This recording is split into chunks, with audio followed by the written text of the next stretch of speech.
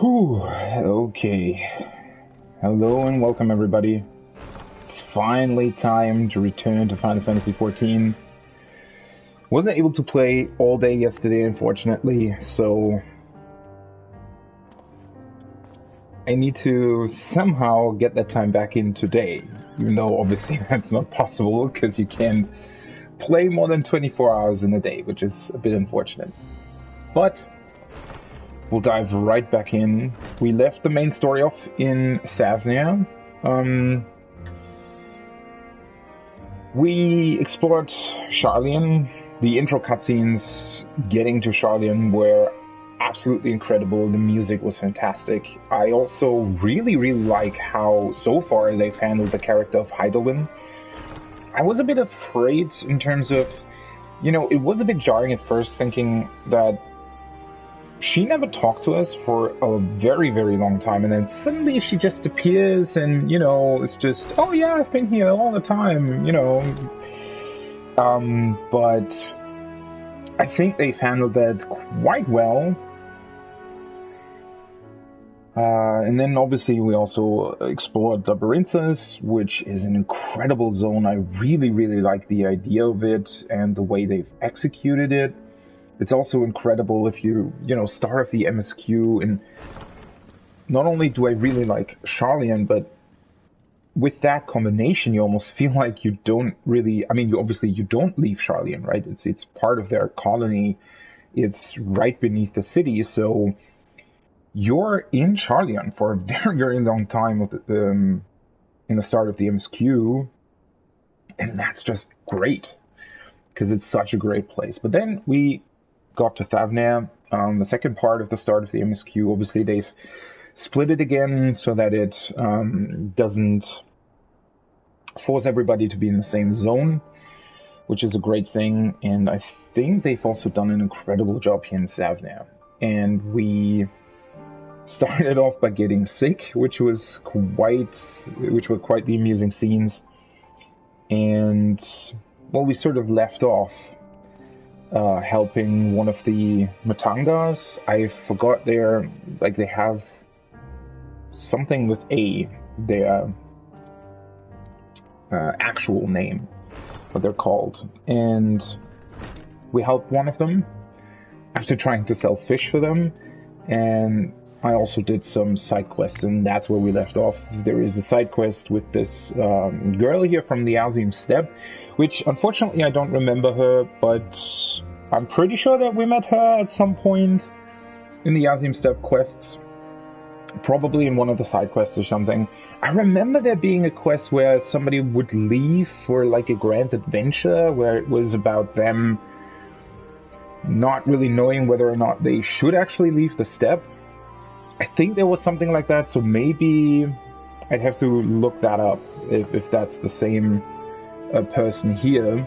But it seems to be a side quest line, which is interesting because that over the course of the expansion might actually be the side quest that you have to do in order to unlock the beast tribe later on, because we know that the elephants are obviously going to be a beast tribe.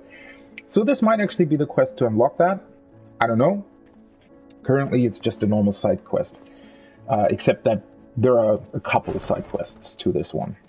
So let's start off with this first, get back in slowly, do the side quests in this area, and then continue with the MSQ. Let's do this. Alright, let's change my chat channel again. So, again, I've never been spoiled in general chat. Only around FC chat, which I'm not in an active FC right now, so that shouldn't be a problem, but it's kind of unfortunate. General chat is, at least in my experience, really good about not spoiling anything. But let's see, let's get back to this. So she was really afraid. I had no such troubles in Doma or Kugana, I assure you. This is different. Kankana. Matanga along the way. Ready to tackle another job then. This one was registered by a local fisherman asking for help with marauding monsters. Ordinarily, the Radiant host keeps the worst of the wildlife in check, but these days there just haven't been enough blades to spare. You want to speak with the fisherman himself for the details. I couldn't read the scroll he left for a name, but he's in Arkasudara, right? That's their name. That's just a really interesting name. I wonder what that means. It's probably... I mean, it has to originate from someplace, right? Arkasudara. It should be found fishing the waters from the western shore. Wait, another Matanga? You could always use more coin, yes? Because I could certainly benefit from your wise and experienced company. I mean, I don't need the coin, but I guess I'll do it. Fine pair of hunters we shall make. Come, let's speak with this Akasudara fisherman.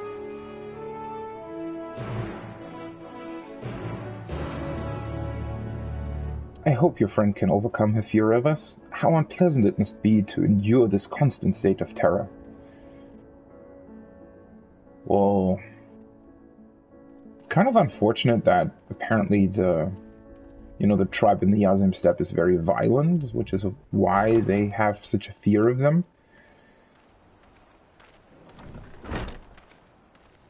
God, the new zones. So incredible. So incredible. Especially with the night. Let's see, I don't know if these are all quests that I can currently do. But I want to do them naturally, and I definitely do not want to look at the map. Because that was one of the greatest experiences in Shadowbringers. Discovering the zones naturally, without looking at the map in between, just makes them feel a lot bigger than they are, because you just don't know where they end, right? And they've done a pretty fantastic job. I mean, throughout all of Shadowbringers, and definitely so far throughout Endwalker as well, of making it look like the zones are much bigger than they actually are. Because there's a ton of detail in the background too. I think they did a fantastic job with that in Labyrinthos. Again, I haven't looked at the map, but it does seem like you can't actually explore all of it. It seems like sort of the far edge of it or something is not explorable. And it's just a background essentially. But it looked like you can't be sure, right, without looking at the map, so yeah. Idling Fisher. That's her fisher boat, I'd imagine. I must overcome this. It's interesting that didn't she have a fear of, like, turning her back on them? Or then again, maybe she's training or something. Come to take care of the monsters, have you? About damn time. We're fine when we're out on the water, of course, but even a fisher needs to walk on land every now and again, and the trails grow more perilous by the day. I've managed to sneak through without a scratch so far, but friends of mine haven't been so fortunate. Talk to the others around here. They'll tell you. I might need your help with that. Speaking with Akasudara is still challenging for me. Oh, so we're going with her. Should we do this together then? Yes, fine, good idea. And once again the tutorial. I don't know why. I mean, the feature is so great that the NPCs can now follow you, and then they tell you every goddamn time that happens. Idling Fisher. You want to hear about the monsters? I saw 3 big brutes on my way down from Akyali to Yedilmad. Akyali Yedlamad. Yedlamad. Alright. Never seen the like around these parts before. Okay. I love their boat design. Looks pretty incredible. Drowsy Fisher. Ooh, and the waves, you know.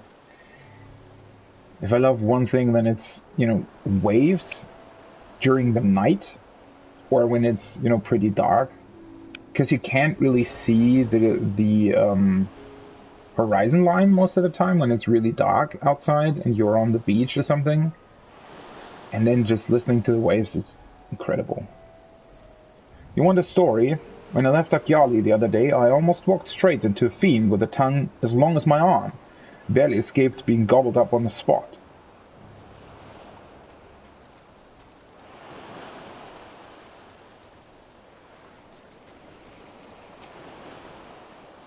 Attacked by the wildlife? Oh yes, while I was hauling a catch back to town, dropped a lot and fled for my life.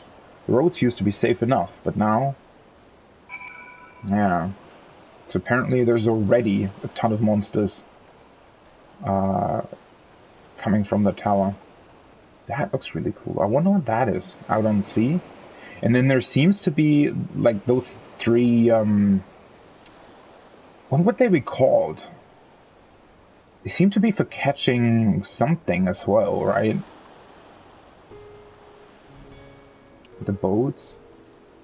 It's so cool. I love how they've done this, right? With the boats out at sea. This makes this place feel really lived in. It's pretty cool.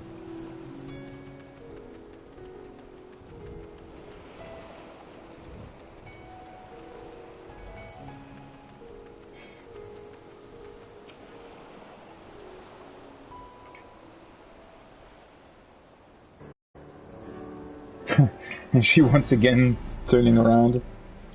So, do you understand now why we had to send for help? I understand that you have a problem with long-tongued brutes terrorizing your roads. Those creatures are what we call Pisaka.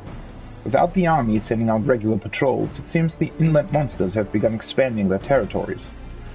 They've forgotten their fear of us, and that's when people start dying. I need you to remind them. Once you've found and slain these overly bold Pisaka, I ask that you bring me one of their carcasses. There's something I've been curious about. Ooh, that sounds a bit ominous, to be honest. Very well. Let us make of this a contest, shall we? The first to topple a Pisaka is the victor. Never seen anyone so eager to throw herself headlong into Pisaka's jaws. Shouldn't you be chasing after her? I guess. Like every time. I probably should summon my carbuncle. Yep. I'm not entirely sure which glamour I want to give it. Because the fact that you can summon all three primals, I don't really want the carbuncle to be glamored into one of the primals, even though I, you know, I kind of like the chicken nugget. The little chicken titan.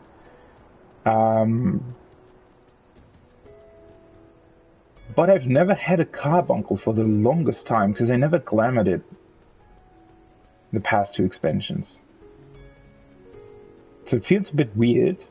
But then again, carbuncles are quite cool. I mean, I would have glamored it instantly if we could get Alphino's carbuncle glamours. The white one and the obsidian one. I really hope that at some point we'll get them. What is this? Does it have a head? Wait, is that... Oh, that's its head. Wow. The eyes look... Look at the eyes. It almost looks like they put on... like some ornaments or something. Ha! First kill is mine. Grandmother always said that the hunter should be swift, like a diving yole. Would you mind tracking down the other two? Once they saw what I did to their friend, they fled to the northwest. I can haul this lump back to the beach while you finish the hunt. You would be alone with an Akasadara. Pah! My fear of Matanda has begun to ebb. Somewhat. Now go, before some other poor soul crosses paths with those monsters. Yeah, she can do this. I trust her. Oh, what is that? Is that a city of some kind, or...?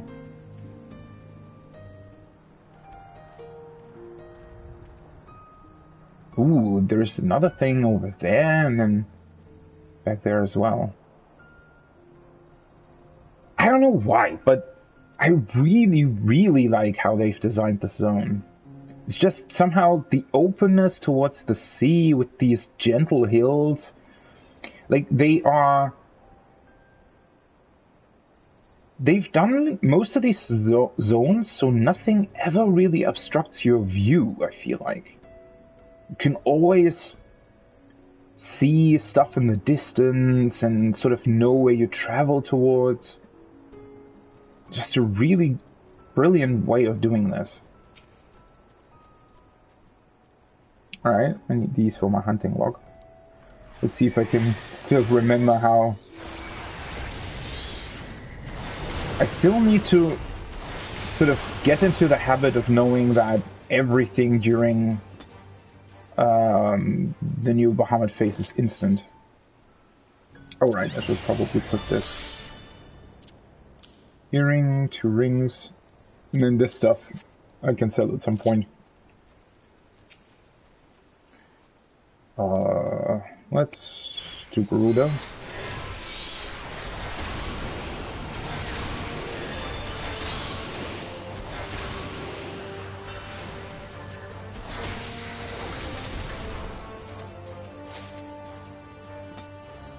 So far, Summoner seems pretty great.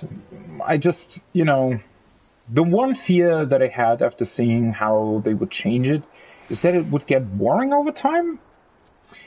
And during raid, because it's a bit more straightforward, but I don't know. Will definitely be interesting.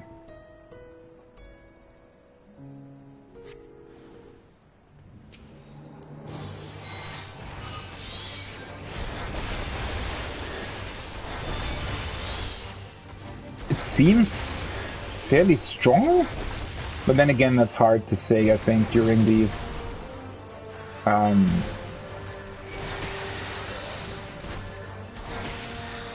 quest encounters.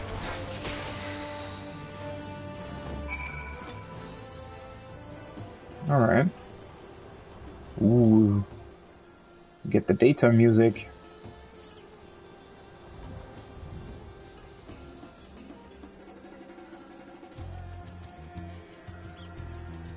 And again, the color scheme is something that when seeing the first screenshots and videos of this place, it looked a bit off. But again, I think that was due to their weird color grading that they did for all of their marketing material during the live letters and such. And I think for this zone in particular, whatever color grading they chose just didn't really mesh well with the purples especially. So seeing it for yourself and seeing how vibrant, like, the colors are very vibrant, but at the same time, they're also not too much. They don't overstay their welcome, I guess. Right? They're just vibrant enough to look really, really cool and outlandish, but at the same time not so vibrant that they would look out of place. Oof, that thing was heavy. Ah, there you are. Your friend is stronger than she looks. We had to load the carcass onto a boat to carry it away. What of the Pisaka's packmates? Did you find them? Both slain then, that is good. Of course he slew them. Songs of his deeds are sung across the steppe. My aching arms would like to know why you wanted the remains, though. Why else? To make use of its parts. The scales can be spun into silver, and the meat will fill our pots. The bones and teeth we can craft into hooks and other tools. We kill nothing for the sake of killing, even murderous monsters. The 2 bodies you left behind will serve as a warning to others of their kind. If it keeps them away, and no more blood need be shed. Seems our tribes share similar customs when it comes to using every part of the kill. As grandmother always said, be not wasteful of the lives you take to sustain your own. You're so very different from your kin, the Gajasura.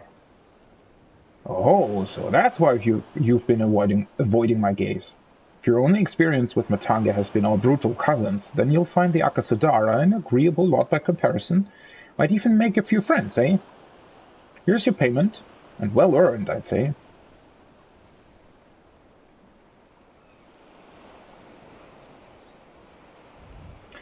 Another job finished. We should report to Kankana that you might strike it from my list. Let me know when you are done basking in the success of our hunt, and we can return to Yedlamat.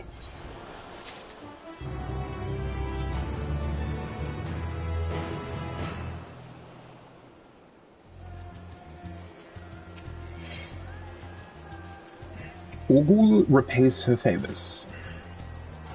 Regian, I've been counting the contents of my coin purse. I have enough to buy passage on a ship, but as for food and other supplies, well, I would feel more comfortable with the pay from one more job weighing down my belt. You can see me through just one more, yes? At the very least, let us make our report to Kankana and ask what else she has on offer. Come, show me how fleet of foot you are, champion. Well, currently, I'm not really fast, since I want to take in the sights.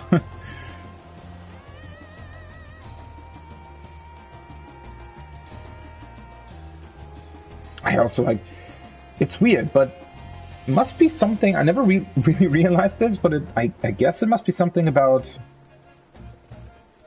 port towns that I really like, or something, because I really like both this and Charlian. So, although Charlian a bit more, but that's more about I really like the idea of it being basically a great university with all kinds of knowledge and, well, just a place of knowledge, a place of wisdom and that kind of thing.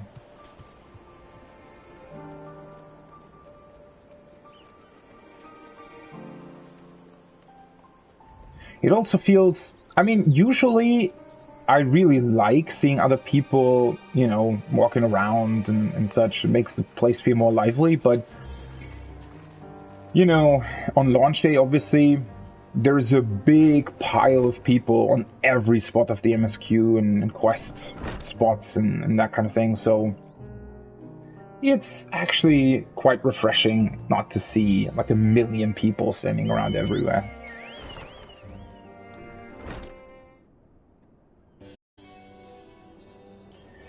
Safely back from her work on the shore, I see, but where's Ogul?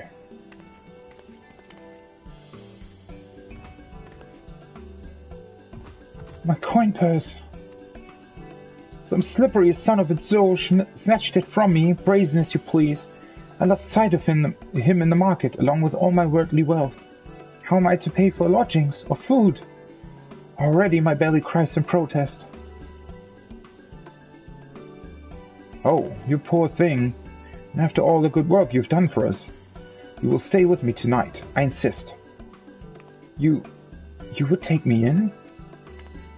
Mm-hmm, I saw that. You looked me right in the eye. Finally warming up to us Akasudara, are you? I can barely see you through the tears, but yes, maybe now I can stand to be in the same room as a Matanga. Some of them, anyway. I'm glad to hear it. Here, and I'll lend you a few coins as well. We can't have you running around without a guild to your name.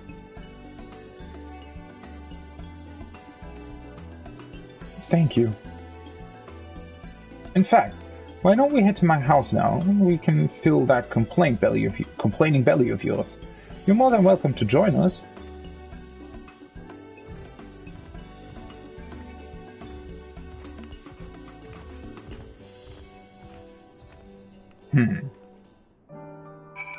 How did that happen?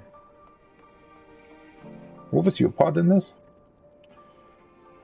All right, she's talking about the wares. I read her dialogue already. And also, again, I've said this last time as well, but so far, I really like how they've done the side quests. Because that was a big complaint of mine in Shadowbringers, that they always had... Like, you completed one area, like this town, for example, during the MSQ, and then there would be 7 to 9 side quests popping up. And that I didn't really like, especially, and that is a big problem in 14. It only ever displays a maximum of 5 quests and where their objectives are on your minimap. So when they put like 7 to 9 side quests in there, and I didn't want to look at the map as well, it was really annoying doing the side quests, because sometimes you would just run past an objective and then realize, oh wait, you know, after turning in 2 or 3 side quests, oh wait, I've just been there and now I have to run back to it because it just didn't show in my minimap that there was another objective for another side quest.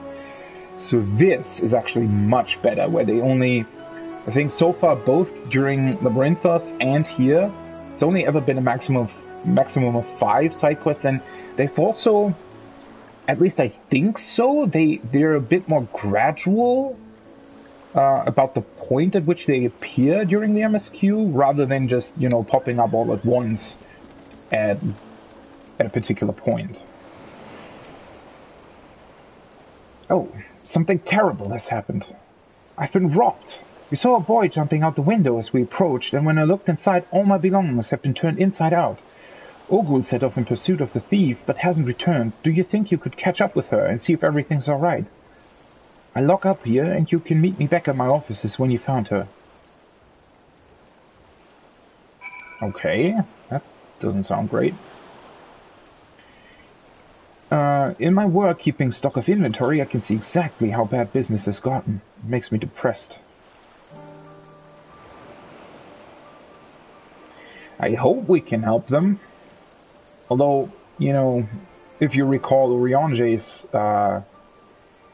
dialogue during the CGI trailer, he's saying the respite afforded this land was but fleeting, I think. So I have a feeling that we will maybe stop the tower for a period of time, but then it will, you know, essentially turn back on, and I guess the final days will probably start at some point, so then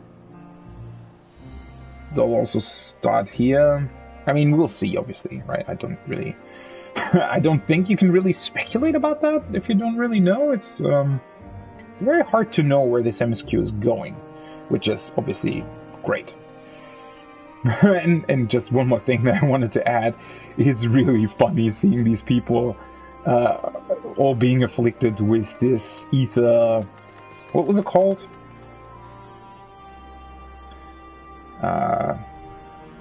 The ether sickness, I guess, right? Or teleportation? Ether sickness, I think it was.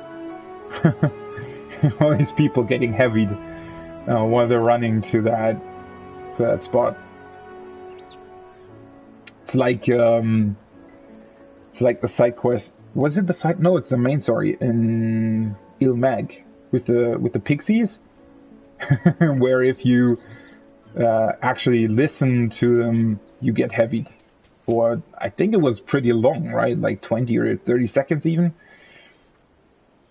Dung, I lost him again. I swear it was that same Huron boy who made off with my coin purse. His size, his clothing, it all matches. I was willing to cut my losses and earn more gil, but this insult to my host will not stand. Grandmother always said to repay one's favors, and by the Dusk Mother, I mean to do just that. Will you help me find justice for Kankana? Of course I will. Then we start by asking around for more information. I have a feeling we are not the only ones who have fallen afoul of this thieving urchin. The swifter we act, the better our chances, yes? I say we split up, gather what clues we can, then meet back at Kankana's offices. Okay.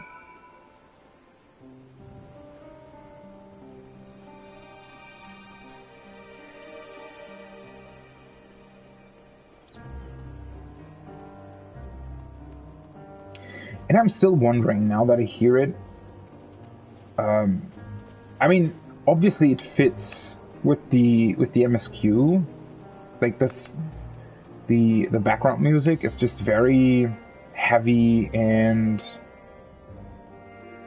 you know, sort of saddening. This is second-hand information, mind you, but I hear that the thief you're looking for is barely more than a child. Sad, isn't it? How terrible things have become that a young boy is forced into a life of crime just to survive.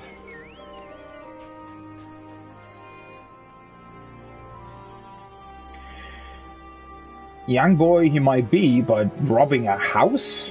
That's a pretty... I mean, that's not something you just do, I guess? Doesn't that require quite a lot of work?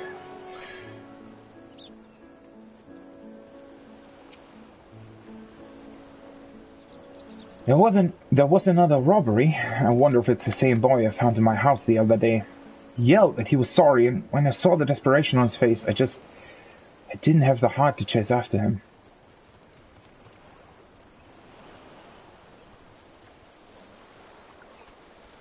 I mean, with the amount that he is apparently stealing, his life can't be that bad anymore, right?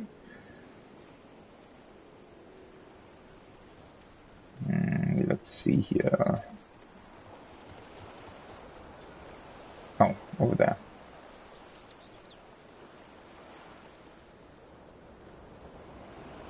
That was a flying snowman. So, apparently a couple of people have... I mean, obviously, right? A couple of people have already begun doing the extreme trials and stuff. But not me. This is probably going to take me until the end of the week, at least, to finish the story. The recent rash of pickpocketing. Oh yes, I've heard several stories. They say it's likely the work of the same criminal.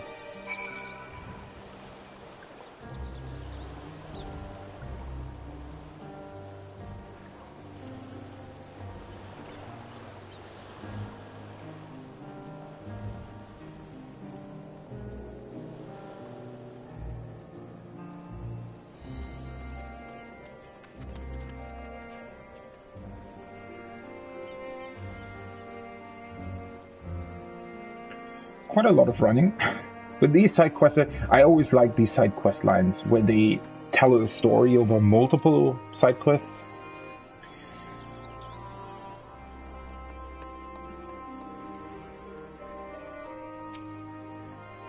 Afraid that meal will have to wait. Well, champion, what have we discovered? So, our tale was a familiar one, and what I heard from the local children was even more disturbing. They tell me a stranger, approached them with the promise of work and easy coin. I have no proof this offer is connected with the recent robberies, but it does seem suspicious. And if the stranger truly is recruiting young ones to steal for him, then he is the one I would punish for these crimes. I just need to find him first. Ratzat Han, closing its gates, left many struggling to make a living, and the appearance of that ghastly tower sparked a chain of events that still has the Radiant host spread too thin on too many fronts. Under the circumstances, a rise in crime is to be expected. We are fortunate, then, to have the two of you here to act on behalf of our lawkeepers. So please, accept this as payment. We cannot expect you to work on an empty stomach. Oh, that's why they're giving us food.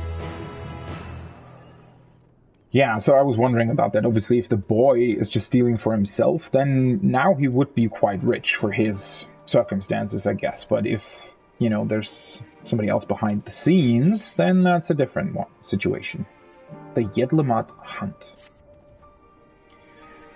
New hunt begins. Come, we must track down the one behind all this. But we're still not sure if the stranger is actually involved in the robberies, let alone where to start looking for him. There is a simple way to find out. We lure our boy thief into stealing from me again. If what we suspect is true, then he will likely take any ill-gotten gains directly to his patron. So I will play the part of an unguarded traveler, flaunting a heavy purse or some such, and you keep watch for the little pickpockets and be ready to follow him when he makes his move. Should he lead you to some shadowy figure, then I want you to herd them both to the west. I will circle around and be lying in wait to spring an ambush. That's really quite clever, Ogul. I'm impressed. Grandmother always said, if you want to catch the big fish, don't spare the bait. The same idea applies to slippery criminals.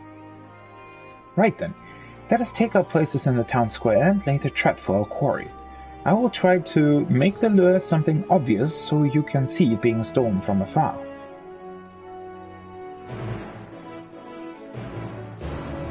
Let's see if this works then.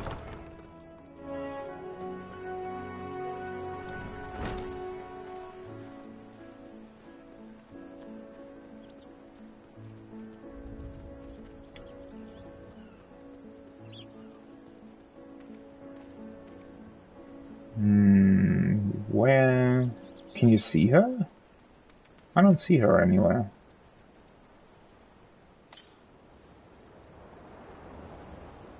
Let's see.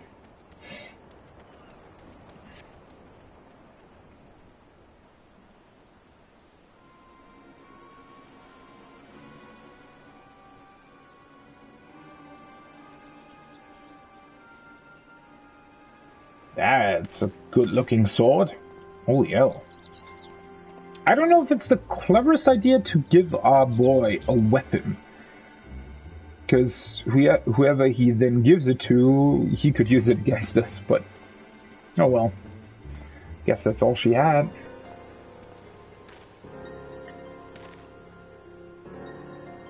Very unsuspicious.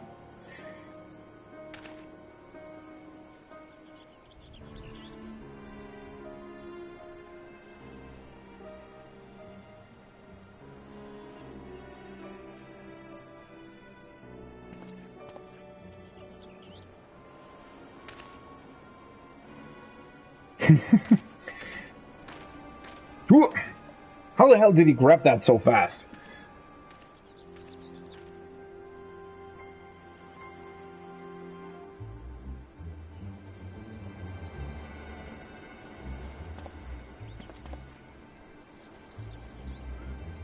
He also apparently didn't see us waiting for him, or...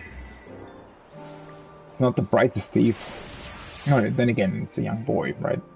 Follow your quarry from safe distance. The objective will end in failure if you're noticed or if you fall too far behind.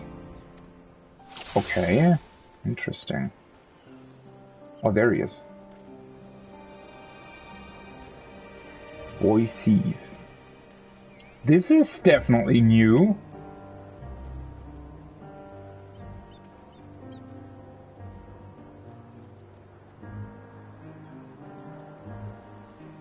I wonder how far he can actually see me. Ooh. Now he's running. Is he sprinting?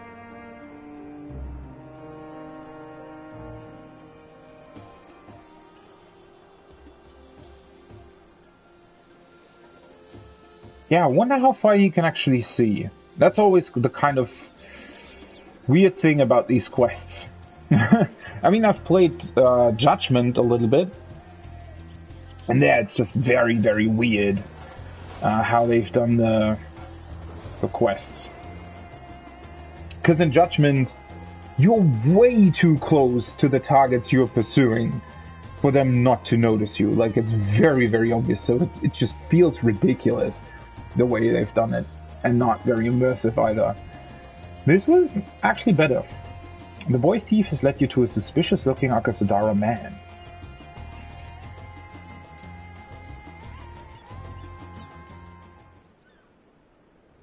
I would have thought that they would be a bit further away. This is actually quite close to town.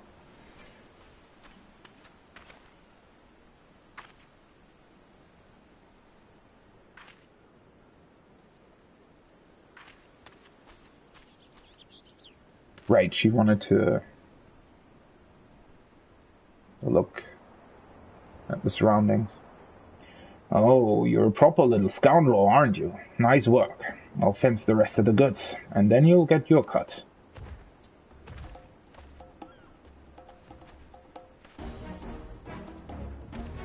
That's damn it, Rakashir.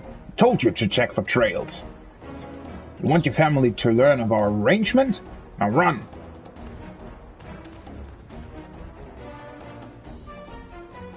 The robbers have fled westwards. Chase after them.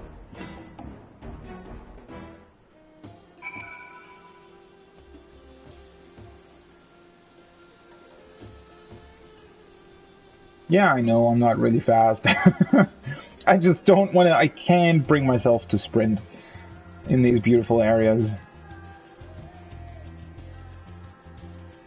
Or mount, for that matter. Don't attack me, will you?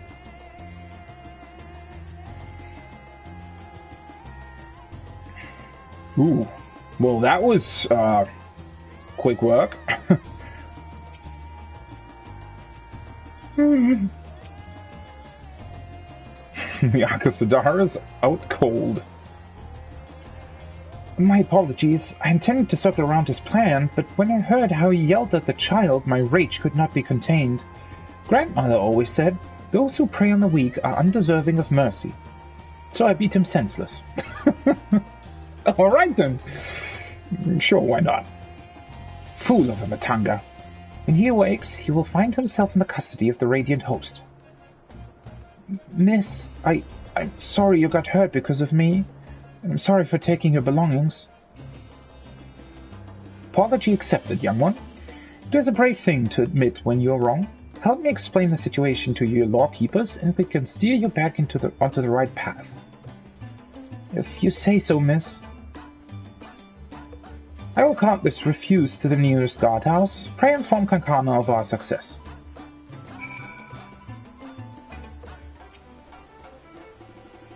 I'll tell the soldiers everything, I promise. Okay. Well, this turned out quite good. Quite well. Fuck.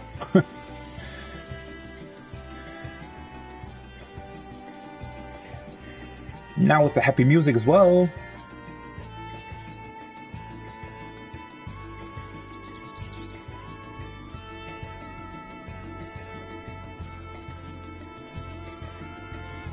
One thing that I'm also noticing, and maybe that's just, maybe I didn't really pay attention to it before, in the last expansions, I mean, but it seems like they've increased just the amount of foliage, because that was one of the things that, especially in Stormblood, was a complaint of mine. I think it's just the engine itself just doesn't lend itself very well to very sort of rocky areas.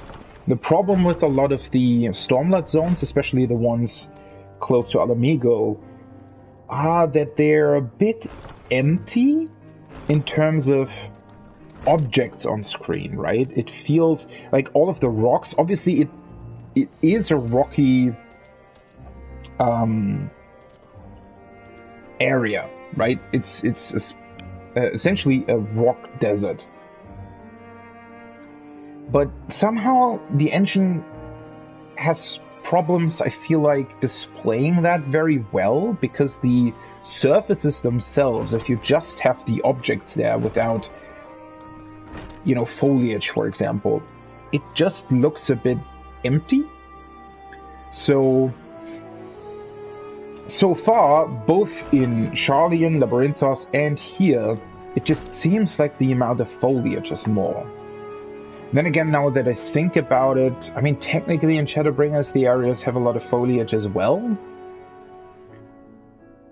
I mean, yeah, they have, right? If you think of Lakeland, Ilmag, they also have a ton of foliage there. So, especially Ilmag. I guess we'll see, but they've done a pretty good job here as well, I think. I mean, obviously they're just sort of 2D textures, but still, it looks great. Ogo, is everything alright? Told me what happened. All is well. They began interrogating the man before I left, and he was blubbering about where he stashed the stolen goods. The soldiers plan to recover the cash and return the items to their rightful owners. Praise be to the sisters. There were certain personal articles, things very dear to me that I had thought lost forever. I half suspected there to be like a shadier plot going on, I think, but it seems it was just one very shady Akasadara. Oh, should also mention Rakashia, our boy thief. It seems his parents were out of work and begging for scraps. His were crimes of necessity, and after seeing the considerable remorse he showed for his actions, I decided to let him keep the coin he took from me, as well as my share of the reward from the Radiant Host. As grandmother always said, children are the greatest treasure of all. I can hardly let him and his family starve now, can I? How will you pay for passage now? I can earn it back again easily enough, and since I have tamed my fear of the Arkasudara, there is no need to rush. I will take my time and explore all the wonders this island has to offer. Thank you for staying at my side this long, but I think I continue on alone. Speaking of which, Kankana, have you any new tasks available?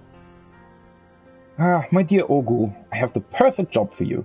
I actually have business with the employer myself, so we can head off together if you like. Well, this turned out perfect. There you go. I hadn't forgotten your half of the reward. May your adventures be many and your hunt successful.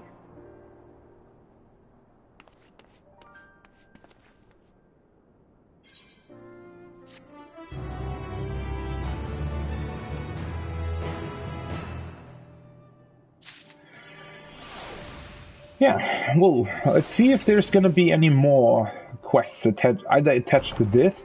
One thing that I actually didn't expect in Shadowbringers in the Raktika Greatwood, and I think it's the prerequisite, yeah, I'm pretty sure it's the prerequisite for unlocking the Kitari Beast Tribe, is they actually had two quest lines,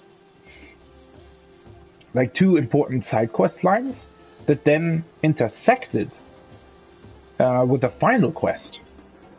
And that, all of that was necessary to, well, first of all, obviously get one of the best minions in the game, which is the Scree Serpent. And it also unlocks the Beast Tribe. So I wonder if they're doing something similar here, where we do another side quest line somewhere in the zone, and then it actually intersects with Ogul and her adventures. That would actually be really cool if they did that again. Now, finally back to the MSQ. Oh, the weather doesn't look that great though. I wonder if it starts raining again. On launch day when I came to the zone, it actually rained. So that was quite something in a desert town. This looks like where the fishes do their work. I wonder what these things out at sea are.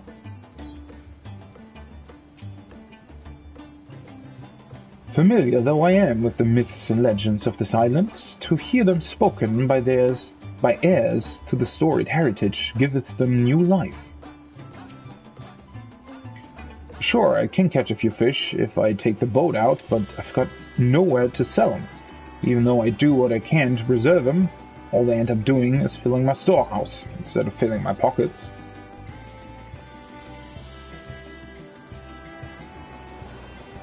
Matsya is here again.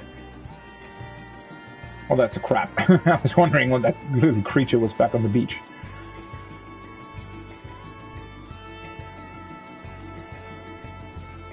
Kanga. Trying though times may be, we must keep our hearts calm as the gods have taught us. For instance, the scriptures speak of a light within. When darkness falls, we must look to ourselves, not others, to illuminate our way. It seems like a very good idea.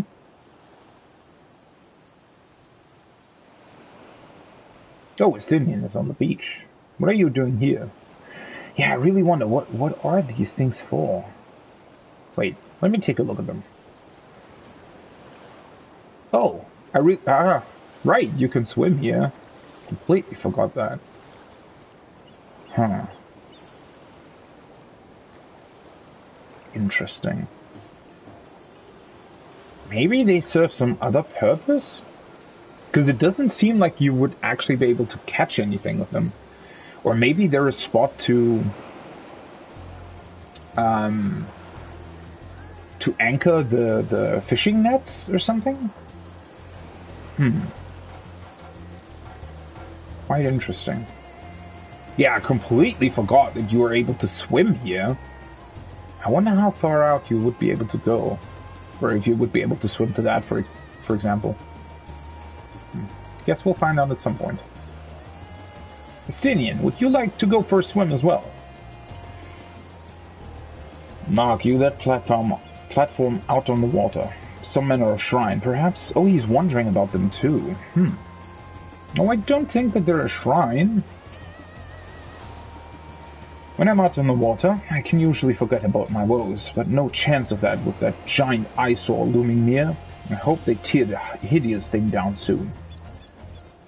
Yeah, I don't know if a tower that just probably appeared out of thin air can just be torn down.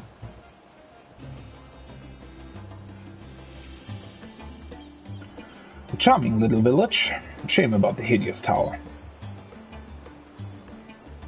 I mean, to be quite fair, it's a very threatening tower, but it's not hideous. It actually looks quite cool, I think. Welcome to our village, traveler. Is there anything I can help you with? Who are you? I'm a fisher, and a good one at that. I'll reel you in the biggest catch from the open sea. Or something smaller by the shore, if you prefer. Your choice. Now, if only I were as skilled with a rudder as I am with a net, some days I find myself so far from shore that I miss the morning rush at the bazaar. What is this place? This is the fishing village of Akyali. You can think of it as the fish's Jedlemat, which is perhaps not such a helpful analogy for foreigners. Of course, we've had a few merchants coming to either port since the horrible tower appeared, not to mention the kidnappings.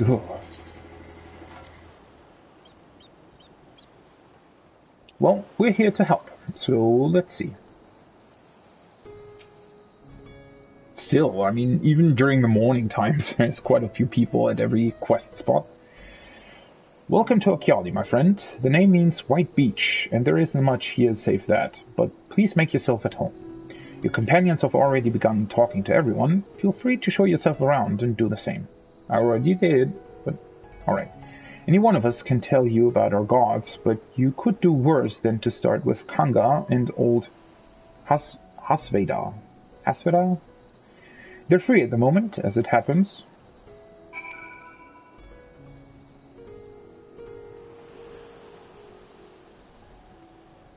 Kanga. You wish to know about our gods. What a curious visitor you are. Most want fish. In any case, I'm happy to oblige. Now, I don't know how it is whence you hail, but our isle is home to many gods. They can be divided into two groups. The Manusya, beings of wisdom who assume the form of men, and the... holy shit, how do you say that? Mraga? Raga? Mraga? How the hell are you supposed to say that? Mraga? Beings of might who assume the form of beasts. Together, they are divinities, their forms and personalities many and varied. Some are kind and gentle, others stern and temperamental, just like we mortals can be. All are possessed of great insight and experience, and by heeding their teachings, we strive to be better people and live better lives. Well, so far so good. Seems pretty average for your divine beings. Interested in learning about our gods, you say? Ha! That's what I like to hear. Prick up your ears then and listen. In ancient times, the Manusya and the Mraga, deities who look like men and beasts respectively, were locked in conflict. Eventually, seeking the wisdom of the Manusya, the Mraga cast aside their own heads and took up those of their foes. They beheaded themselves and took what? Likewise, the Manusya coveted the might of the Mraga, and so they too resolved to trade heads. Oh. So essentially now their gods are beasts with human heads and humans with beast heads. Am I understanding that correctly? Thus were born new gods possessed of both might and wisdom, and they ushered in an age of harmony between the two factions. From then on, as a sign of their esteem for one another, the Manusia have worn animal faces and the Mruga the limbs of men. That's really interesting. I mean, I suspect that they're modeled after real gods, although unfortunately I'm not that familiar with... I assume this would be... what is this modeled after? Maybe some African thing? Or Middle Eastern, more like, right?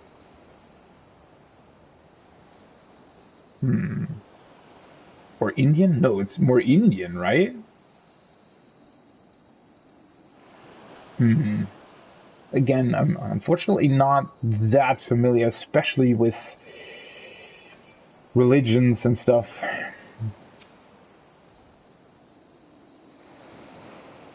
There you are. Learned a thing or two about our gods, I trust. While you were off talking to the others, I remembered something that may be of interest.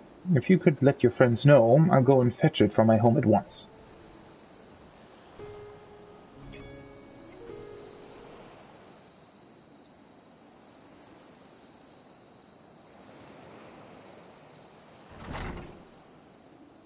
Right, we're still looking for, I guess, the primals or the creatures that come out of the tower.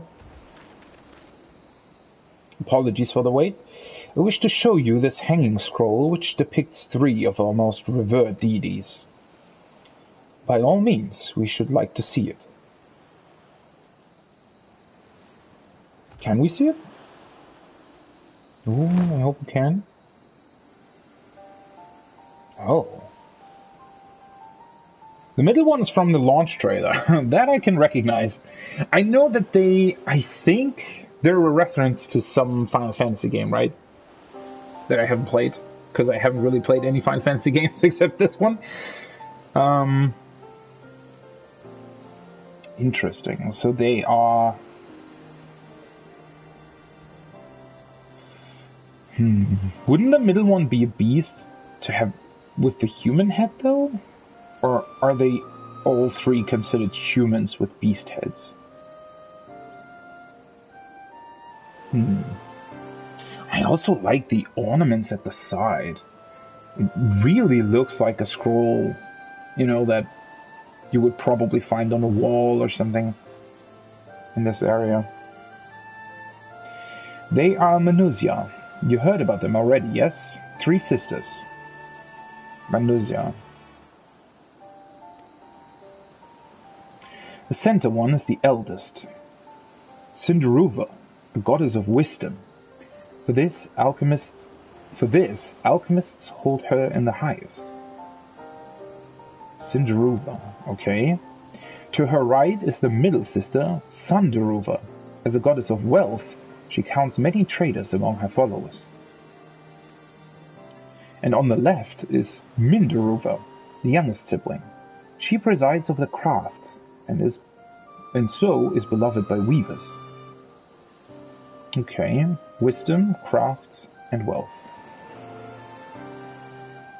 Although each is worshipped for a different reason, the sisters are usually portrayed together in these works, which people keep in their homes for good fortune. Very cool. In like fashion to the Manusia, the deities of Eorzea preside over myriad aspects of life. And what of the Mruga, if I may ask? The Mruga hold power over nature. In ages past they were revered as guardian deities in times of conflict. If you have occasion to visit our temples and ruins, you'll find their images there. Among them is a god who possesses a Gaj's head, and he is venerated as the progenitor of the Arkasudara. And then there are dragons. They occupy a special place in our history. What? Really? Dragons still exist, though. I guess... Well, technically, this is one of the places that would be closest to Mericidia. Although, Not really. I mean, if you think about the world map, Thavnir is actually not that far south, right? I think. Well, not Rabanastra is sort of on the same level as Thavnir, but there's definitely a lot more south of Rabanastra. That's further south than Thavnir, I think. And then Eorzea itself in Thanalan is also almost as south as Thavnir, I think. At least from the world map that we know of. So, I wonder what's up with the dragons and why they're actually such a big part of their history. You worship dragons too. Well, that catches Estinians' attention. It's said that an ancestor of the satrap, that's the ruler of Ratzatan, forged a covenant with the dragon divinity in ancient times. This divinity has since acted as the guardian deity of the satrap. Legends hold that if ever the satrap is in need, his dragon ally will fly to his aid. Dragon ally? You claim to be a terrible storyteller, but nothing could be further from the truth. The passion you bear for your faith is plain to hear. I am confident that the information you have given us will serve us well in our efforts to deal with the tower. That is very kind of you to say. Thank you. I will pray for your success. Right. I believe it's time we sought out Kryle's acquaintance. An alchemist by the name of Nidhana. According to Kryle's notes, we're to find her at a place called the Great Work, further north along the coast. Okay.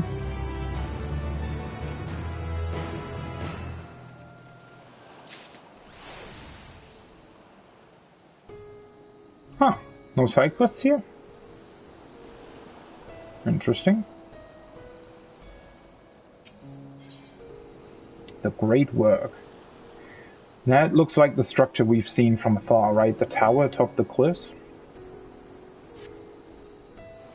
Did you say you're going to see Nidhana? Oh, how I envy you. She's brilliant and beautiful, kind and understanding. And did I say she's beautiful? Okay, there, calm down. I could stare at her dainty ears and adorable trunk all day. And those eyes, when you meet her, take care you don't drown in them. She in Akasadara too, or...?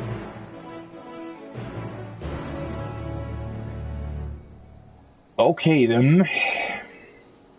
Mr. Matsya. What's his name? Matsya, yeah. You trunk starer.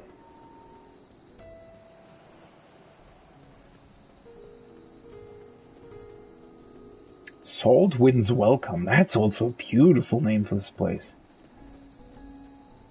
I guess these rocks would also probably sort of catch the wind. So this small path here between them would be pretty windy. It's also a nice little detail.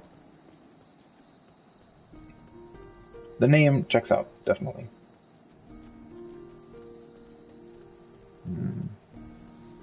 And once again, if you just look over there, right, this sort of rolling hills, and it just creates this feeling of openness, and like this is really a huge place you can traverse.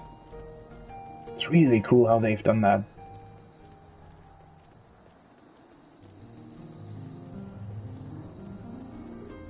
There's the tower. Moving ever closer to it, the perfumed rise. So we want to go up there, right? It seems like this path will lead us there. That will go below it.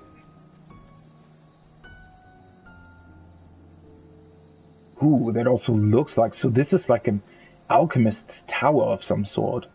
Which is probably why the smoke rises out of the... Well, couple of chimneys, actually.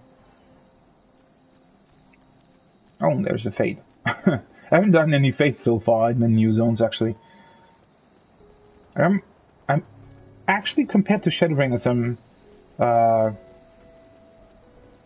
feel like I'm over leveling the MSQ by quite a bit. But then again, I don't really want to. I think if I. Ooh, there's an ether right there. Wait. Huh.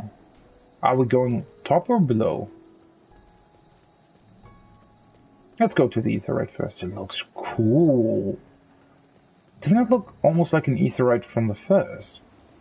It also looks like it has this whiteness at the bottom, right? Wasn't that an indication in the first that the ether was dissipating? I mean, I guess that would make sense considering how close the tower is, correct? What happened here?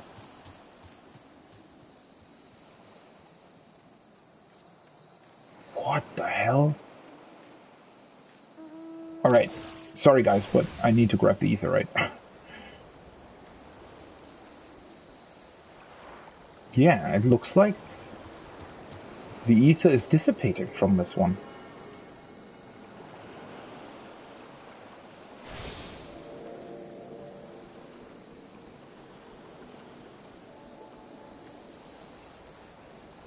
What's going on?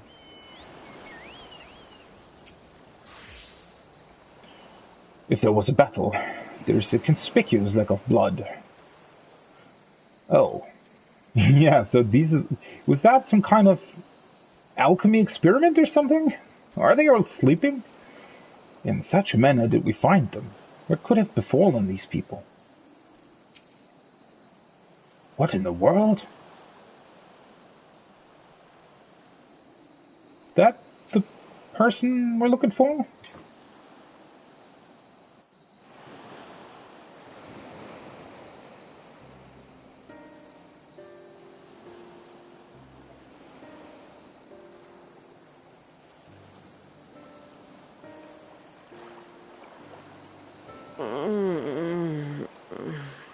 Yeah, I think they're sleeping.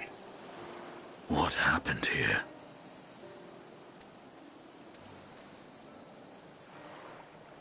Their dress marks them as alchemists. I see no evidence of injury or poison. Thinkest thou they but slumber? I believe so. Whether it is by choice is another question entirely. Oh, we have guests. Oh, is that her? You must excuse the poor welcome. Oh no. Long days and It's a longer boy. nights have taken their toll, as you can see.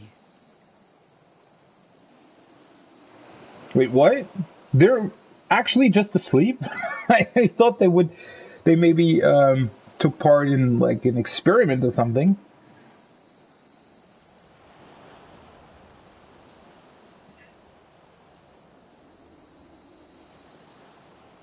Oh? I am Vashan, servant to the satrap. My task was, in fact, to wake these good men and women, if you will allow. Servant to the satrap. I wonder if he knows who Estinian is, or at least suspects who he is.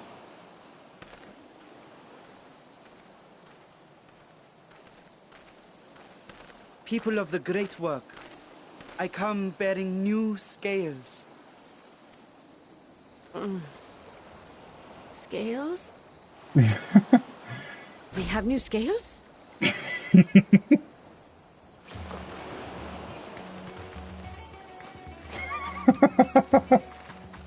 Oh, yeah.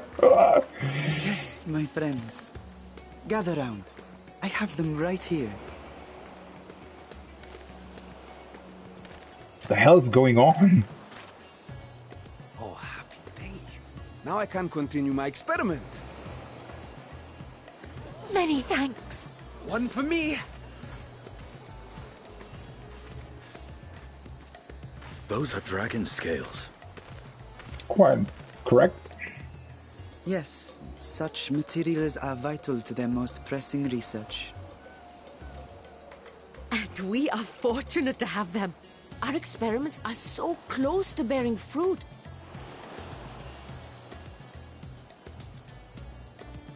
Soon we will have a talisman capable of nullifying the etheric emissions from that accursed tower. Oh. Did I say something wrong? Are you not here with Varshan? Wait, who are you people? Well...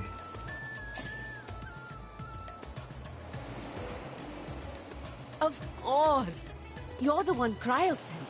The warrior of light we've been waiting for. At your service.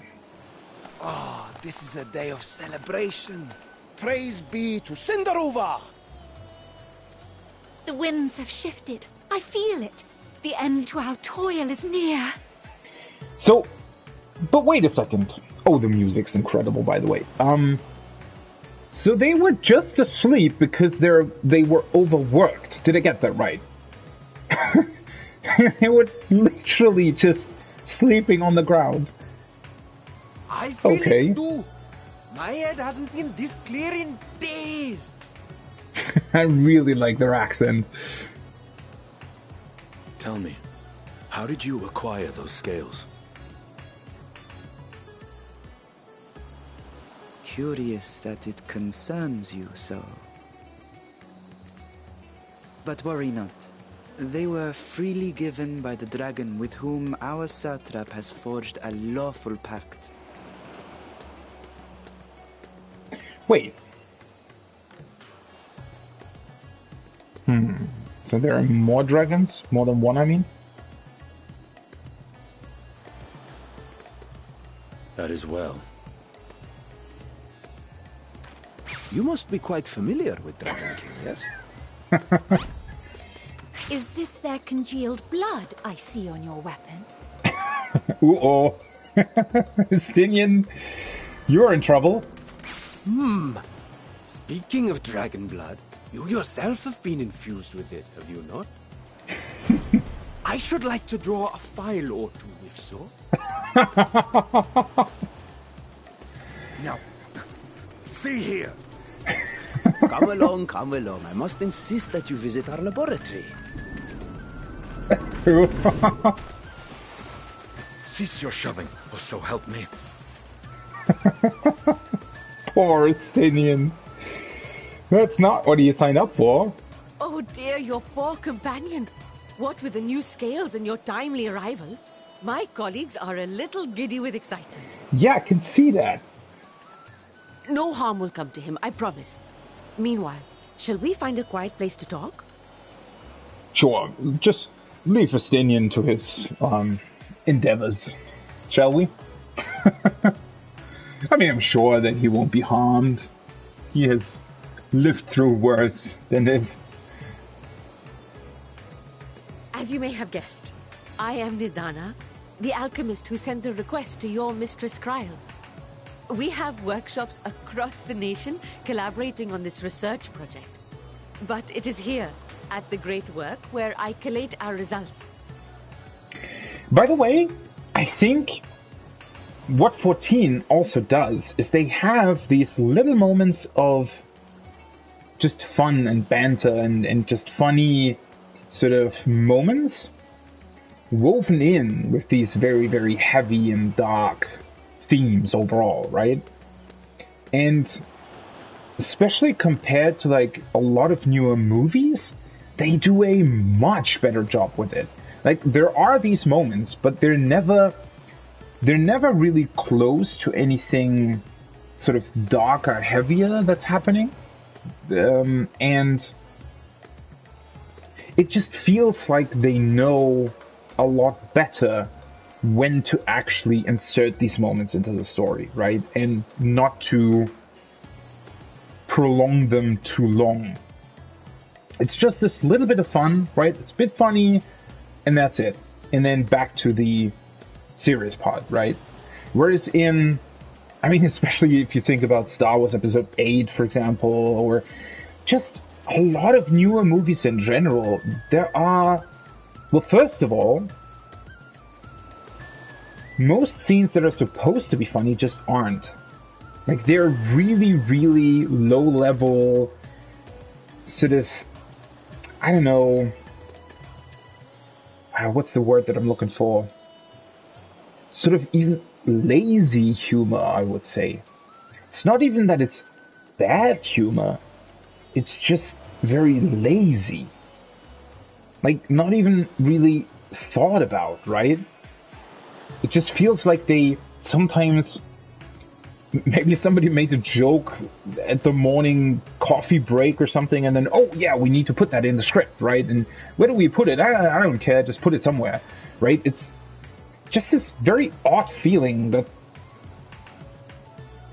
they sometimes, with these movie scripts currently, that these jokes are just, like, they're very off-putting, and especially they put them at place, either they're directly inserted into series scenes, which is obviously the worst thing you could do, right? Or at least they're still too close to them, or with characters, like, sometimes even with characters that are not even really humorous, right? So they, again, it just feels like they sometimes say, oh, we need a joke here, or we need to brighten up the mood, whatever the fuck. And they just do it without any consideration as to who is delivering those jokes, and whether or not that actually fits the character, or even the style of joke, if that fits the character, right? Whereas here, I mean, obviously 14 is a bit more sort of anime-like in its storytelling anyway, so scenes like that with Estinian just work quite well, I think, within that sort of way of telling the story. But again, they're very aware of when they put these scenes, right? Or where they put these scenes. And they never, ever do it during serious moments. Which just, I don't know, right? I'm just always wondering why a lot of modern movies seem to think that they need, you know, this overabundance of humor in them. And they also seem to be completely oblivious to the fact that humor, especially in movies, most of the time, you know, it's the best humor is always more, what's the word?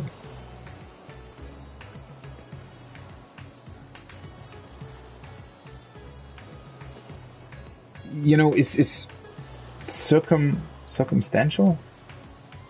Like, it depends on the circumstances, and the best humor is often something that isn't explicitly stated, but rather something that is just funny because it's funny, right?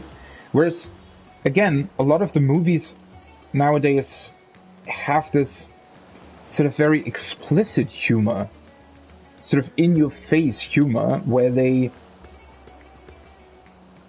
almost, like, it almost feels like somebody's sitting next to you, sort of nudging you, haha, that was funny, wasn't it? Now laugh, right?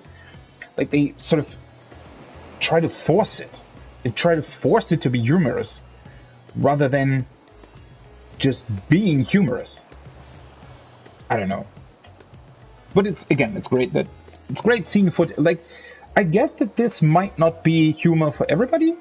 Totally get that, but it's not very intrusive, right? It's just one scene and then it's done, and, you know, it's funny and enjoyable for the people who do enjoy it, and it's not a big deal for everybody else. And I really like how they're doing that. And again, it's never close to serious scenes or anything like that. Come with me, all of you, and I can explain the crux of the situation.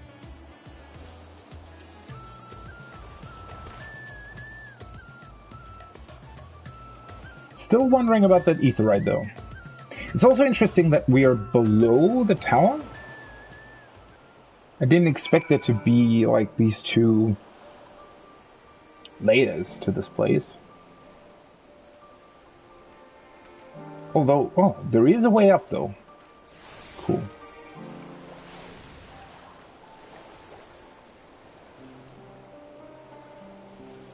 Oh, there's the moon, looming ominously in the distance.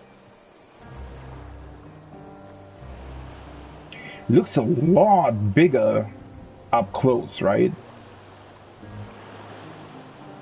From afar, it just looked like a small tower, maybe, but this looks like a huge castle or something.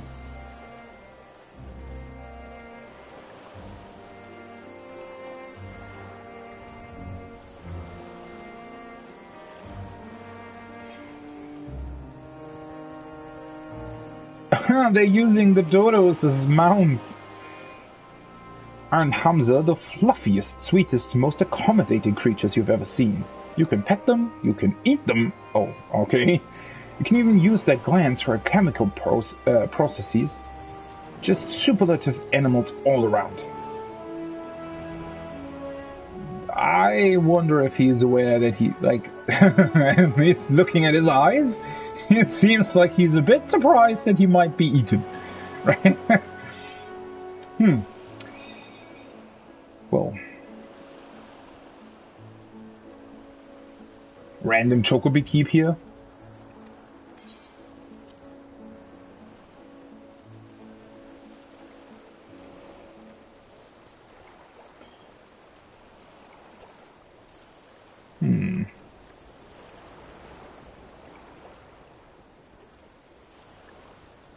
Once again, I really like, I guess, the basic idea of the structure. So they built it on this cave-like cliff, right? With their sort of main facility being safely atop the cliff. And then they have this Aetheryte Plaza where boats can bring in wares and, I guess, rare substances and stuff. It's just a very neat concept.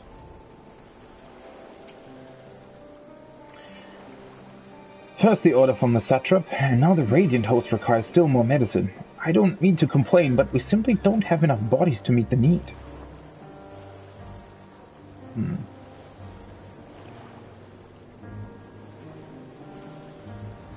Well, they... Oh, right.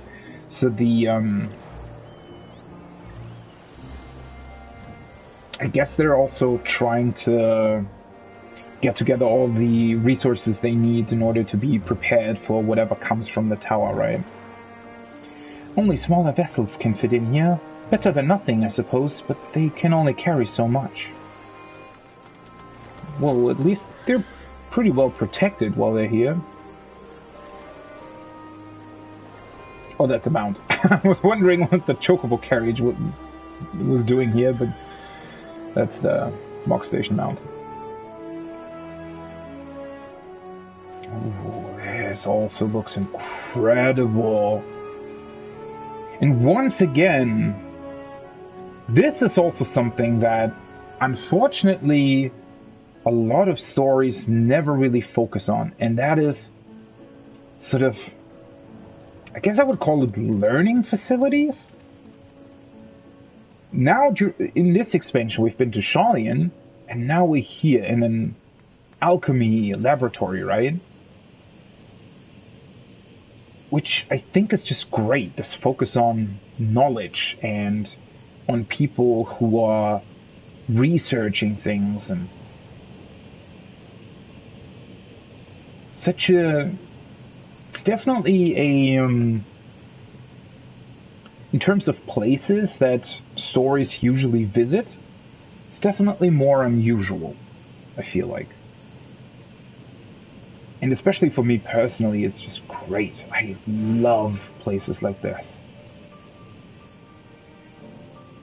Oh yeah, this room must be incredibly hot, right? From all the steam. I cannot see the sinister looking spire while I'm working, but it's always there, lurking in the back of my mind.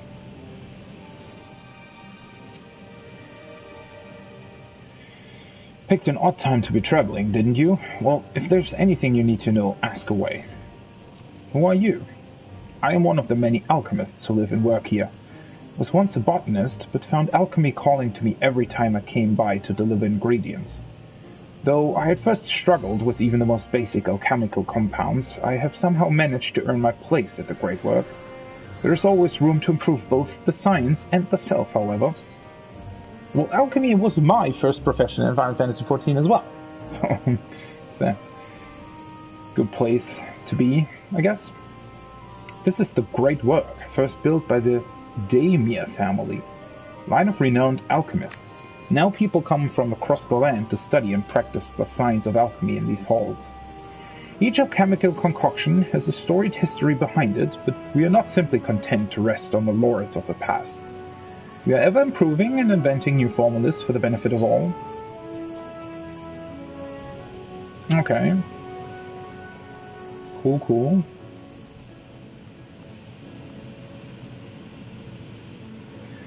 So he's grinding ingredients back here.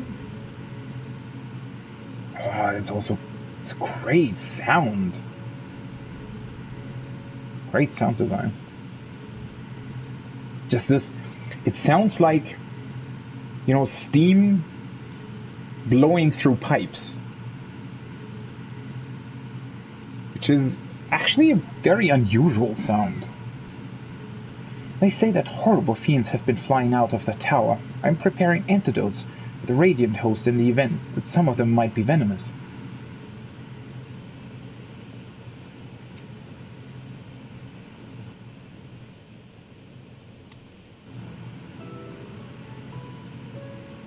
Allow me to thank you for answering our call.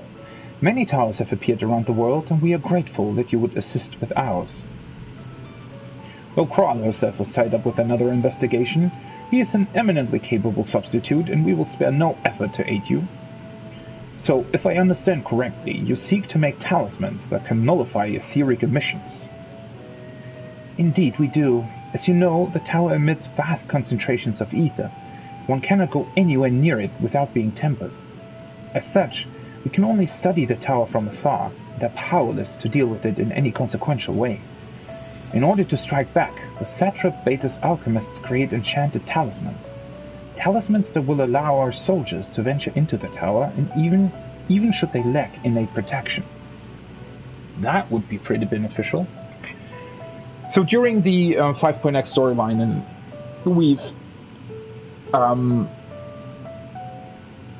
we've been able to reverse tempering, at least for people who haven't been tempered for a very long time. And now, if we would be able to gain a resource that would let normal people approach these towers without being tempered, well, obviously that would make the process a whole lot easier. So it's also interesting that this is part of the story, right? Could such a thing be possible? Admittedly, we are still in the midst of testing, but we are quite confident. Even prior to this, our people have long pursued countermeasures against the etheric corruption of primals. Of the methods tested to date, those utilizing dragon scales prove the most promising. Owing to their etheric density, the scales are highly resistant to disruptive forces. The mightier the dragon, the greater the resistance. We seek to amplify this protective property through our alchemy. Thanks to the scales provided by His Excellency, we have been able to make steady progress with the talisman. Soon we will be ready to conduct a field test, and here's where you and your blessing of light can come in.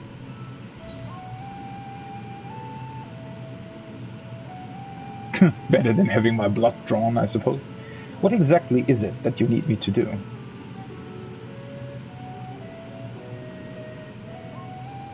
Nothing complicated, I assure you. We ask only that you serve as an escort. I will explain in greater detail later, but you will be venturing into the tower's field of influence. And so, for your own safety, I would first test how well your blessing shields you, with your permission, of course. In that case, Urianger and I will find other ways to make ourselves useful. Seeing as you all work to the point of collapse, I suspect you could do with more hands. We would be grateful for any assistance you can provide.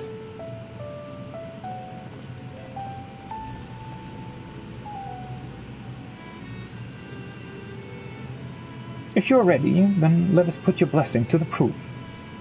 If you exit the great work and turn south, there will be a hill to the right. I will meet you at the top after seeing to some preparations. Exiting to the south and then to the right. Alright, on it.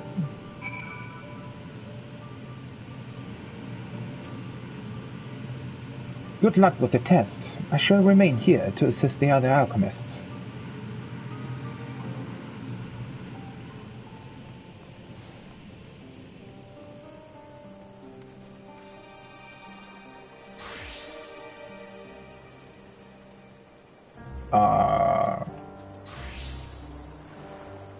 Is she talking about this path?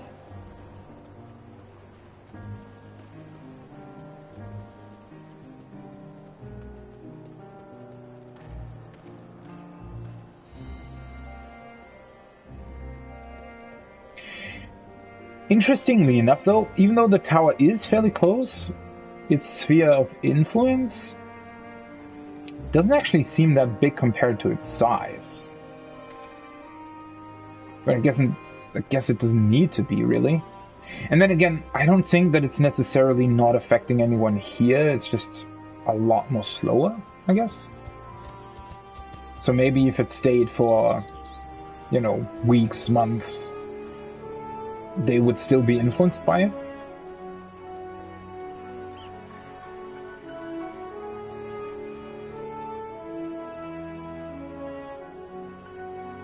Very cool structures.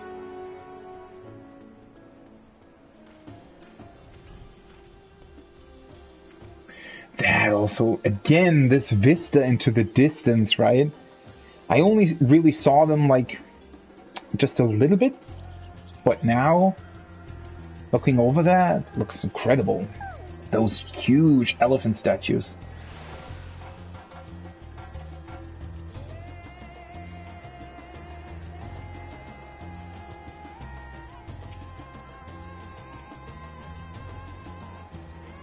Drunken Deeper. You see a lantern designed in the local style. I hope you didn't have trouble finding this place, or climbing the hill. Not all are accustomed to the physical strain. I give you the fruit of our sweat, tears, and many a sleepless night. The Drunken Deeper. A Deeper is a lantern presented to the gods as an offering. Taking inspiration from the tradition, we created this device to test the talisman's efficacy. Upon activation, it will move a certain distance before emitting a powerful blast of ether. In lieu of corruption, those lacking sufficient protection will experience severe ether sickness. For your test, you will be exposed 4 times, and that should be enough to ascertain your blessing's protective capability. Please begin whenever you're ready. I shall be observing from safe distance. Okay, so the idea is to... Or is this just testing my... Commencing etheric exposure testing. Repeat, commencing etheric exposure testing. Retreat to a safe distance if you are not the subject. Follow the Drunken Deeper's lead and try not to fall behind. Whoa! That's a fast lantern.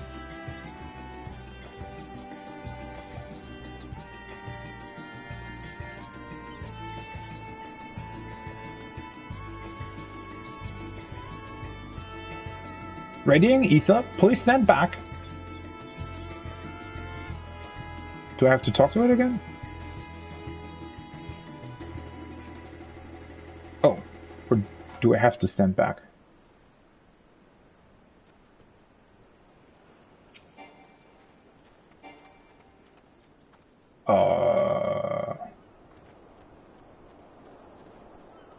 Ready to discharge. Well, that was weird.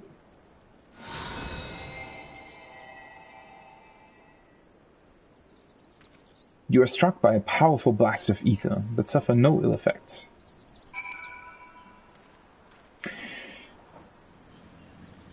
Why did the ether sickness of the teleportation influence me that much, though? I'm wondering, because shouldn't it have influenced me less than Urianger and Thancred? By that logic? Subject has no irrepressible urge to empty their stomach. Confirmed. Resuming test. Please follow. Well, you're a funny lantern, aren't you?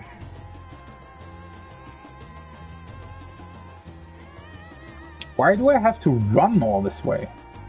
I guess it's so that the, remaining ether from the previous test isn't,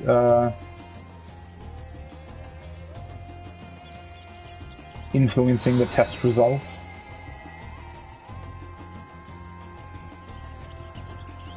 You're struck by another powerful blast of ether, but suffer no ill effects.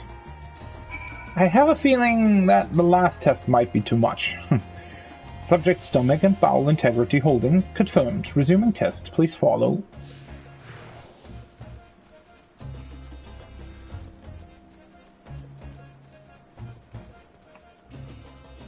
Ooh, we can finally see the tower in full effect. Are we running in circles? What the hell?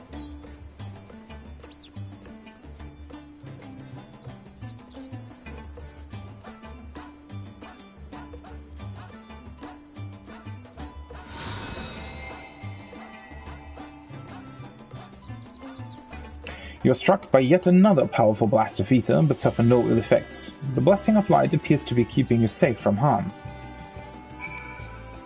1 second, I need to look at the tower. You can see its legs for the first time. I wonder what that design hails from, right? Where did they get the concept for this tower? There must have been some kind of I guess reason why it looks like that?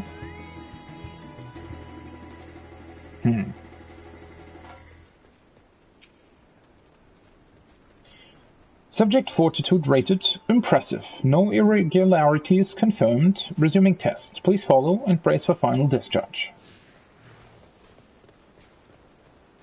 It seems we are in fact running in a circle, which I get, well, does make sense to some extent. We're very close to her. Alright.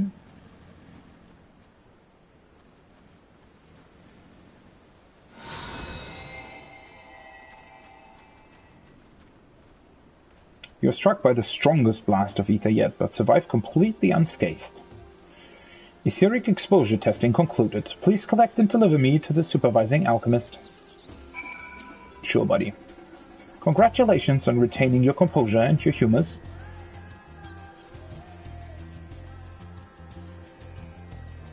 Why do I have to collect it? It could just hop back to her, couldn't it?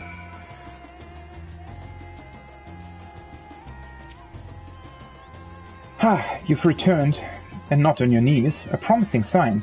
But come, let me take the depot off your hands.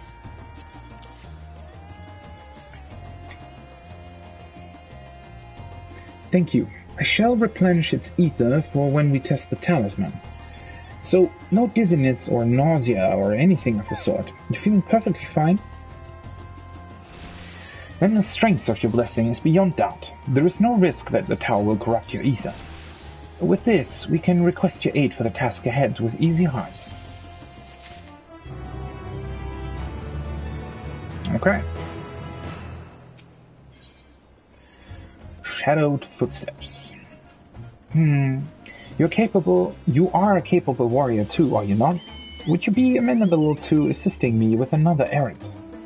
You see, our talisman requires the use of a special ink, but we have exhausted our stores of a key ingredient for it, spirit weed. The herb grows not far from here, and I would like to go and harvest some. With the recent spate of kidnappings, however, we Akasudara travel alone at our peril. Will you not come with me as my escort? I will compensate you for your troubles, of course. Sure, I'm all here for it. I'm in your debt. Without further ado, let us head to Kadjaya's footsteps. It is situated on the road which runs east of the Great Warp.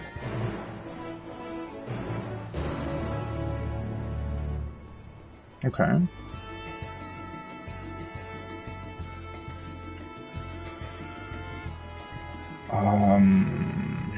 Wait, is this? No. I thought at first that it was a path leading down, but it definitely wasn't.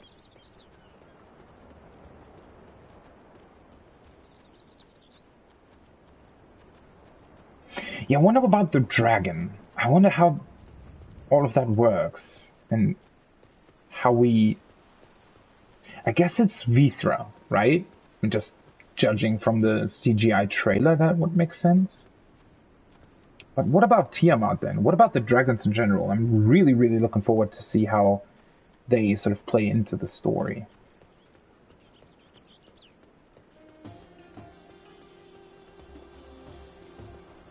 Oh, I guess there she is.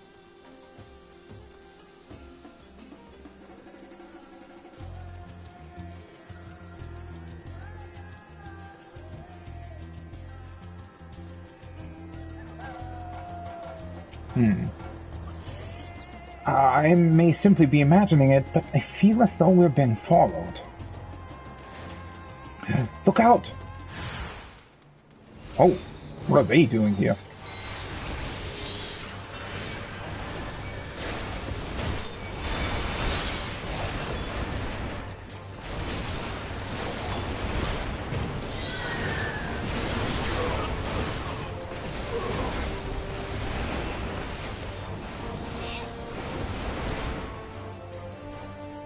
Bye-bye. Gods, that gave me a fright. To think that the moment I ventured outside the safety of the work, thank the sisters I asked you to come with me. You are alright, I hope. I'm perfectly fine. Good, good. Let's continue on then. It isn't far now, just through these pillars and up the rise.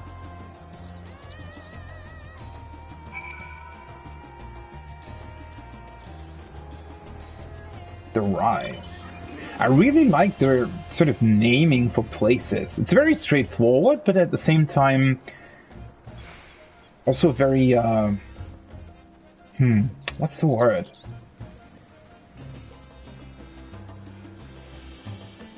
I guess it's both simple and yet still very descriptive and just makes sense and sounds cool. More of these things. They also have a really cool design. Ooh, what is this? Like, look at these things.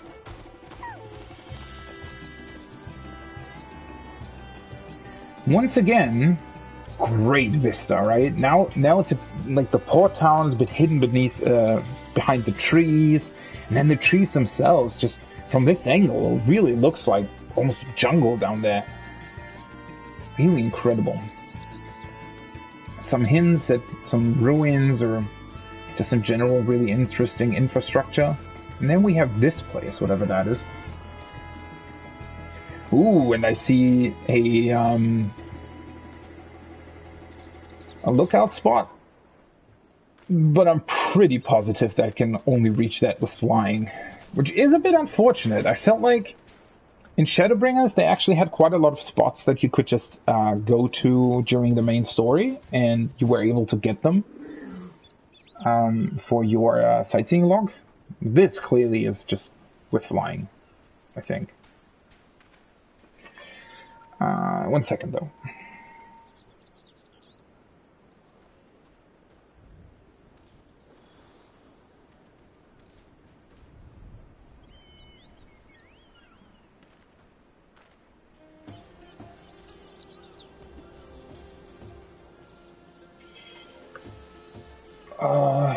Hana. Ooh, there's also on that cliffside there. Wonder what that is.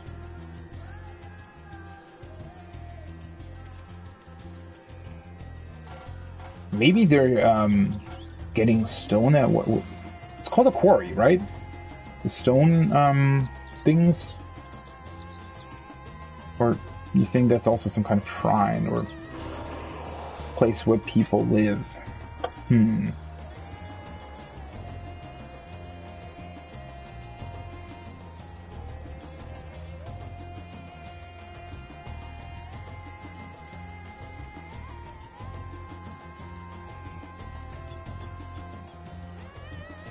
1 second.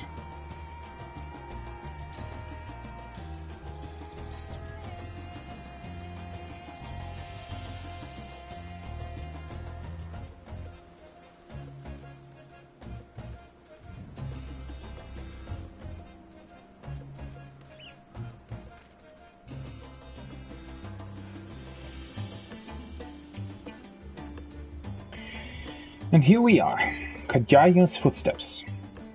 Kajaya was a great dancer, and those who follow in her, well, you know,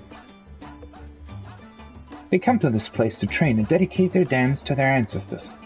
A happy benefit of this is that spirit weed grows here in abundance. I will set about harvesting at once. If you could be so good as to stand guard. What has spirit weed got to do with dancing, I guess?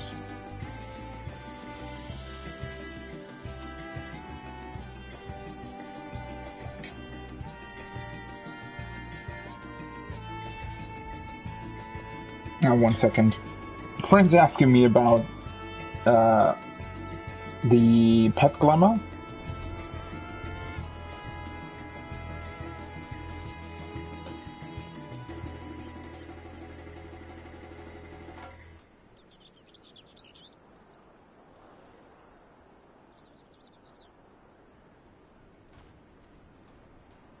Oh.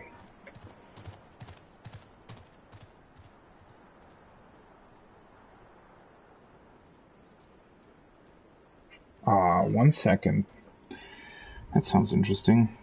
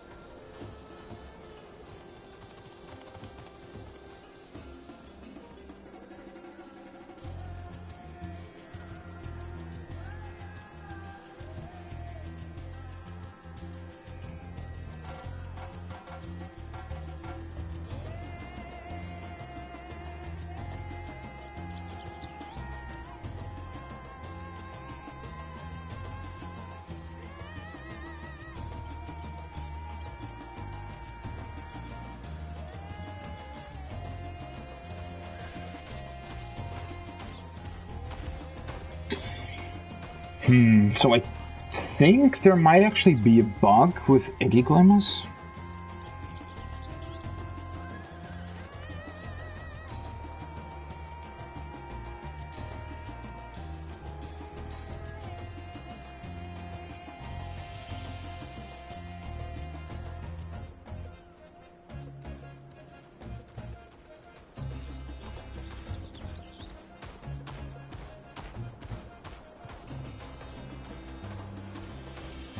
One sec.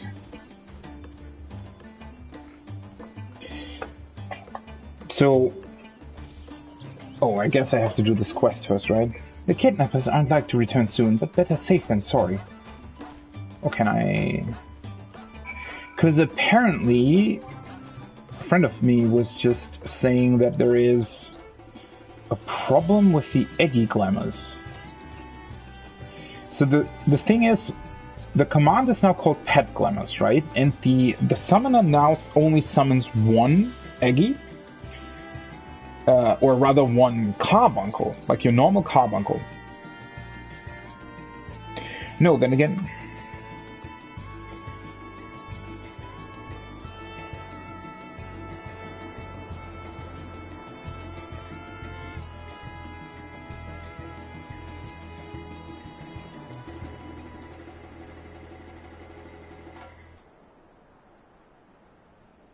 One second. So, can I... Yeah. So if you look at the text command, there is the summon... So it's /pet glamour, and then summon, and then glamour.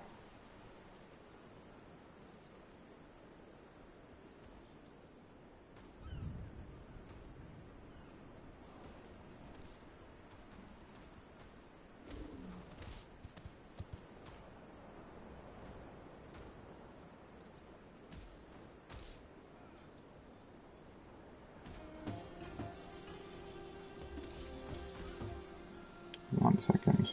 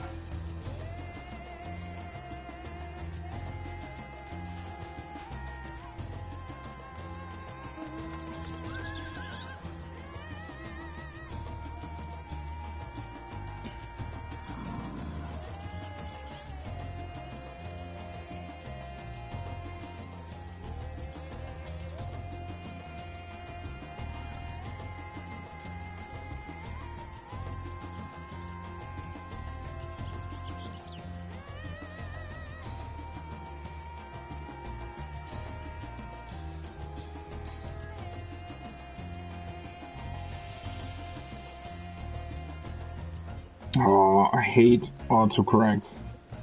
It's really frustrating when you want to use like specific names like Eggy, which are obviously not words that the autocorrect would know.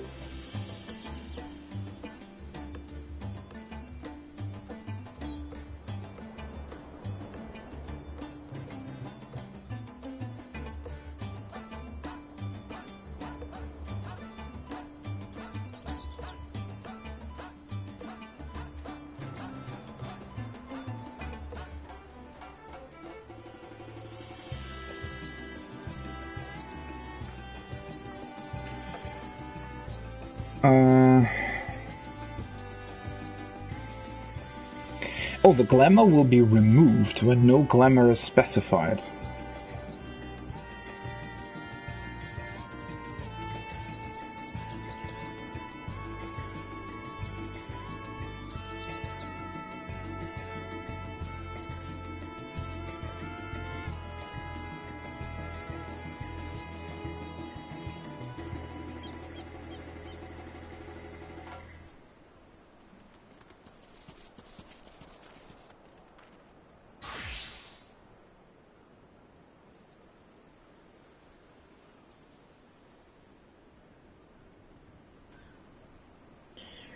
It's not that easy to test though.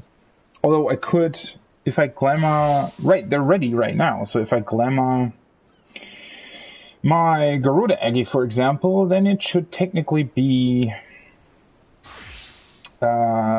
specific carbuncle.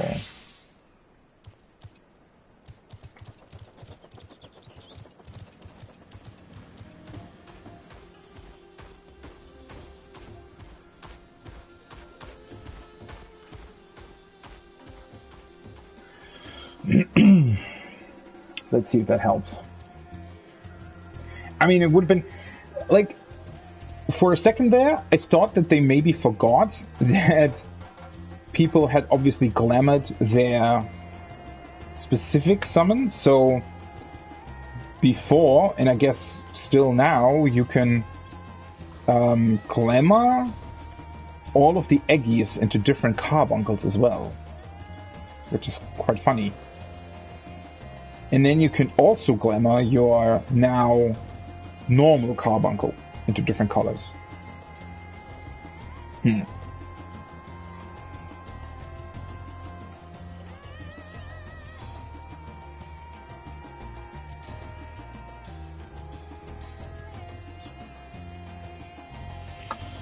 So let me test that actually. So if I write /pet glamour and then Garuda Eggy and then Emerald Carbuncle.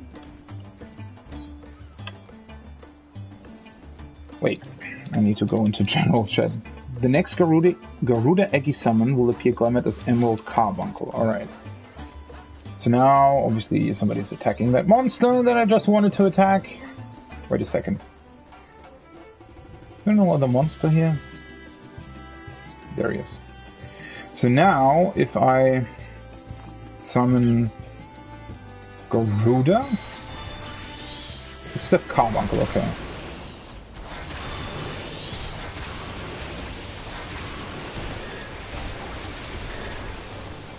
Alright, and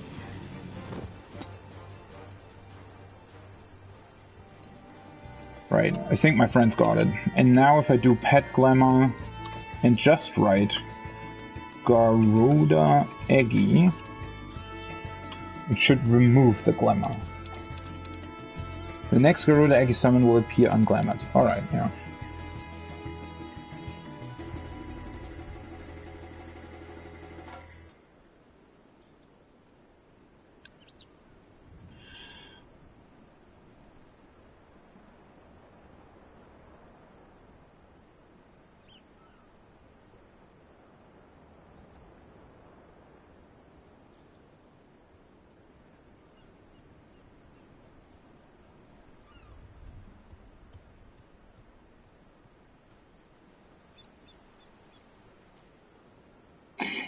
I think one thing that a lot of people do wrong, I think those commands do not work if you don't set them in, what's the name? The, wait. I actually need to look that up.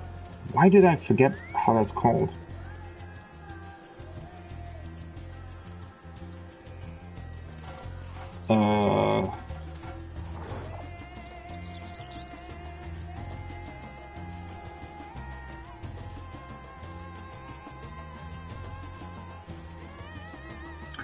Like, not...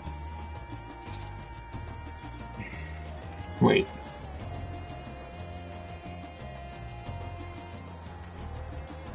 Apostrophe would be like the single... Oh, hey. The single thing, right? But I'm talking about the two things.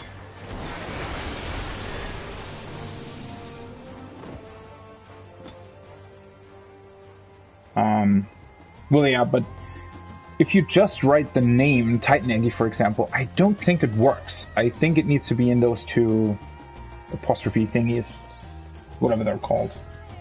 Can't quite recall the name. Alright.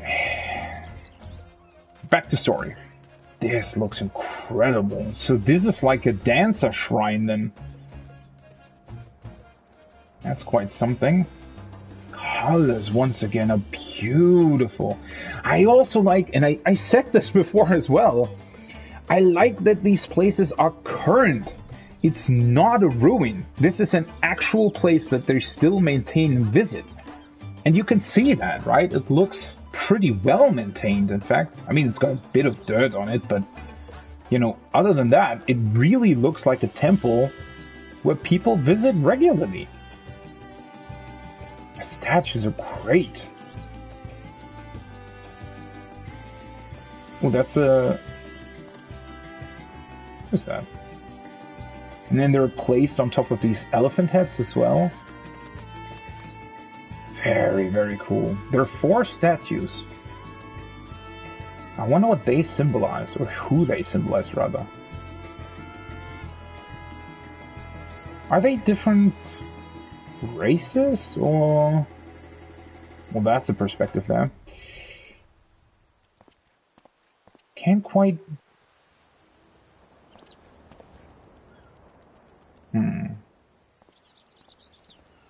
Two male and female dancers. Oh, it's also great view. Oh, that looks so cool over there. It almost reminds me of Uncharted. Such a cool view. And then the bridge and all of the ornaments that they put in here, right? Such a great design. And again, I love that these are, like, they're specifically built for this, right? These statues, they exist nowhere else. They're specifically built for this place. Such a cool thing. Alright, let's get back to the story. Oh no, there are stairs. I was wondering. But there are stairs here. Alright, I need to protect her.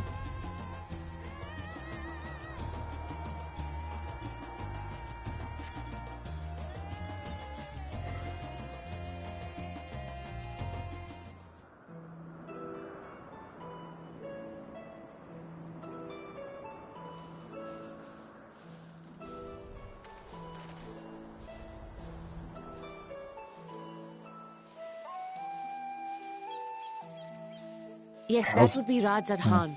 Hardly anyone has been allowed in or out since our troubles with the tower began.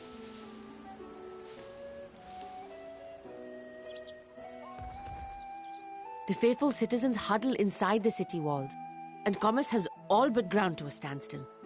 I pity the satrap, the trials he must be facing. But once again, I know I'm repeating myself, but it's really cool how they also draw attention specifically to that vista, right?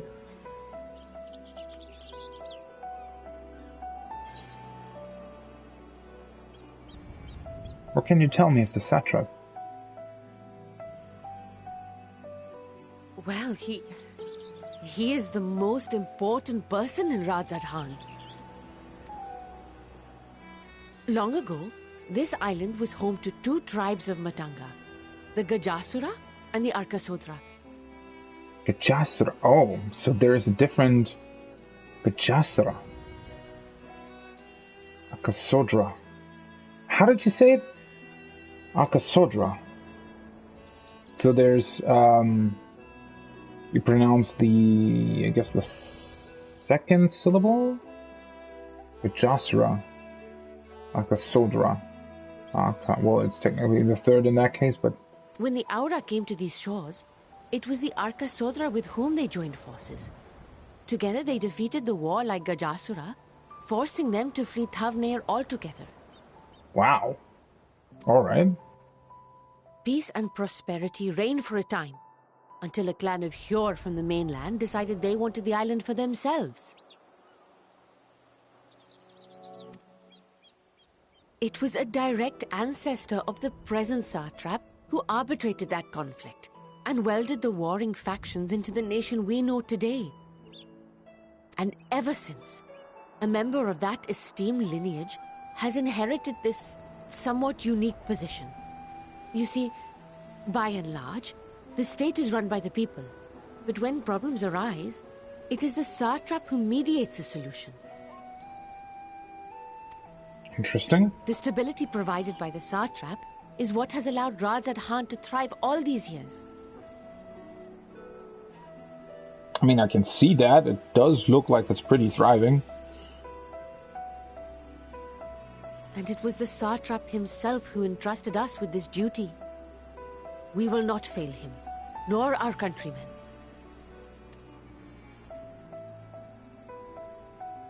Sunset looks beautiful.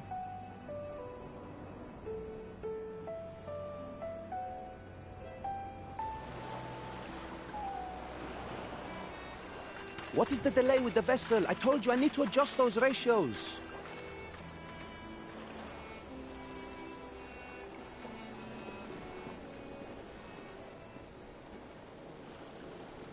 I feel like something will be happening.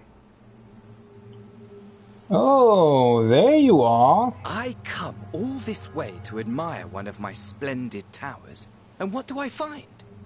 Fools attempting to ward off its tempering influence with magic trinkets. You are not Emmett Selkfen, Daniel. Why are you sitting like that? I seem to recall a similar experiment in ages past. What was that man's name?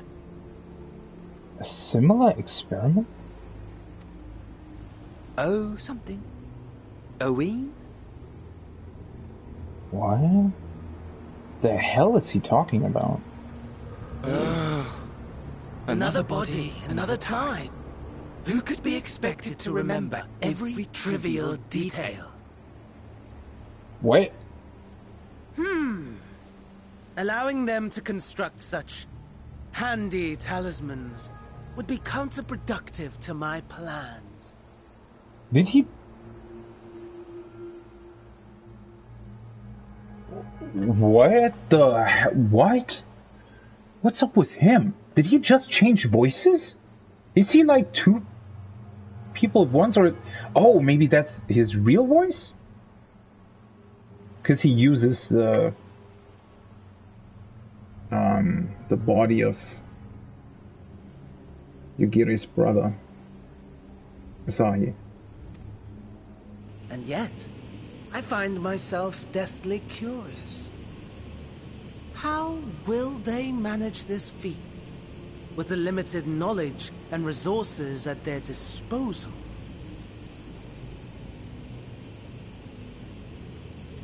Guess that's his real voice. Complications be damned, for we cannot escape the nature of our souls. And I, as ever, am my own worst enemy. What the fuck are you talking about?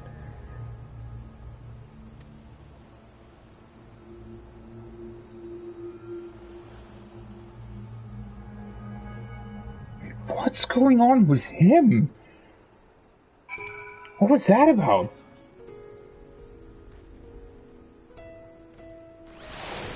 Huh. I have enough spirit weed to last us a good while. Thank you for keeping watch. Let us head back to the great work, shall we?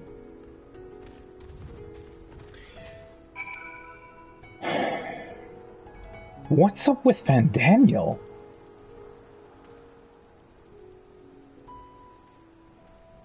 So was that his real voice? Or like an older version of him? Or... That's gonna be interesting. I'm fairly certain that, you know, if you consider the launch trailer... I was wondering, right? Because during the launch trailer at the end, when we see what we think is Zodiac, we hear Fandaniel speak.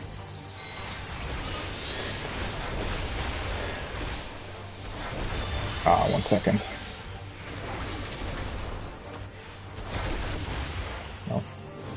Completely forgot that I had one more Titan thing. Yeah, so, during the launch trailer, we heard Fandaniel speak, right? And he was wondering, at least from what we saw in the launch trailer, we saw Zodiac and we saw Fandaniel, and he was wondering if there was a way to get back the perfect paradise that once was, right? Which seemed strange, considering that he apparently didn't really... like, he was glad that the Unsundered are gone, right? In the cutscene in patch 5.3. So it was strange seeing that he apparently suddenly wanted the same thing as them. And then... the trailer cuts to us summoning with Azem's stone, right? And we see the same animation that you also see during the 5.3 trial against the Warrior of Light. And during that, in the launch trailer, there's actually a different voice, or it's distinctively different from Fandaniel. But in the Japanese trailer, it sounded a lot more alike. So I was confused as to who was speaking. But apparently, it looks like it's this other Fandaniel, whether it be his real voice, or maybe it's... some other self that is contained within him? I mean, one thing that we absolutely have no clue of currently is also, well, first of all, obviously who he is, but also in terms of his person in general. Is he... because he's definitely not unsundered. But then, what is he, right? How many... like, how dense is his soul? How many souls does he have? Does he have 7 from the 7 rejoinings? Or does he have... well, technically that... wait. With 7 rejoinings that happened, right? Technically the people on the source would then have 8 soul pieces. Correct? But we have 9 because we also fused with Artbird. Or am I... mistaking those numbers right now? But then again, that's not really important. The important part would be, does Fandaniel have exactly as many soul pieces as the people on the source? Or does he maybe have more? Does he have as much as we do?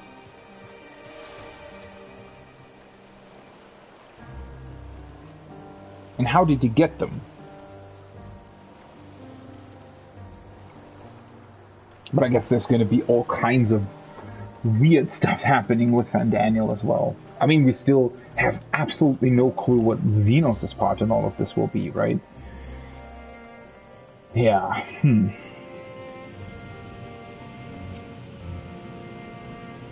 My thanks again for your assistance. With your help, we're that little bit closer to completing our talisman. This isn't much, but please accept it as a token of my gratitude. And there are the quests. It's only 4 of them, at least 4 of them that I can see. A boy's errand.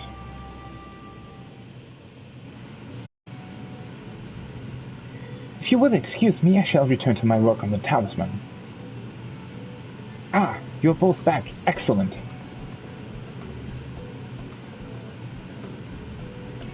I have a message for you, Mistress Nitana. It would seem the stores of Giant Gel are running low. Giant's Gel? What? But when I last looked, there was still plenty. I suspect that was before Oriange told everyone about their tempering cure and Astinian shared his knowledge of dragons. Your peers have since been inspired to fashion a number of new talisman prototypes. I see. Well, if it leads to new possibilities, then far be it from me to complain, but we will need to replenish our stores. I should be happy to tend to this if you like. As much as I appreciate the offer, my dear boy, I can't in good conscience send you out there alone while kidnappers are at large. Loath though I am to press another task on you so soon, might I ask you to fetch the Giant Skull? In case you're not familiar, Giant Skull is a type of ore found on the island. Owing to its hardness and ethereal conductivity, it has applications in many disciplines, alchemy not least of all. Or maybe that's what I saw on the mountainside. Maybe that's where they get that from.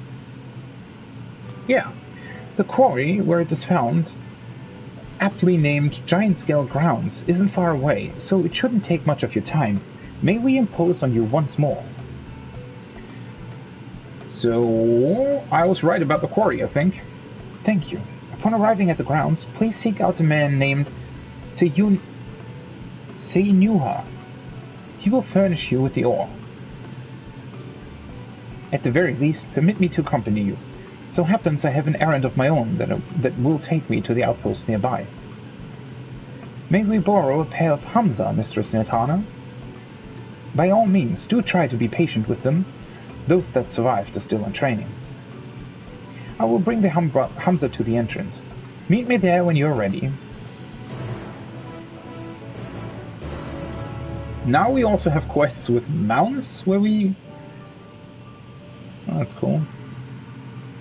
Alright, let's see where these quests are. There's quite a lot. 5 at least. 6. I've praised the game so far for not giving us a lot of quests right after completing an MSQ, but here we are again. Let's do these quests first, though. Yeah, there are a lot of quests. Do I want to all do them on my summoner?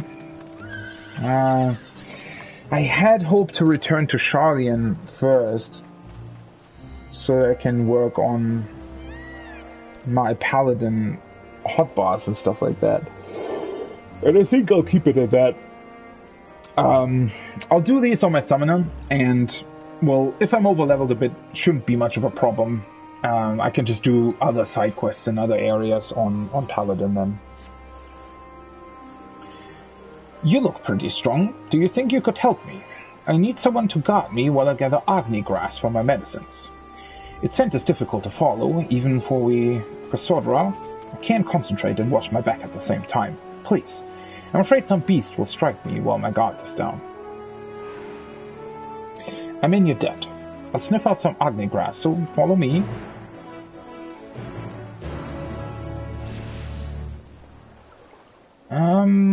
Yeah, let's try to get all these side quests.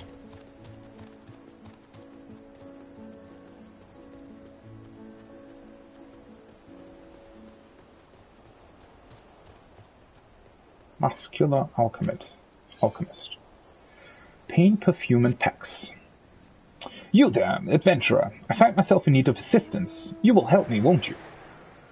I guess so. You see, I received an order for custom paints, but the necessary ingredients are rather rare. The Amra in particular is difficult to come by, as it must be taken from a Vajralangula. Vajralangula, okay. Not just any old fruit will do. Only one held by the strongest, most virile male specimen will suffice. I know of a sure way to attract a suitable Vajralangula, but I'm afraid defeating the beast is beyond me. If only a strong, brave, kind adventurer could protect poor little me. Yeah. I expect a handsome reward. I feel safer already. Come now, I will lead you to where the Vajralangula gather. We head southeast.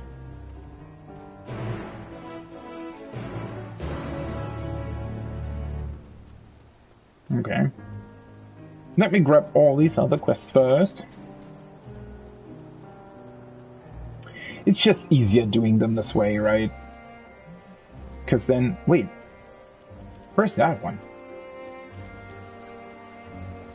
And where are those? Are they up top? Or...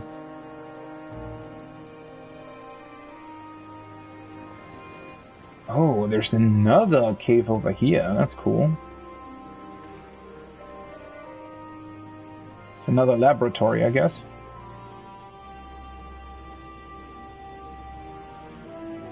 Or more of a storehouse in this case. The Great Heist. Damn. Who could have done this? It wasn't you, was it? No, it couldn't have been. Besides, an upstanding adventurer like yourself wouldn't be so cruel as to steal my wares. You wouldn't be willing to lend a hand in getting them back, would you? Oh, thank you. He looked to be male, about this tall, and dressed in all black alchemist's garb. That's all I can tell you. I didn't get a good look at him before he ran off towards Akyali. I can't trust anyone here. Who knows how many accomplices he is lurking about. But you're not from here, so you're in the clear. I know I can trust you to track down the thieving lowlife. I don't know, wouldn't, somebody from outside be actually a lot more prone to be part of that? Procuring the raw materials for our work has proven difficult recently. We have ample stores, of course, but with little trade coming in from outside, I wonder how long they will last.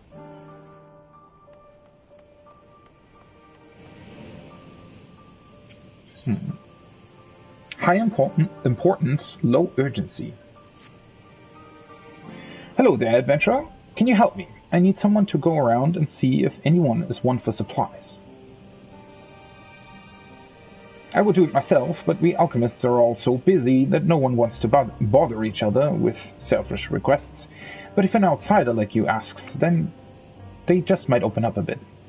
Yeah, sure, I have nothing important to do, just rescuing the world or something like that. Please, I need to start restocking, but at this rate, I'll never know what needs replenishing. I really appreciate your help. Thank you. I should mention that it might be a bit difficult to get some of the workers' attention. Everyone is exhausted, so make sure to greet them to get them out of their heads. Okay. I mean, this is great. At least I can do this right here. So you sell stuff, correct? Oh, by the way, so far I haven't really looked at any of the weapons. Because Shadowbringers had these, crystal weapons, and I think it was level 75, which were really, really great. A lot of people are running around with them.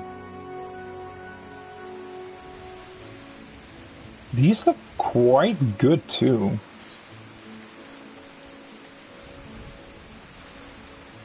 Huh, are they... No, they must be new, right? Or are they modeled after some existing weapons? They look pretty good. Whoa.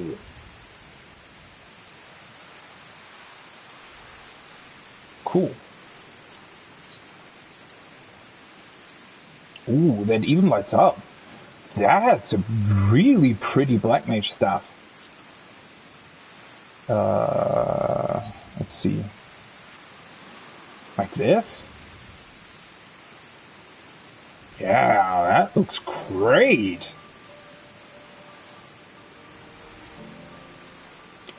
that a dove? Almost looks like a cross between Heidelin and a dove, right? That looks cool. Huh.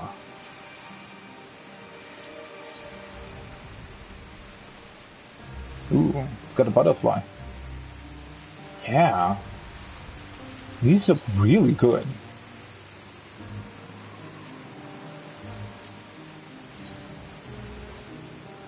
No, they're a bit hard to look at. Okay, they look a bit weird. Like small plant drones. Huh. Really cool. Definitely like those designs. It's almost a shame that sometimes these weapons, like level weapons, have better designs than some of the endgame ones. But I mean, I know that it's very subjective, obviously, but yeah. Okay, I guess I need to greet them. Greet. Huh? Oh, what's the matter with me? Nearly fell asleep. Sorry about that. Did you need to speak with me? Well, the rain's very loud here, isn't it? Let me think. There are no alchemical components I need at the moment, but I could stand to have some non-perishables on hand. I end up skipping meals because I'm too busy with work, so something nutritionally dense that I can eat one-handed while I work would be a lifesaver. There's food stuff like that. I'll take as much as I can get. Okay. And what do you want? Wish upon a crystal. Aren't you the adventurer that saved Matsya? Excellent timing. If you have time to spare, I would ask a favor of you. You see, the dancers of Ratzat-Han are planning a performance to raise the people's spirits. We alchemists would like to support them with some of the finest accessories we can craft. Unfortunately, none of us have time to procure the crystals we need to finish them. It would be a great help if you could fetch the crystals from the merchant at the port of Yedlimard. 1 second.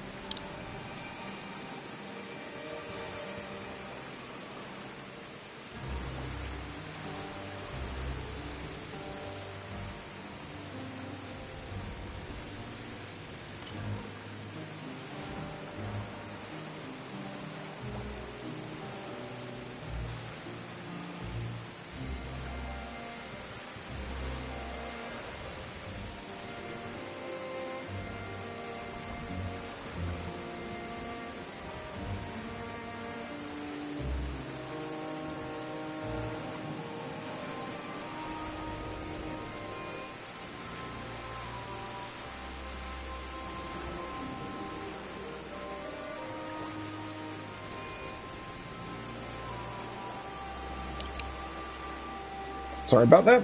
Somebody needed something from me.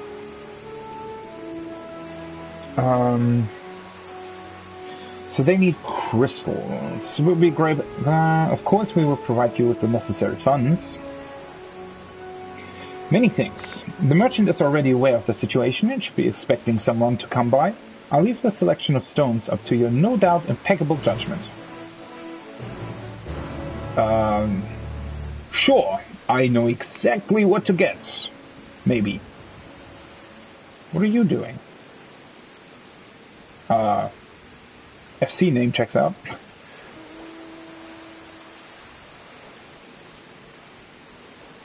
Chocolate milk. Feel like it's already getting a bit more crowded.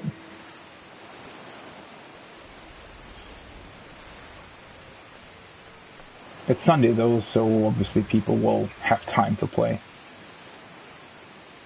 What do you need? Oh, I need to greet him as well, right? Greet. Oh, terribly sorry. It was my intention to ignore you. Can I help you?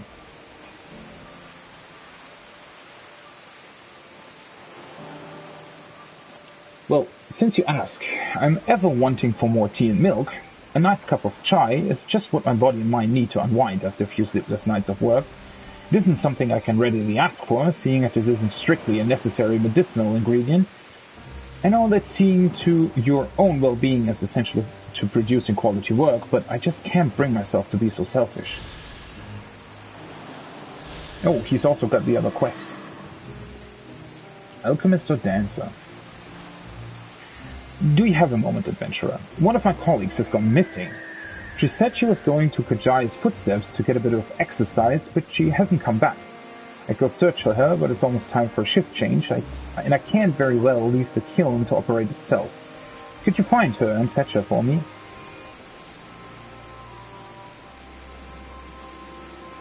You're too kind. She should be in Kajaya's footsteps. Keep an eye out for a Huer with black hair. I'm sure she'll be happy to see you. She was out the last time you were by, and she was devastated that she missed out on the chance to meet one of the students of Valdesian.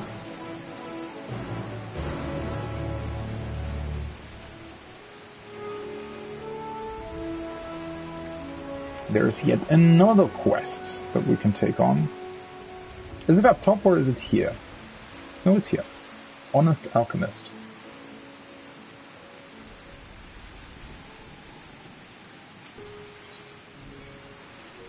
Missing Alchemist. You've come by at the perfect time, adventurer. Could you help me find someone? One of my colleagues went to receive a delivery and hasn't come back. I'm worried something might have happened. You know what? With this tower nearby, and with all of you apparently having to gather stuff and, you know, be out and about the fields, whatever, maybe you should think about going together, or at least with a bit more protection or something? Because there seem to be quite a lot of people that, you know, are straight up missing or need protection or whatever. Oh, thank you. He went to Yedlamad, so let's start by looking around the ether right there. That's quite far away.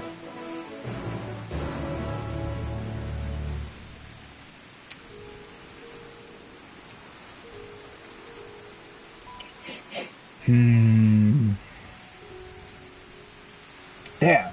It's faint, but I can smell the grass from that way. Let's go. Yeah. Sorry, I have too many quests and absolutely no clue where you end.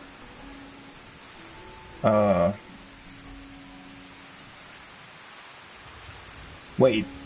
So, that should be the... Oh no, the MSQ shouldn't even be on...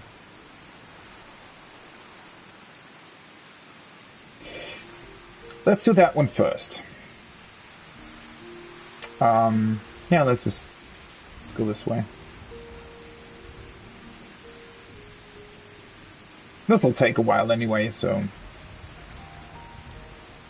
it's down below.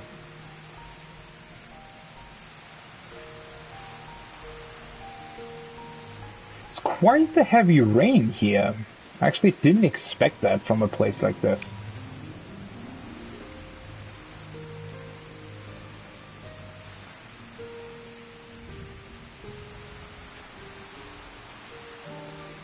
No. Where did you come from?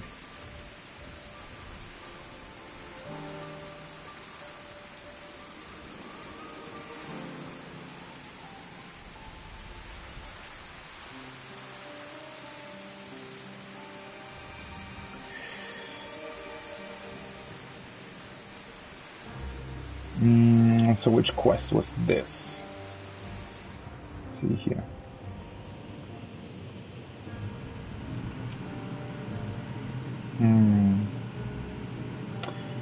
Oh, that's another one that I need to greet. Greet. Apologies, I was miles away. Is there something I can do for you?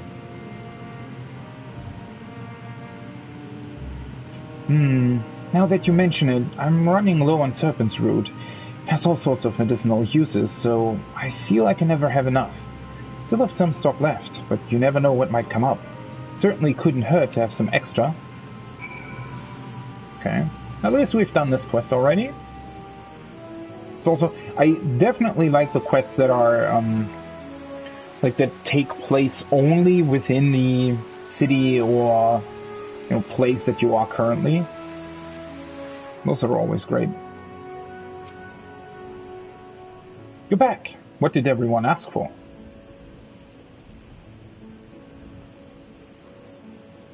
I had a hunch you'd be able to get more out of them than me. None of these requests are particularly unexpected, but the only non-perishable food I think we can get is pickles, and that doesn't sound quite like what you wanted. I do want to make sure everyone is eating properly. I know they all rely on their medicine to get them by when they're too busy to eat. I wonder... I'll ask a friend of mine from Charlian if there's anything to be done. Anyway, that's a problem for me to think about, not you. Thank you for your help. Thank you. That's also something that I forget all the time, that they're actually acquainted with Charlian, right? And apparently, because I was wondering when we were going through Old Charlian, what other nations were they, exchanging knowledge with, if one of their sort of prerequisites for actually even doing that is another neutral nation. But apparently they had quite a lot of interactions with Thavnarian and Ratsatan. So it's really interesting, right, to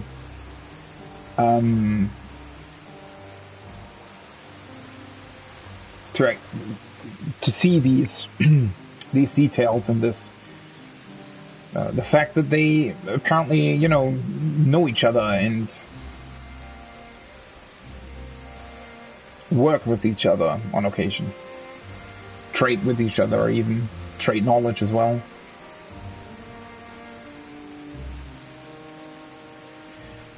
I think most of the quests are down here, so... Oh yeah, that's also a different direction from where the MSQ takes us, so... Try to do these first. I mean, again, it's a bit... problematic to see where I have to... let's just jump down here. I don't like to do that very often. I really like to just, take the actual path that you're supposed to take. I've kept you waiting long enough. Let's get to it, shall we? Take this perfume and douse my frail meager body in it. I must be as a flower dripping with sweet nectar. Quickly now, slaughter it on, else I won't catch the attention or even the weakest Vajra Angula. Oh god, one of these again. Why do we always have to do that?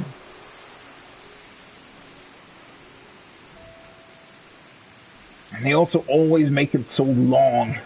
Perfect. I'm positively irresistible. Now I'll use my wilds and enticing scent to lure a Vajra Angula this way. You wait here and prepare to strike him down. Sure. What the hell are you? What was that? Why is he dancing? Okay, buddy.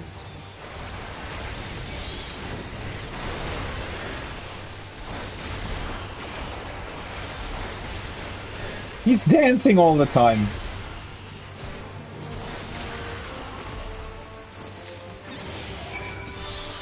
What is that you're doing there?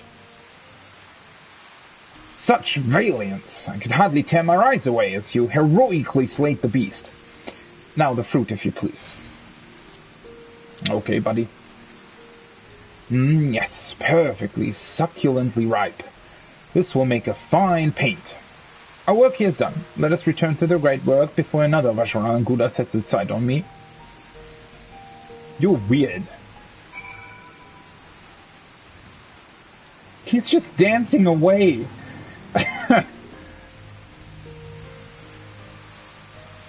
Oh right, these are the quests that take me back to... well, I don't... Doesn't matter. I want to do the quest, so...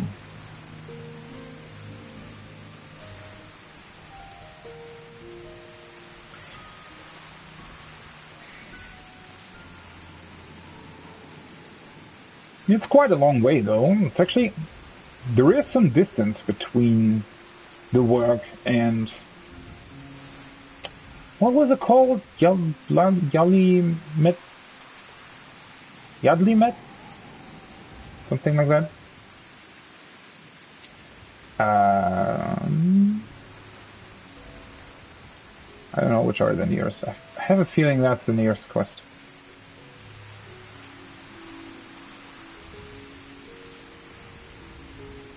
I mean, I guess this is like jungle climate, right? Which I didn't really think of at first, but yeah, it would probably be pretty humid here.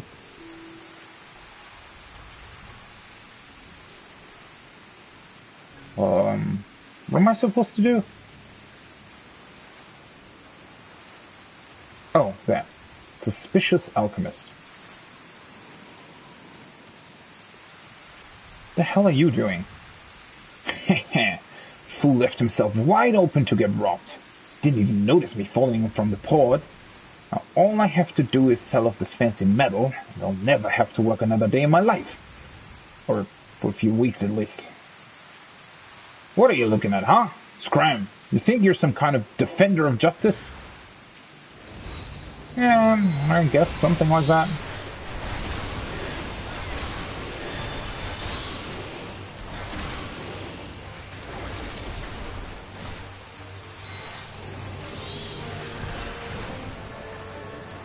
Bye-bye! Oh, wait, there's another one. Come here.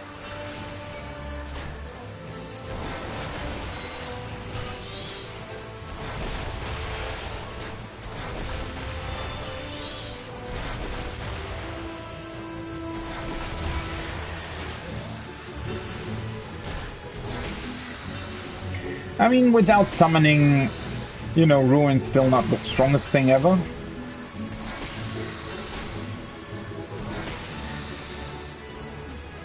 Although critting with a 10k Ruin, still, you know, that's quite a lot, actually. Alright, let's finish this well. Let's go to these two.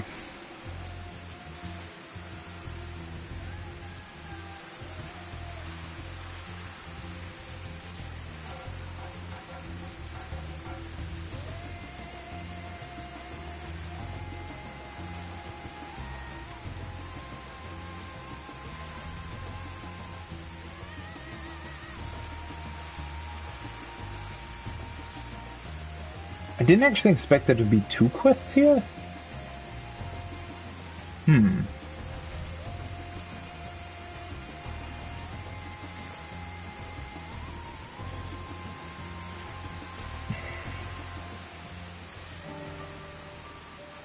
That's the one near the Aetheryte Plaza, obviously. It's interesting, right? This Aetheryte is definitely a normal Aetheryte. I mean, it's giant and it looks really cool, but it has the normal color. Whereas the one back at the work looks like it's losing ether. I've been asking around about my colleague, and someone claims to have seen him setting out from port in a small boat. Maybe he loaded the shipment onto it and headed back, in which case we must have just missed him. I hope that's all that happened. Well, let's head back to the great work. We should keep an eye on the shoreline on our way back just in case. Alright. I don't know, you know, you should park like that. Probably not so great for your car or the tires.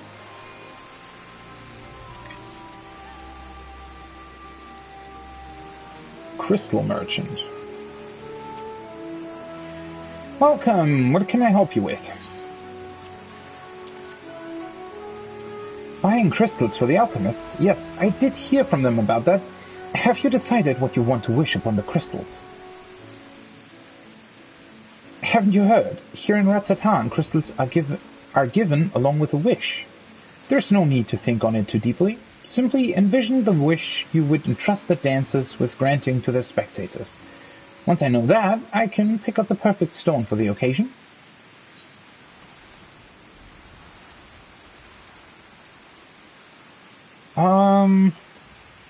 Well, in these times, protection from evil is probably the best one. I see. I believe diamonds would be best for that.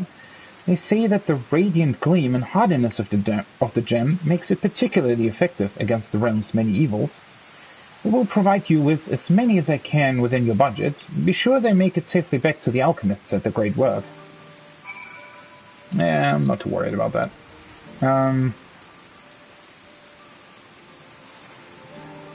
Well, I actually need to go along the shoreline, huh? That's the one up top the hill, right? The Dancer's Footsteps thing.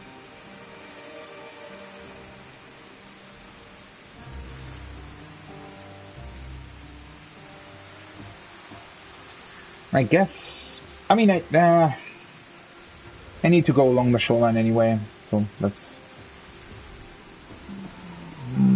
yeah, I mean... Is that like the Reaper skill or something? I've seen that a couple of times now. Yeah, I think that's some Reaper thing. I was wondering about that last time. At first I thought it was like a missing piece of animation or something because the person maybe hadn't loaded incorrectly, but it does seem to be some kind of Reaper skill. Whatever it does.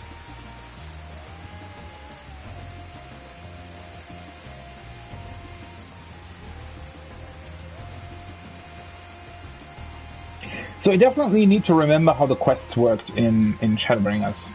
I mean, I'll try that. I'm pretty positive that you can just turn the quests in on a different job. I think that's how it worked. I don't know if you have to take them on as that job as well, though. That's something that I don't know. What the hell is going on over there? That definitely looks like a fade. They look, gnarly.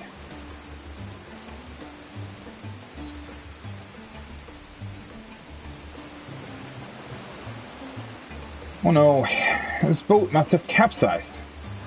I loaded everything on the boat to bring back, but something hit us and I managed to swim to safety. But the cargo... I'm so sorry. Forget the cargo. All that matters is you're alright. You just have to do without the sunken goods. It's immediately a lot less loud. What's going on there?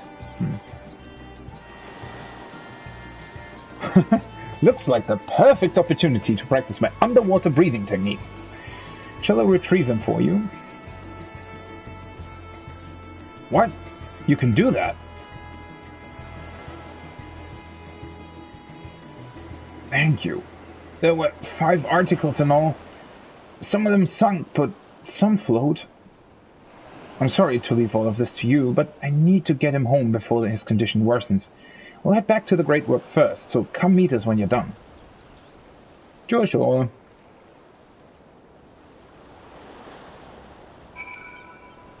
An opportunity to swim and practice my breathing technique. I still wonder what that is. So you can also dive here? I mean, I guess that makes sense.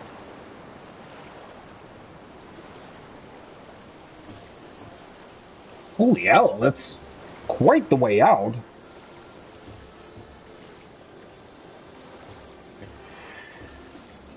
Huh. I also did not expect to be able to swim this far out, to be honest. Huh. It's really interesting. Once again, really great area design, because this opens up the map a lot more. Right? I mean, obviously you can swim, you know, further than those islands probably, but it's just great that you can swim this far out at all. Just makes the area, again, feel a lot more real.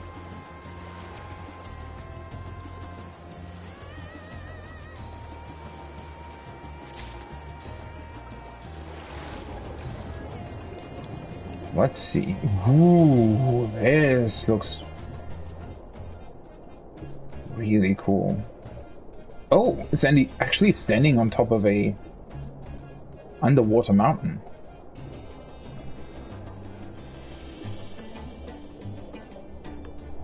Fishies. This actually goes down a lot further than I was expecting. Thought it would be more shallow. Waterlogged sack.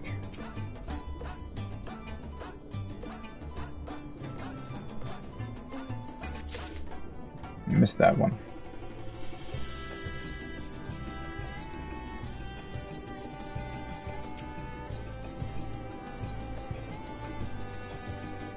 I wonder if we'll be coming back here at some point. During the MSQ, that is.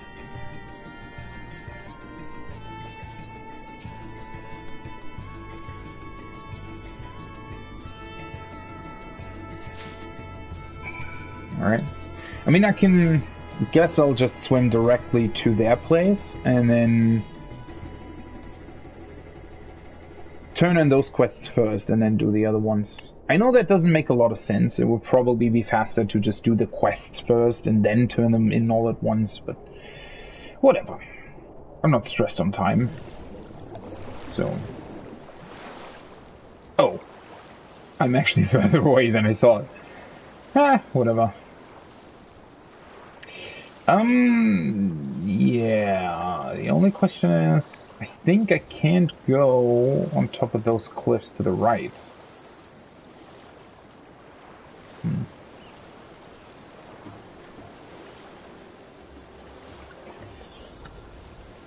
I also wonder about the tower, right? Why would Van Daniel... That already was weird at the end of the 5.55 storyline. It almost seemed like he was not really bothered by us intervening. It's more like it was almost an amusement to him that people would try to put up countermeasures against what he's doing. So I wonder how that plays into that, right? How, like, why is he so... Like, he does seem bothered by the fact that people are doing something against it, but he also doesn't seem like it's really all that important. So that's quite interesting.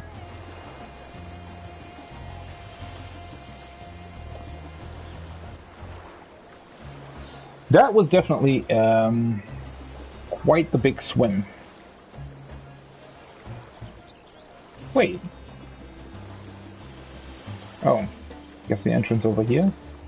Oh, that looks cool. Watercolor also looks really cool. I don't know if this was the best idea, to be quite honest. This seems like quite a longer way than I was expecting.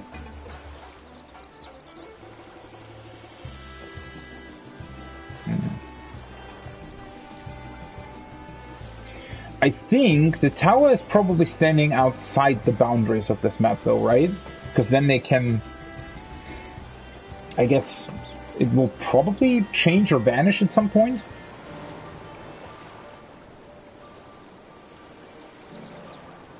Let's see, can I go on to the...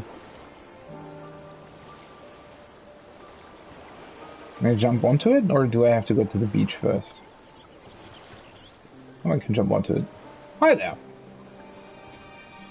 Ah, there you are. Some precious stones for me, I assume? Indeed. These are perfect. Thank you for your help. Do you mind if I ask what you wished upon them? Protection from evil. It is my sincerest hope that you, as well as we, may live a peaceful life free of disaster. In Thavnarian, they believe crystals have the power to grant wishes and heal sickness. It may sound like superstitious nonsense, but crystals are curious things. Part of them exists somewhere between the living and the material. As such, elemental energies can reside within them quite readily. They can influence your mind and spirit using the ether within you, which is precisely why the wish you imbue them with is so important. If the wish is impure, then so shall be the crystal's effects on the user. I can tell I made the right decision in asking for your help. Please take this as thanks. But yeah, that's why crystals are so important in primal summoning as well, right? Bracelet, alright. Something... I'm missing a neck piece, right? for this set.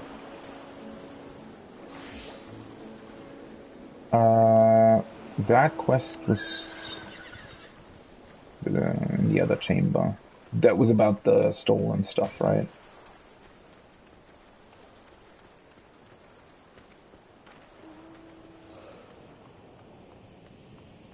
Yeah. How did it go? My sheet metal! You got it back! Nothing's stopping me from fixing up that busted old furnace now. So, what can you tell me about the culprit? One of the Ellison folk. Rare to see them around these parts. Must have traveled here from somewhere else. All sorts of people come to Ratzathan, not all of them respectable. The freedom of the city calls people from all lands and walks of life. Yeah, I'm an Ellison too, right? You notice that? You must have been aboard the same vessel as me, seeing as you knew I was transporting valuables and tailed me from the port. I'll need to be more careful of my surroundings from now on. Only everyone were as trustworthy as you. In any case, I'm almost glad this was a clear-cut robbery. If it had been one of my comrades that stole from me, I won't dwell on it here. Take this as thanks for hunting down the thief and returning my goods. Bam! Level 82. Outburst Mastery 2. Wait, what does that do? Enhances precious brilliance according to your current elemental attunement. Okay, that's the AoE thing, right? So previously, what was the AoE previously? Now it's this. Ruby Catastrophe, Topaz Catastrophe, and Emerald Catastrophe. These are the AoEs, right? Wait, though. What were the AoEs previously?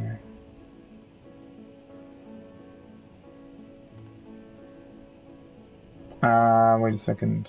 I guess just this one? Channel the energies of your active elemental attunement to attack multiple enemies. Deal fire damage to target. Deal earth damage, deal wind damage. I guess that's... It literally was just this one? I think?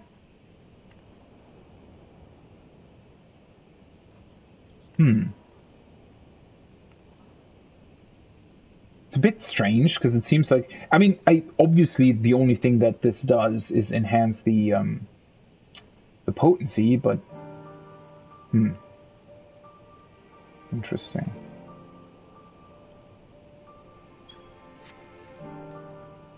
Alright.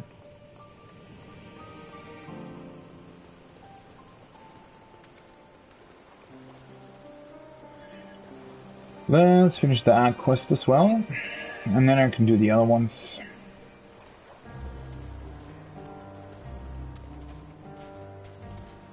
It's going to be interesting to see when we return to Sharlayan if we're allowed to, I guess, roam the city once more, because then I would do the side quests in Labyrinthos first, before continuing.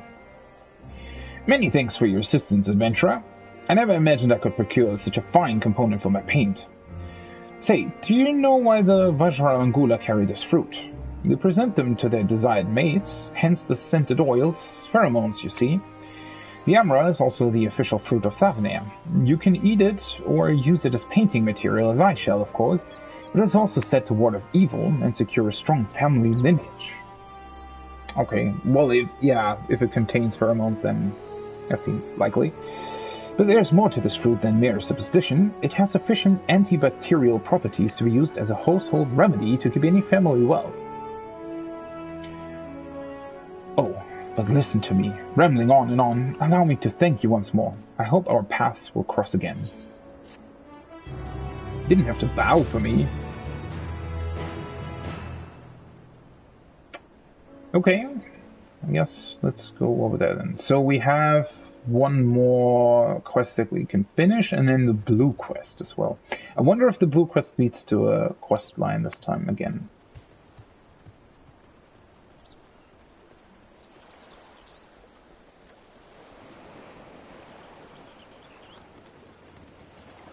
Yeah, so level 82. Again, I said that I would try to be over level. I would try to over level the main quest for the majority of it by exactly 1 level, right? So I'm now level 82, but the main story is still 80. So at this point, you know, after I've done my paladin hotbars and that kind of thing, I will do the side quest as a paladin.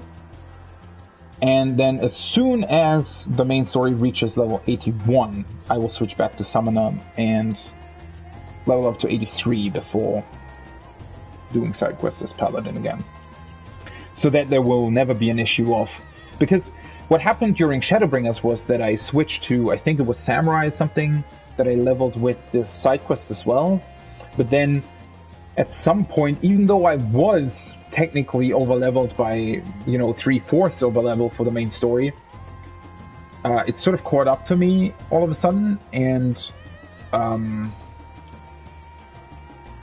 well, that I had to do a roulette or something to get back to the same level. So yeah, don't want to do that this time. You made it back. If you're worried about my colleague, he's fine. Just resting after clearing out the water in his lungs. I gave him some chai and he went right to sleep. You managed to retrieve all the lost cargo. Incredible! These are valuable weapons imported from Vilbrand. They just need a few alchemic finishing touches before they're complete. Vilbrand. From here, they'll head off to the hands of the Ratzatan warriors to help protect the Order. Thank you for everything, adventurer. Sure, buddy.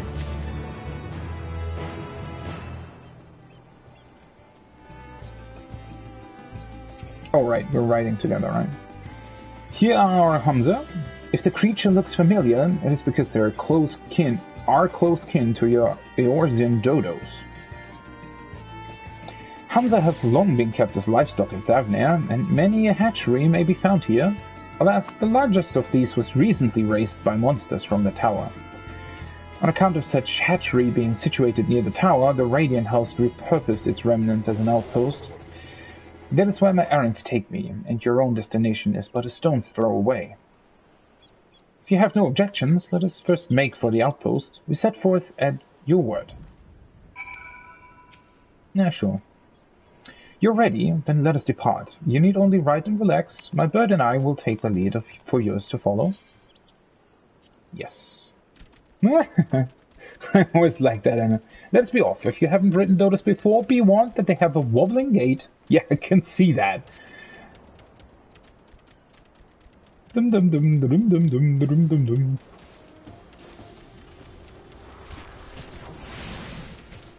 I wonder if an attack hit me there, if it would have... That spectacular formation stretching out over the water is called Khadgar. The sword legends hold was wielded by the Manusya against the Mraga before it was cast down the conflict's end.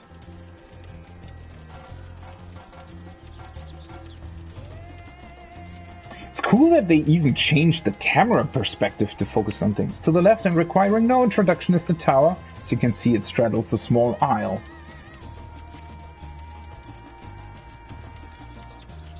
This is really cool.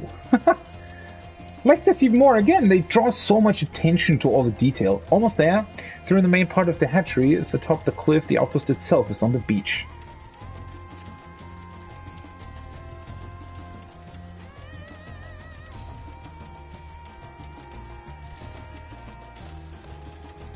The Hamza hatchery.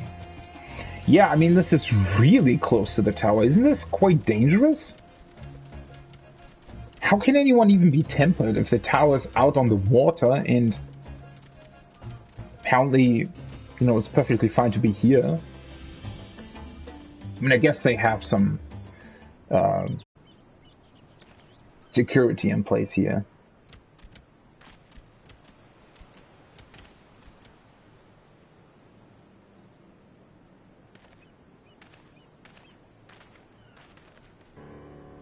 And here we are. Manned by the Radiant host, this outpost is our first line of defense against the tower.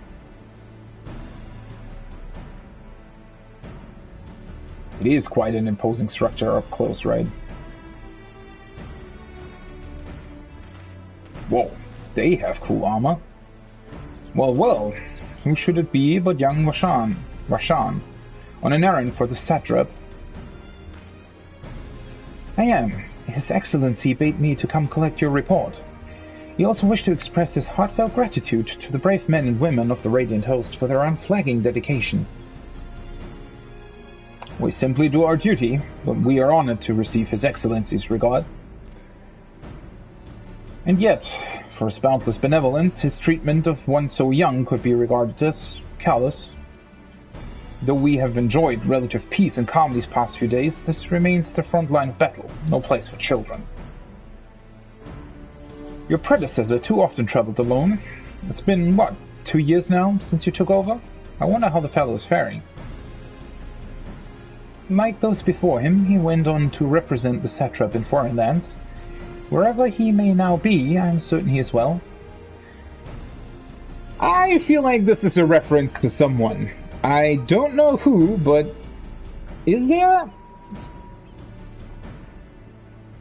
somebody young from Thavnarian somewhere in the places that we've already visited? I wonder. Probably, right? This has to be a reference to some sort of NPC somewhere. As for myself, I assure you that all I do of my own volition, and gladly. I pray you do not think ill of His Excellency. Certainly not, lad. Whatever happens, my faith in the satrap is unwavering. But still, I worry for you. We would be overcome with sadness if something were to befall you, for you are as a little brother to us all. Take care, do you hear? I will, Navdeen.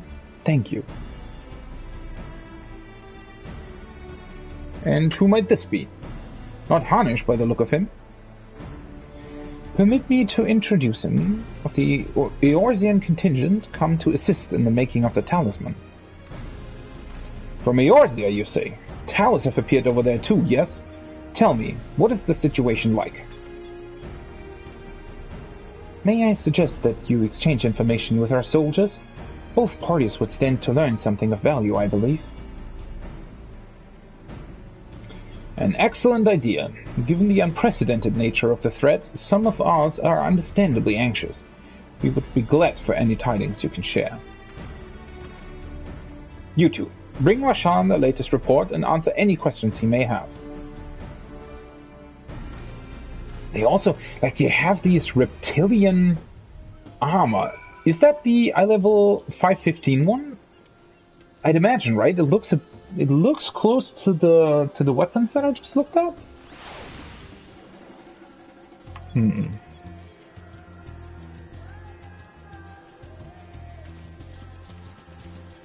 I wonder what that large thing is. It almost, if you think about these similar structures in Eorzea, they were left over by the 7th Umbral Calamity. This, it does look a bit different, right? So I wonder if it's some special kind of crystal. I mean, could also stem from another calamity? Not necessarily the latest one. Ooh, now I think I know what this is. Doesn't Reaper have, a teleport or something? Where he can jump back to a previous, position? This is the fellow that carried you hither. Its breathing is somewhat ragged, perhaps due to its inexperience as a mount. Oh, poor little fellow. Wait.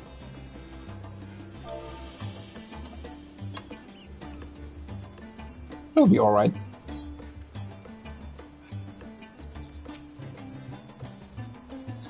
The last monster that came out of the tower laid waste to the hatchery, slaughtering many good Hamza. Poor creatures didn't deserve it. So this is the outpost, right? And the hatchery is up top the cliff then?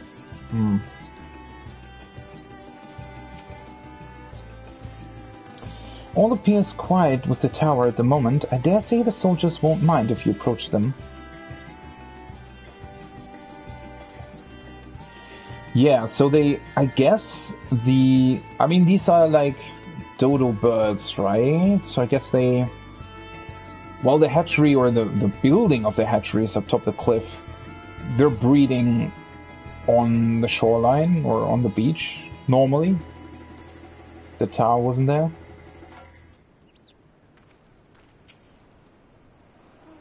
Ah, I've heard about you, the visitor from Eorzea. Is there anything you can tell us about the Telothroi? We know that they're the ones behind the tower and that they've declared war on the whole world. But why are they doing this? What is it that they want? This we don't understand. Well, we don't really either. What? They want to die and take everyone with them? What madness is this? Well, you can bet that we won't let those bastards have their way. We'll fight them with everything we have, like our Eorzean and Far Eastern brothers. Right, there are towers in the Far East too, right? I think you can see one in Yangsha?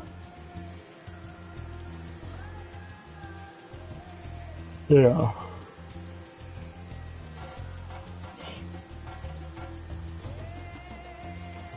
Nabdeen. It occurs to me I've yet to properly introduce our company. We are the Radiant Host, a military order under the Satrap's command. Oh, I was wondering what that name was.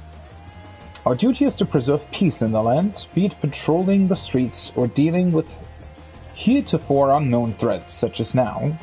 We train hard and admit only capable warriors to our ranks. Even so, we've struggled to contend with the fiends from the tower. Though we succeeded in striking them down on the 2 occasions they came in force, we had to pay a heavy price. What of the towers in Eorzea? Do they likewise spawn monsters? So it's much the same everywhere. With every nation struggling, we cannot expect calls for outside aid to be answered. Yeah, I guess not.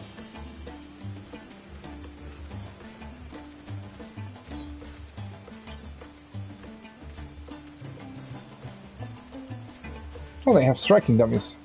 But ones that I cannot use. Interesting.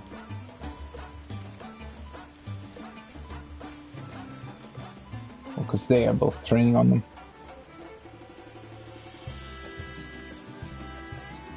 I mean, again, the towers, they remind me of Oblivion a little bit.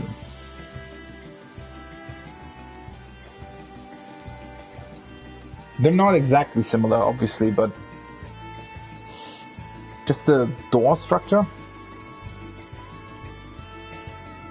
Again, I wonder why they look like that. Why specifically this shape? It almost, again, it almost looks not man-made, right? I mean, it obviously probably isn't, but it almost looks like a living being, like an octopus or something, right? Similar. And that it landed on the ground and then just anchored itself on the land. Who to you? You wish to know about the tower? To be honest, we know little and less about it ourselves. This Tower of Zot, as folk have taken to calling it, suddenly appeared where it did on the island of Naronair. You're safe from its influence at this distance, but go too far into the water and you'll expose yourself to its corrupting ether. You're a foreigner, aren't you? How are they dealing with the tower in your homeland? Our struggles are not unique, then our hopes still lie with the talismans. We must keep the monsters contained until they're ready.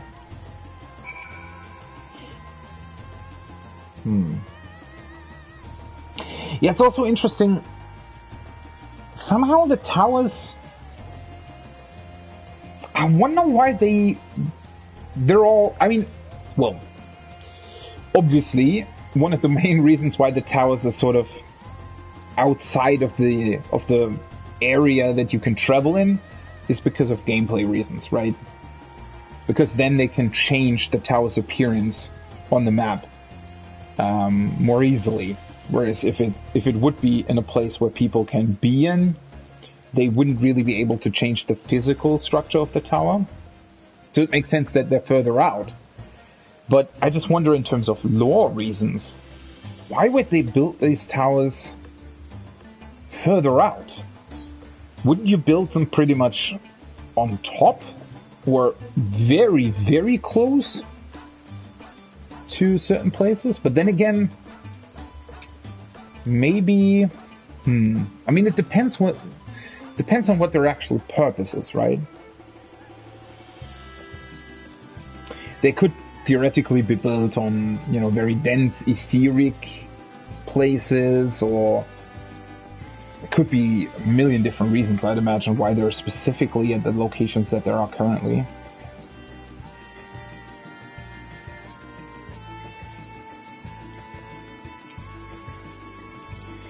Finished speaking with the soldiers, have you? I hope it was as enlightening for you as it was for them. As a neutral nation and trading hub both, Ratsatan ordinarily receives a steady stream of news from abroad. Alas, the stream dried up when trading vessels stopped coming. Amidst the dearth of information, everyone will have been grateful for your account.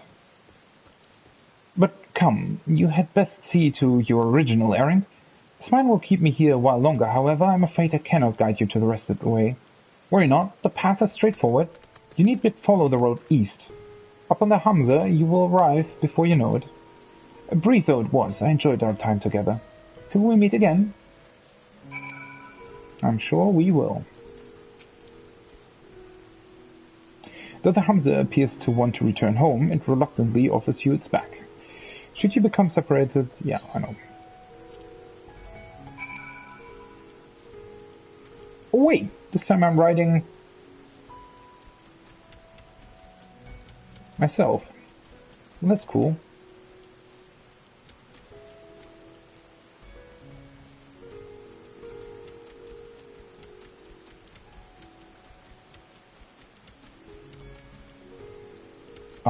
I think this is the one I need to go to?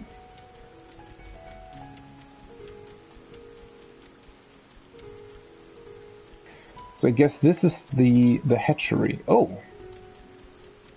There's a wind ether. I completely forgot about wind ether currents, right? Again. I think I need to dismount it. Oh yeah, because... oh, it's destroyed. Poor birds. Yeah, I need to... That's unfortunate.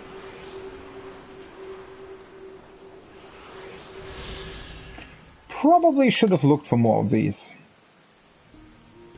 Southeast. Yeah, that's definitely close to some place I've already been. At least I think so. Ah, well, whatever. We'll find them sooner or later.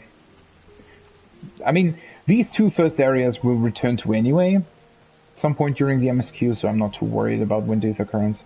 It's more about the, I guess, the next zone that we will travel to is probably gonna be a zone where we stay for longer and basically finish the whole zone. At least that's how they've done it in the past. Where you can actually finish the whole zone without interruption, basically. And then, obviously, it's important to get all the wind ether currents immediately. Yes. That's the only thing they haven't fixed, right? I guess that's, you know, their system of doing these quests is you have to return to where the quests started. But it would be great if you could just, for the duration of the quest, I mean, for example, they could maybe give you like a special item or something that would allow you to just summon the mount everywhere. I mean, I guess... yeah, technically you could abuse that, but then again you can mount anyways, right? So you wouldn't really be able to abuse it. Because it would make more sense, right? If you could just dismount, get the wind ether current, and then mount again, because, like, logically the mounts should still be there. It's a bit of a shame that you have to run back and get it. I mean... Is it this way, or am I going to the side quest place? I have a feeling I'm going the wrong way. Am I?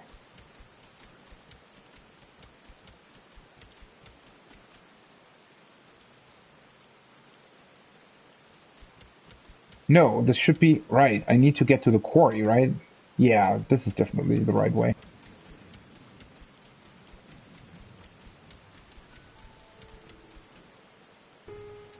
Thavnarian Jammer. You look exactly like the ones in the Sea of Clouds. Yeah, that's the other place over there.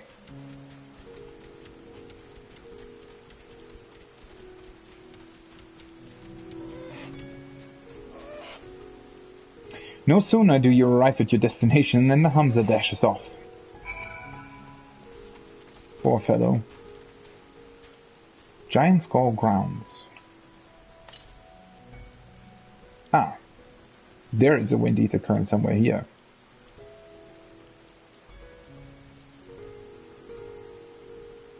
Quite a big quarry, isn't it? Triple Triad? Wait, do I already have the what? We have to get to work nice and early here. After all, the sun's rays are far too strong at midday to get anything done. Although that doesn't stop us being made to work till dusk anyway. Of course, once we've dug deep enough, I bet it'll be all lovely and cool down there. Wonder if there isn't something we could do to speed things up. Why doesn't it show the triple triad challenge thing? Because you still, even if you have the card, you still need to defeat them once, right? Maybe it only appears after you have done the quests, and the side quests all appear. Something tells me you're not here to buy, Giant Skull. Pity. What is it then? Who are you? I'm a stonemason here at the quarry, just like my father before me. It's dangerous work, but I take pride in providing Thavnir with the quality Giant Skull we're famed for. As you've like us not gathered. It's an interesting way to start a sentence. This is where we quarry Giant Skull. It's sturdy and conducts ether like no other stone, so it makes for fine armor and weapons. I direct you to the Hamza hatchery for a livelier sightseeing sphere, but those nightmares from the tower destroyed it. It's only a matter of time before the same happens here, like as not. Oh yeah, so that's why it's also part of this giant crystal-like thing? Mountain protrusion? So I guess the ether crystal runs through the whole mountainside, right? Which is why they're using this stone specifically. That's cool. Hi, this is indeed the Giant Skull Grounds, and I am Senua. Is there something you require? Giant Skull for the alchemists, you say? But of course they shall have it. They labor tirelessly to deal with the tower. It is the least we can do to provide them with the materials they need. Oh yeah, now the triple triad thing appears. That's interesting, right? Tipping the scale. Here you are, a sack of the purest Giant Skull. We always set some aside for our alchemist friends. When you deliver, let the good folk of the great work know that we're grateful for their efforts. If they need more, they need but ask.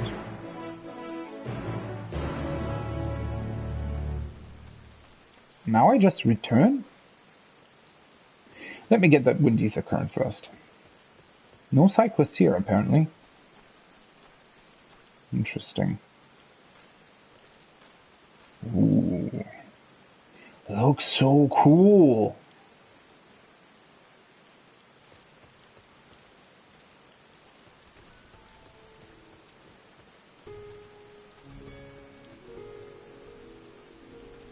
So they're still working here.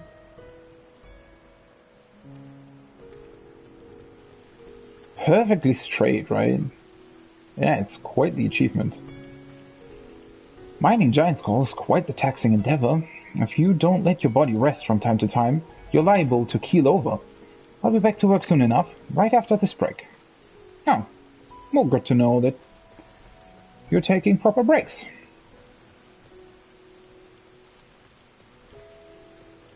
I guess that would improve productivity, wouldn't it? Unfortunate that you can't enter the house.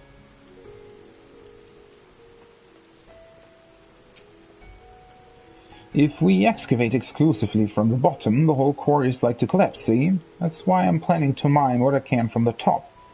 But I need to build up the courage to climb this ladder first. I mean, it's quite high, right? If you fall down from there, it's not going to be a great time.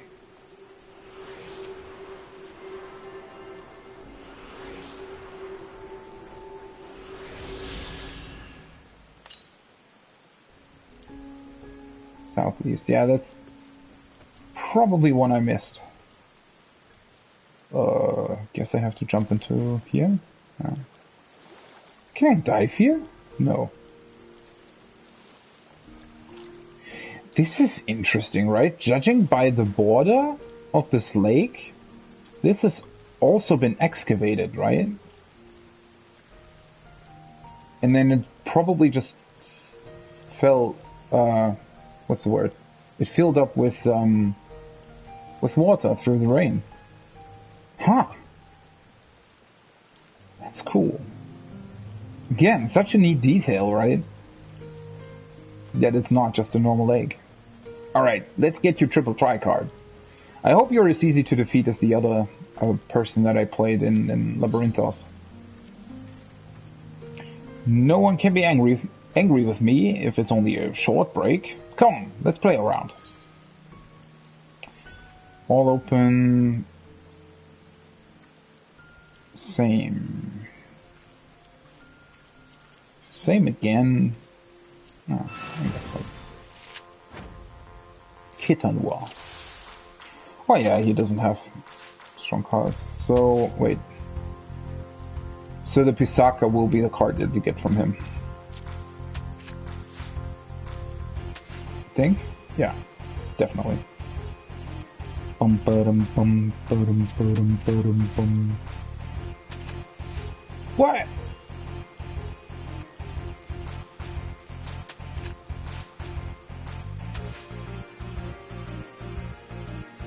Wait, seriously? Oh.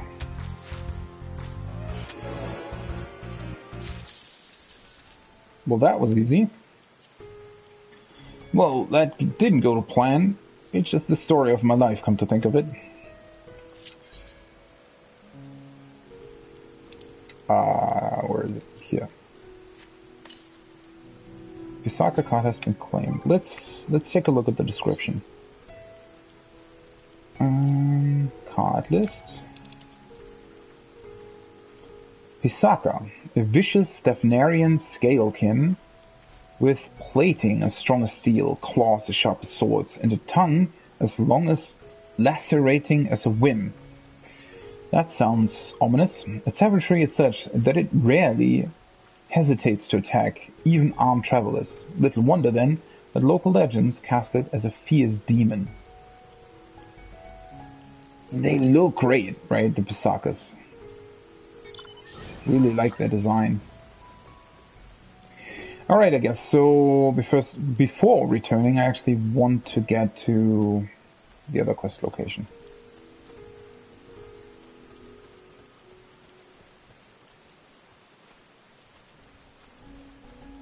I think, unless the main story is actually closer. That's on top of the mountain anyway, right? So I guess I need to travel this way.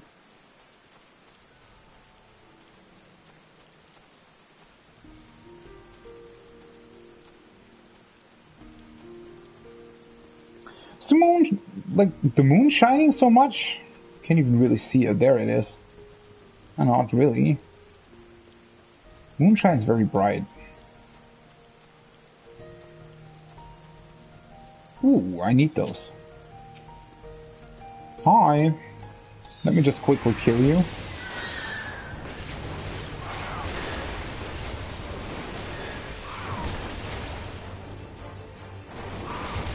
Soderbergh.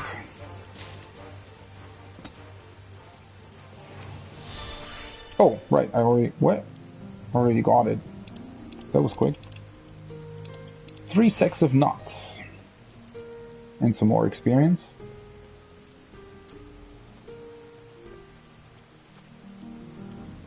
Ah, there it is. There is another etherite down there, right? Looks like it. Interesting. At least from afar, it also looks like an etherite that has lost its ether somewhat. I can almost not see it through the woods. That's really cool.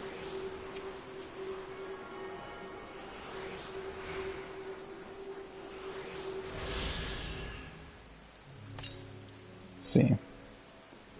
To the east. Oh, is that the cliffside or is it down there? I guess we'll see.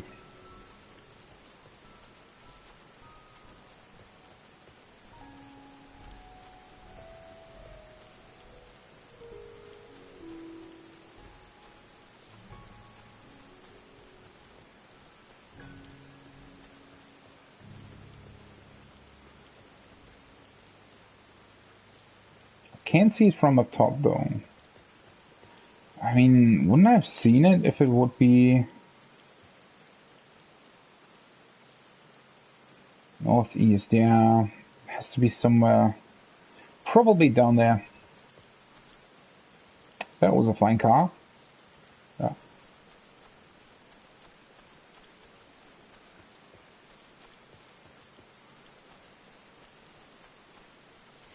Let's do this quest first then. Seeing as it's a blue one, I think that it will probably lead to some other quest objectives as well. Or rather, some other quests. Side quests and such. Will you attack me? Probably, yeah.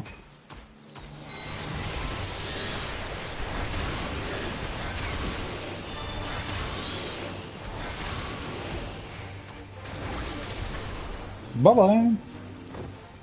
The Garuda face is really fun because it's so fast.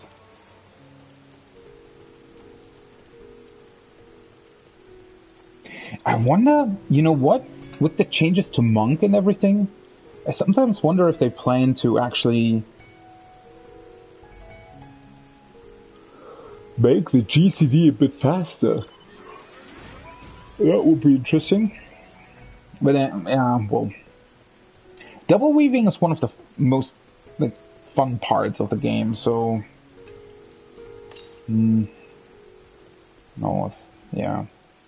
That's somewhere else entirely.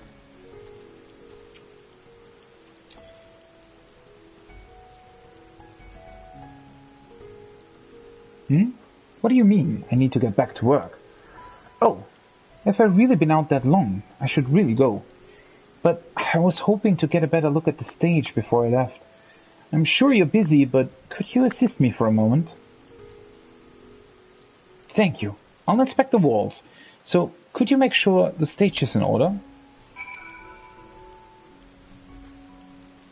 Oh, of course.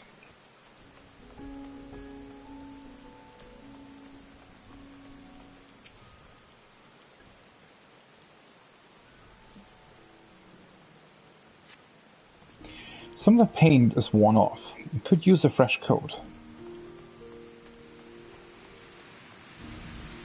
Ooh, that's oh, that's a Morbold on there.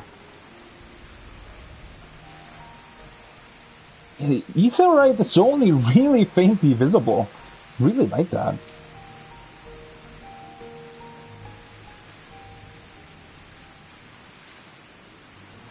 There is a small hole in the floor. That can't be good. I mean, this is quite dangerous, isn't it? If you consider this being a stage, and then you would think about, you know, the performers maybe being behind the stage as well or something.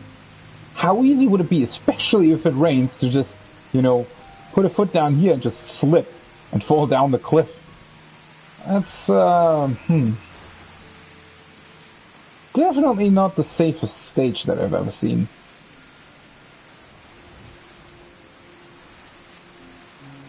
The cloth wavers exquisitely in the wind. No problems here. And once again, that rain.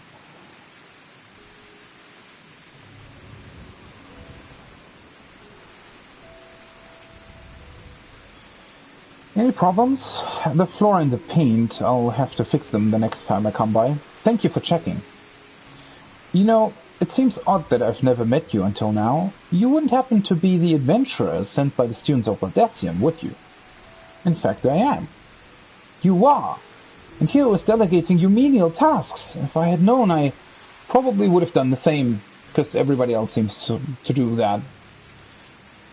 I've always admired travelers like you. You see, I was studying to be a dancer under Mistress Nashmera at one time. I wanted to see the realm as I traveled for performances. That's the girl from the dancer questline, right? Wait, is it the girl or is it the trainer? I think it's the girl. And maybe I still can, not as a dancer, of course, but as an alchemist. Oh, but we should hurry back to the great work. I don't want to cause any more trouble than I already have. Great.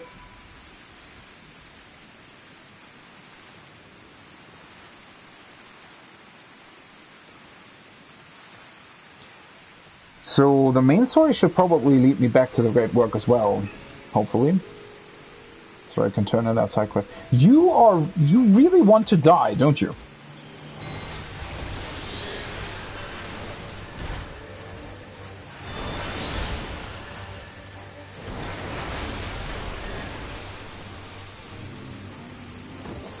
I definitely need to get used to that long cast time. It's so playing the new summoner at first definitely feels very exciting and interesting because it's so varied, right? I don't know again whether or not it remains to be seen how interesting the interaction with the mechanics is, like how much do you actually have to think about your rotation while doing mechanics. That's definitely a thing that I'm interested to see. But just from a pure sort of standpoint of is it interesting or not, it definitely feels very interesting. Just by the simple fact that it's so varied, right? You have long cast times, you have very short GCDs with instant casts. I just hope that it's not too many instant casts. That's the one thing that I'm worried about. But the most interesting part is yet to come on level 86, right? With the very long cast time for the Garuda dot and also the off globals during the Titan phase. It's going to be really interesting to see. That's a lot of side quests.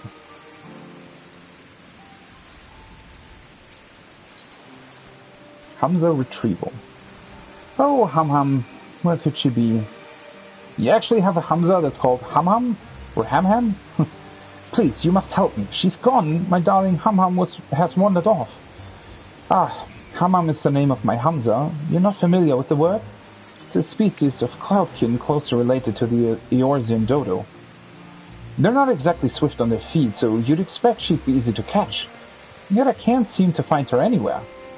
What if she falls into the sea? What if some roaming predator tries to make a meal of her? I can't bear the thought of it.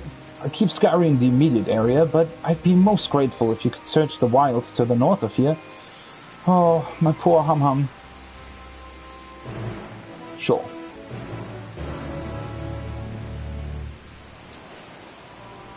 Let's see if this actually continues as a quest line, or if it's just one quest. Ah, there you are. I heard you helped my colleague with her stage inspection while you were out. It's greatly appreciated. She really looks up to your kind, you know. She lost her chance to become a dancer due to an unfortunate injury, and now she's working to heal the sick and injured as an alchemist. She was so happy to meet you, as am I. Here, a token of our thanks. Alright. So at least currently it does not continue as a quest line.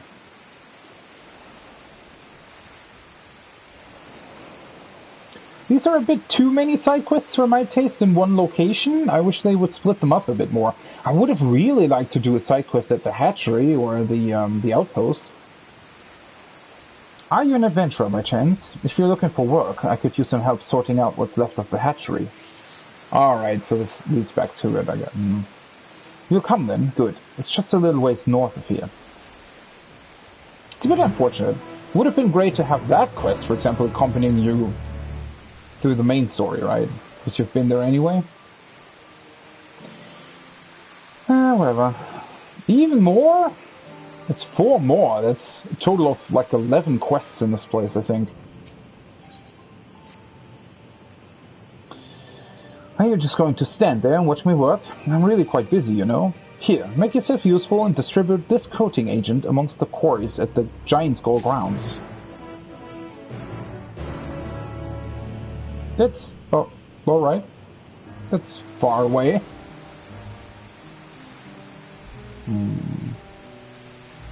Yeah, I feel like they could have done these side quests a bit better. In terms of just the timing of when they appear.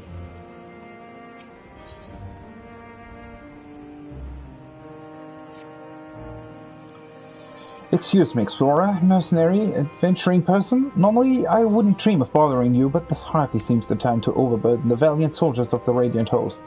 Yeah, I know, just overburden the person that's helping them save the world. I just need a simple ingredient to further my current research. The complicated part is harvesting said ingredient without being murdered by the local wildlife. Would you be so kind as to venture into the hills and fetch me some bark shavings from the trees which grow there? Here, I'll lend you my special bark stripping knife. Great. It's just a bit unfortunate, right? Because you've been to the mines, you've been to the hatchery, and now you have to go there again instead of being able to do these side quests while you are visiting for the main story. I mean, you know, it has the advantage of, you know, traveling through the area a bit more. Ooh, is that a, like, lady... what's her name? Corpse Dancer. Crutch Bearer Snoo Snoo. Alright. It seems like a Lady Dummo... what's the name from Resident Evil 8? Everybody's been raving about? Seems like a glamour of that sort. Ah, welcome back. Dare I hope you have the Giant Skull. Indeed, I do have it. Oh my, such fine specimens. Thank you so much for bringing these. We now have everything we need to make our next prototype, one that should be capable of passing our most rigorous tests. When it is ready, it will be time for a true test, so please take your ease while you can. Alright.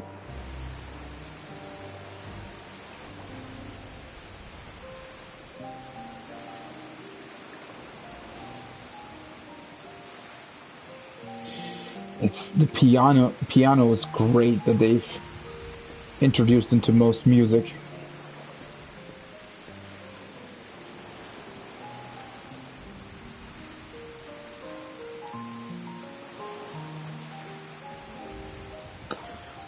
Such a peaceful moment, right?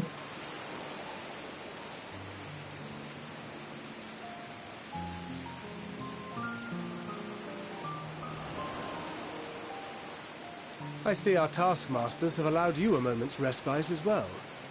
Well, not really. I still have some side quests to Thancred, but alright. Guess you could call it that. You have to hand it to these alchemists. They are determined to see this endeavor of theirs succeed. That's true. I've never been one for blind optimism, but I sincerely get the sense they're close to a breakthrough.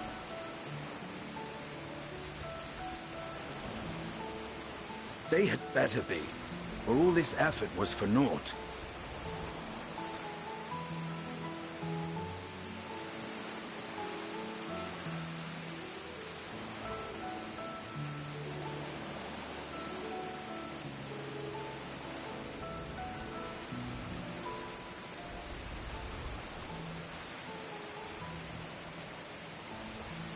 The peoples of Eorzea, of the Far East, of Thavner. Children of this star united in common cause against a dire threat.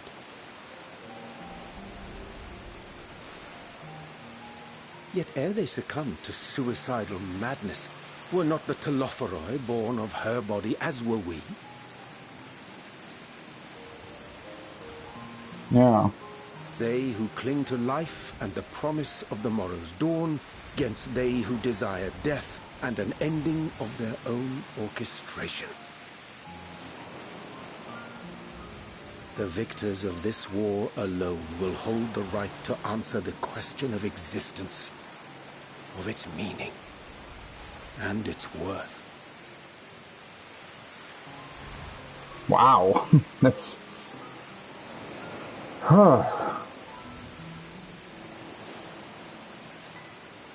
Quite a deep thought there. Poetic and ominous to a fault. Hmm. That said, if it's an existential debate in nature, then our arguments might not be as persuasive as you think. I mean, to be quite honest though, would you really call that an existential debate? I mean, the one side is just, let us destroy everything. That's not really an argument, right? Daniel wants to die and take everyone with him in an orgy of pain and suffering. An utterly vile and unforgivable idea. Well, we don't know his motive though, right? Because there has to be a point to all of it. And yet, when spat upon by fate and wailing in the deepest pit of despair, who among us can say they have not entertained similar thoughts? What, to destroy the world? Oh, I guess, yeah, if everything falls out of control. But still, I mean, I don't know if I can follow that logic. There are nights black as pitch, bereft of hope, and no words of comfort can reach you. And it's all you can do to grit your teeth and choke back the bile. I mean, I can definitely understand that. It's just that, would you really wish that... If you're in that kind of situation, you might wish for the world to end for you, but you wouldn't wish for the world itself to end. I mean, maybe in a way, but that's a very... I don't think... Who really thinks, oh, I need to literally destroy the whole world? That's, I don't know. Most people don't think that big, I think. Even in a dark hour. The more you see and suffer life's injustices, the more difficult they become to bear. Vengeance is nurtured in similar soil. Though your anger has a broader focus, the sentiment is much the same. A fervent desire to destroy others, to see them drown in torment, as you have. That about sums it up. The will to endure is not always as strong as the urge to burn it all down and salt the earth. Survival be damned. It's a struggle, often close and brutal. This is a deep, very deep conversation that we're having here. But again, the one thing I would disagree with here is that most people just don't tend to think that big. They tend to focus on what's close to them and what is meaningful in their personal life, which is also, I guess, almost a fault of humans in general, that they only really think about their closest circle rather than the big picture. But precisely because of that, I think even in struggle, or especially then, you tend to think about yourself and your bad situation. And while you might be very, very angry with the people that are probably responsible for putting you in that situation, I think most people sort of direct their anger or their dark feelings, dark emotions towards, more a few specific individuals or some maybe the local, or not local, but their state government or something like that. It's very, very rarely is someone directing their anger at, well, sometimes at society, yes, but I feel like, again, sort of the grand scheme of what Fandaniel is doing here, in my opinion, is not all that comparable to a person that's been drowning in despair and wants to take revenge on society for that. I think that's still quite a big difference between the two. Indeed. Well, I, for one, shall pray survival proveth more appealing in the end. As will I. Besides, our chances are much improved when we've the company of others committed to the cause of life. Our vengeful dragoon here is proof of that. True.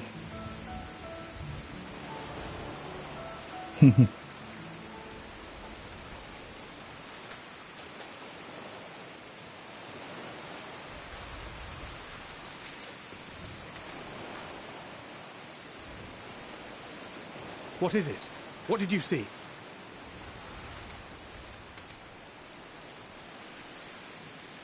Fandaniel, are you sure?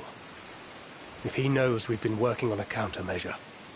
Then he will also attempt something against it, I guess. It holds. The vessel holds! This is the one! At long last!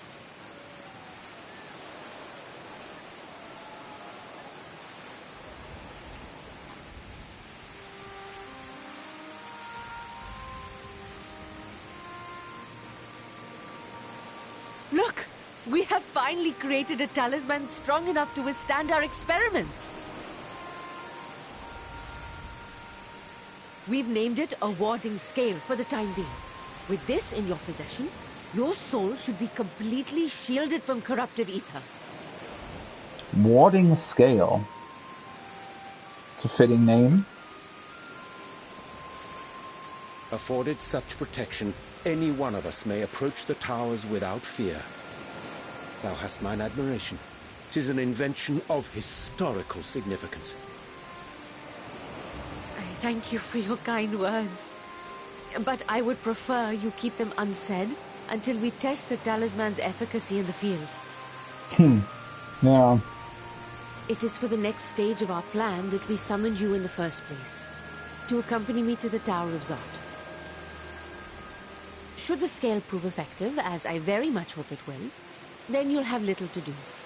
But should the effect be weaker than anticipated, I must ask that you restrain me, or knock me senseless. Not really a task that I'm, looking forward to. Let's hope it doesn't come to that. The second option is really mean. What the hell? Either way, we are fortunate to have you with us. Nidana, are you certain you wish to do this?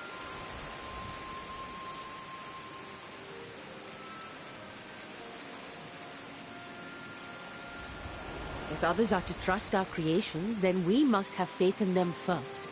And as the senior researcher, it falls to me to lead by example. Yeah, but still, But if something goes should wrong... I fail to return, then learn what you can from this attempt and apply it to the next. Our work must continue. Is that clear?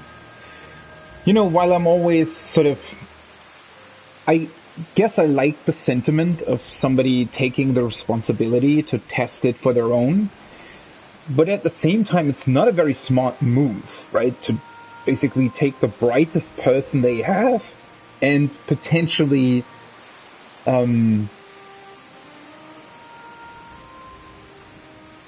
them potentially being killed by this. Because, I don't know, it's just not the smartest way to do these things, I think.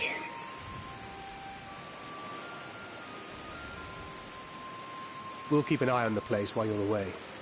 Then again, I do trust their judgment on the talisman. Assuming Thavnarian is lurking about, there's no telling what mischief he has in mind for us, or you. Be on your guard.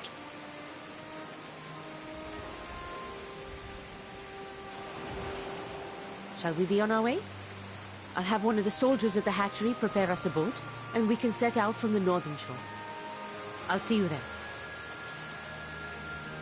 I have a feeling this is sort of the last quest to this part of the main story.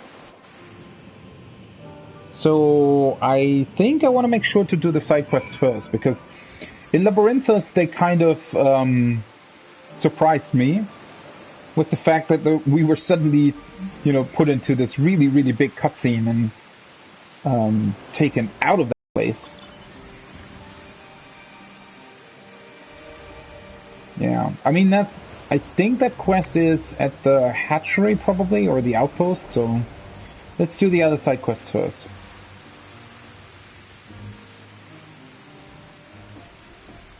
There were 4, right? Yeah, let's just travel in that direction and then turn them in before continuing with the main story, I think. Right, there wasn't... Oh, right, there was that one. That's closer. Well, I can get that later. Not worry about it too much. I guess let's go to the quarry first, because I needed to go back there. And then...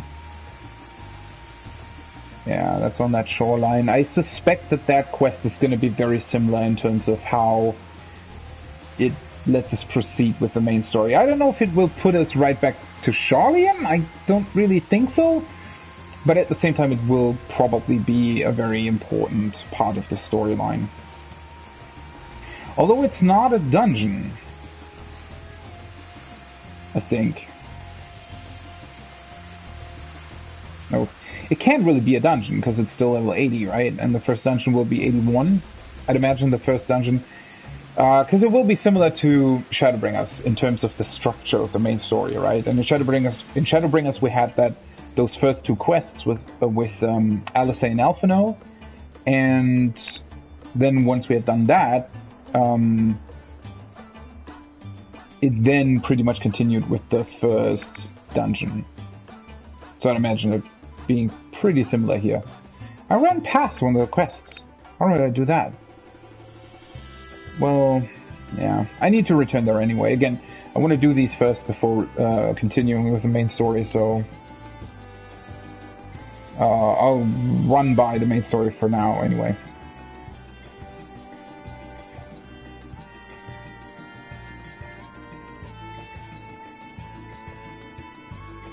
This quarry is quite far away.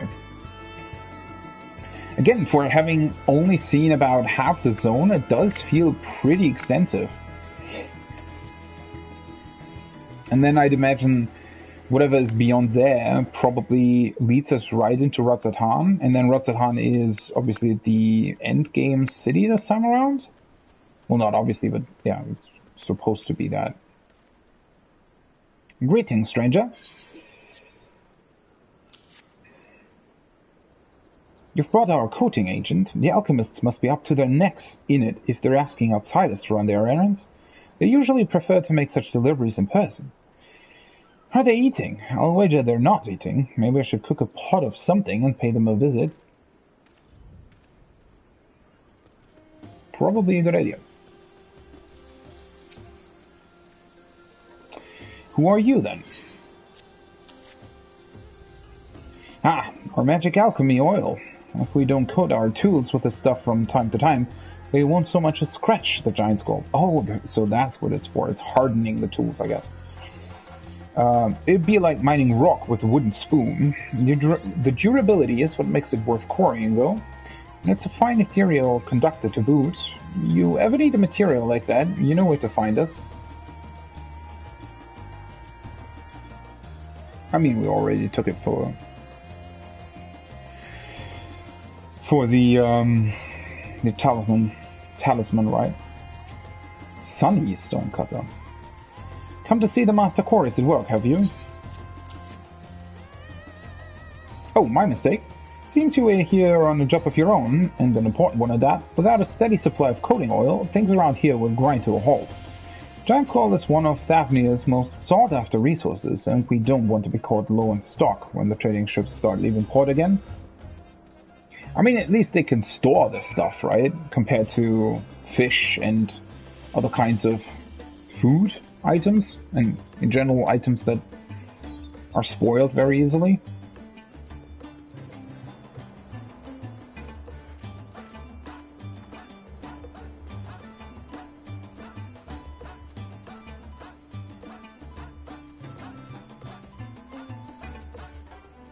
Ooh, another fate.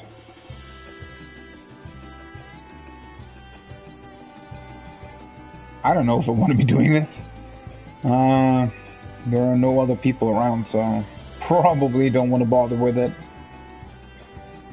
That's always the kind of a problem. If a lot of people are around, then these fates get done by a lot of people, and then they're obviously, you know, they spawn a lot more monsters than usual.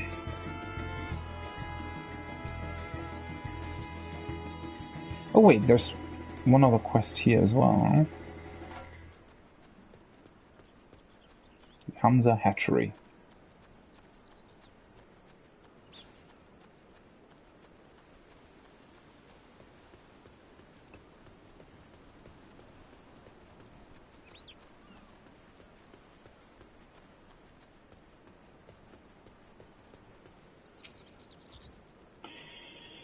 Look at this place. It's a shame what they did to it, those villains from the tower. I wish I could have seen the hatchery before all this happened. Until only very recently, it was busy as you please, selling meat, eggs, and poison extracts to eager merchants from across Thavnarian and beyond. But lamenting the facts won't undo what's done with it. Let's get to work.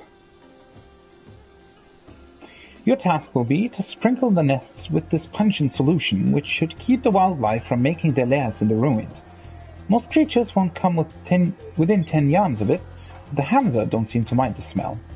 And although we should probably clear away those old nests while we're at it, I want the birds to have a familiar sight to come back to. One day. Anyway, you get on with the sprinkling and I'll start shifting the rubble. Okay. This would be really cool if you could see this resort at some point, right? After the main story finishes or something. I don't think they'll do that, but that would always be like really, really great to see these back into seeing these repaired and back to the task they had.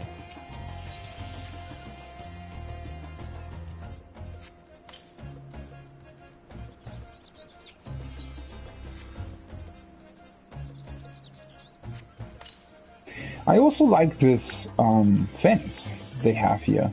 It looks so bright and colorful, like everything here, but yeah, it's really like the color combination. You find a large egg in one of the nests. Even covered with the stink of the solution, it may prove too tempting for any nearby predator. Might be safest to hand the egg to the...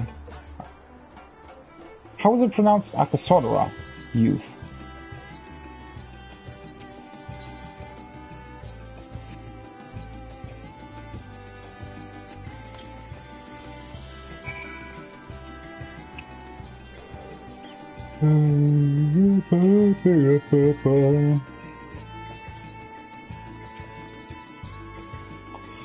All done? Oh, what's that you have there? You found a Hamza egg. One of them must have found their way back here to lay it. Whether the mother can return to hatch it, however, is another story. I realize we've only just begun cleaning up here, but I think it's best I get this egg back safely to the great work. Alright, this is done as well. The side quest should be pretty close as well, I hope. It looks like it, at least.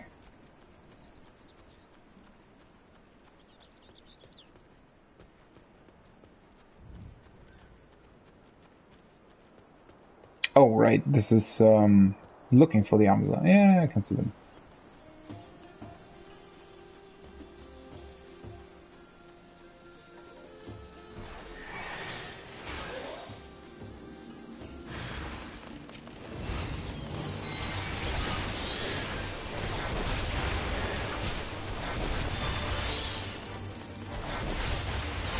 It's also, I definitely have to get used to the fact that, I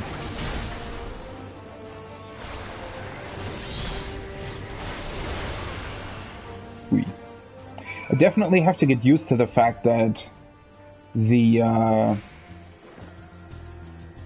Eggies, or your pet, doesn't auto-attack anymore. Because you're so used to leaving like a sliver of health, because you know that your pet will do auto-attacks anyway and kill them. But obviously that's different now. Hum appears to be unhurt and wholly unfazed by her little adventure. Return the wayward Hamza to Reen Sarut. God, these names. Well, that's good. Didn't mind that adventure. I think these are probably going to be the last side quests, so I'll turn all of them in and then return to the main story. But it's still great. I love being really immersed in these places and really taking in the sights, taking in all of the surroundings, discovering all the little details. Because sometimes, you know, these side quests sometimes, just by running to their locations, you then see like a little place along the road, like this, for example, right, where a tree is just placed very well, and or just looking at the fades and all the bustling and what people are doing and that kind of stuff. I just really like that. It's just part of the immersion for me, I think.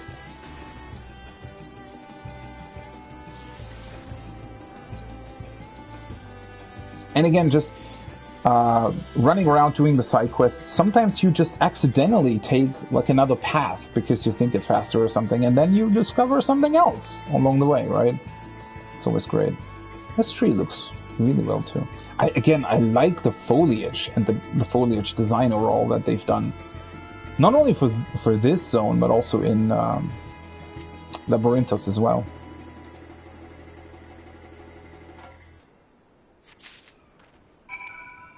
Alright. That's it.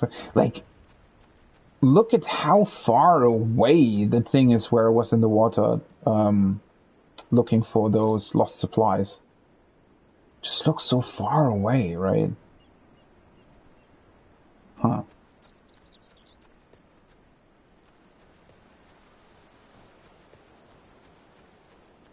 Alright.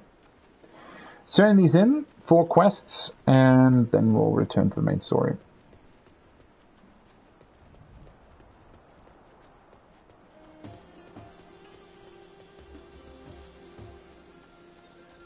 That should be all, by the way. I don't think, like... How many was that? I think I counted like 11 side quests or something in this place, so I'm pretty positive that that's going to be all.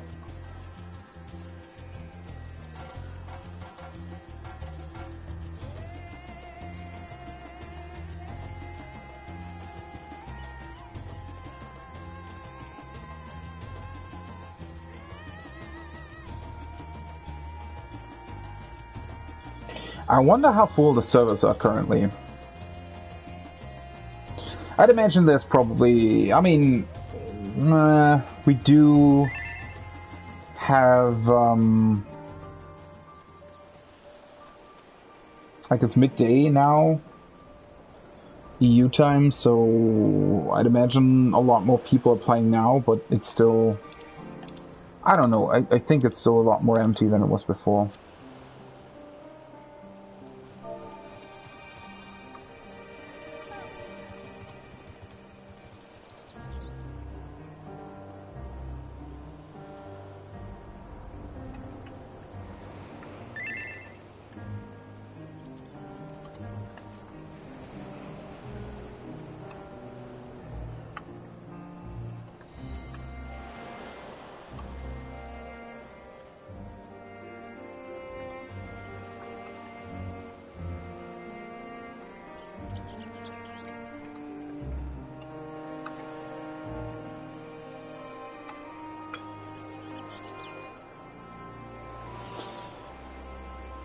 Alright, let's turn on the quests.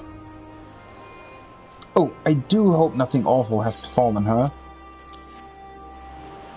Ham, you found her. I'm honestly surprised you made it that far north. Is she trying to return to the hatchery, I wonder? You may have noticed some ruined buildings up there. Those are the remains of the Hamza hatchery, a place of great cultural and historical significance. Until its recent destruction, it seemed an indelible landmark. They were able to relocate some of the breeding birds to stables within the city proper, but many, like my precious Hum-Hum, simply scattered across the countryside. One day, when things have settled down and the hatchery is rebuilt, I hope to return these wayward chicks to their former owner. I shall be sad to see them go. While we have the Hamza here, however, we can harvest their poison glands for use in various alchemical mixtures, not to mention enjoy their placid and entirely agreeable company. Here, this is for bringing Ham-Ham back safe and sound. Be sure to pay her a visit once her old home has been restored to its former glory.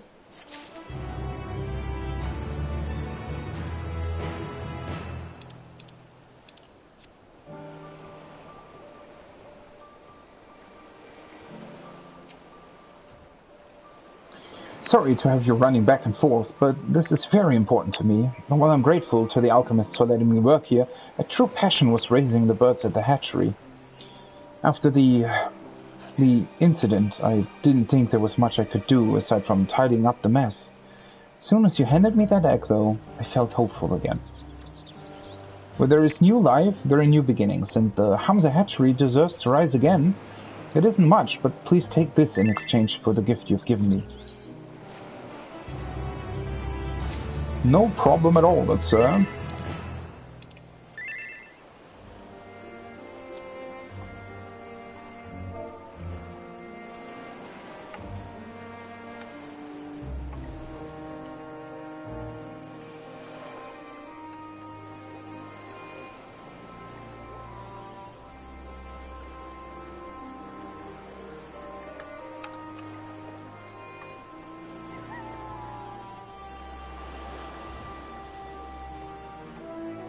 Sorry, just want to answer my friend real quick.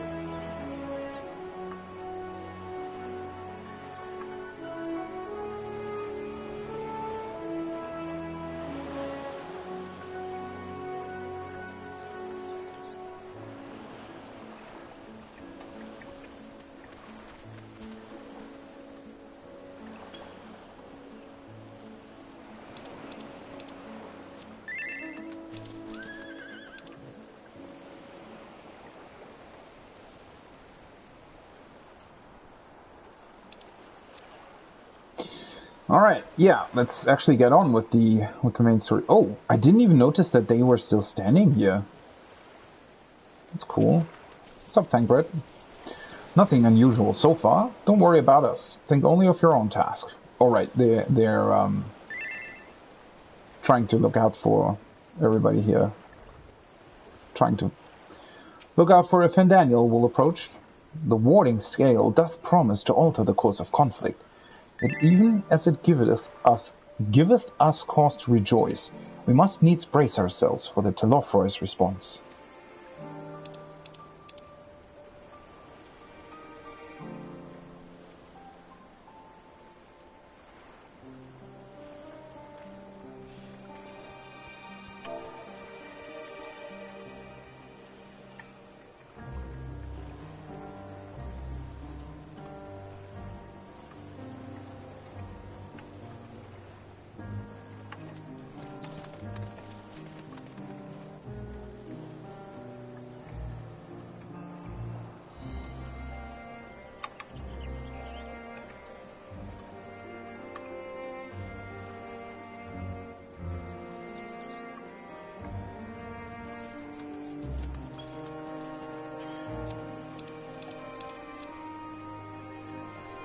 God, I'm really looking forward to the rest of the story. Seems to be really, really great. What of that boy? Varshan, was it? Running this and that errand for the satrap, you say? Why do I ask? 'Tis nothing. Curiosity. Sure, Estinian.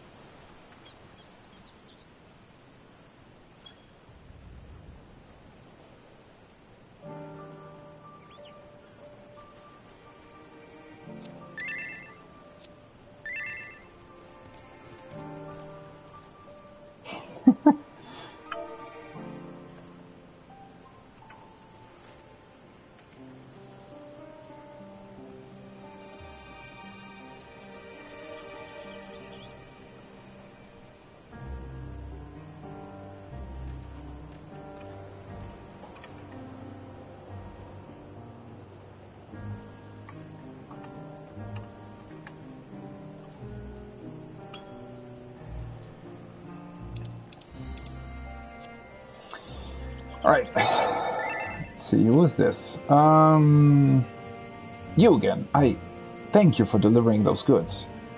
We have a relationship with the quarriers, which stretches back for generations, and an abiding respect for the difficulties we each face. As such, I'm glad your timely delivery prevented an undue loss of labor. One day soon, I'd like to sit down and share a drink with our stone-cutting friends. Please take your payment and leave me to my work. As I said, I'm really quite busy. Bam, bam. Oh, that fitted perfectly with the background music there. The quest finishing sound. Yeah, wait. I actually, let's see. What does a casting gear look like? It's a bit, doesn't it look familiar? Why does casting gear always look that boring? I thought this would maybe be the same gear that they have. Oh, this looks cool.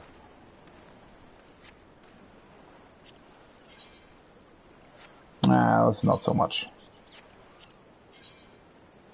What? Oh. Didn't quite load. Yeah, so the tanking gear looks cool. The rest, not so much.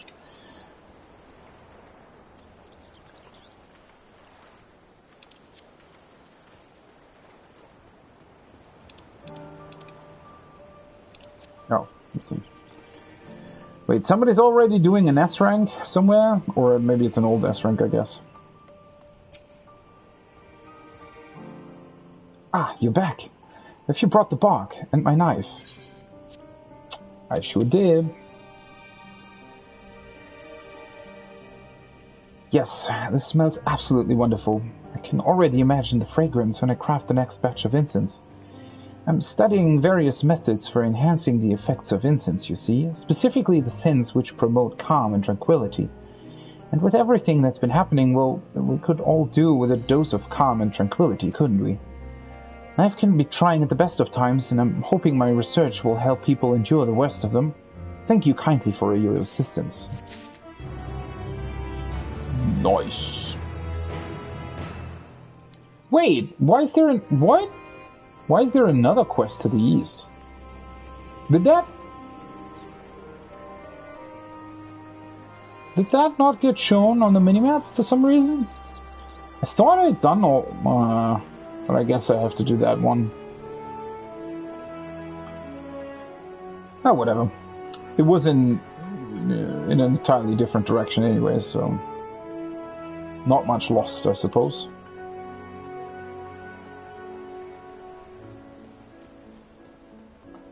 I wish you could go in there. It's quite a shame. It's interesting. They appear to have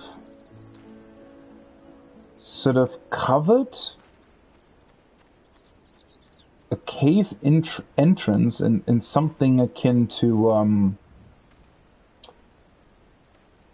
concrete or something similar, right? It's a really interesting way of doing that.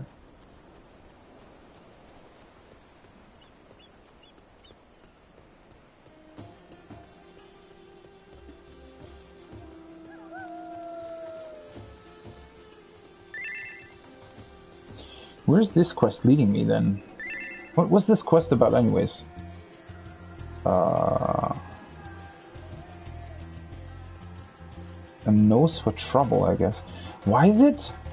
That's weird. Why is it so far down on the quest objectives? I haven't, like, forgotten about anything else though, right? Labyrinthus? No. It's just the last one.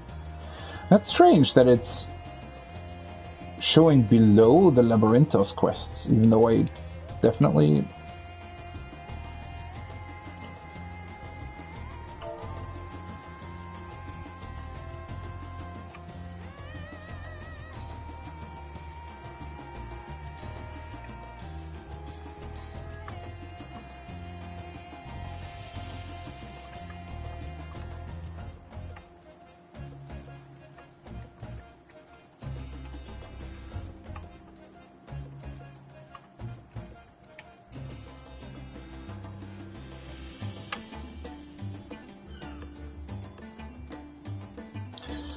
Yeah, I was wondering about the damage that I was doing as a summoner, because it felt like, especially Akmorn was critting really, really high.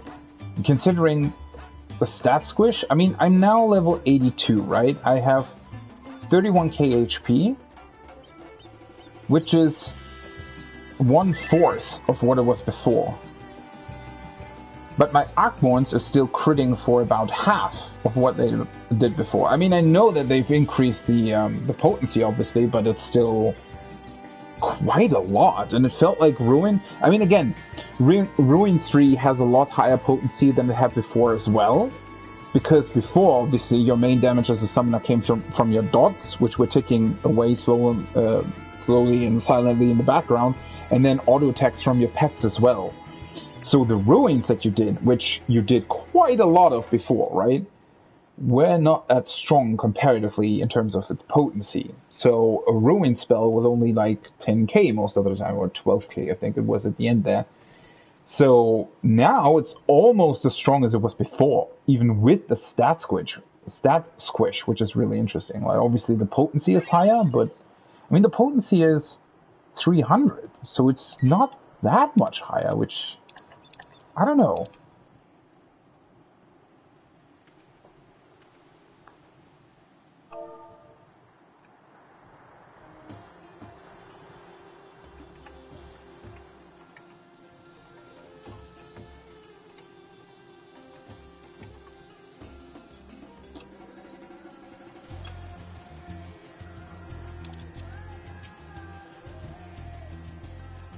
This is it. Agni grass. I'll grab a few bundles. You keep watch. I'd hate to get eaten so close to my goal. Sure, buddy.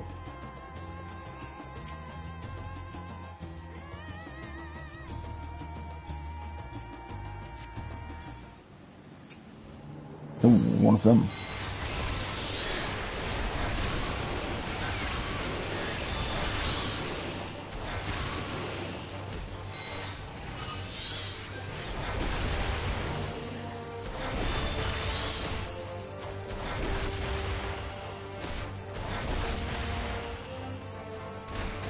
It's actually doing quite a lot of damage. Huh.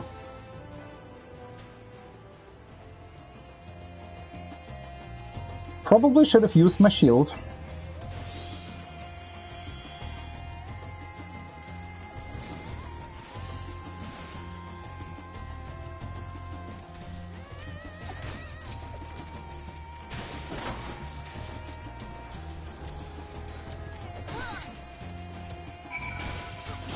No, that's it, I guess.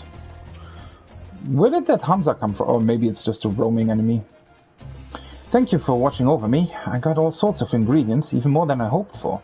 All thanks to you. If you weren't here, I would have been too scared to... What was that? Perhaps we should continue our talks back at the Great Work. Run, little fellow. Akasodara. How are they pronounced? Akasodara.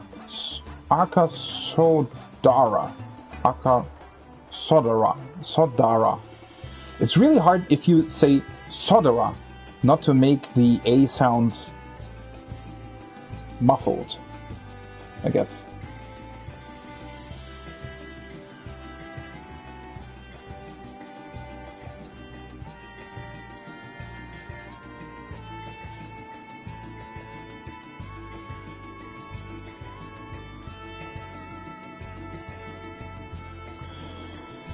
So, this should be the last side quest then.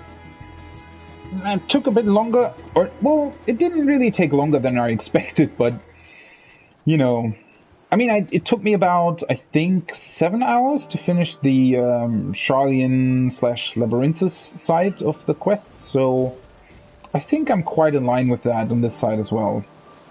About 7 hours. And I've definitely done more side quests here, since I missed a lot of side quests in Labyrinthos. I mean, I still have 3 in my journal, and then there were at least 2 more that I thought that I saw on the minimap before I started the very long cutscene with the forum and everything that happened after. Phew, we made it back in one piece. I really can't thank you enough.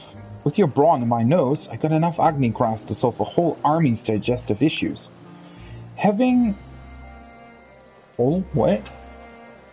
olfactory senses 5 times as strong as your average Midlanders comes in handy sometimes. Olfactory. This place can be a bit much though. So many smells mingling and clashing, and all of them so strong. Anyway, thank you again, kind adventurer. Please take this.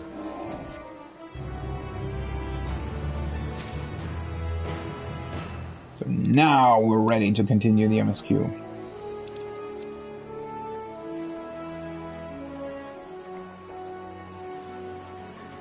But yeah, now people are a lot more scattered now. I mean, you can still see a bunch of people at every MSQ location, but they're not, like, they're, 5 to 10 people at max, I think. I mean, there are, how many? 5 people here? And that seems a lot more organic, right? I mean, obviously it's still not really organic that everybody's, standing on the same location, I guess, but I think you get what I mean, right? It's sometimes a bit annoying if you want to focus on the MSQ, especially if you want to also talk to the NPCs and that kind of stuff, and then there are like 150 people on that same quest objective. That's, well, it's not really annoying, but it's just a bit unfortunate. I think it does take just a tiny bit away from the atmosphere, and it's actually quite cool to be, since I couldn't really play yesterday, to now be a bit behind most people, I guess. So now I can do everything on my own, with relative calm and no interference from a million different people at every location.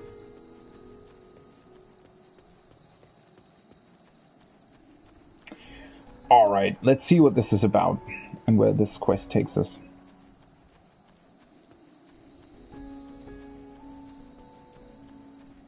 But I said this yesterday as well. I'm really quite surprised at the sheer amount of voice acting and voice acted cutscenes during these parts of the main story, right?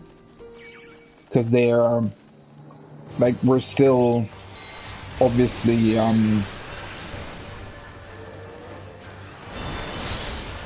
sort of far away from the important bits, I guess.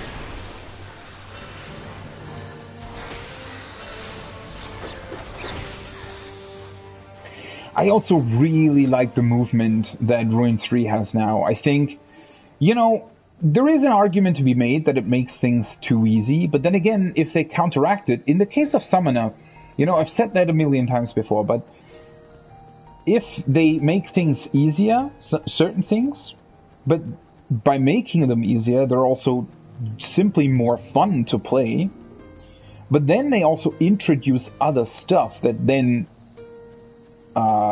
makes it more complicated or requires different skills, I guess, or is just different in general. I think that's a really good way of designing a job, right? And I think in the case of Summoner, one sort of thing that I did really, really like about the Shadowbringer's Astrologian is the short cast time that the main damage spell has.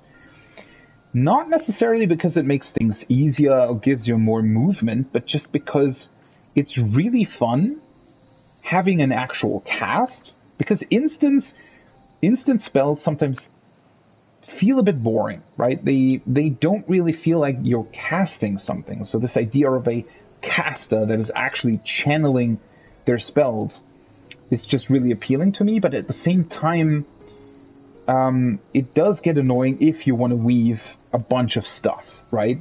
So having the short cast time is sort of the best of both worlds, right? You have a cast, but then you can still weave one thing as well during that GCD. And I think that's just a really fun trade-off. And I think in this case, in the case of Summoner, with it having a couple of selective, very long casts to sort of break up that feeling. I mean, that's certainly an issue with the healers. I mean, obviously I haven't played a healer in Endwalker yet, But in Shadowbringers, that was always the issue, that you just spammed your main damage spell a million times over.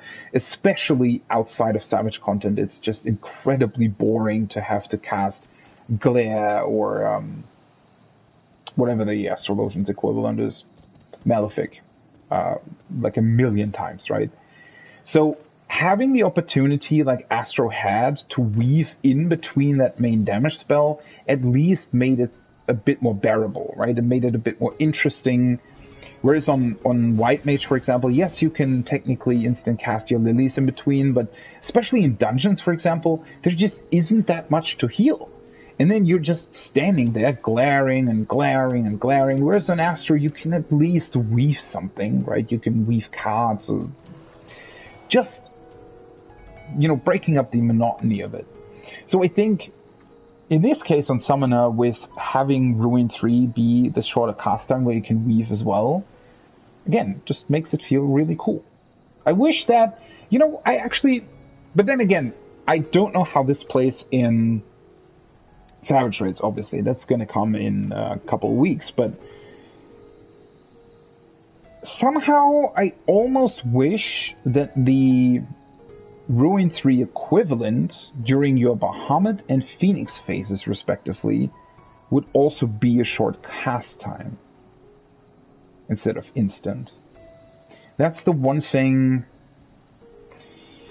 because once you're in your proper rotation, you won't really be casting Ruin all that much. It will really, I think, only really be one cast max per minute.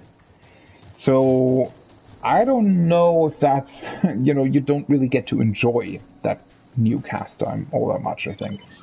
But then again, it remains to be seen. It remains to be seen how the fights are structured, how the mechanics work.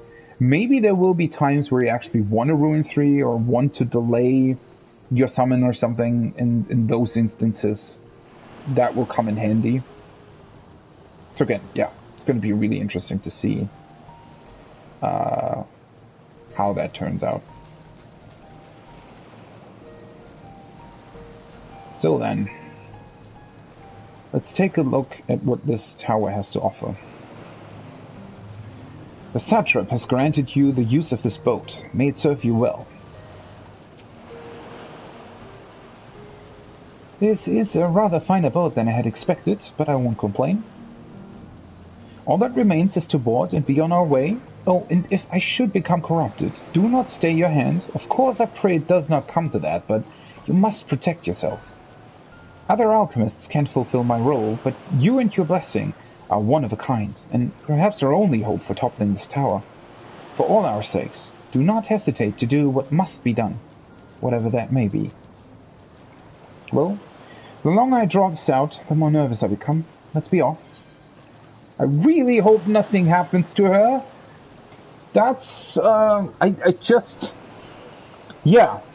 just noticed the distinct lack of people dying, which is how they introduced you to Shadowbringers, so now I'm actually nervous for her.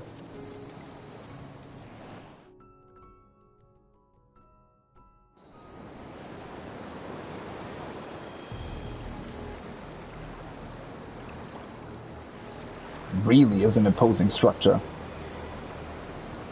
We should soon cross the threshold of the tower's influence.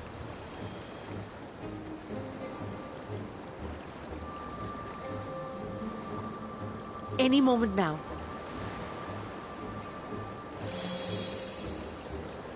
Ooh. I mean... It's working! It does look like a rather feeble shield, doesn't it? And you are still yourself? Then I'd like to see how it fares closer to the tower if we could. I don't know how far we want to go for a first experiment, though. Then again, I mean, we have to test it somehow, don't we?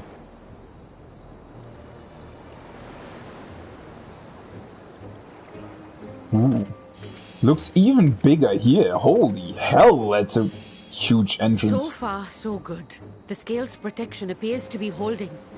If we can just make it to the tower's entrance.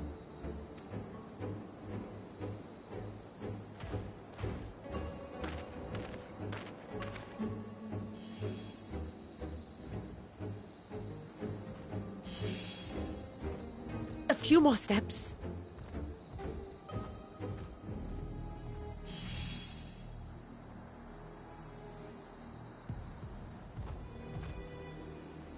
Praise be to the sisters, we made it! And the scale has proven itself to be everything we hoped it would be. Why do I have a feeling that this is going to go horribly wrong? Now we can focus on production. Once we've equipped and returned with an entire survey team, this menace will soon give up its secrets. What? Yeah, that's what I thought.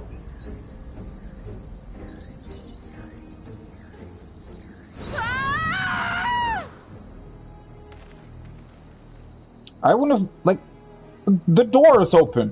Why would you stand right in front of that? Especially, why wouldn't I be between... Of course. Holy shit, that's a huge structure.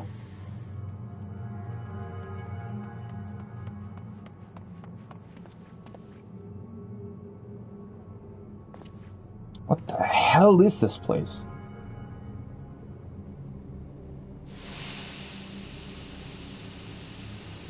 Oh,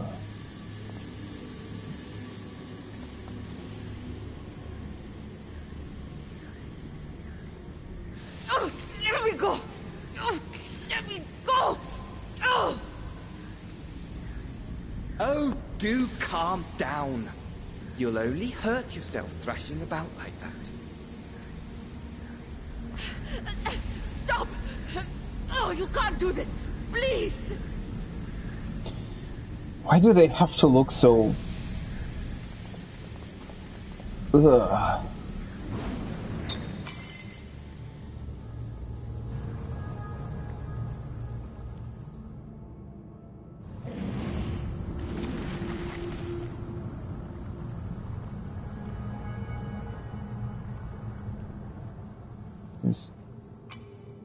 A little late for heroics, I'm afraid. She's not dead, is she? The similarities are striking. My! Such hostility! Never before has my artistry so displeased. My patrons of old would have positively squealed in delight, though, between you and me, I find gushing praise exhausting.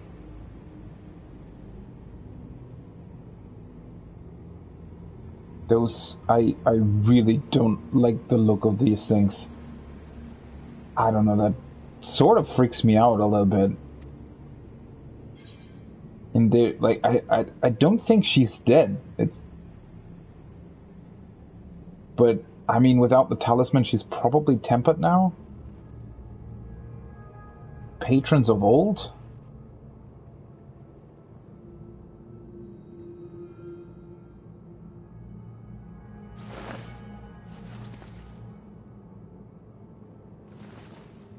Allow me to tell you a story. Surely you've yet to hear the one about Van Daniel, the sundered Ascian. I inherited the position and the soul of the Van Daniel who sat on the convocation in the time of the final days, theoretically speaking. I mean, we know that much. Practically speaking, that fact is of no consequence. I was born and lived as, well, me. Eventually, I was recruited into the Ascians and imbued with the former Van Daniel's knowledge and memories, but I never felt that they were truly a part of who I am. That is something that we've never known about so far, right? How they actually went... I mean, it was sort of obvious, but at the same time strange, right? So they practically just looked for the sundered soul of their convocation colleagues, and I guess just gave them the crystal with the memories of that particular convocation member and recruited them into the Ascian order.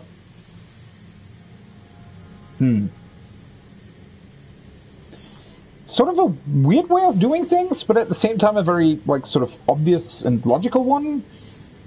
I don't know.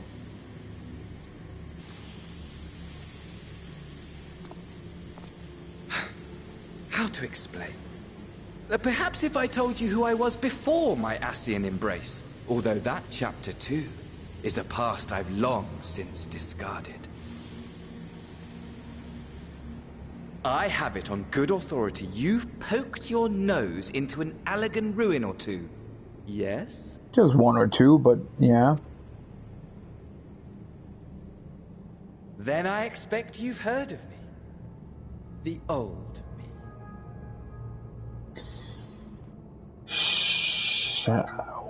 What? Who the hell is he? Allegan? At your service. Really? Holy shit. I did not expect this. He is Amon? What the hell? Imagine a nation of unbridled prosperity. Every need met, day after day of unbroken, unshakable peace. Existence fulfilled and ripe for decay. You are a genius without peer, Amon. However do you conceive of such delightful experiments? I can't believe this. What the hell? I would have never, ever guessed that he was Amon back in the day, during the Allegan times.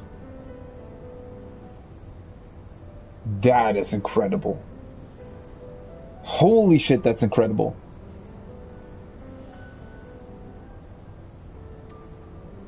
That fool was beside himself with panic when he awoke with the head of a bull.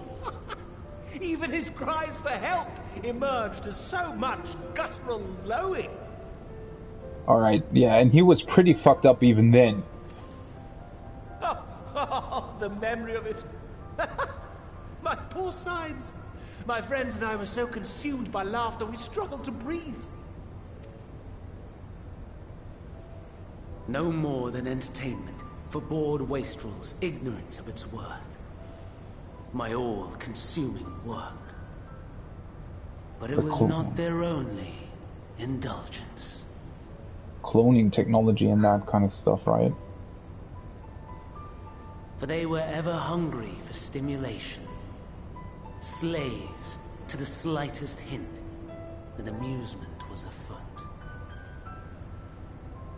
Our nation was ailing, but I would see the poison purged. I resurrected a legend, our first and greatest emperor.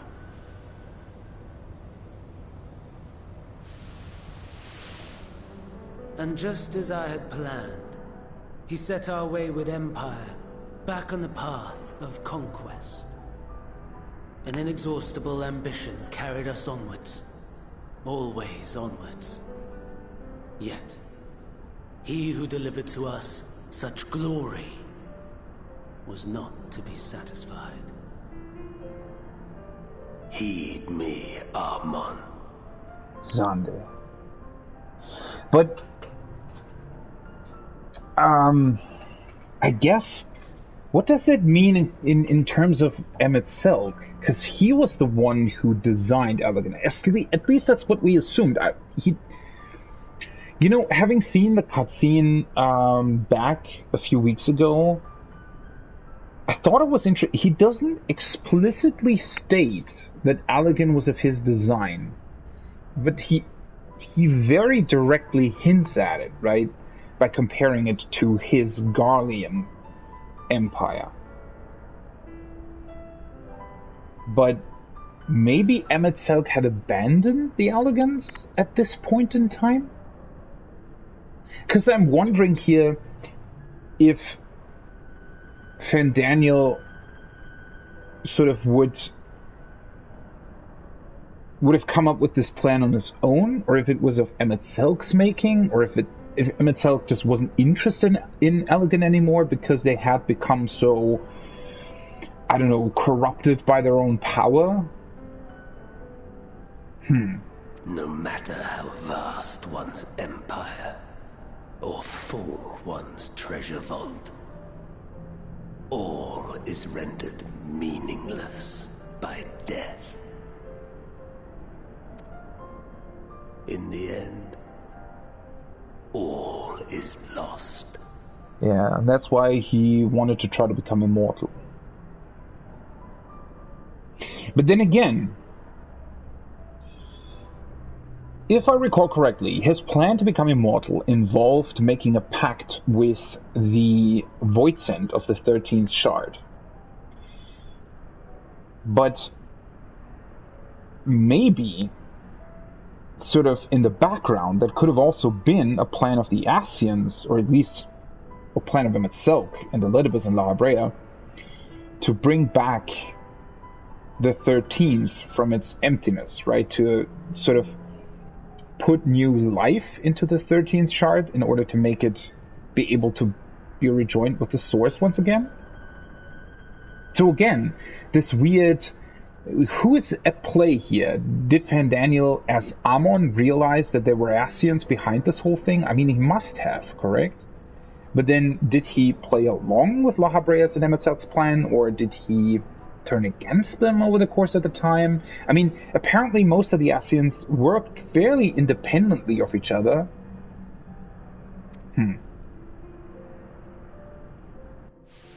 You know as well as I that the Emperor stands to lose this war, and so I have come to claim you. For while your methods leave something to be desired, we cannot deny the results of your work. Guess it answers my question. And as fortune would have it, the seat of Fandaniel, your rightful seat, lies vacant and waiting. Take your place amongst your peers, rather than die a pointless death amidst the ashes of your doomed nation.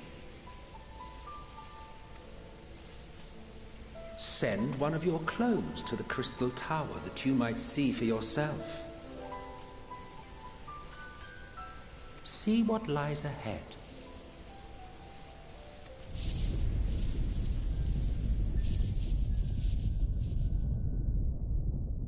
This is incredible.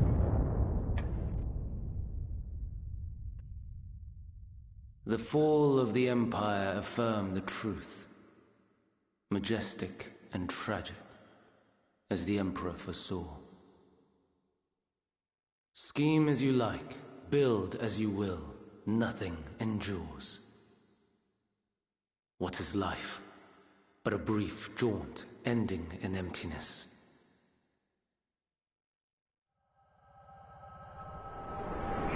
Holy shit. So...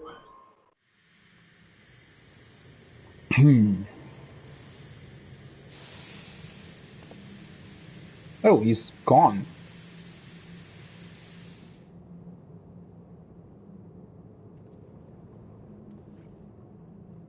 Why would he give us this information, though?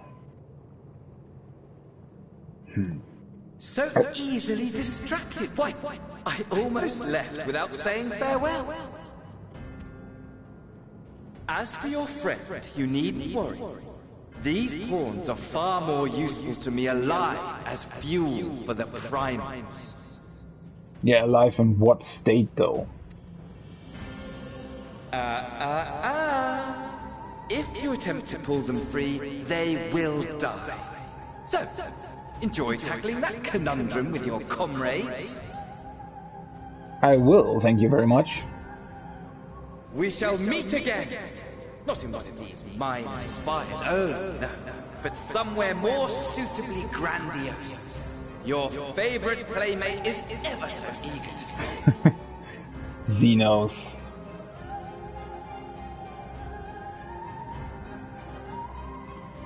So So I guess these towers are partly elegant in design, or at least similar to the technology that they used.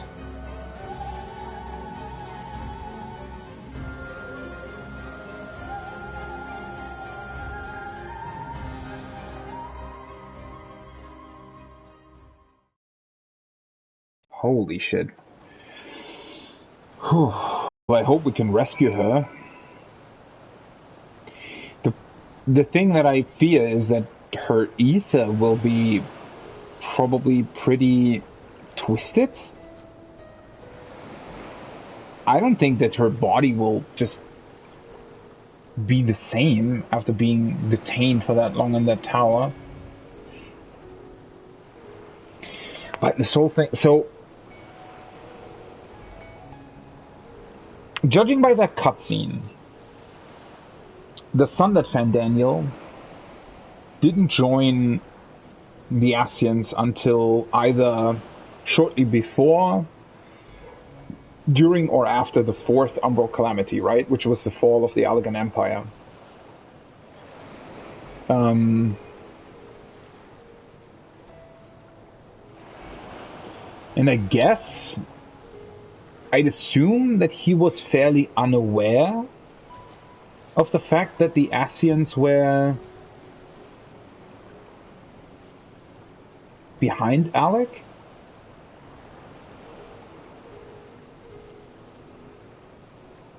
Because again, I mean, what we just saw from the cutscene sort of hinted at Fandaniel being... well, not being happy about the state that Alec was in, right? And it seemed like he wanted to bring back Xande, actually, sort of to, well, not really to take revenge on the Allegans, but something similar, right? He wanted to bring back Xande to essentially show them how great of an emperor he was and how he led, how much better he governed the Allegan Empire compared to what they had become, right? That's why he resurrected him. But in a way, wouldn't that be the exact opposite of what Emmett Selk wanted to achieve with the Empire? Because obviously Emmett Selk's plan, and the plan of the Unsundered Ascians, from the beginning pretty much would have been to use Alec in order to set off the next calamity, right? Which ultimately happened.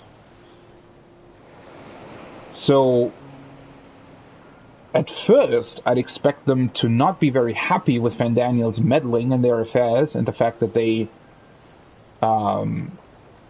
he apparently sort of on his own, from his own volition, summoned or resurrected Xande. But then at the same time, it seems that it pretty much played into Emetel's hand, because that was ultimately what destroyed Alec and brought about the fourth Umbral Calamity, right?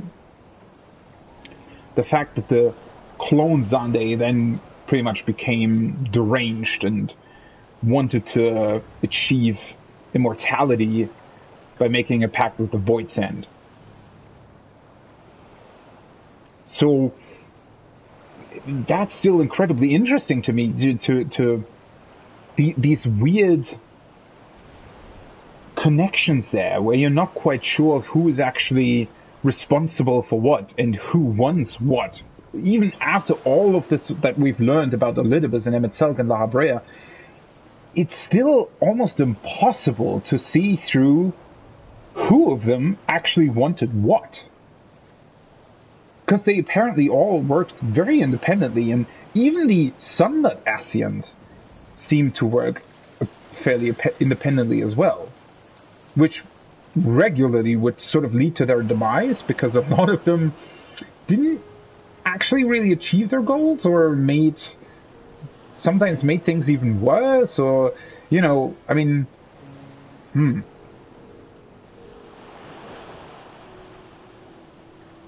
I mean, it sort of makes sense, right? Because the unsundered Ascians wouldn't really think, like, they wouldn't really hold anybody else in high regard. They knew that the sundered souls of their convocation members were in those Ascians that they added to their order, the I guess resurrected convocation.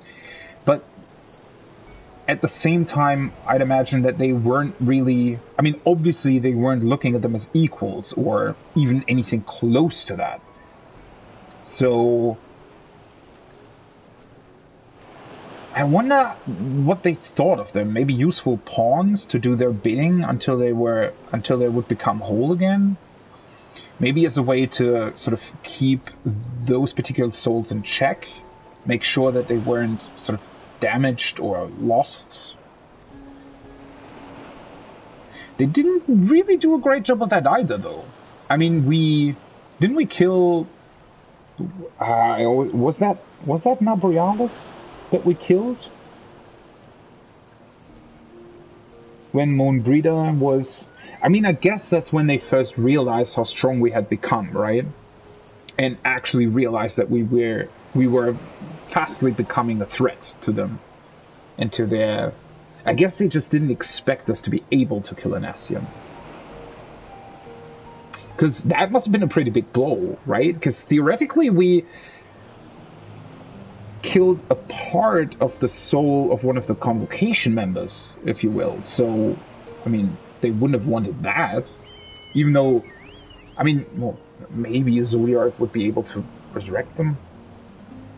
But still, I'm really confused as to what kind of motivations are there for the different Ascians. Why are they doing the things they're doing? Feels like, especially the Sundered Ascians, wouldn't even have much sort of motive to really help the unsundered ones, right? So it's really rather quite confusing in a lot of ways. And then also again, did Amon, or Fandaniel as Amon back then, knew about the Ascians? Or did they introduce them to him?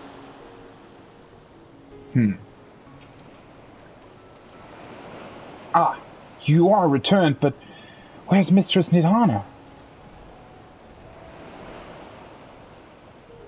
My nausea preserved, just when we had succeeded in making the talisman.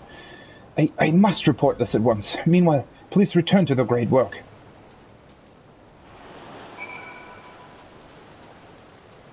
I will do so. Yeah, this is... Whew. I really, really hope that she will be alright. I mean, how can she be alright? But then again, we are still... I hope that at some point... I mean, we have to find a way to restore the ether, right? Otherwise, think of all the people that were killed through these towers. I mean, they're not... That's the thing, right? Currently, the towers haven't really killed anyone. They've just taken them in and using their ether and their beliefs and all of that to create these monsters. But at least as far as we know currently, their ether must be corrupted to the point where we can't really help them, even with our methods of, reversing tempering. We wouldn't really be able to reverse it by that much. And they also, like, the way these towers look from the inside and the way those... I mean, for some reason, I know that we saw during the 3.5 questline, we saw the Amalja being in those towers, right? But now, with the Matanga are in there, it seems even more sort of... Well, not really frightening, but certainly very unsettling. The way they looked, so ashen and almost devoid of life, and then in these weird you know, these weird vessels that they're in, looking all fleshy and just a really unsettling portrayal of that.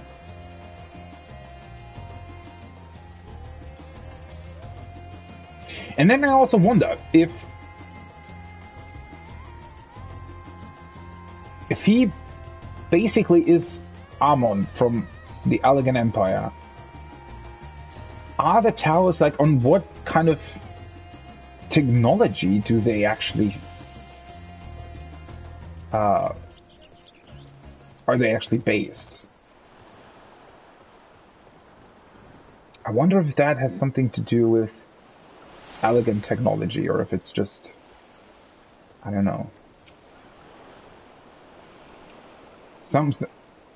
Something's gone awry, hasn't it? What happened? So it was Daniel after all. Damn that bastard. I'm sure you wanted to do more, but you were right to return here first. We must tread warily, lest we endanger Nidhani and the other captives.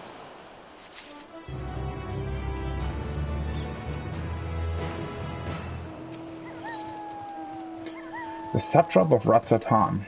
Wait, we're going to Ratzatan as well?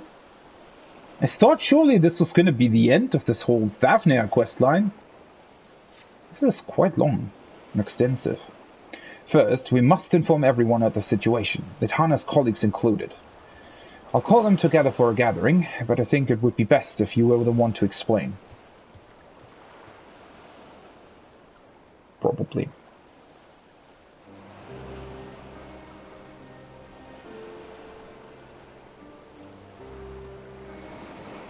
Oh, Nidhana.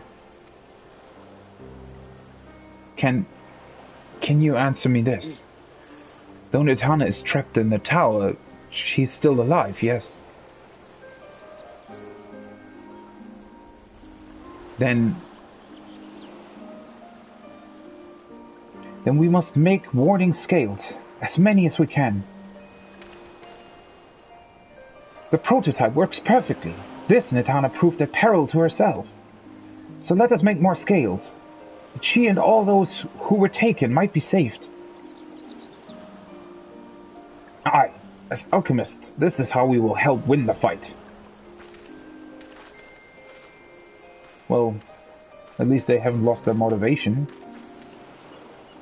My friends, the satrap has been made aware of the tragedy. He offers his heartfelt condolences and reiterates his pledge to provide you with all that you require. To that end, he bade me give you this link pearl that he might personally discuss the production of the warding scales with you.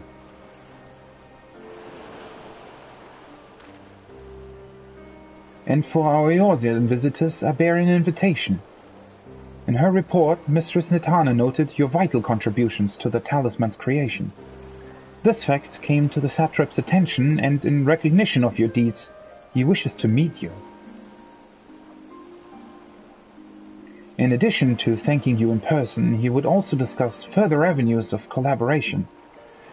And so, if it is agreeable, will you not accompany me to Ratzatan for an audience with His Excellency?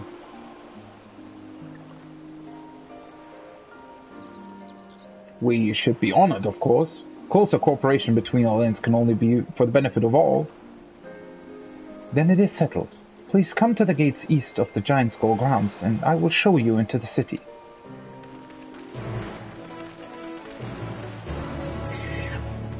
I mean, I guess this is like with Colusia and Hulmore and Shadowbringers, where we actually went into Hulmore as well. Didn't expect it though. I for sure thought that I would be finished with it. I'm almost 82 and a half, and I haven't even finished the level 80 quest. That is quite something. But I've been playing for 5 hours without a break, so I actually will take a small break here. Not a long one, I think. Although I do need to have lunch at some point. Just need to find a good spot to rest. I guess I'll take this. Let's just sit in between the crates and enjoy the waves and the ocean. Alright. I'll be right back.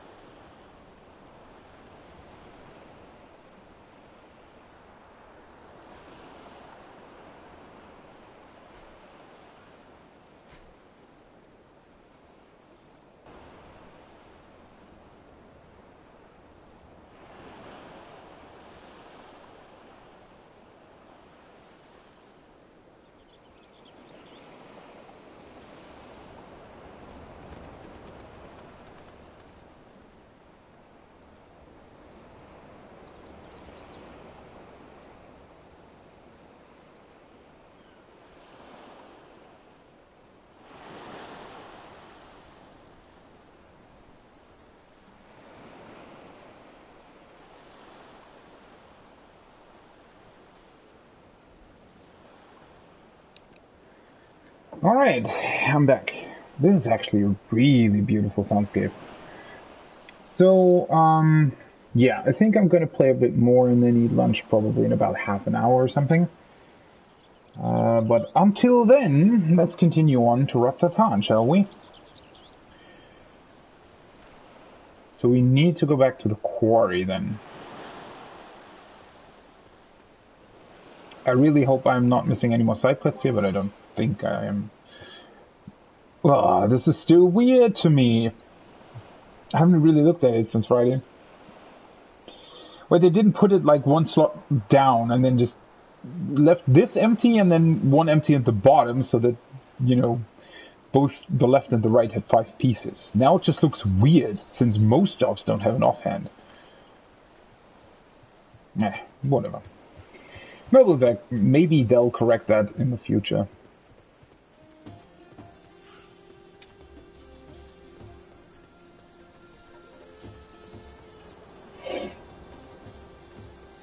By the way, is there purposefully no sound playing there, or was it just coming back to a point in time where there was no music?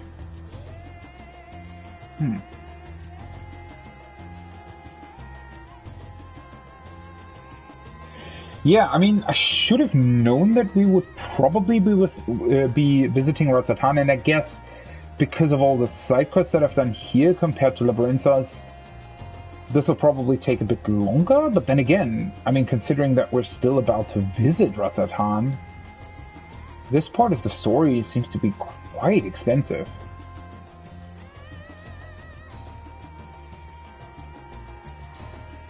And again, I'm already almost 82.5.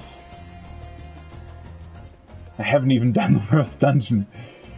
This is going to be an interesting experience. I mean, they have said there's about 30% more MSQ than in Shadowbringers, or compared to Shadowbringers, but this is still... I mean, I know that it took very long for Shadowbringers as well. It took me...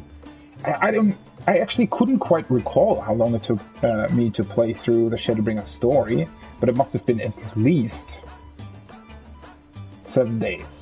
Probably longer, and that was with pretty much playing every day for, you know, 10 hours plus.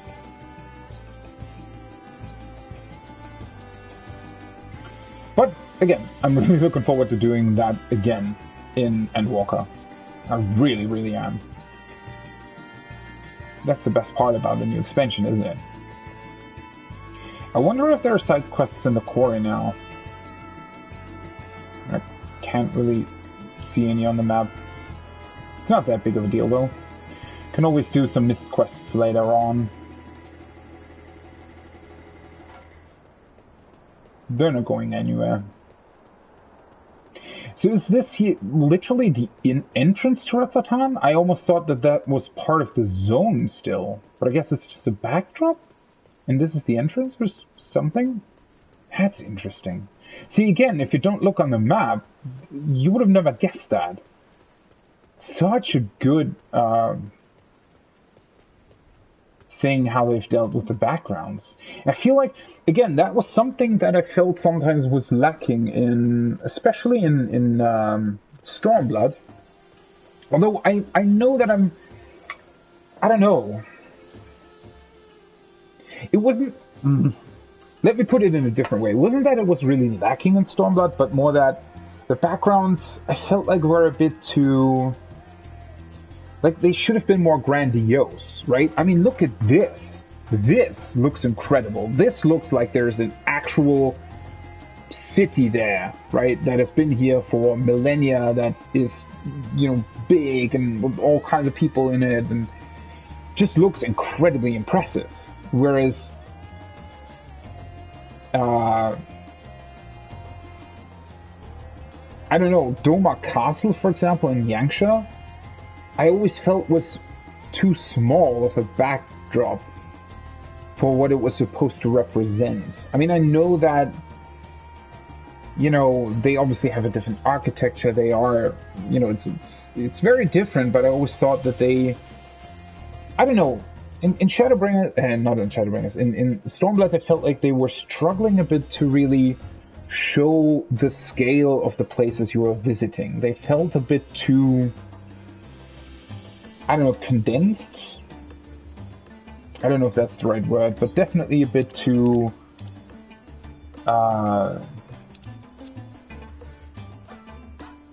just not what they should have been, I felt like. And, yeah, they've done an incredible job here so far. Reaper's teleporting all over the place. Alright.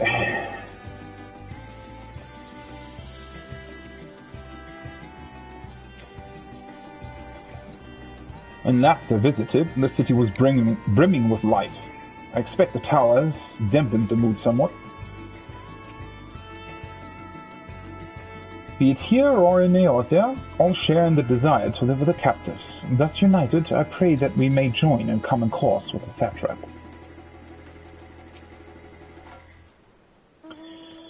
Of the satrap, I only know the common tidbits, that though the position is hereditary, he is not considered a sovereign, and that despite possessing considerable authority, he wields it sparingly.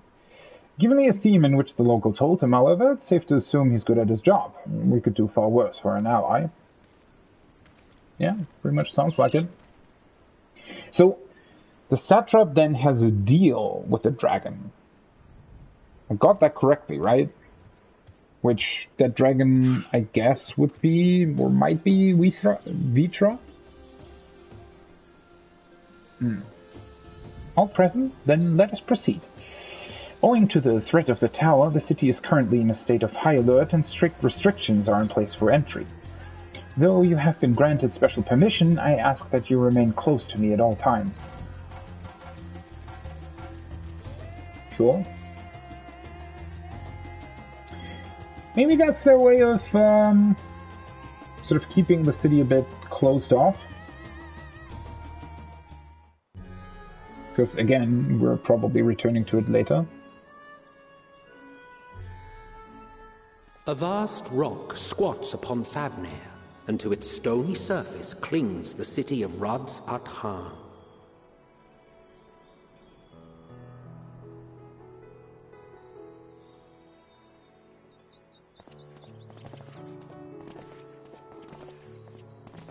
Ye who enter here are subject to the scrutiny of gods, the gate's most watchful eye.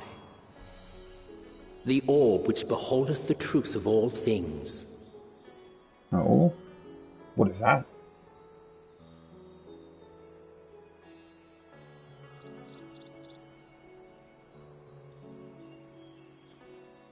Pass beneath its hot and piercing gaze, bearing down like a second midday sun.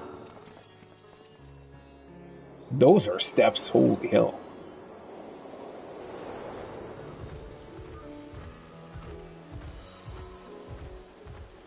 The fragrant haze, a mixture of sweet incense and acrid smoke. The cries of merchants mingled here with lively melodies accented by dancers' feet.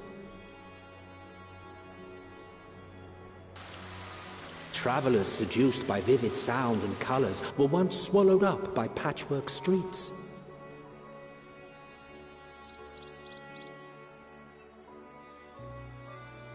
Wow.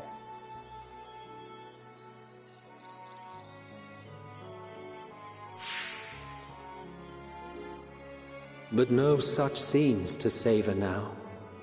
To what somber present does that divine eye bear witness?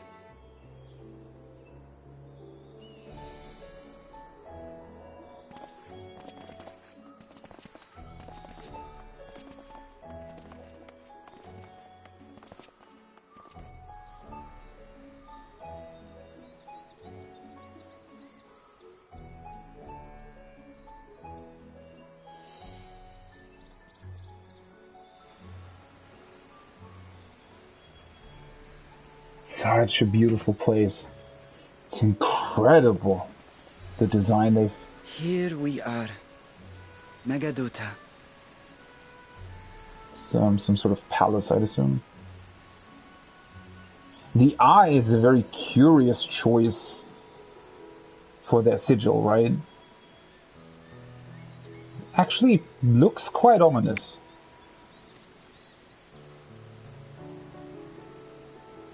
I guess that's the point. It seems a shame to bring you here directly. Under normal circumstances, it would have been my pleasure to show you the sights. And it would have been our pleasure to see them. Alas, it seems our tour of the city will have to wait. I'm afraid so. Come, we should head inside.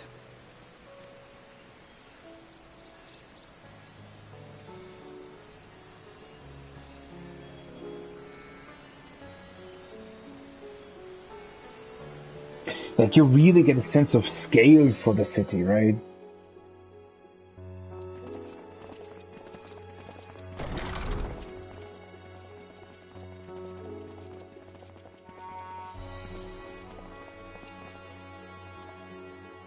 Your Excellency, may I present our honored visitors? Ah, splendid. Most splendid. Allow me to introduce myself.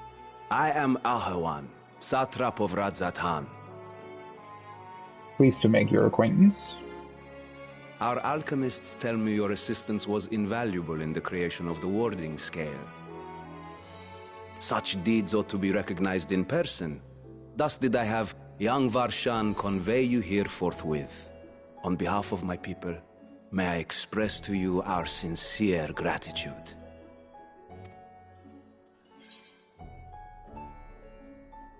Not everything went to plan.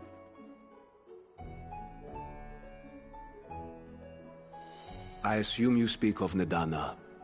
A regrettable incident indeed. Her colleagues insist that we honor her wishes and trust in the talisman, that it will be instrumental in saving Nidana and the others. I hope it will.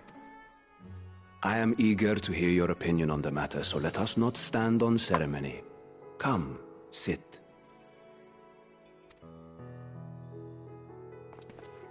I think not. What? This charade has gone on long enough. Show yourself.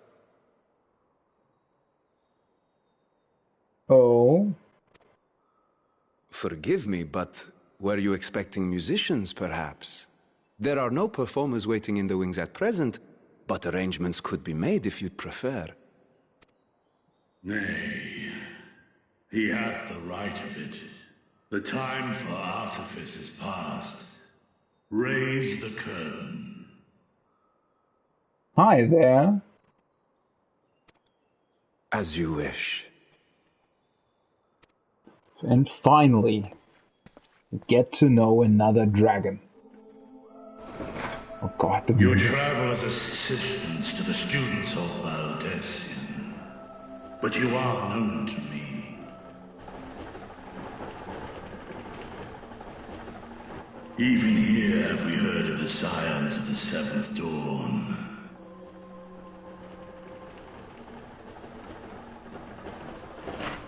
I am Vritra, and for years uncounted hath this isle served as mine abode. So they've been here for a very, very long time. Also very interesting, because I don't think that anybody would have ever expected Ratzatan to be essentially co-governed by a dragon. Now I wonder where the other dragons are. Vritra, of the first brood, sibling to Hraesvelga and Nidhogg. Aye, mine elder brothers, of Midgard's foremost spawn, I was last to hatch. Oh? Well, isn't this a surprise? We were told Radzat Han had an alliance with a dragon.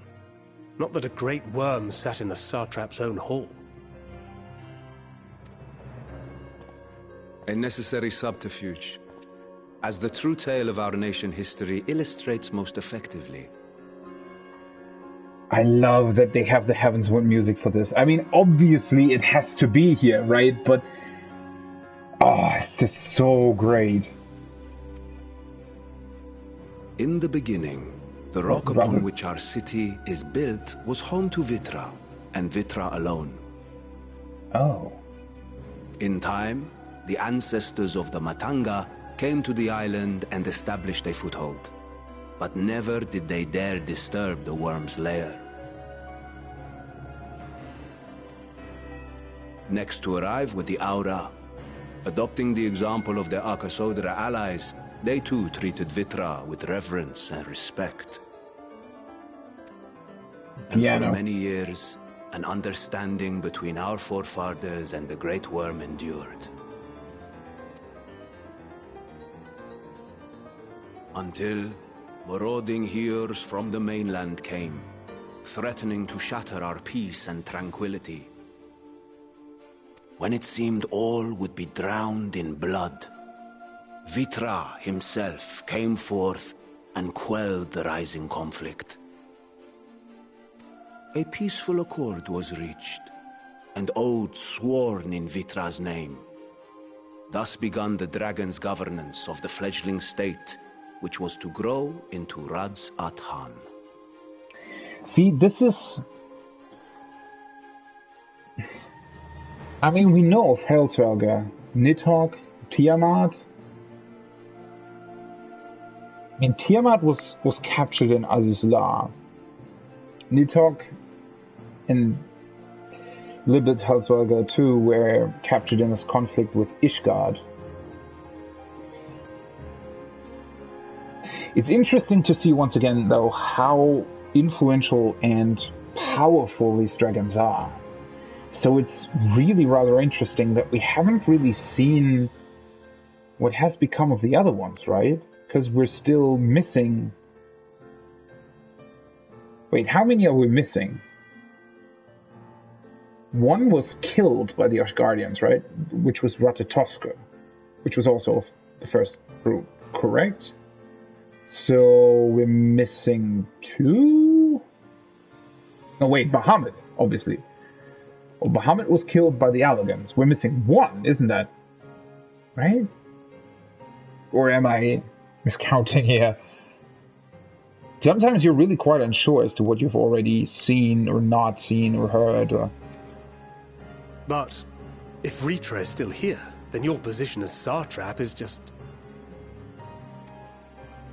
A charade, yes. And one which my family has performed faithfully for generations. Many envy the great worms their power. Were it known that I ruled here, then the fires of war would burn without end. True. I would not be the flame which consumeth my people. Those few who join me in laying our country's foundations were, perforce, sworn to secrecy. It's really quite a feat that they were able to keep this a secret, right? Your eye. It was taken. Oh. That's not good. 'Tis here, buried within the semblance of flesh. Okay.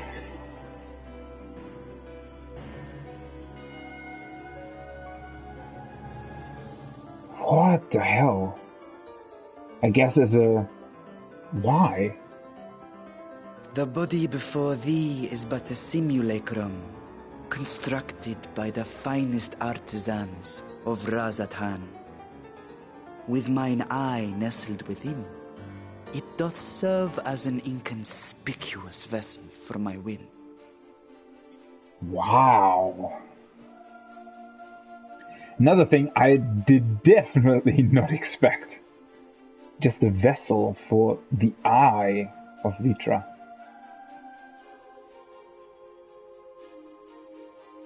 Incredible. Already the second big thing that I just did not expect, like, in the faintest edge of my mind. That would explain why I felt the presence of a dragon upon our first meeting. I am woven with words fashioned to deceive such arcane senses. Though 'twas short-lived, it seemeth thy fusion with my brother hath left thee much altered, Estinian warmblood.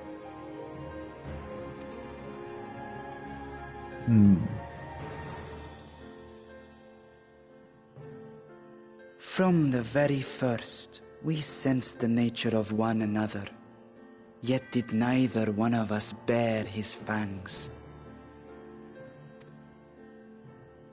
That is all I need know of thee for now.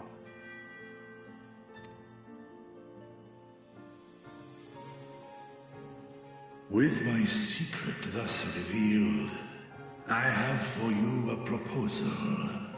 Not as a worm of the first brood, but as the ruler of Razatan. With all haste must we take in hand the finished talismans and breach this foul spire. Thence, should it lay within our power, dispel its wicked influence.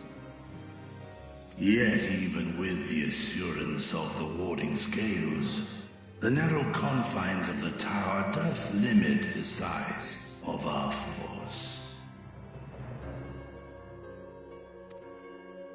And thus denied strength in numbers, thou must choose thy soldiers with care.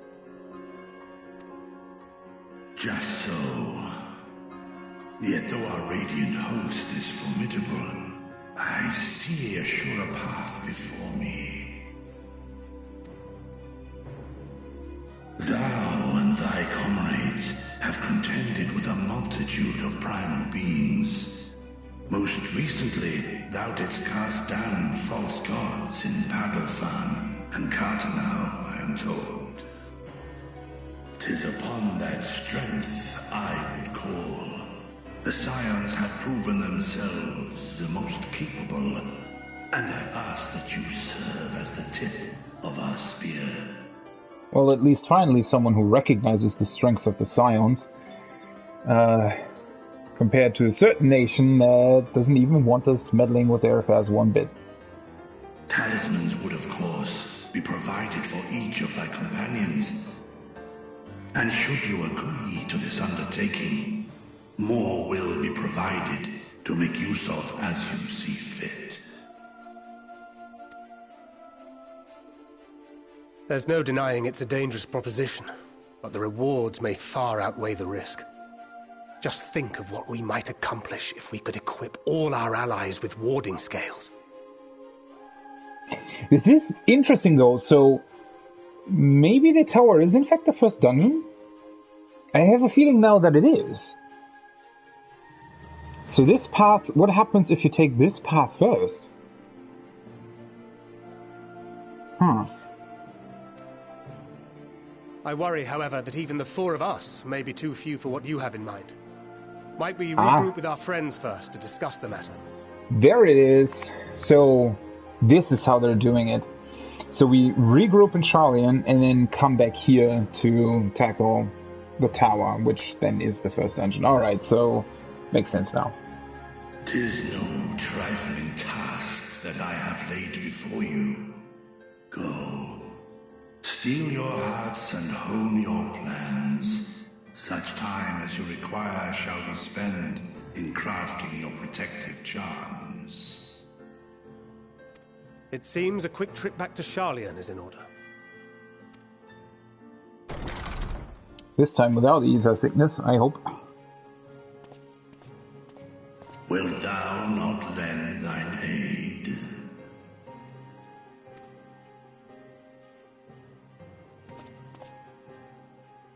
Whether your request be made as a great worm or the ruler of Radzat-Han, I see no reason to refuse, nor will I.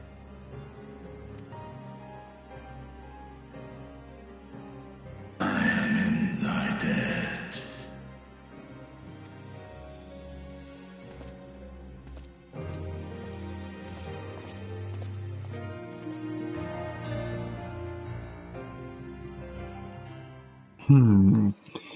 This is gonna be really interesting. Now I want to meet, like, the dragons are so cool in this universe, especially because they've played them just right. They've been like this force that has been there that we openly fought with Nidhogg during Heavensward, but they've still never, like, obviously, right? Obviously, Midgardsormr and his first brood are one of the strongest beings on the star. And probably, therefore, the most important sort of group of living beings for every kind of meaningful thing that would happen during, like, an epic story like this. But at the same time, while we've interacted with them a lot, be it Bahamut through Dalamud, obviously Helsvelga, Nidhogg, and then Tiamat and Azizla, the story itself has never really put attention to that fact all too much. I mean, we've known that they're from the first brood. We've known that they're connected to Midgardsormr. And Midgardsormr, obviously, himself has played a pretty big role in our adventure overall, and also in a lot of other pieces of it, like the Omega storyline, and obviously the Dungeon Keeper of the Lake, and his whole thing with actually testing us, right, with taking away our crystals. So, but at the same time, you know, a lot of other stories pretty much focus on that, right? They make beings like this out to be these great mythical creatures that are feared and powerful, and where legends are all around them, and, you know, people want to have their power. And, you know, it's much the same in this world, obviously. I mean, Ishgard proved that.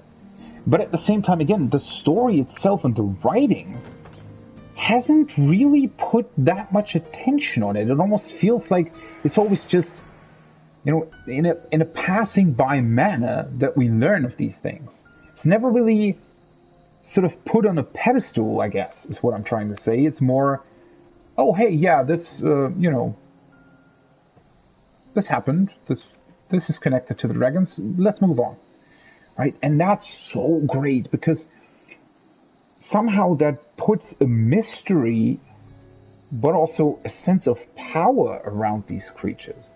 You almost, like, it's almost tangible how people would be afraid to mingle with their power, and would be both envious, but also probably fearful of them, right?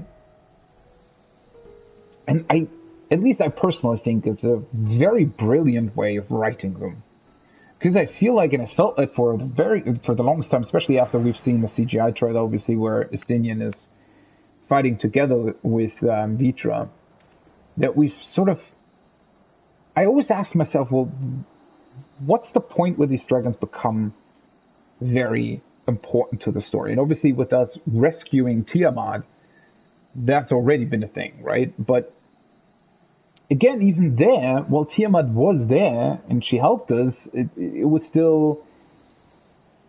You know, it felt like they were holding back a lot about the dragons and about what that might mean and how it might influence future decisions and future opponents of us and all that kind of thing, right? So, again, it's just incredible to see what that might still hold in terms of story for the future and what we might still learn about them as well. Because we don't actually know that much about them, especially about Midgardsormr, and how that all interacts with both Hydaelyn, but also in terms of its timeline as well. We don't really know when the dragons first, like when the first brood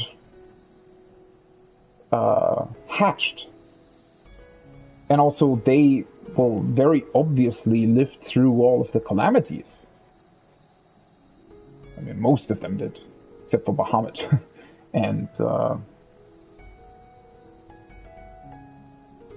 I mean, well, Bahamut presumably... Well, he didn't really die, did he? He was captured by the Allagans away. Or, well, no, wait, they killed the original Bahamut, right?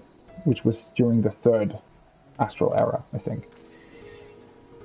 But other than that, I mean, most of them have lived all this time. And considering that Midgardsormr came from a different planet altogether, technically they've never been sundered or anything like that. Which is probably why they're so powerful compared to most beings on Hydaelyn. But again, those are things that we don't really know. Because it might also be... No, when Midgardsormr came to the star, Hydaelyn must have already existed, right? Because he made a deal with her. There is a chance that he was here before, and then just made a deal with her as soon as he recognized what Hydaelyn had done to Zodiac, but that's very unlikely. I think he came after that whole thing. Or maybe because of that. I don't know. But, well, that would mean that, well, yeah, his first brood must have been there all along. It's gonna be really, really interesting. If our course of action is decided, let's not tarry. Oh, by the way, another thing that I really like is we can't actually visit the city. That's something that's only taking place later on. And I do appreciate them showing us Yulmore and Shadowbringers. It's sort of, it made sense there. But it's also really cool that Ratzathan is a place we only get to visit later on. It's also something that I really, really like. That we should encounter one of the first brood in such a circumstance. That meeting took a rather unexpected turn, but we now have a clear objective ahead of us. Let us rejoin our comrades in Charlian and muster a suitable crew for our foray into the Tower of Zod. Oh, and if you haven't already done so, be sure to attune to the ether right here before departing. Unless, of course, you enjoy violent nausea. Oh, Thancred.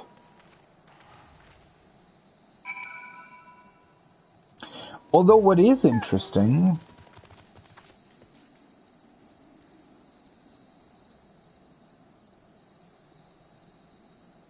is that apparently there is stuff below the bridge.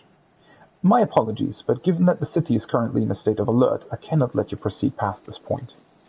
So it's interesting how they've designed that. It seems like the zone is actually extending all the way to the city walls, but then at the same time, the entrance to the city seems to be here?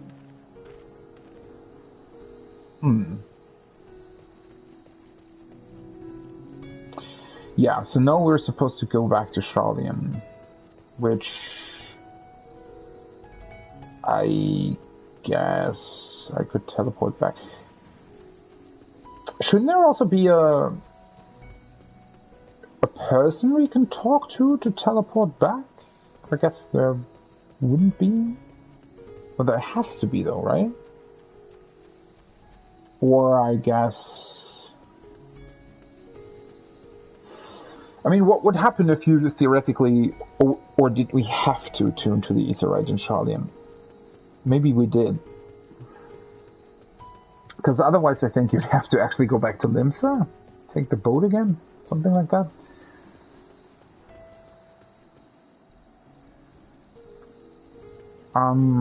Yeah. I'm probably gonna eat lunch here in a few minutes, so... This is a pretty good point to stop. And then I can also finally do my, Paladin hotbars. Oh, fuck. Ran into the wrong direction. Yeah, you know what? Let's just teleport. I don't think there's any point in going back to the port city, is there?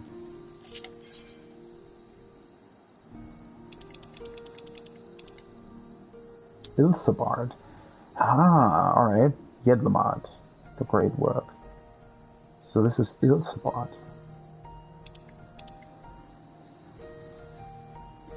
And Old Charlian and Labyrinthos is in the northern empty. Whoa! This is even more than... What? That's a lot of gil. Well, I still have Aetheryte tickets, obviously, but... I thought they kept it at 1,499. Apparently they didn't. Wait, let's see. Is there...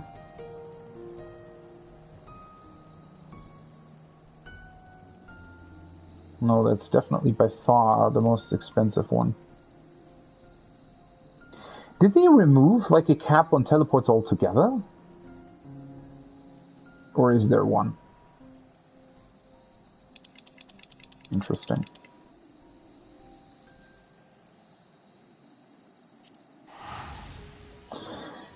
Oh, I'm really glad though that they finally have made it so that you don't have to confirm the teleport tickets every time.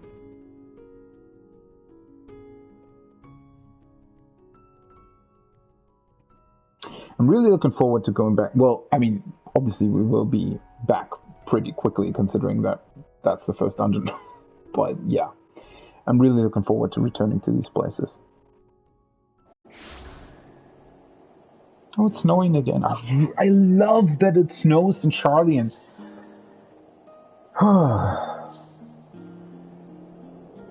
Such a great atmosphere.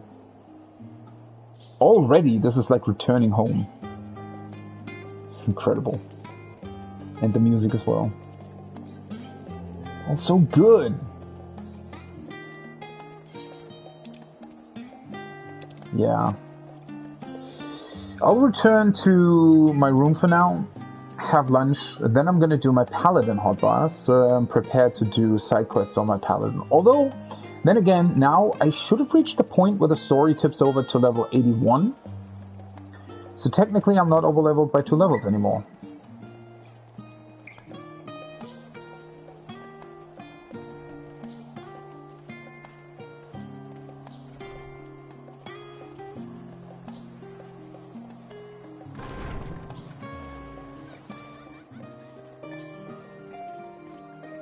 There's just so many people here.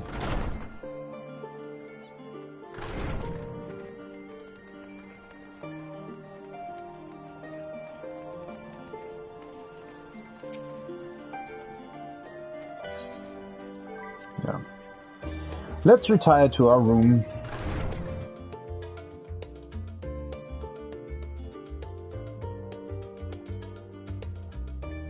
This music's great too.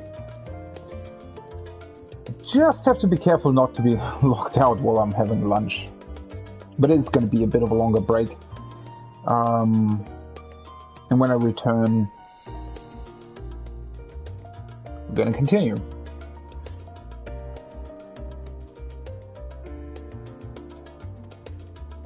And this is all still fine.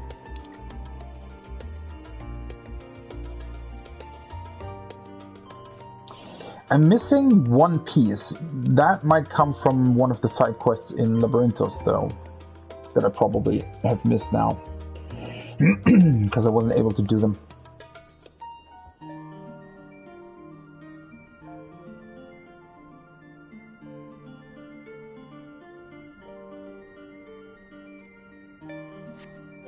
Alright, let's take a look at Paladin first.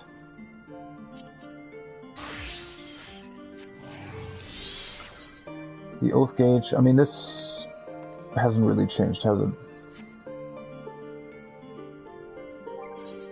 Glamour's still fine. Right, I definitely need to remember to get my belts at some point, but I think that's probably a thing for next week.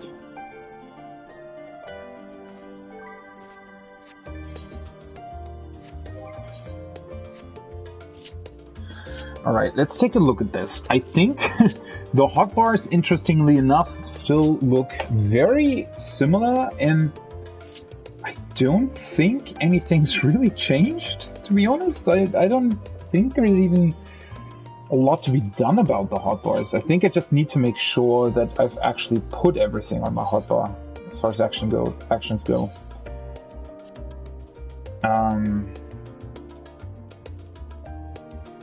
It would be cool if there would be a way to sort of see if you're missing a skill on your hotbars or something. I mean, Fast Blade is still there, Fight or Flight is still there. This is only a duration of 25 seconds still. Increases physical damage by 25%. It's going to be really interesting to see how Paladin plays now. Fast Blade, Riot Blade.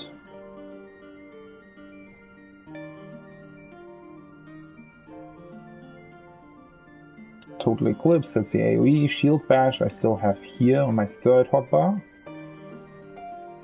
Iron Will, that's the tank stance, is still the same. Shield Lob, ranged attack, Rage of Alone, which later on upgrades to Royal Authority, correct? Yes.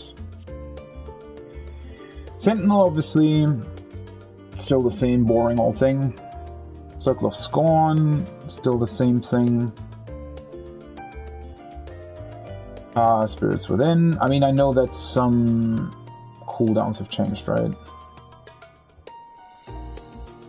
Sheltron is still the same. Sheltron also still has a duration of 6 seconds. That's really interesting. So, level 80 Paladin is pretty much the exact same thing it was in Shadowbringers. Which is really, really interesting how they've done that, design-wise. Prominence, that's the AoE combo. Cover is still here. Wait, I never took a look at this. Take all damage intended for another party member as long as that party member remains within 10 yards, does not activate with certain attacks.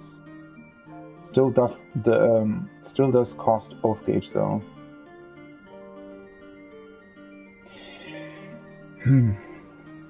Considering you still also have Intervention, I don't know how, like, Cover still seems like such a weird niche ability. But it is still there. Hallowed Ground, 10 seconds. Goring Blade, damage over time, potency 65? That seems... Is that higher potency, the damage over time effect, compared to before? Divine Veil.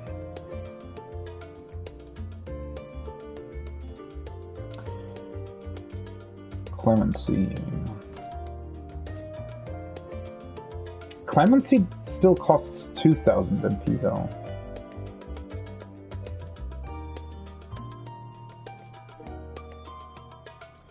Restores to self 50% of HP restored to target if target is a party member.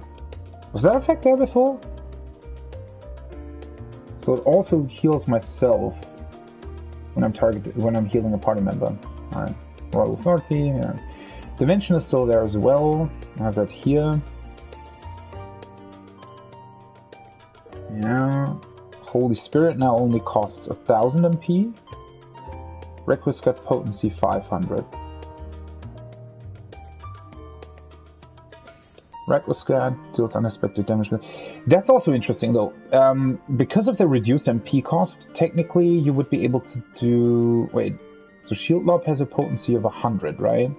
So you can always just do Holy Spirit as a ranged attack without really losing the possibility of getting into your Requiescat window, because it costs less MP and it also doesn't have... There isn't the prerequisite of having to have 8000 HP for Requiescat, right?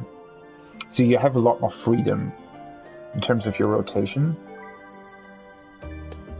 Although I'd imagine it's still, like, you still don't really want to break it. It's still a pretty stringent rotation, so you'd have to, I don't know, sacrifice a Holy Spirit during Requiescat or something to cast something in between. But again, it still gives you a ranged attack if you need one. Deals unexpected damage to the potency of 400, grants 5 stacks of Requiescat, increases the potency of Holy Spirit and Holy Circle, and spells will require no cost 8. Right. So you'd still have to cast Holy Spirit though if you're not under Requiescat.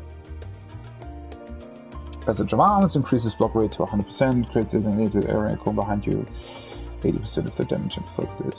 18. Did they increase the duration by 3 seconds? Effect ends upon using them, including facing a different... yeah. Then there's Holy Circle. 300. Still pretty good AoE. That's also got no damage fall off as an AoE. Still really, really potent. Intervene. Rushes target, delivers an attack with a potency of 150. Maximum charge is 2. It's got a longer range now, right? Yeah. Then there's Atonement. Delivers an attack with a potency of 390. Restores MP. Can only be executed while under the effect of Sword Oath. And rolls grants 3 stacks of Sword Oath. So that's all still the same. And then Confidior. Deals unexpected stairs of potency 900. To target on all enemies, still also no fall off. Can only be executed while under the effect of Requiescat. Effect fades upon execution, yeah. So you can still end Requiescat early if you want. And then we get the upgrades later on, which is Holy Sheltron and Expiation. I guess that's what that's pronounced. And then Blade of Faith, combo action Confidior.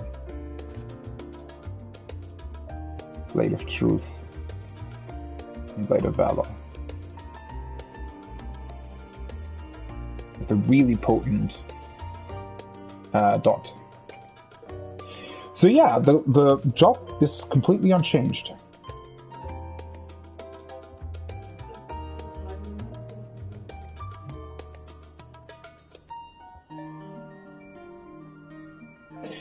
Yeah, that's really, really interesting. And then obviously, Rampart.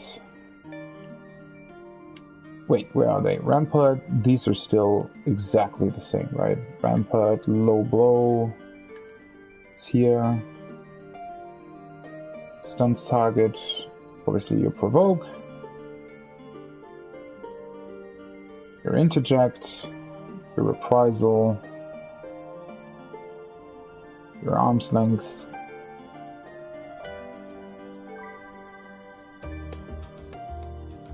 That's still the same as well. And Shirk. Just here.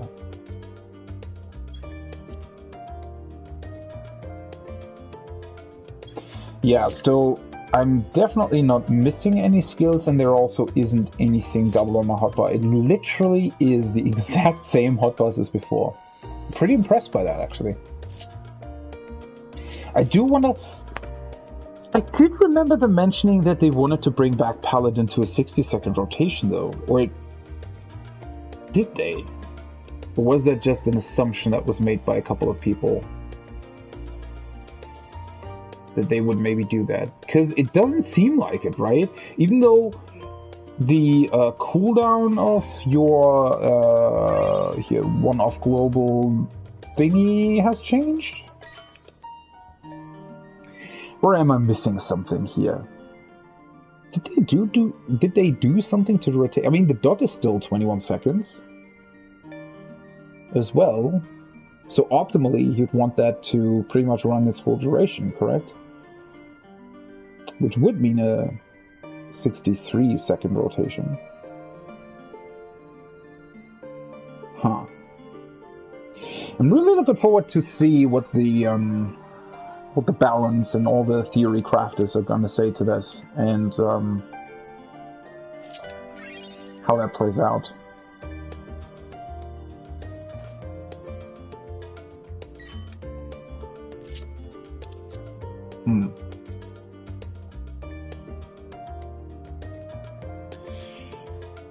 I don't know if I want to move Confidio though.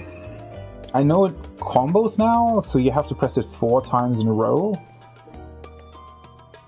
I wouldn't really know where else to put it. I mean, technically, maybe I could switch it with Spirits Within, just to have it on the right side of my bar, which I normally use for the normal attacks and stuff. Again, I still think that what they should have done is, if you use Confidio, these 3 skills should have changed to the new ones. Because it's exactly this rotation that you're doing. It's just with a magic effect, essentially. It's just these 3 things as a magic variant. So I wish that they would have done that. It would also play a lot better on controller, actually. If you just press this button once, and then I could go back to this. Whatever. I mean, it's not a big deal, obviously, but yeah, I just wish that they would have done it that way. Yeah, so how do I do that? Do I actually want to... I could... Well, let's see. Level 82 now on my summoner, so I would...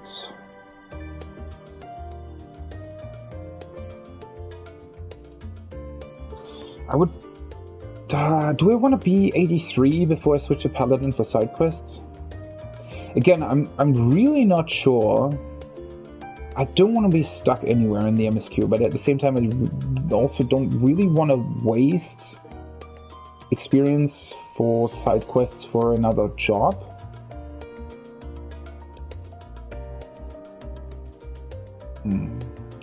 So I do think that I would like to... It's really difficult to say. Yeah, I think I'll be staying on Summoner until I'm 83, and then if I'm still at 81 MSQ, I'll do the side quests on my Paladin until MSQ turns 82, and then I'll switch back to Summoner. Yeah, that's how I'm gonna do it. But it's just nice knowing that Paladin is still the same, and, you know, I don't really have to bother with it in any kind of way.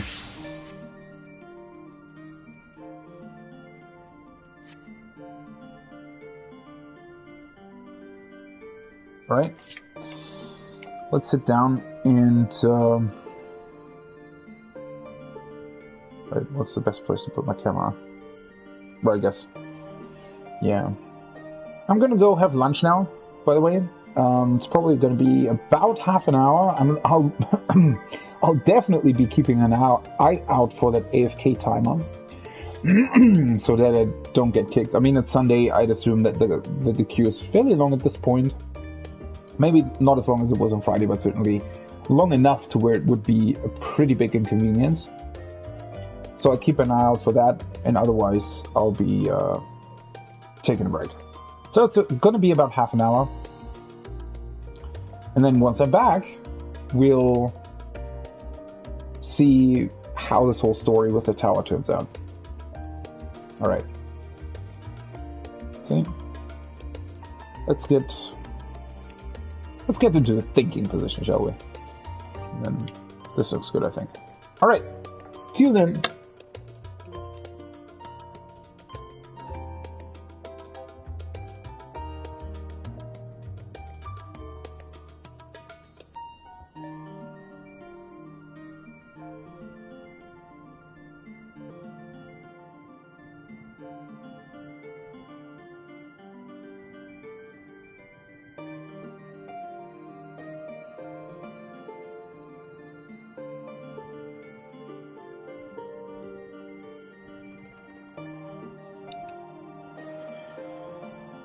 Well, alright. That's lunch taken care of. Whew. Actually quite full. I ate a lot. But that's good, because that means that we can continue on, hopefully, with as little breaks as possible with the main story. Finally, we're through the beginning bits after about well, a good 15 hours of playtime, I would say. Yeah, round about that. After a good 15 hours with the new content, we're finally through the, well, not really the prologue, but definitely the beginning bits of the story, right? Just introducing us to the places that we'll have to visit. And now, apparently, close to the first dungeon.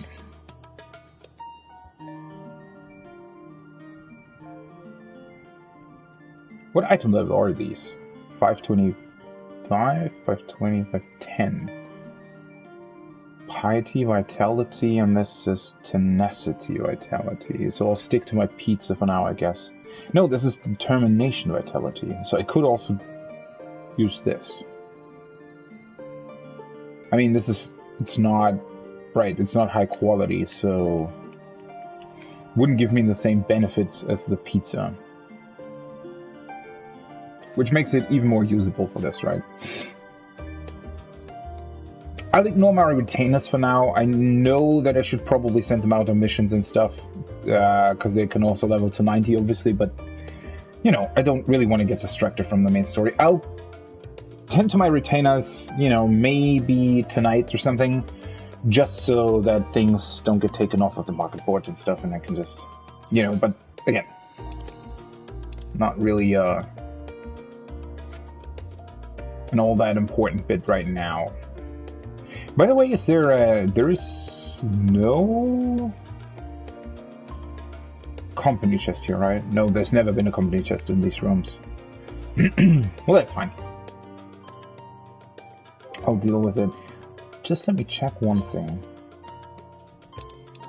Why are these so small? That's weird that it sometimes just resets.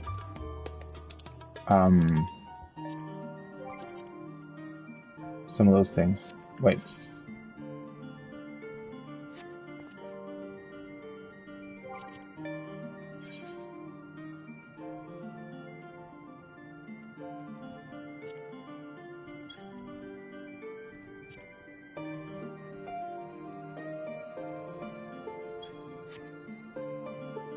All right. So I did everything with Paladin. Let's get back to it, shall we? Oh, I'm excited. This is going to be where the story really kicks off, I'd imagine. I mean, it already did. Like, the things that we've already heard and seen, especially the revelation that Daniel is Ammon from ancient Alec, just incredible, right? And Vithra is I always call him Vithra, but it's Vitra.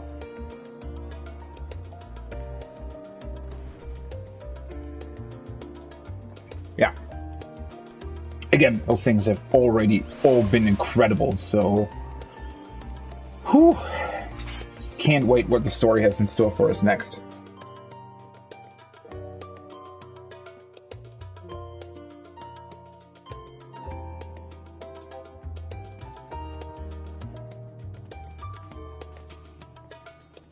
Vitra and his alchemists have prepared us for our foray into the tower. What we may accomplish within its twisted halls remains to be seen. That Akasodara languish in Telofroi chains doth forwards. What the hell? That I want to say Akasodara. Akasodara. That Akasodara languish in Telofroi chains doth forewarn us of the nature of our foe. 'Tis the gods of Thavnir who will be summoned to thwart us. Yeah, so I'd imagine that the 3 dungeon bosses are probably the 3 gods that they've shown us, right? the conflict between Nidhogg and Ice in the past, and though they were brothers, it has no bearing on my view of Vitra. Above all else, he is a leader of men, not an enemy. He would hardly dedicate his life to this endeavor if he bore our kind any ill will. Yeah, now that I think about it, I mean, so the Sixth Umbral Calamity took place about 1600 years ago, right? That's what we established. And the Dragonsong War actually took almost 1,000 years from its inception till we ended it. So, I mean, there wasn't really any calamity up until the 7th, obviously, but I wonder what Vitra did during all that time.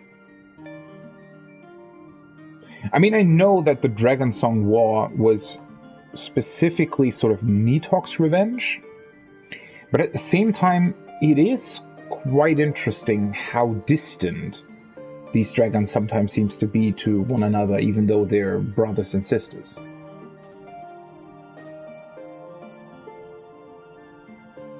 I mean, Tiamat was captured in Azazla by her own will, so to speak, right? I mean, she wanted to be captured in order to atone for her sins and not being able to help Bahamut more, I think. But then again, that's the strange part here, right? Is that sometimes they actually seem to be very, very close to one another, and then at certain points, it seems like they're very far apart. I wonder if we touch on that at some point with Vitra and what he did during the Dragonsong War.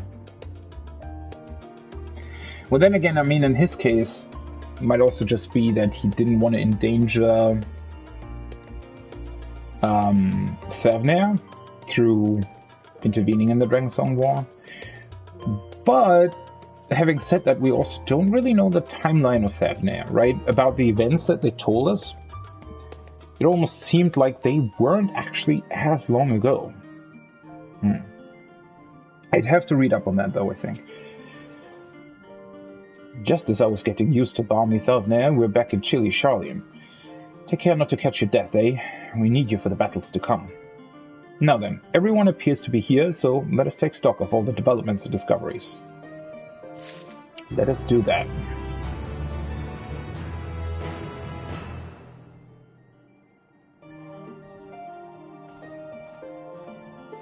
Now, the fun can really begin. In the dark of the tower. It's a really cool picture. Kryle glances at you with expectant eyes. Since there has been progress in both investigations, shall we share the findings from our respective locales?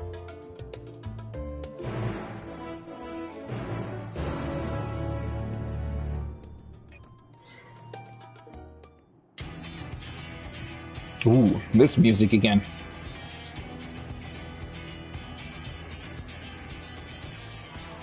Your time in Thavnarian has certainly been eventful. Has indeed. In my opinion, carrying out Vitra's request and assaulting the Tower of Zot should be our highest priority. I agree. While I still have questions concerning the Forum and their grand undertaking, we have all but exhausted our avenues of investigation. Simply pressing them any harder on the subject will almost certainly result in our expulsion. Therefore, I suggest we explore the Ethereal Sea connection by way of a letter to Master Matoya, then make our way to Thavnarian. Yeah, Matoya would probably know about that. That is one interesting part that, again, has always been hinted at, but never really brought to the forefront as something that we could actually discover, which is things like the Anti-Tower being seemingly fairly close to the Ethereal Sea, right? Or at least in some form or capacity closer linked to Ether than other things in existence. I wonder, Even with the protection these talismans afford us, what can we hope to achieve once inside the tower? According to Orenvold and Fudola's report, they were unable to free the Emolja.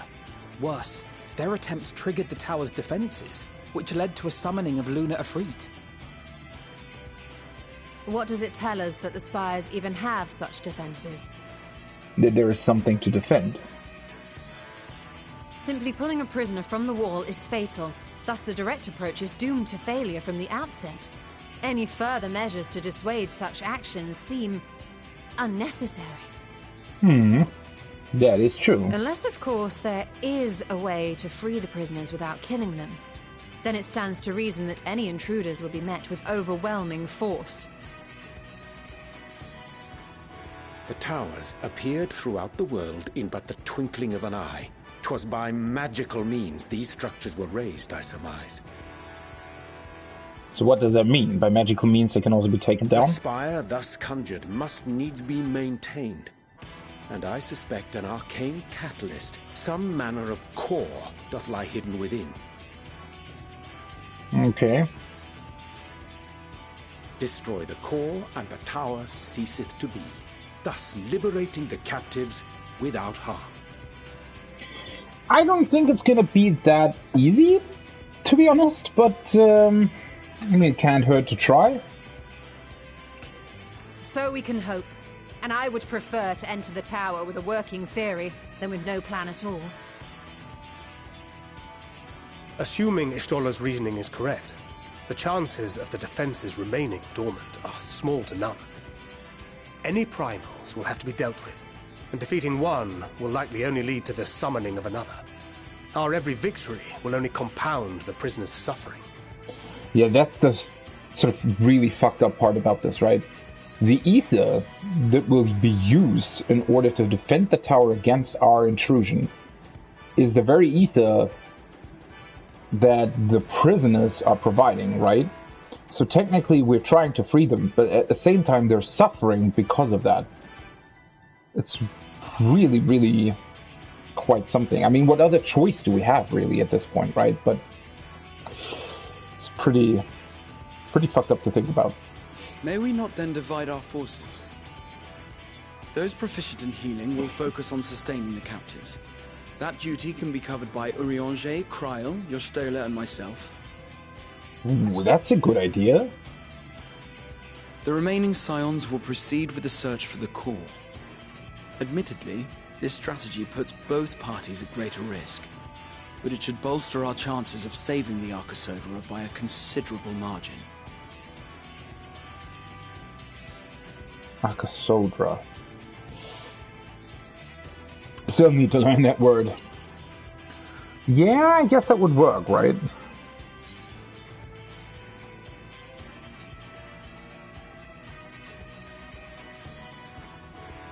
Are you sure Elfino's in the right group? If you're to fight primals, then you'd best have at least one healer with you. Yeah, of course. And I am more than happy to fulfill that role. I found wielding a sage's armaments to be rather intuitive, and look forward to testing them against a more challenging foe.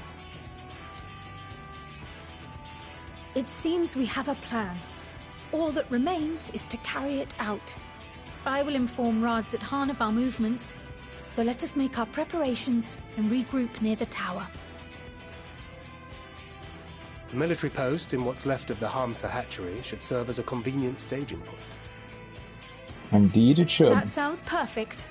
And remember, the experimental etherite at the confluence is there for those who need it, so there's no excuse for being late. I don't know if that's the greatest idea to be to feel like that, but all right.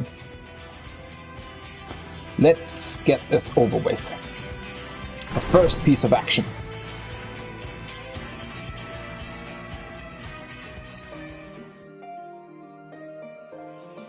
All right.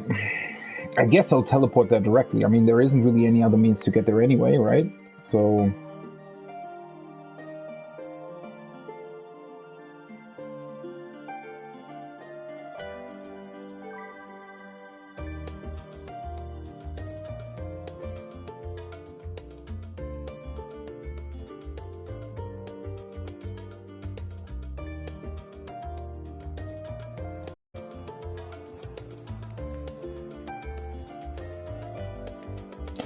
Speak with Nabdeen at the Hamza hatchery. Yeah, I guess I'll just teleport there directly. Isn't really any reason not to do that. Oh, such a calming music, right? I just want to stay here, go to the cafe, look at the sights, look at the people running by, all the bustling of the city. It's really incredible. But we have a task to accomplish, right? So let us go back. I guess the Great Work would probably be the best place, right? That's closest to where we want to go.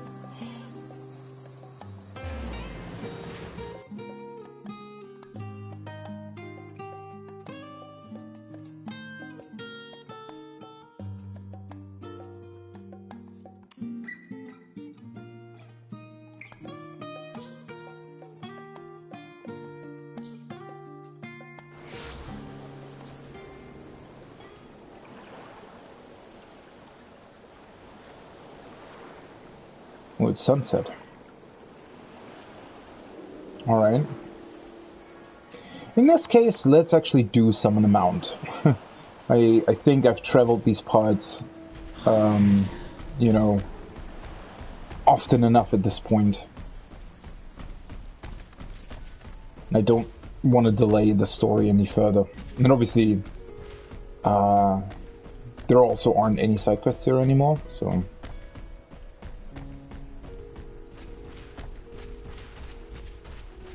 Guess I also want to zoom out a bit more for the dungeon.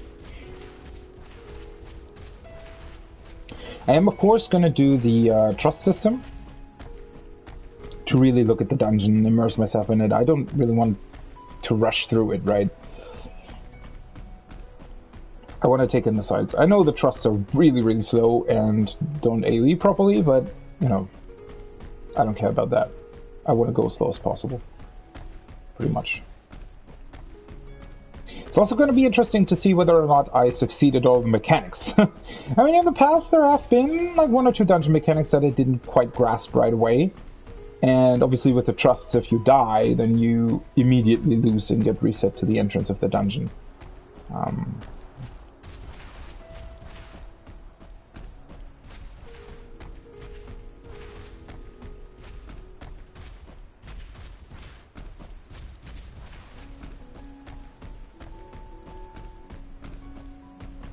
It's still quite a long way to walk, even on a mount.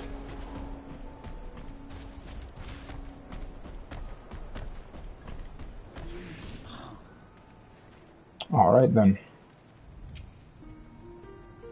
Ah, our friend of yours, we've been expecting you. You and yours will lead the mission into the tower, I'm told. The warding scales will be delivered soon. Till then, please stand by at the boat we have ready. When your fellows arrive, I will direct them to join you. We pray for your safety and success. Oh, that's where the other people were standing. Alright, now I know why they were here. So that's the dungeon entrance then.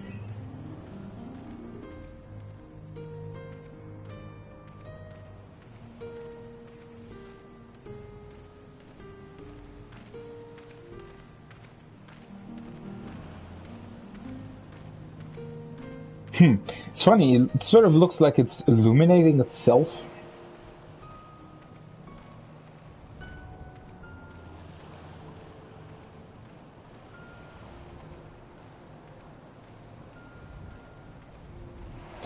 And another boat. It's not like the last one was particularly good voyage.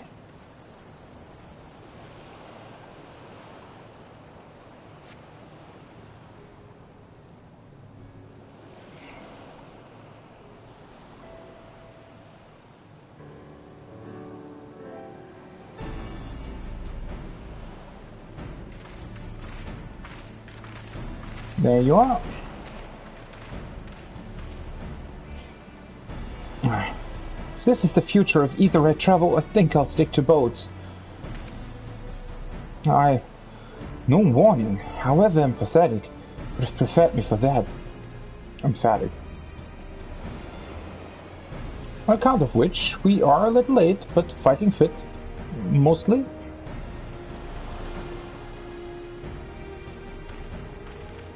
Oh, hello there. My friends, permit me to thank you for accepting this mission. You must be, we should still call you Ashan, I suppose. Indeed, it would not do to confuse our soldiers. Very well, then. For our part, we are humbled that you should see fit to entrust us with your warding scales. Please convey as much to His Excellency.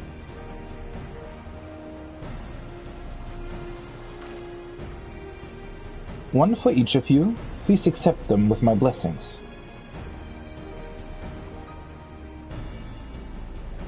Our thanks. With these, we can go anywhere those with the blessing of light can go. Not only for this operation either, but all the ones to come. We can finally break your monopoly in primals. In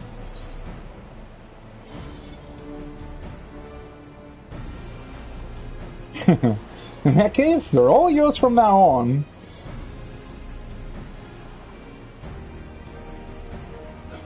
Ah, but I'm afraid we can't let you retire just yet. You're the Scion's brightest star, after all.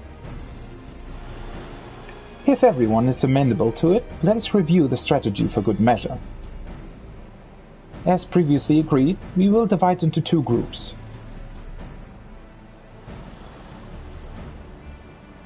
You and his band will break through the tower defenses and locate its core. Meanwhile, the rest of us will tend to the prisoners, who will doubtless want for healing due to the duress of repeated summonings.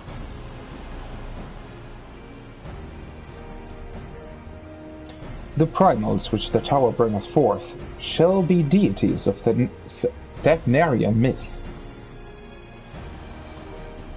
As we have no prior experience with such foes, pray exercise the utmost caution when confronting them. We commence the operation at your word, my friend. For the people of Thavnar, nay, the entire world, we must prevail. Interesting choice of words there, Alphino, considering what your father said.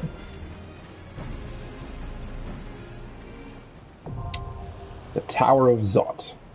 The first dungeon after 16, 17 hours. Well, technically almost 20 hours now, but obviously that's with some downtime and rearranging hotbars and stuff like that.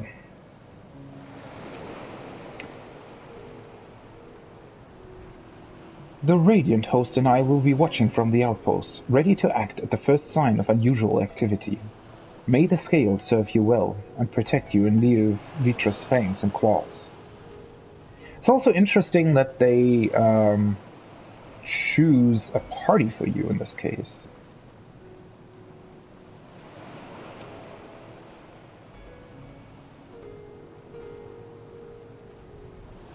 This is the closest I've ever been to one of the towers. Such a sinister aura it exudes.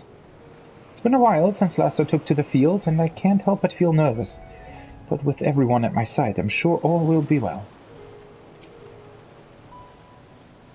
Though our parties are separate, I will trust in you, as I know you will trust in me. Let's both give it our all, and add another rousing chapter to the saga. Graha is excited as ever. Are you punching Oriange? What's wrong with you? Aside from primals, within the tower we shall, for certainty, encounter enthralled Imperial soldiers. Defenders conveyed hither by means unknown will stop at nothing to hinder our efforts. Lest you worry, I've not forgotten my healing spells. Be it restoration or destruction, the sorceress can command whatever magics the situation requires. Sure. Can you show me that at some point? How you can heal and deal damage at the same time? I mean, well, healers can obviously do that already, but I mean, how can it be a black mage and a white mage at the same time, I guess? With the shoulder keeping them company, the other party will be able to hold their own against the enemy if needs be, so we can tackle our own task without worrying over them. Come, let us be about it.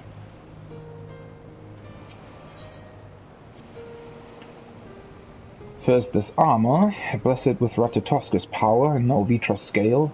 Much has changed for dragons to show me such favor. And with Nidhogg with me, in spirit and in hand, no obstacle will bar our way.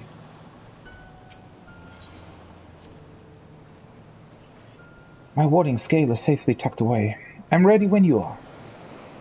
I may not be the Azure Dragoon, former or otherwise, but I guarantee that I'll give as good as I can get.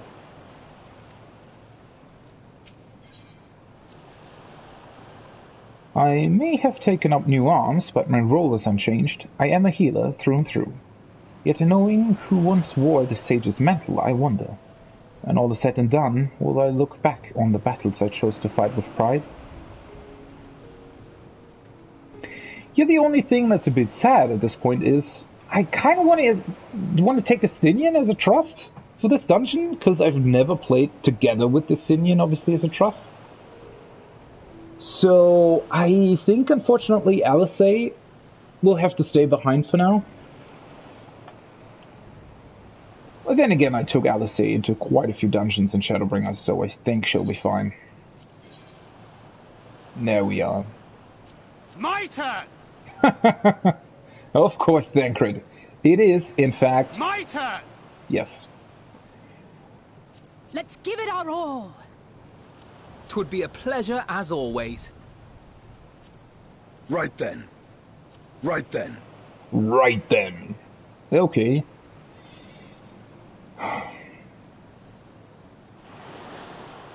Yeah. Let's actually do this. Oh, this is going to be interesting. And it will, in fact, be... my turn! Yeah. Okay, let's do this. I wonder if you can actually... Well, I mean, that kind of depends how the story ends, right? And what they're doing with the trusts. Because whatever comes after 6 Metal, you probably wouldn't be able to take the same... let's not worry about that right now. Let's get into this thing. The Tower of Zot.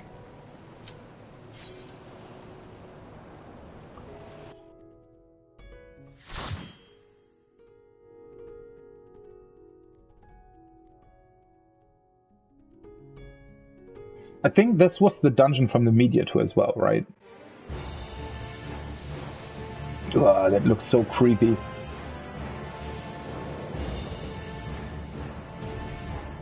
What is that?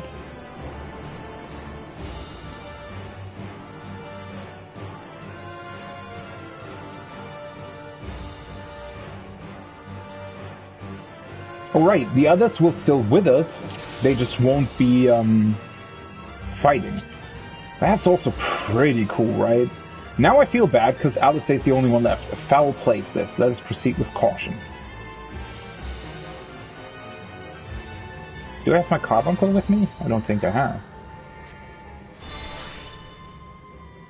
Now we can finally look at this place. Yeah. It's also pretty deep, apparently, right? If you consider where the entrance normally is.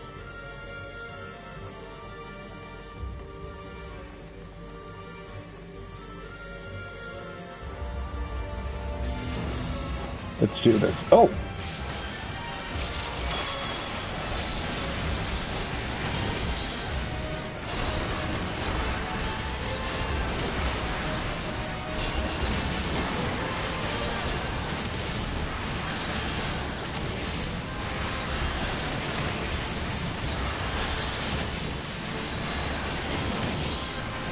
At least I already have the AoE.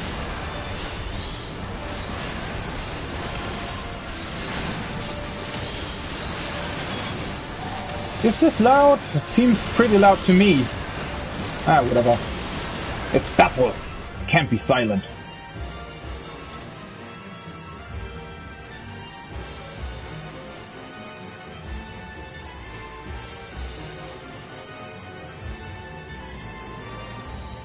They're running so far ahead. Zot armored... Oh gods, poor Nitana. We'll free her from this place, I promise. Oh, that's where she is, right? Yeah. You're mine.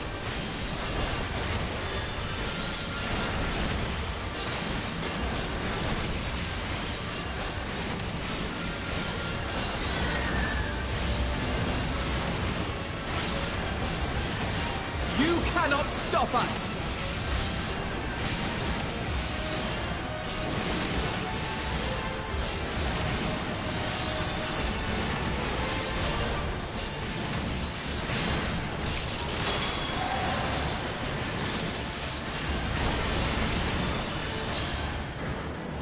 Alright.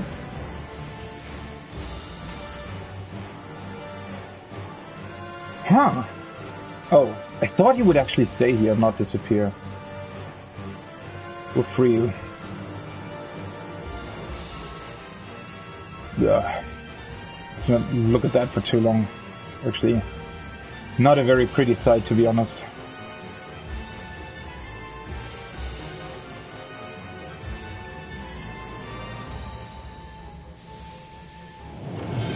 Sense a great surge of ether, as if a summoning hath begun.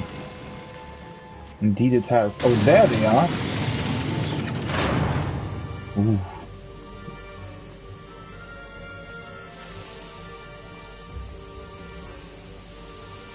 Alright, they will focus on sustaining the Akasodra. The rest of you must keep going onwards and upwards. Alright, so they're down there. Healing, and we have to contend with the summonings. How many are there? You wouldn't even think that there are so many people living here. They can take so many.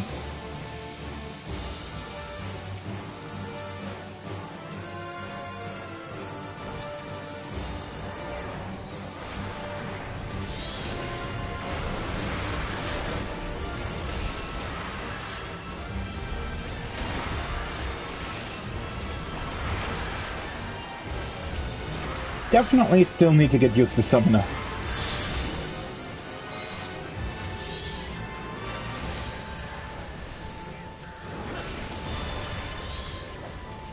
But it is quite fun. Yeah, Thancred, we know that, thank you.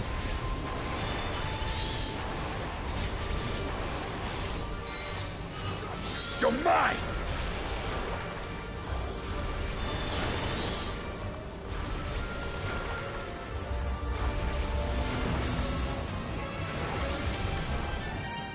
Alright, guess you're... You cannot stop us! Wait a second. I was pretty fast through my primals.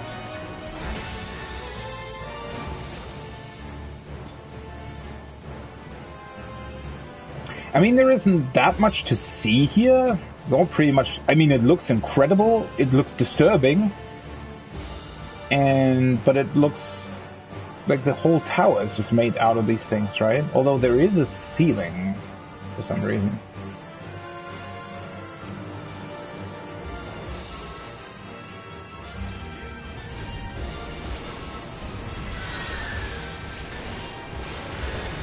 There!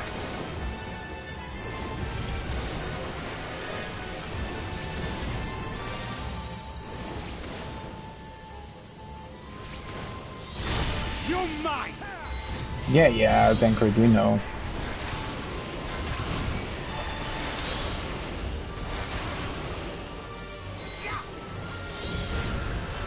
I mean, I guess it's because Garuda's cycle is so fast that you don't really... Oh, I'm also missing 2 attacks from Ifrit, right? I completely forgot about that.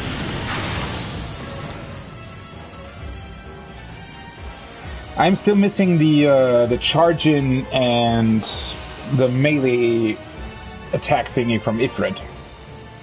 Right.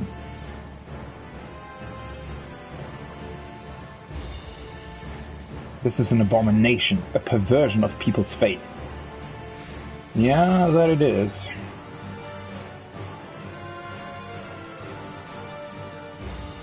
So this is Mindaruva. The Lalafell first, yeah? Okay. Ingenuity's ingress. Oh, and that's a spiral staircase. So I guess we're ascending the tower then? Alright, let's do this.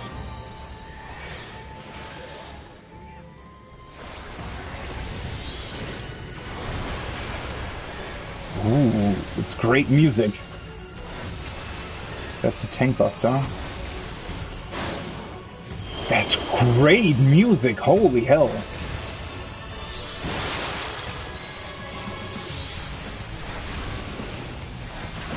What is this music? Oh, it's extending outwards.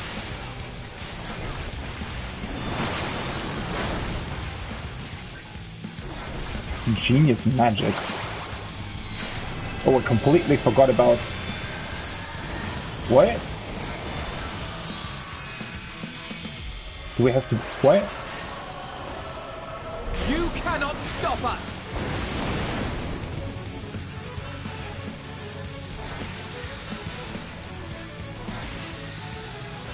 Wait. Where is... Oh. There it is. Alright.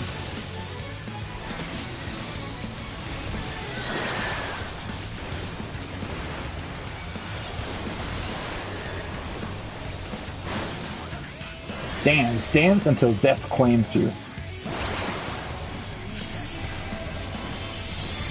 What is this doing?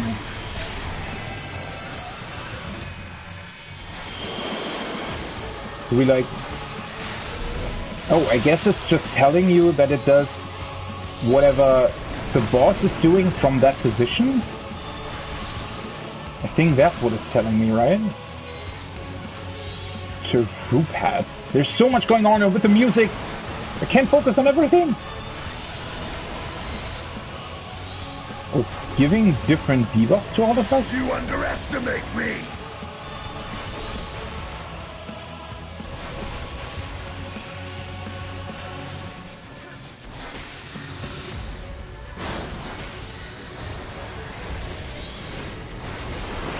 Transmute fire. Transmute blizzard.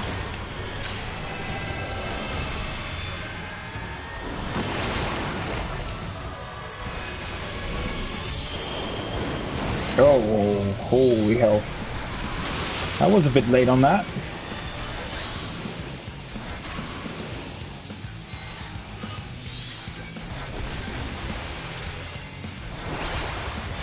That's an interesting mechanic though, and an interesting way to show that. And it is in fact still Thancred's turn. We know that as well.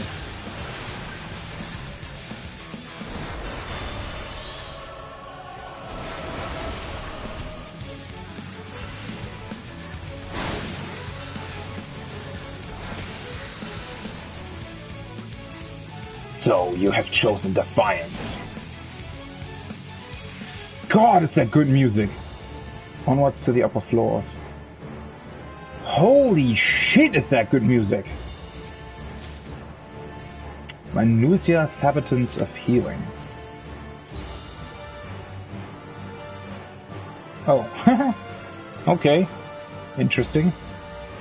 Oh, by the way, I completely forgot to use this. Ah, whatever.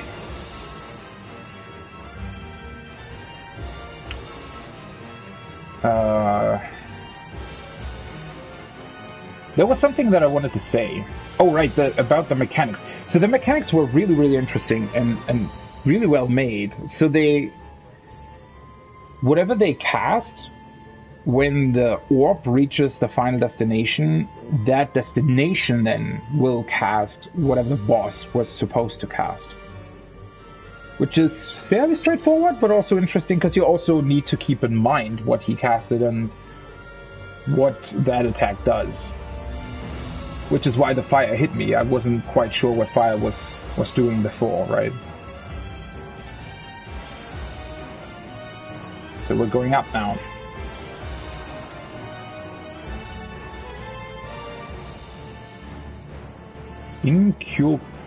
Inculcation chamber? Oh, that's really...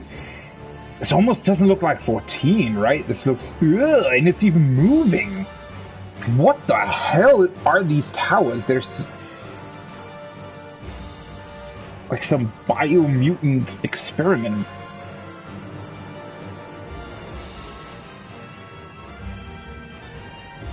These are the tempered soldiers.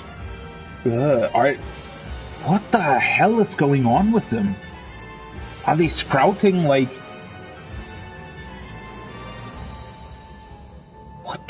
they look like I don't know. They look worse than clickers from The Last of Us.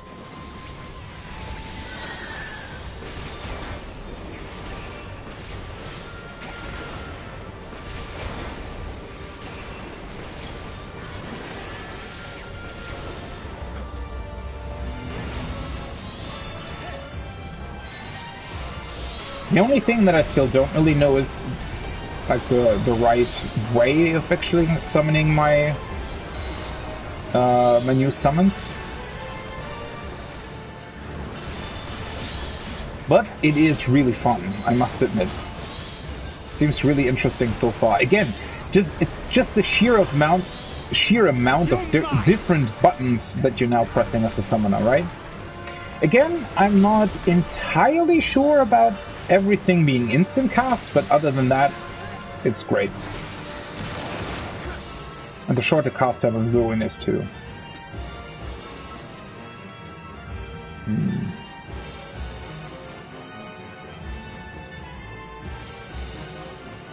So what the hell is that? What is that?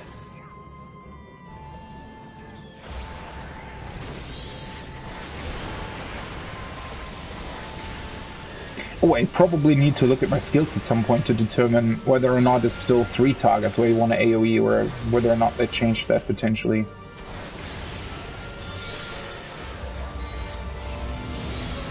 I really like how fast the shield and the buff are coming out when you press them.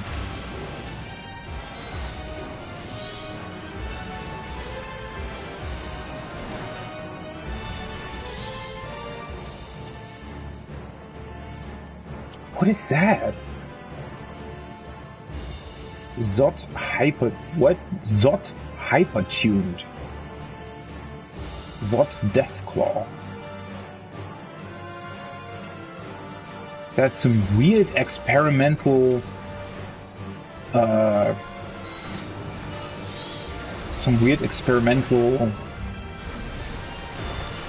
thing?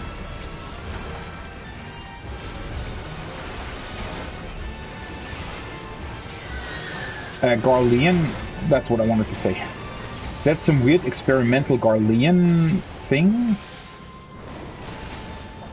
Wait, why are you attacking me?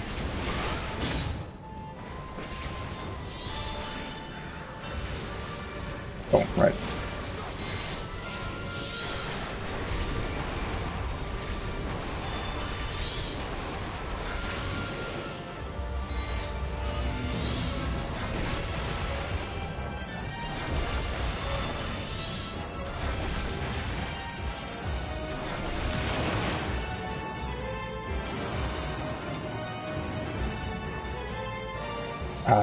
I think that's one of the Garlean monsters, just sort of enhanced, right?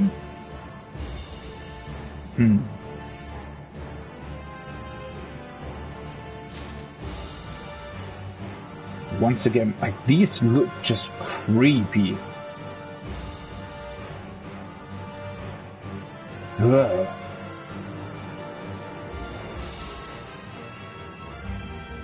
Everything in here looks creepy, though. They've been awfully busy taking prisoners, yeah. They indeed have.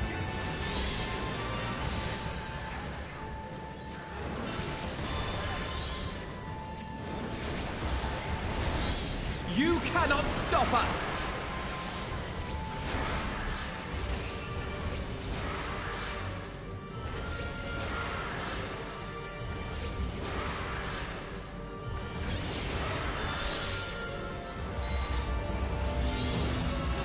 I kind of want to go with Ifrit first, since the longer casts are a little bit annoying when you when the enemy is almost defeated, right?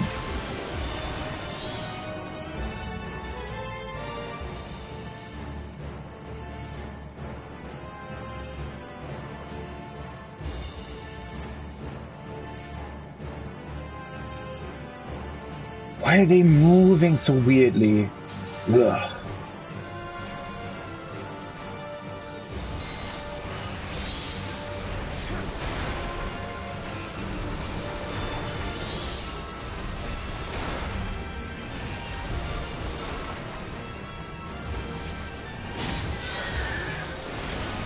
What I already also really like on Summoner is the fact that I can heal during Phoenix, that I have a single target heal, because that just instantly makes that phase more interesting if you have to pay attention, or at least if you want to sort of optimize that, right?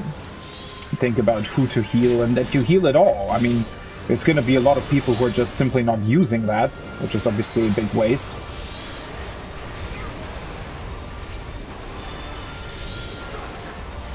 So already I like that. I mean, I said as much when I was rearranging my hotbars, that it's just, you know, it's just really, really cool to get some party interaction back.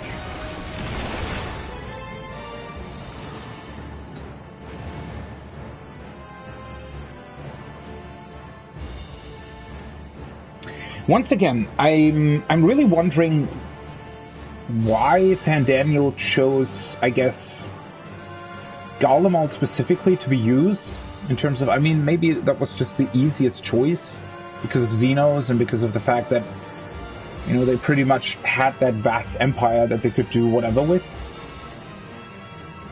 Ooh, the second boss. Just like in the picture, we're facing the Margo sisters. Same sisters the Fisher had told us about, yes? Yes, indeed. Sundarova. Prosperity's promise. Let's do this then, huh?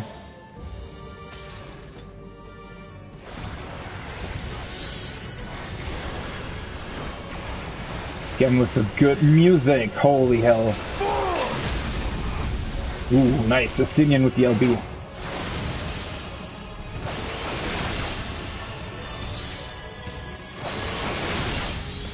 Finally, alright. That's targeting everybody, I think. Ugh. Yeah, see, for these, that long cast has to be well timed indeed.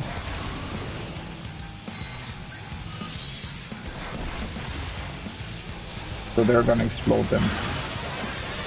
Ooh, that's a small safe spot though. That's, for dungeon, that's way smaller than I expected, to be honest. This will hurt. Oh, Alphino got hit.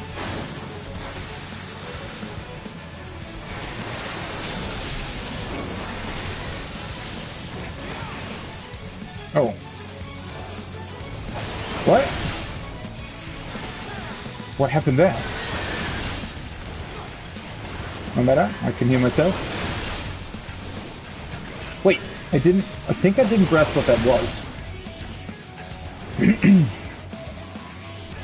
No, he was... I think it just in general stunned somebody? Confused? Illusory magics. What?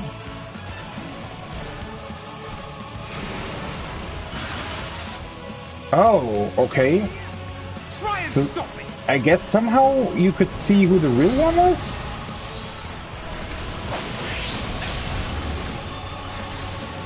By the way, the way the enemy list looked right there was definitely new.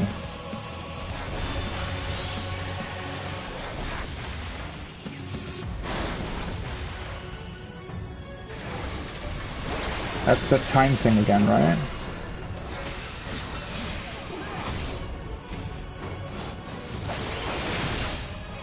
Oh.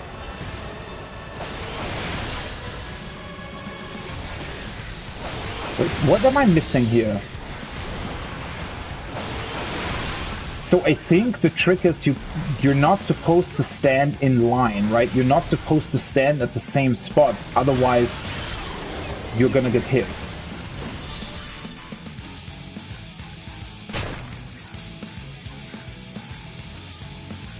Oh, they're all dancing differently. Wait, they've been what?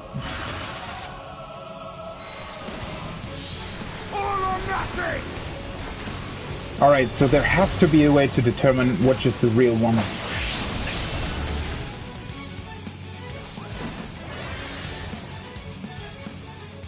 Protective of the tower, aren't they?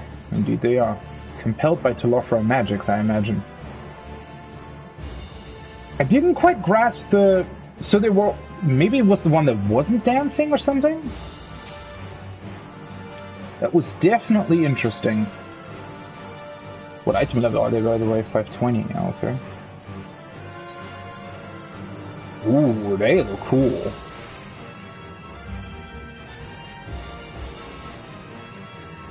That was interesting. I mean, I'm going to do these dungeons quite a lot, so plenty of time to learn what these mechanics do. So I'd imagine, so with the stop time thing in the beginning, I think you just can't stand on top of each other because it records, or pretty much you stay at that point in time, I guess, somehow, because you can't move, like, it will hit you. I don't think that it's wrong to be hit by that. But at the same time, you don't want to be standing on top of each other when the timer runs down, correct?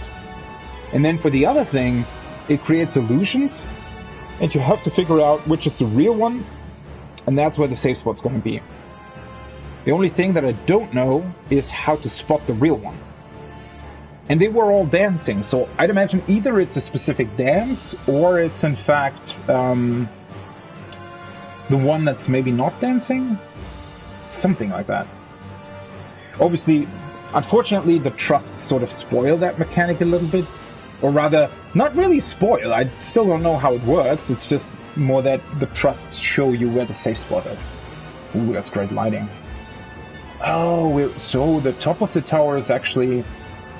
This is where the, I guess, the ether influence is being generated? Whoa, that looks... Holy shit. You really get a sense of scale for this thing, don't you? That looks like an actual antenna. Interesting. The most interesting part is that the architecture is almost Marquis, Elegant, Garlean. Like, it's this weird combination of a couple of things. The corruption, it feels stronger here. Aye, the talisman trembles to resist it.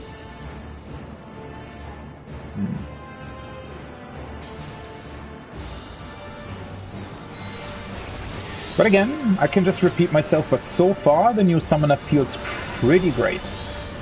I absolutely like the direction they've taken it in. There are definitely a couple of things you have to get used to, but overall it's pretty great. And again, I really, really like the healing portion of Phoenix. I just wish you could, like, time it specifically in order to be able to heal.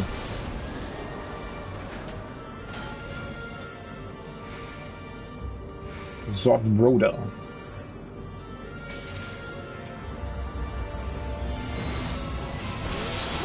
What? What was that? And also, obviously, you want to keep an eye out for when your energy drain comes back up, so that you're not casting Ifrit stuff while you're waiting for that.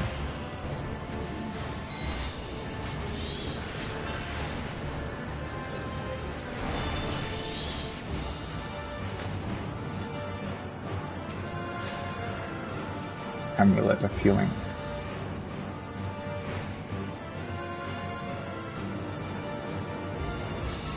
Ooh, I hadn't seen this before. You can actually look down. That's cool.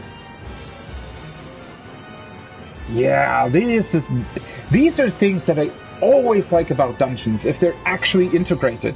A couple of dungeons do that really, really well. One of them is the Stormblood one. It's a level 69 one when you're running through the Guardian structure. You can actually look down and see... I forgot what the zone was called, but you can see the zone that the dungeon is located in. And, yeah, I always like this when they do something like that, where you can actually look at the zone and see where you are and where the dungeon is in comparison. That's really well done. It also just looks very detailed, looks very well made.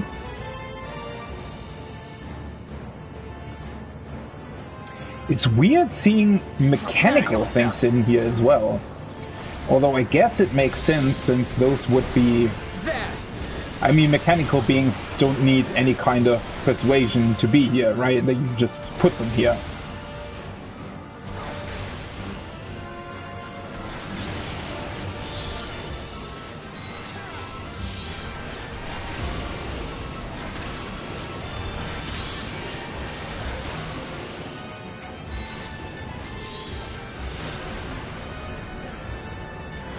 You cannot stop us! My turn! My turn! Ugh. That was an interesting sound. So I guess this is where all the ether comes together, and then it's channeled to an antenna at the top that is then shooting those ether waves out from the tower, I guess. Ooh, you can also see that. Huh.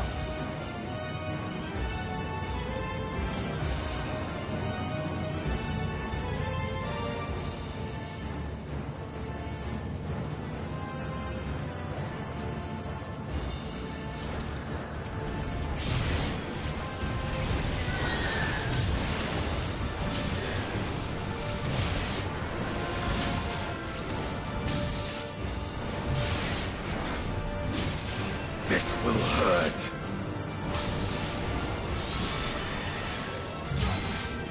It's really great how fast that shield casts. I don't know how they've done it, but it's really, really great.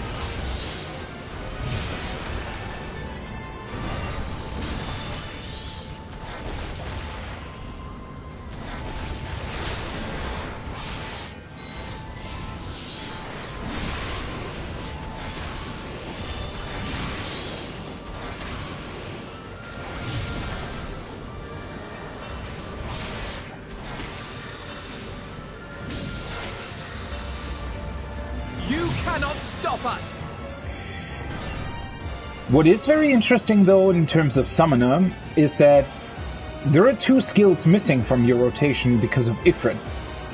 That's rather interesting. Does change up the rotation a little bit.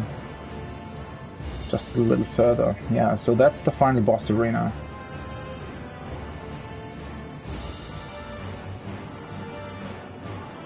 All of these Magitech things.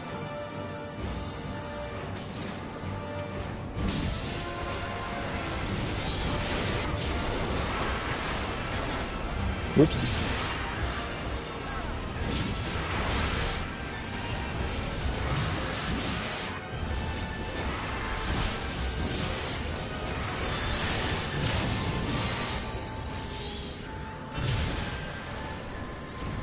That gonna hit me? That's it. Whatever. But yeah, you can definitely already see how important it is to know when to cast Ifrit's fire stuff. Because otherwise you'll very easily end up in a situation where you just don't have the time to cast it. I really like that. And I do hope that it's actually going to play an important part in the rotation.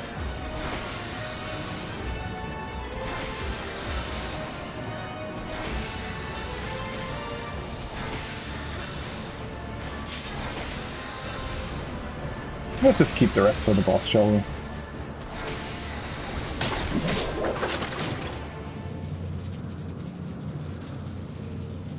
Let's see what happens now.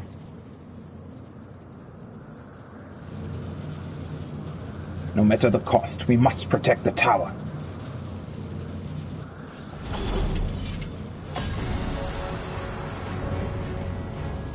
Harbinger select the Magus Sisters. Ooh, the music! The boss music's already really, really good. Dim, dim, dim. Oh, I like that. Nothing the wrong. Oh, right, the achievement symbol thingy is now different. I wonder if the other two are gonna appear as well. I have a feeling they will. The third and final sister, I hope. Bum, bum, bum, bum, ba-dum, bum, bum. Oh, that's great music! Why is the music so perfect in Endwalker?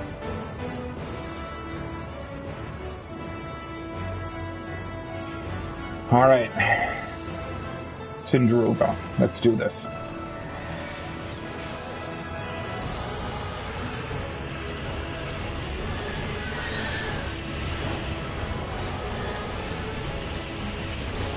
Samsara.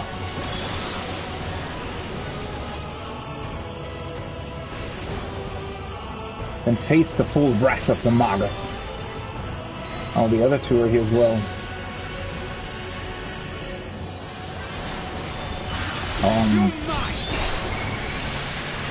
They're playing ball, or what are they doing? Can I attack them? Or I can, but it's... What the... What the hell is that?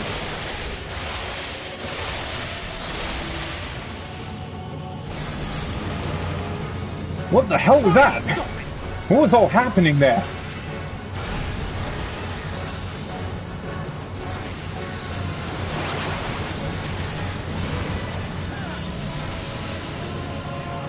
Are we supposed to hit them or not?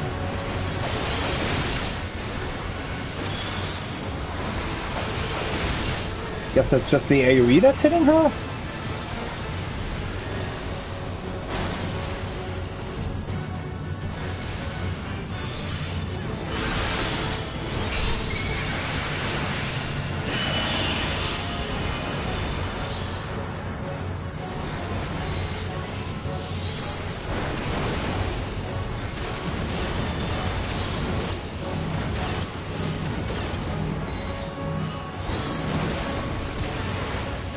That's a ton of AoEs that's going off, holy hell!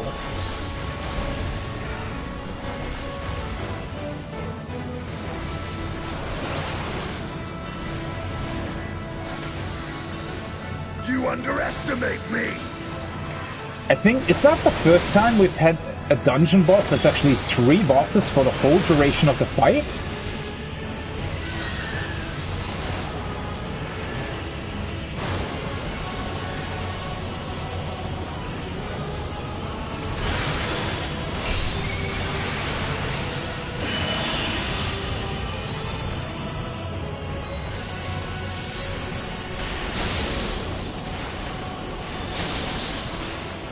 Certainly great that I can move this much.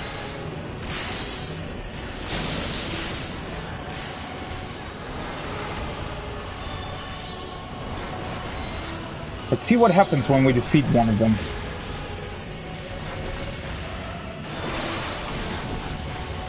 Oh, I guess that's not really AoE, is it?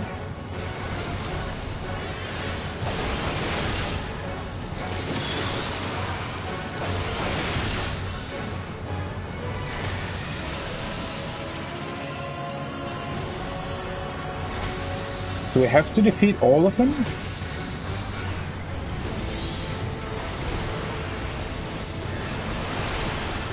They seem to have less HP though. That's a really cool fight to actually have 3 enemies here. Oh, now she does her stuff.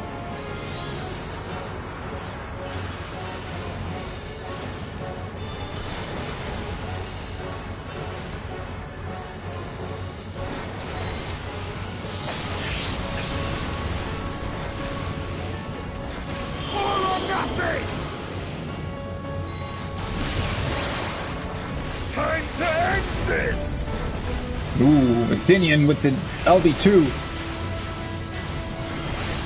Whoa! That did a lot of damage. That was a great fight. I mean, it was mostly just evading AoEs, but still.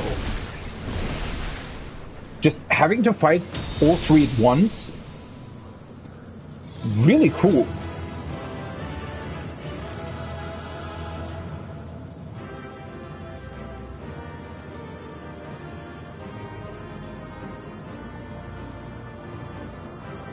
Well, I hope all went well with the second party.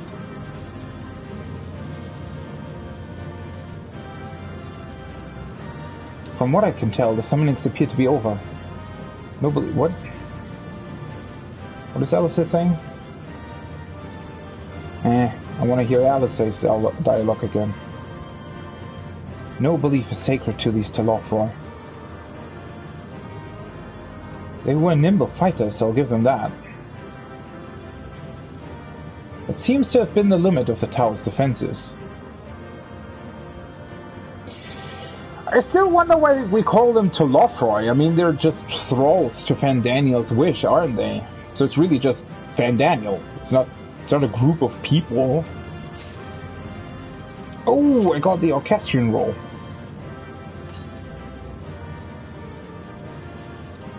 Mask of Casting. Wait a second. These look exactly like the... I knew that the gear was familiar. This looks like the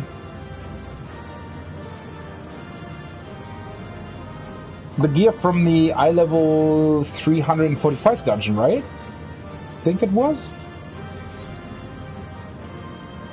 Oh, that looks great. Can't be dyed, unfortunately.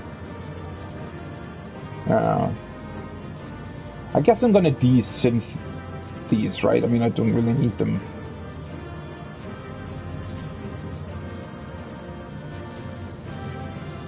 But let's see what happens now.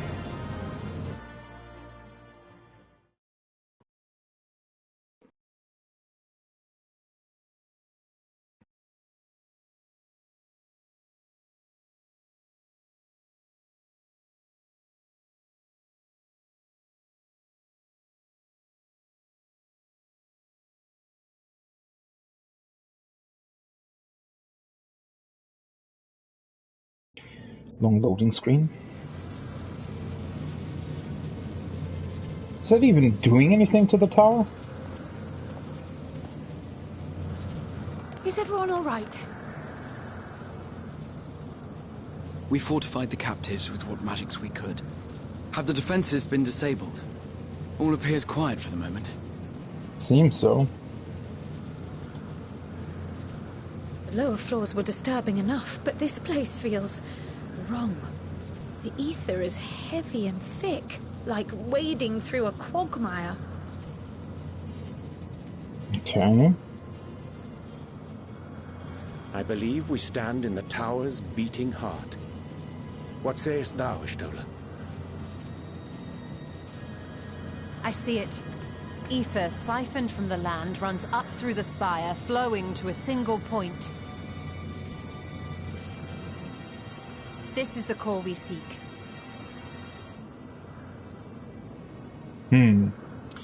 Still need to figure out how it works, though, I guess. Yet something is off.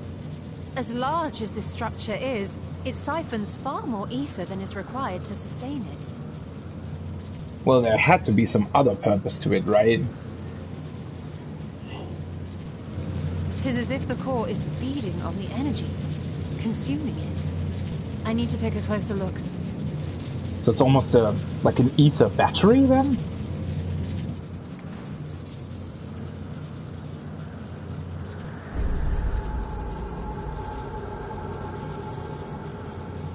Curious. There is something there, embedded inside the core. Okay. A man's limb. What? A limb? This is what we came to destroy? Yes, if you would be so kind.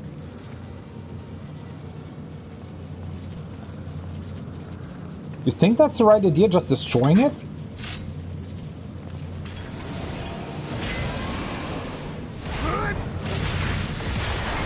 Show off.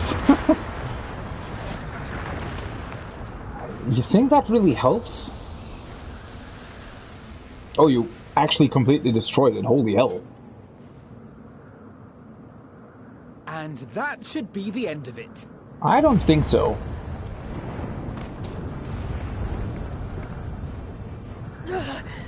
What now? My theory that the tower might come crashing down following the core's destruction doth appear to be correct. Well, thank you for clearing that up, Oriange. And how are we supposed to survive the fall?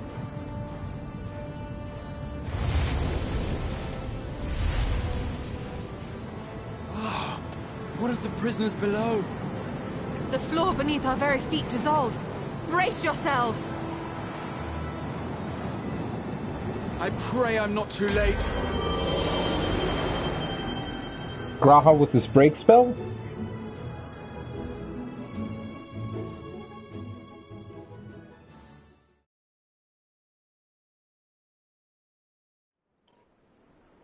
Oh, wait, what?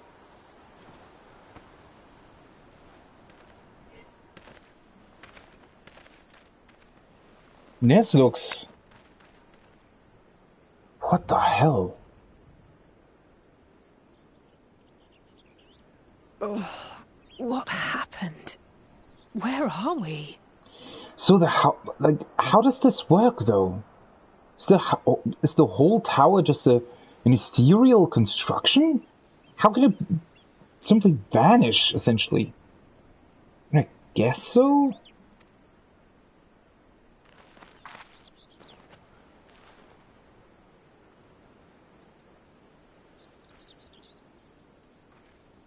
It is a fairly, by my reckoning, simple solution. We're still on the island where the tower stood, but 'tis as if it never existed.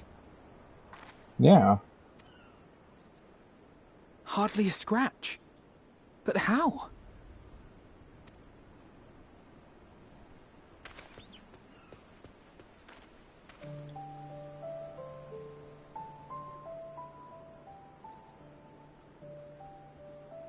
Graha wove a levitation spell at the last moment. Large enough to catch everyone, it would seem. I hope even himself. Probably just took out a bit of magic out of him. Energy, I mean. That explains the lack of obvious injuries.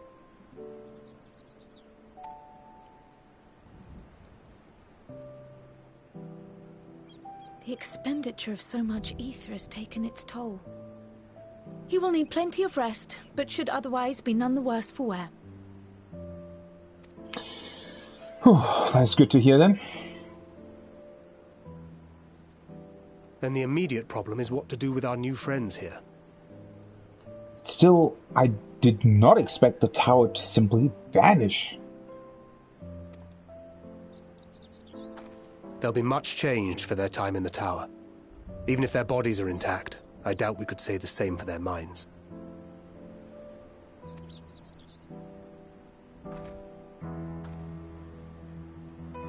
Angelo and I will take care of that. I hope that's still possible. I have every faith in you, Alize, but there are just too many for you to treat alone.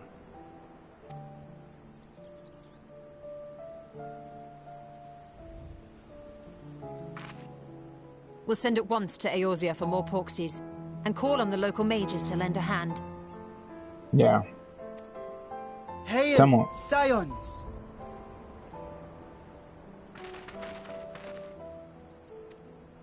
We were watching the tower when it simply disappeared. What happened here? I wonder if...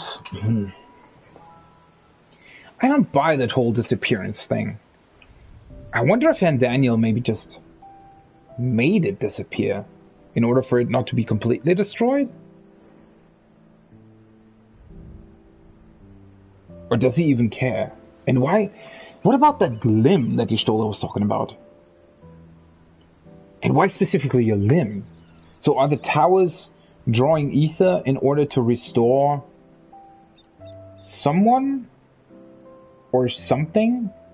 And every tower restores a particular part of that individual's body? Guess that would be the most logical guess, right? The threat is banished, and thy people delivered. They are, however, in need of treatment, and we of a secure locale and helping hands to assist us in its provision.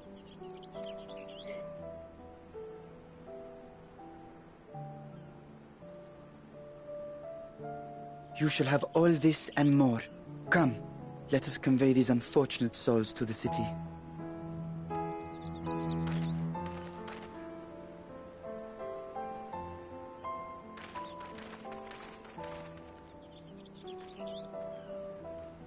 That's going to be quite the task. I mean, they're probably fairly heavy. I hope she's alright, though.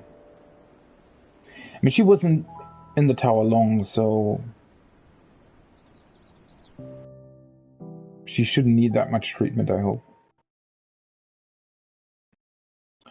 Fandango can't be too happy about it, though.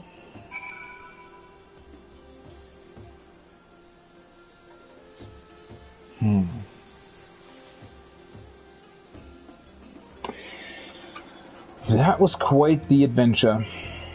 Yeah, and it's literally just gone. That island looks a bit weird without it on it. You think the island had trees on it before? Because it seems far too empty to normally look like that, right? So I wonder if the appearance of the tower has everything else that was once there vanish?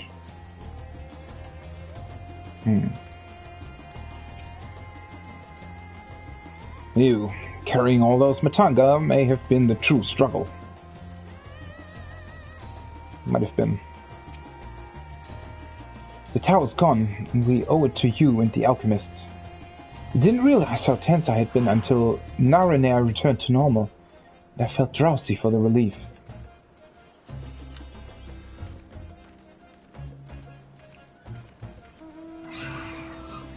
I hope it's gonna stay like that. Ah, you are returned. Suddenly as the tower disappeared, we were gravely concerned for you and yours. I'm glad to see that all is well. On behalf of the people of Ratzatan, I give you my heartfelt thanks. Is there an ether current here, by the way? No.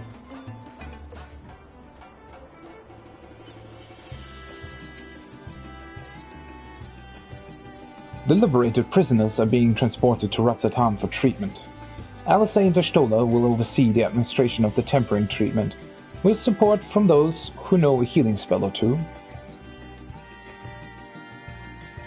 We'll go and join them in the city once you've had a moment to catch your breath.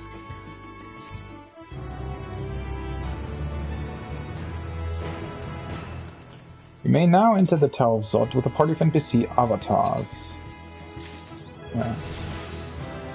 Boom! Level 83. No side quests here, though. So yeah, I already talked to you. The main story is level 81 now, so I need to keep an eye out for when it reaches level 82. Until then, I'm gonna try and do the side quests with my paladin. And I need to learn how that works again. Had enough rest, have you? You never were one for being idle, right? Marshan bade us come to Megaduta at our earliest convenience. Huh? How's that pronounced? Megaduta? At our earliest convenience. The others will join us there once they have finished tending to the prisoners. Ah, wait. On second thought, you and Destinian should go on ahead. I need to make a quick detour by the great work. We left Graha in the alchemist's care, you see. Best to fetch him before he's crammed into a specimen jar. Just you and me, then. A guardsman at the gate should wave us through.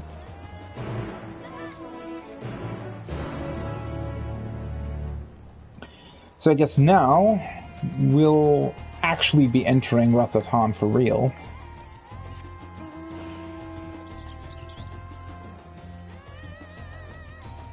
Let's use my flying card.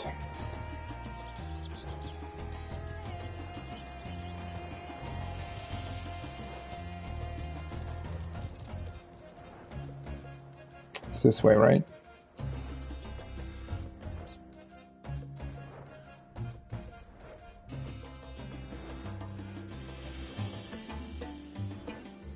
Wait, what would be the... This is the correct way, right?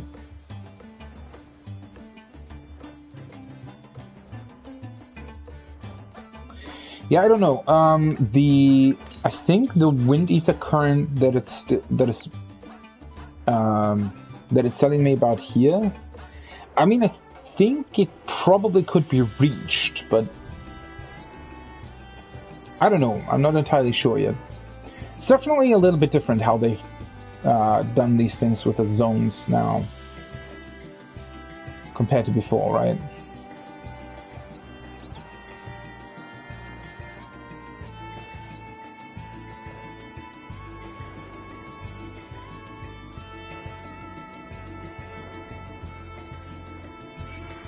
Of course.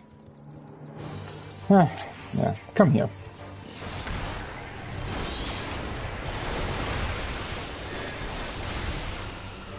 Bye-bye.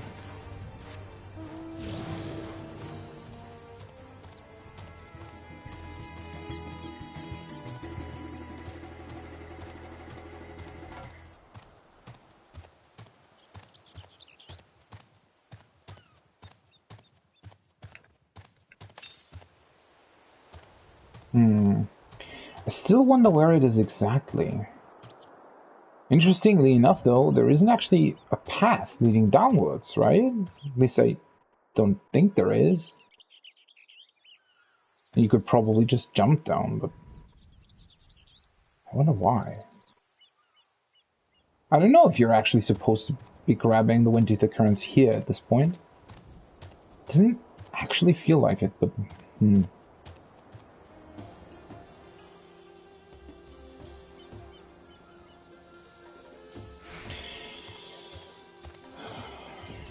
I'll guess we'll see about that later.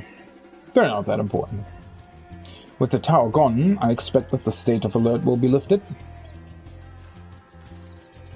Maybe not right away, though. Ah, honored scions.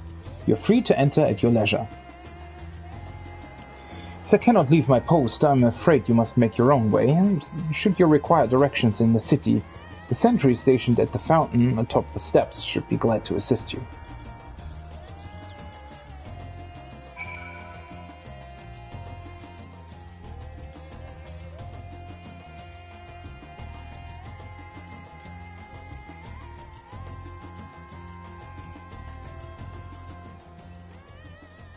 So now we're finally in the city proper.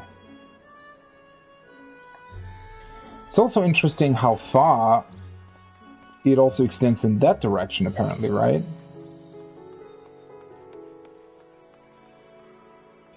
Looks really cool. Again, just this vista alone makes the city feel much larger than it is in terms of play area. These are quite a lot of steps. Though I have been to Razzatan before, this place is a veritable maze. Rather than risk getting lost, we had best ask for directions from the sentry at the fountain. Lead the way, and don't expect me to act as your tour guide like certain others. Really, Estinian? I was rather looking forward to you explaining everything. The Loyal Rise. Huh. Again, very calming and beautiful atmosphere, especially at night.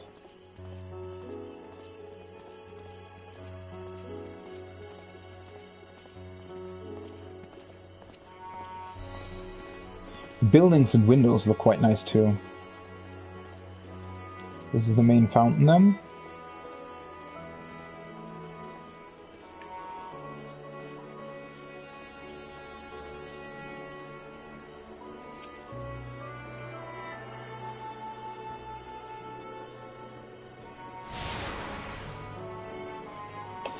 It does look rather imposing, right? And once again, just the way they placed the lights and everything just looks really good.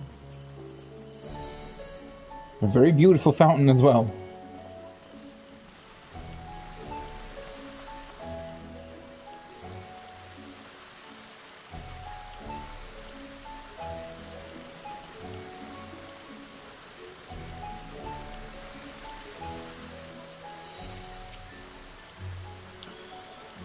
I presume.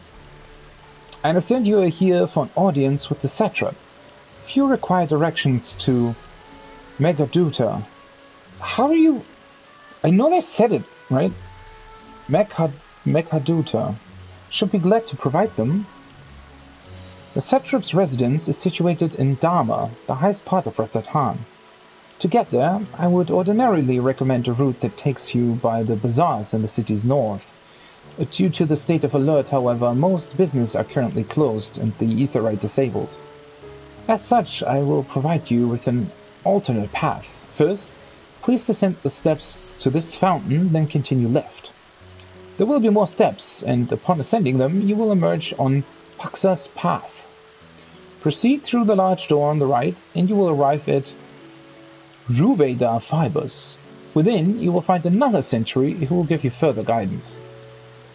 Oh, okay. In other words, we head up. Sounds straightforward enough.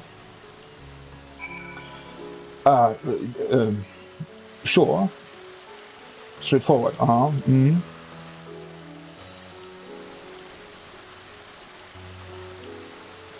Oh, I really like the city already. Why are the areas designed so well? Let's look over there. It's a blue circle.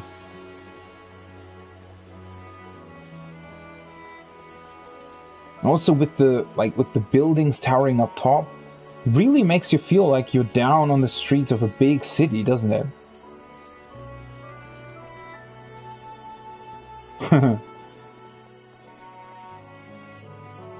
Yeah, this door looks quite familiar.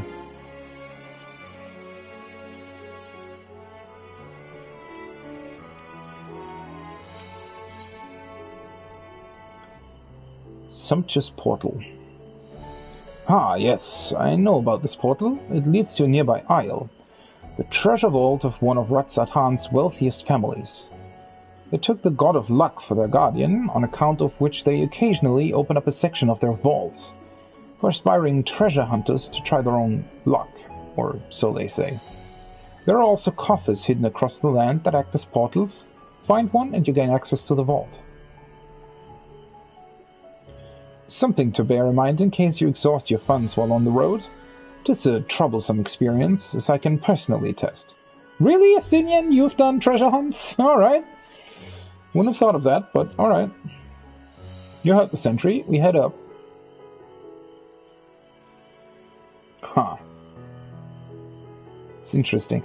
I think that's the first time that they've really acknowledged the presence of these treasure hunts outside of the actual treasure hunts. I mean, I know obviously that I think the quests that initially unlock the treasure hunts tell you about them as well, but you know, to have a portal like this,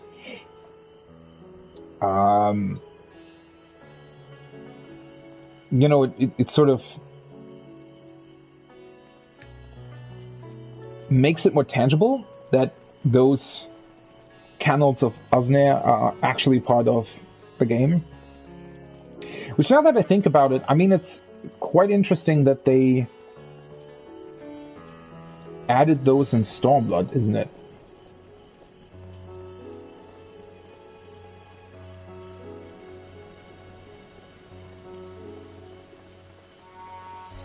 And once again, there is the eye. It does look very dark, though, right? I mean... Oh, there's the Aetherite Plaza. But it's not currently connected then, okay. I mean, I know we'll come back later. I mean, this... You know, when you see this as like a symbol or sigil, it doesn't really invite friendliness, right? It seems a bit...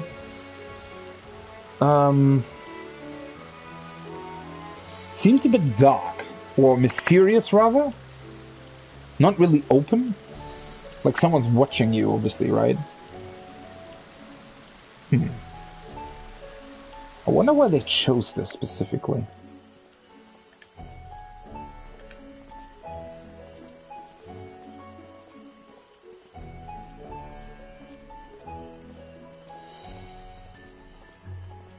Yeah, and I also really like the structure of this place. How they made it feel like these winding paths everywhere. Again, with all the buildings there, once again, they're not part of the play area, but they still make it look like a much larger city. It's really, really cool. Those lanterns over there also look really pretty. Also looks like a cafe of some sort, I think.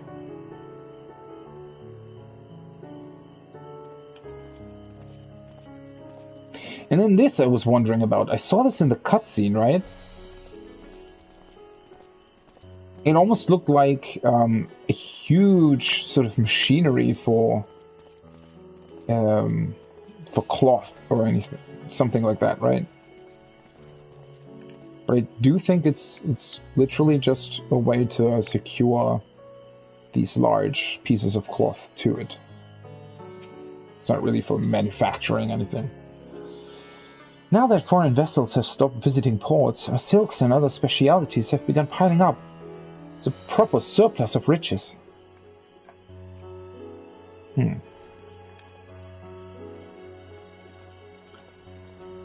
That's a neat carriage. Huh.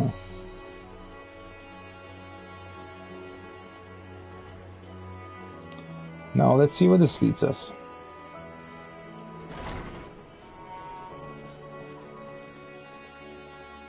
And the ornaments are so pretty, right?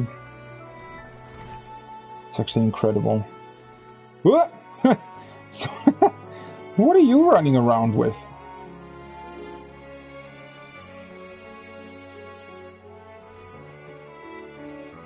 Yeah, I really like those colored lanterns.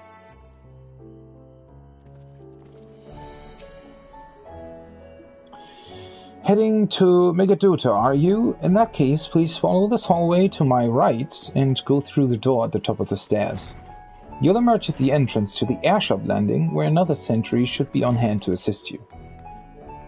Incidentally, if you ascend the steps to either side of me, you'll find the workshops of Ruvedai fibers.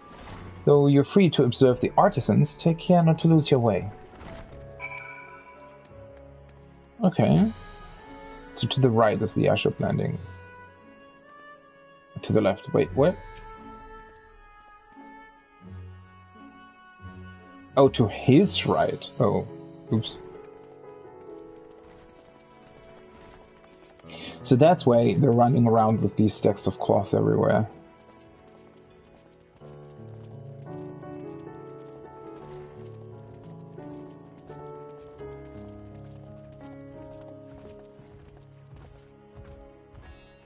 That's the workshop then? Oh yeah, it seems so. There's quite a lot of people here. I mean, let's look at this. Yes, can I help you? This is the storehouse for our silks, and not meant for customers' eyes, so if you wouldn't mind. Okay. That's fair.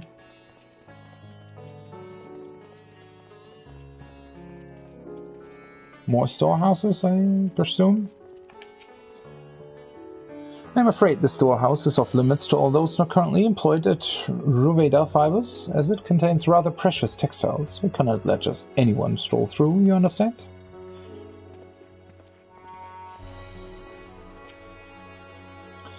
You'll find the storehouse packed with everything from clothing to carpeting. Its importance can't be gainsaid, which is why I'm stationed here, to guard the place from unsavory types. I love how everybody's running past me with this fucking box on their head. Ooh, this looks pretty as well.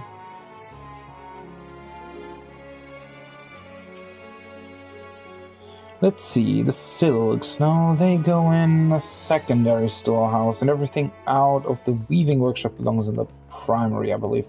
Goodness, so many storehouses these days. Rather hard to keep track.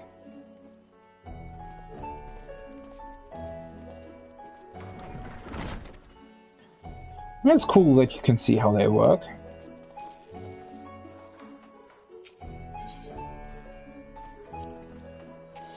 Ah, Thavnarian weave. Hard to imagine more vibrant stuff. I dare say Aymeric would be partial to the gold thread. And the blue, of course. He loves his blue. I've never put much thought into what I wear. A spare set of clothing is usually all I carry, and that isn't enough. I can always obtain something locally. As always, Estinian with the practicality. Was that a dance I said there? Oh, they're fitting someone. The waist on this is lacking something. Might have to make some adjustments. Well,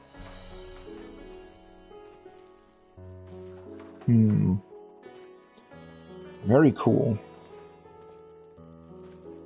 Really like this place.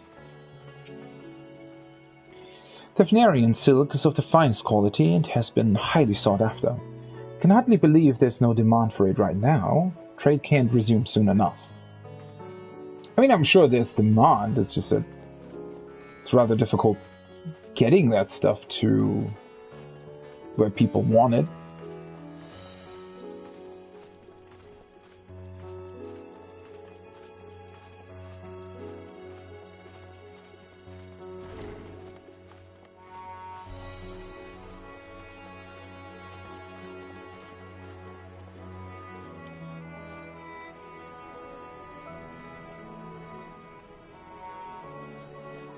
What is this? They're cultivating something here? Welcome to Raidus Fibers proprietary cocoonery, where we lovingly raise our silkworms to spin the finest fabric in all the realm. Oh. The silkworms depend on us to survive, and raising them keeps us quite busy, but 'tis a labor of love and trying to turn a profit. Silkworms. Interesting.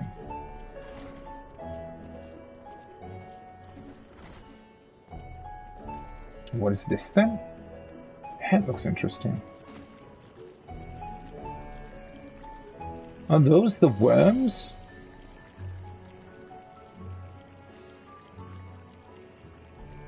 Huh. I guess so. Oh, a traveler, are you? Fine time for a visit, I must say. Well, perhaps you would be interested in some of our textiles. Thavnir is famous for them, you know.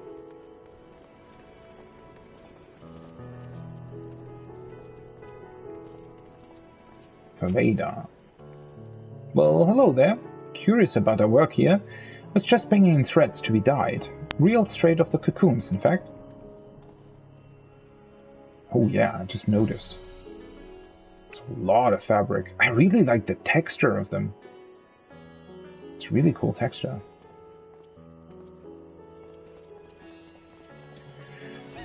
Let's get that point of interest then, shall we? These are all silkworms? Guess they are. Ooh. What is this?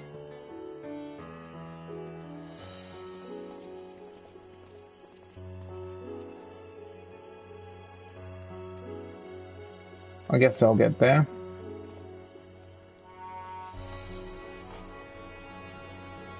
Can I just fall down very slowly? Oh, that works. Yeah. Oh, that's why it looked like it was in the floor, but it's actually like a gondola of some sort, or crane thing. See what it says. Number 8, right? Roveda Fibers. The state-sponsored workshop is famed for producing silk thread of exquisite quality. Its sericulture and weaving techniques were once jealously guarded secrets, but security measures have become lax, since Uda and other nations began manufacturing their own silk fabrics. Okay. Guess that explains the huge, what would they be called? These stretches of cloth at the entrance? Guess they're a sort of advertisement for the workshop.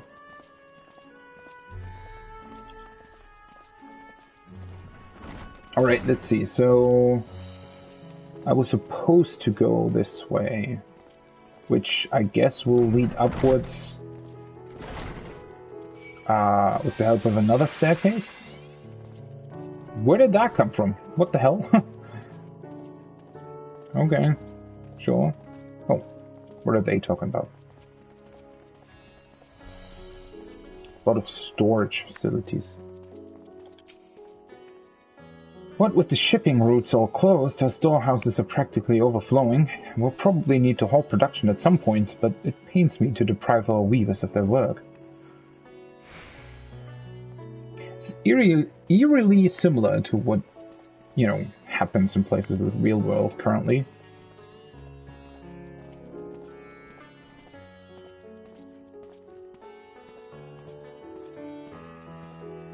The doors also have an interesting design as well. Ooh, there's another aetheryte. Let's grab that first.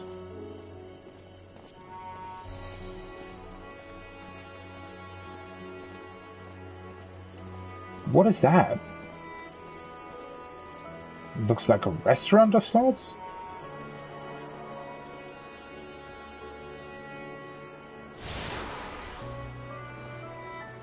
Oh wait, this is the airship landing. Oh. Ooh, that looks great.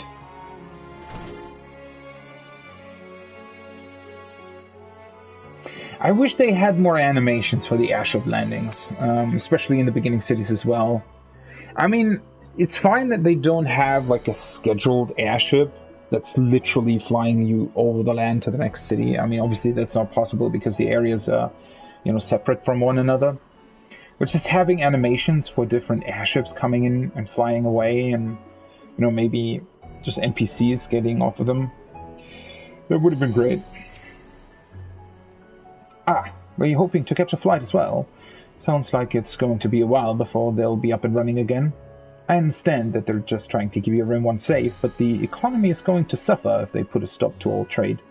There must be some other way.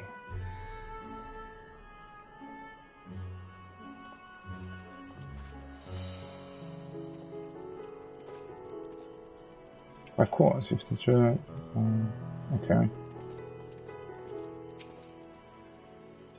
The skies have been filled with all kinds of fiends since that tower appeared on Naranair. In light of this, we've gone ahead and cancelled all flights for the time being.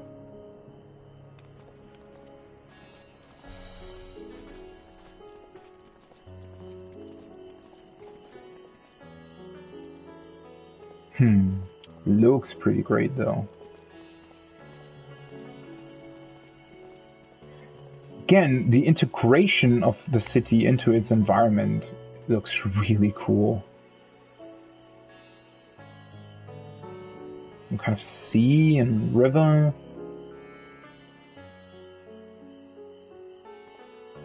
And that's the entrance, right? That's where we came from. Oh, shooting star. And this is sort of the backside of that huge crystal rock structure.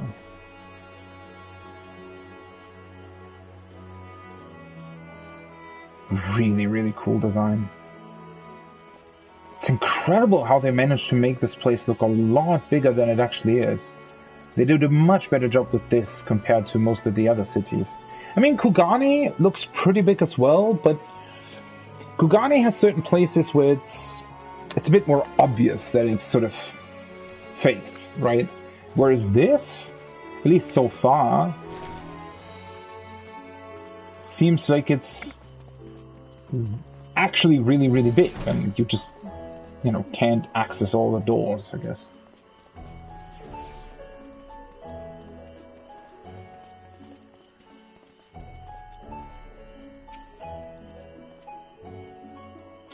If you're here for an airship, I'm afraid all flights have been suspended until further notice.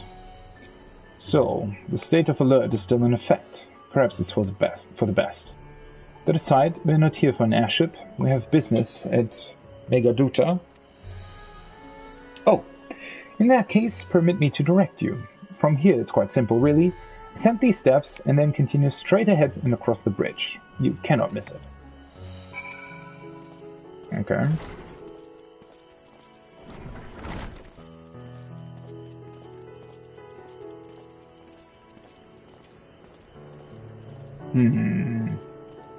That's an interesting sightseeing spot.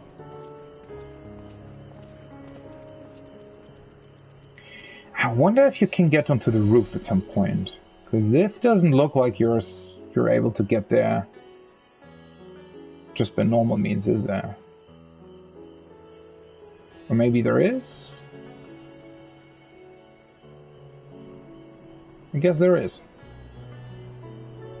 Ooh. Yeah, there is.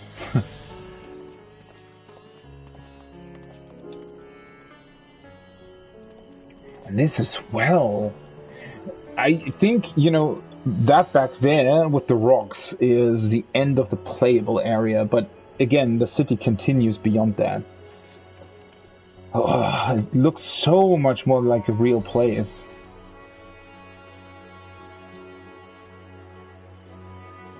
Do I want to try that?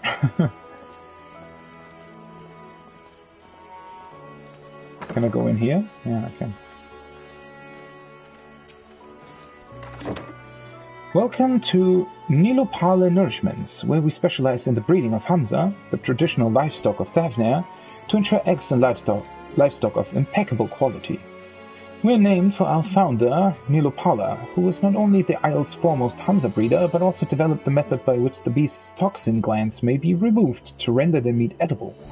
A remarkable discovery, wouldn't you agree?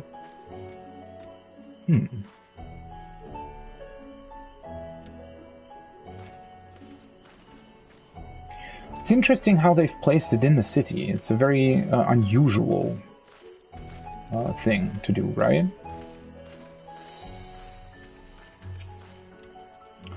I see you've taken a liking to our Hamza friend. After all, what's not to adore? Those gentle eyes, the strangely pleasing smell of their feathers.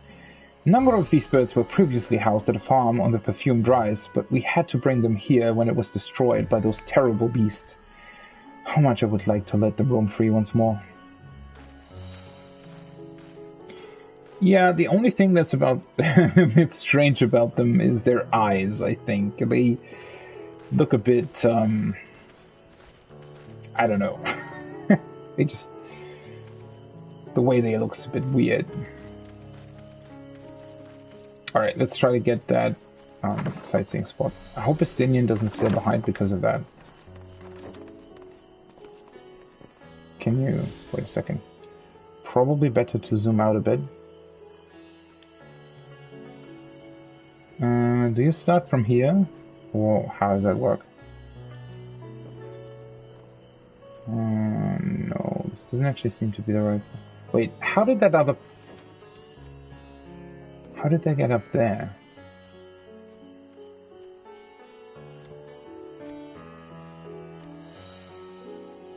Wait, do you have to maybe... oh, this way, alright. And I guess you go this way.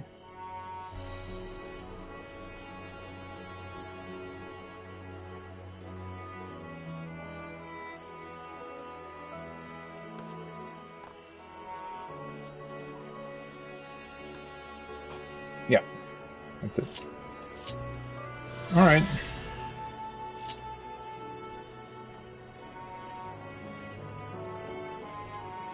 No, I thought this thing was stuck.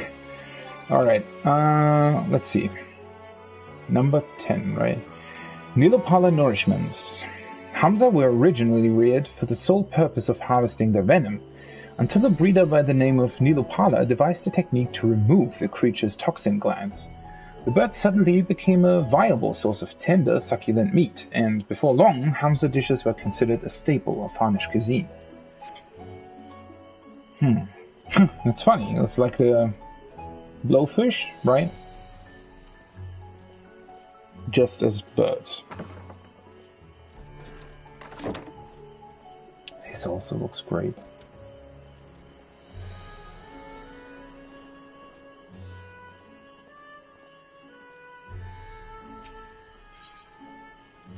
armor. Ah, I remember passing by here with Rashan. The situation being as it was, he regretted not being able to show us the sights. Life has yet to return to normal here, but when it does, you ought to pay another visit. Though the city is confusing, the food is quite good. I'm partial to Hamza myself. The meat's surprisingly tender and flavorful.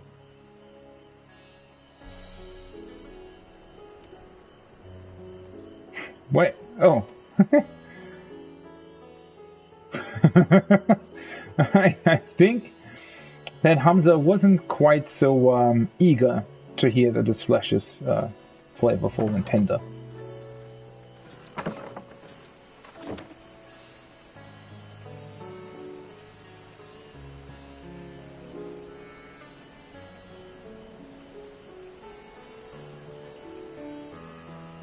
I just really like a city design like this, right? Where it's multiple layers and I don't know. It's always just really interesting to see. Like, for example, over there, where you can see into the place where they produce the silk. Just a really great design.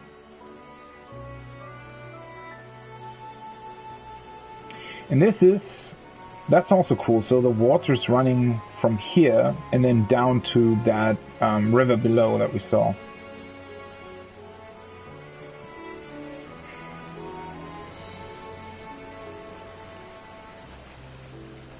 And one other thing that I really like is that the city still has a very natural feel to it. It's not just buildings, right? Because you can easily make the mistakes of, especially when you're designing a city like this, you know, in this way for an MMO, then you can easily make sort of the mistake of just putting in a ton of houses everywhere that block your view, and, you know, that would make it feel almost too crowded and too unrealistic. That's sort of the problem. I feel like, for example, Yharnam and Bloodborne has that problem, right? The design of it is incredible. The atmosphere is incredible, but logically it just doesn't make any sense, right? Yharnam, I mean, it does add somewhat to,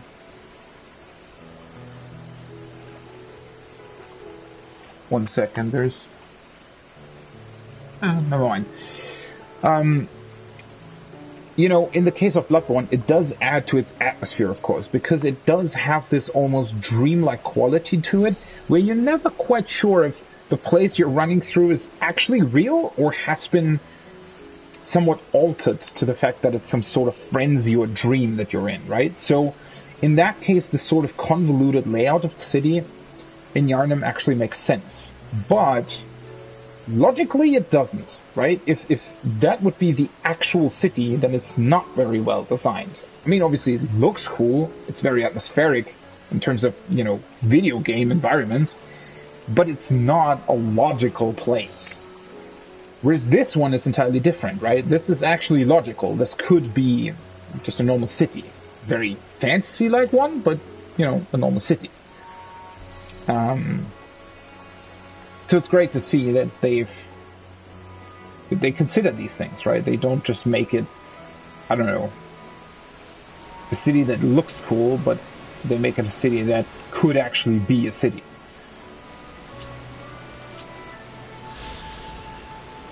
Number 12. Oh, I probably should have done these on my paladin as well. Doesn't matter. It's not a big deal. Not that much experience anyway. Meghaduta. The palace of the satrap serves not only as residence, but also as the center of Ratzat Han's government, meaning cloud messenger in the old Aksudara tongue. Meghaduta was built at the summit of a rocky megalith, its great doors admitting an endless stream of servants, petitioners, and official visitors. To some degree, I do wonder how they kept it quiet that Vitra is running the place, right? That isn't exactly something where you feel like it would be easy to hide. Then again, it's also a thing where maybe it sort of spurs legends, and people just say that without actually really truly believing in it, that might also be the case.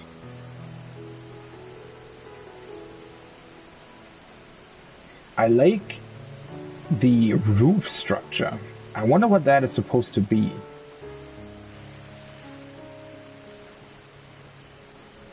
Right? I mean, it almost looks like big air vents or something. Maybe to keep the place cool.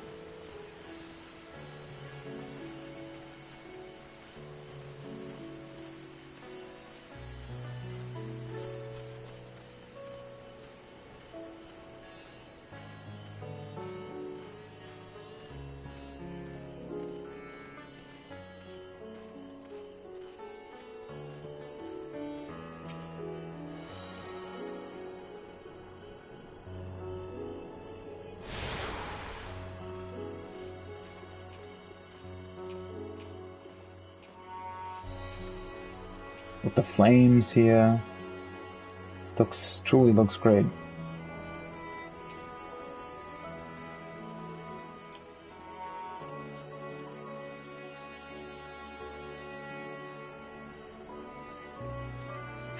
I like the new environment so much in Endwalker so far. Greetings and welcome to Megaduta. May I inquire after your business? We are members of the Scions of the Seventh Dawn, come at the invitation of His Excellency.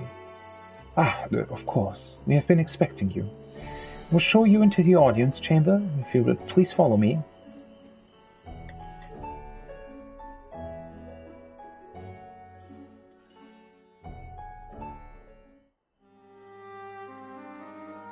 Ooh.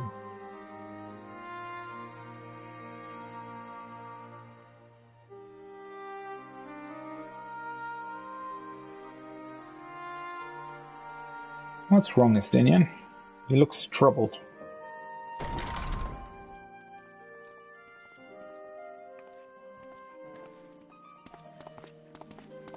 See, Graha is fit as well. Are we the last to arrive? I hope we've not kept you waiting. Not at all. Your comrade is feeling better, I trust. Much better, thank you. Harness remedies are certainly potent, in more ways than one. What? Okay. What does that refer to? One becomes accustomed to the taste, although I hope you never have cause to do so. Pray, take your ease. No, because they taste bad, I suppose.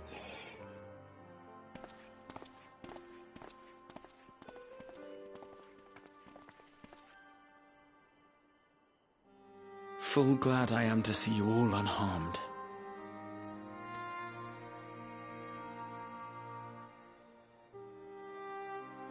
Valiant scions, for your heroism, you have my boundless gratitude. You cast down that dire tower and set free its hapless captives. You cleanse their souls of its corrupting influence. No words of thanks will suffice.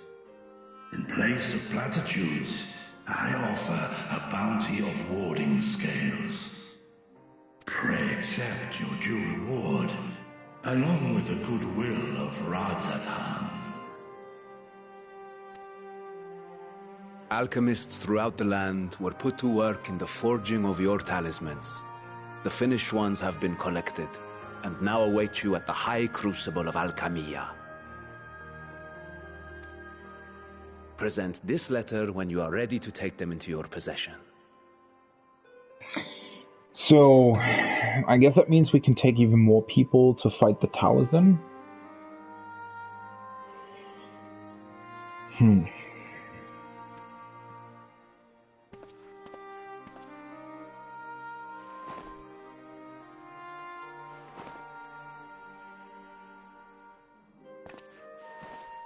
We are humbled by your generosity. Know that the inventive wisdom of Radzat will be vital in restoring serenity to our star. Every single one of those scales came from you, didn't they? You must still be in such pain. Yeah? I mean, how does that work anyway? Wouldn't it leave Vitra pretty open to be wounded? Ouch. 'Tis of no moment. A mere annoyance compared to the dreadful suffering inflicted upon this land and its people. Oh, I didn't realize that. Albeit brief, my involvement in the Dragonsong War afforded me a glimpse of the myriad sorrows which consumed both dragon and man. The hell's what music again? Though you were half a world away, such tragedies as befell your kin must have affected you deeply. God, I love this music.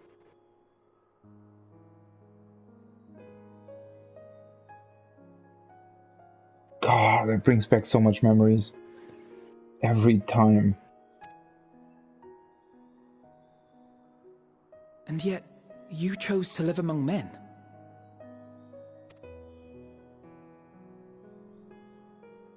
In the age when that conflict first bloomed, my choice had already been made. In some distant place, man slew dragon, and dragon slaughtered man. Yet no hate could I muster for those smiling faces which did look to me for guidance. Not even my brother's righteous rage could rally me to his cause. I huddled here, secret and still, hoping against hope that which I had built would remain untouched by the chaos and carnage. So that confirms that, right? This place, at least to some degree, must have already existed when the Dragonsong War began.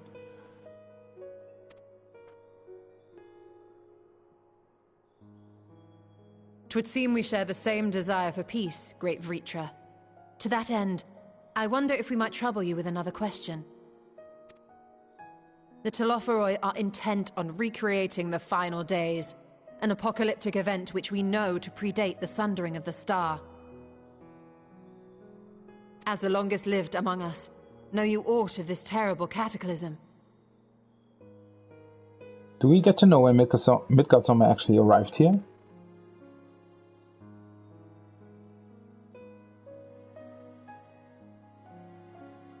Nay.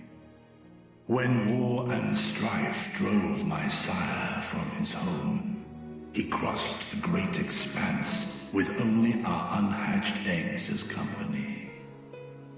The Great Expanse? Referring to the universe? Yeah, right. He alighted upon a shattered source, its 13 reflections long since scattered beyond the rift.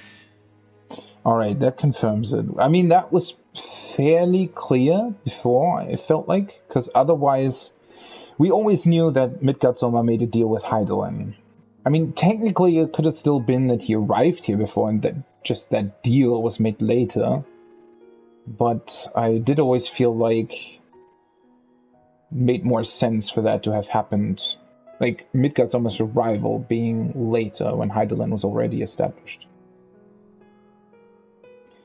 That still doesn't exactly tell us when they arrived, though. Did they arrive before the first calamity? Of events preceding his arrival, he knoweth naught, save that which Hydaelyn hath deigned to disclose. I see. So again, 'tis the inscrutable Hydaelyn to whom we must look for answers.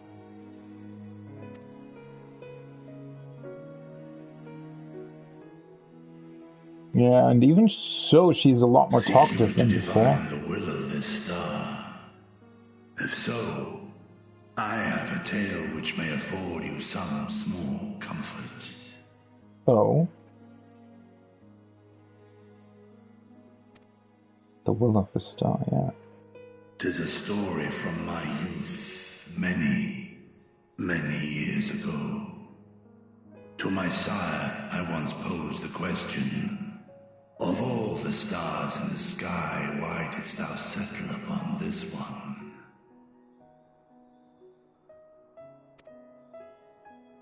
To which Midgardsormr did reply, 'twas the last bastion of hope. Oh my god. What?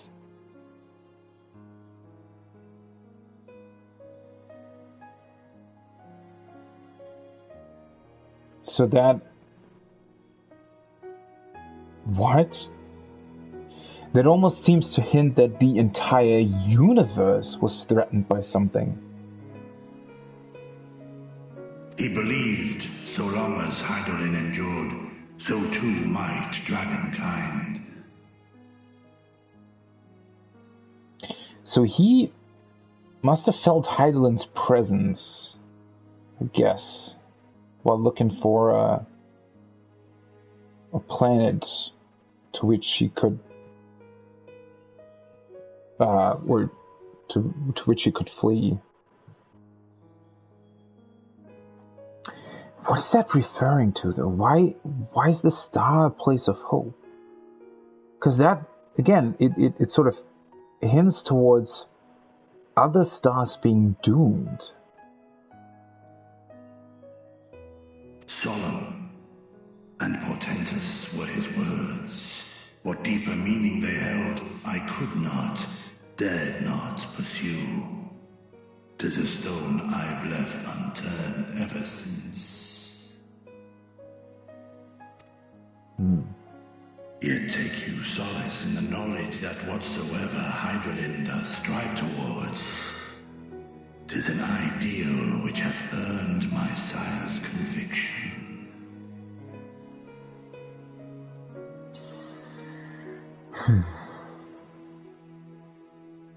So Midgardsormr was pretty convinced by Hydaelyn then.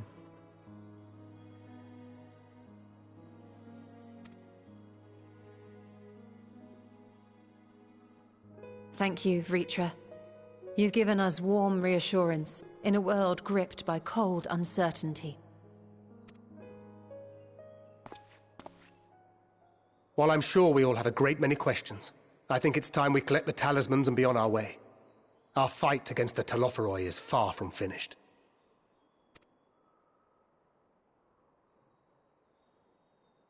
We must take our leave, but please do inform us if we can provide any further assistance.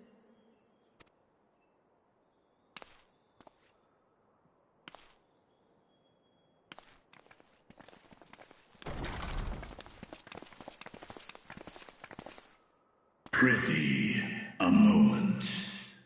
Oh.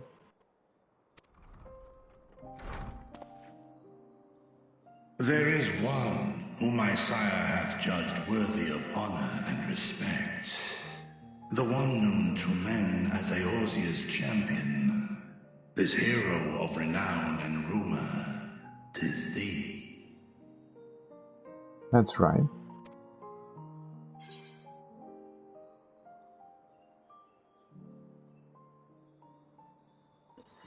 Yeah, I kind of do wish that he could be here with us now. I want him as an actual ally, not just some distant reassurance.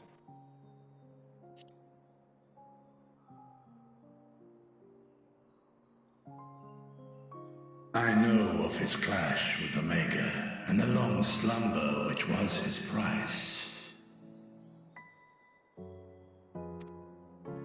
Yet even closed in sleep, my father's eyes are far from blind. He is watching over thee, watching over this world.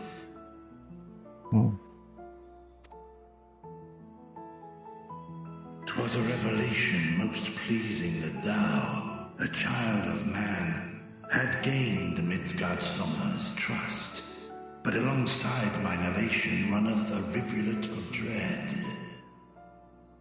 For upon thy life's reel wind too many threads, of fate, power, weal enmeshed with woe.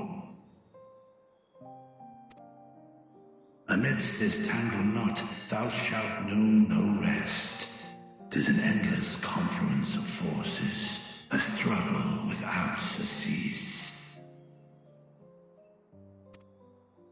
More terrible still is the attrition wrought upon thy companions, as they are swept up in the storm of thine existence.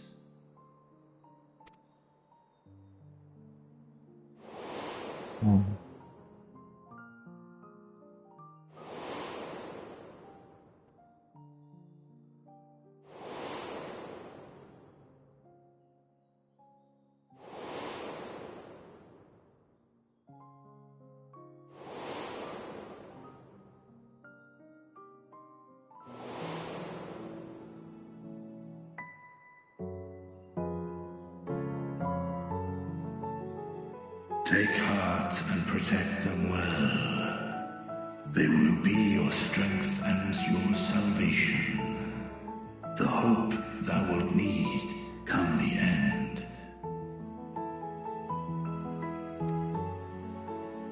Even cowering behind my curtain, I know the suffering of the powerful. I have watched my siblings driven mad by loss. Thus, do I exhort thee to spare no effort to keep thy loved ones safe.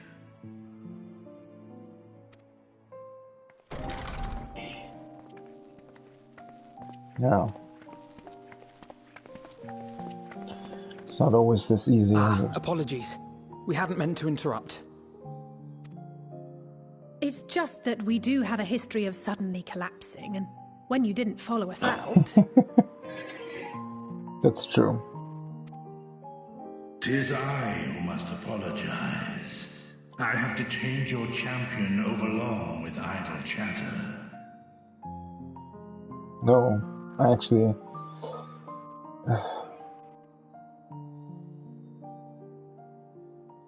It's a really beautiful scene, yeah. Go.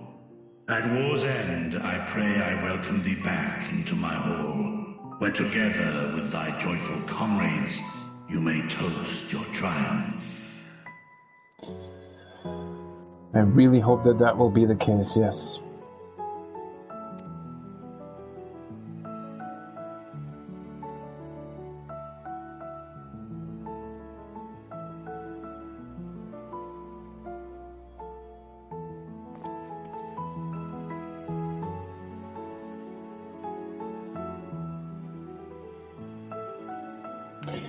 Wow, I did not expect that.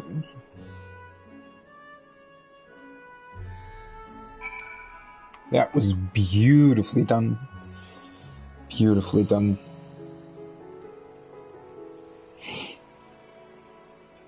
That's, yeah.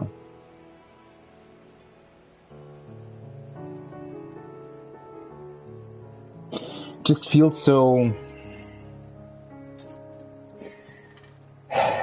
to finally, you know, be able to talk about this. And then still not really being able to talk with Midgardsorm about this or with Heidelin. Still, everything's still so shrouded in secrecy, right? At the same time, they feel really close to us as well. Then...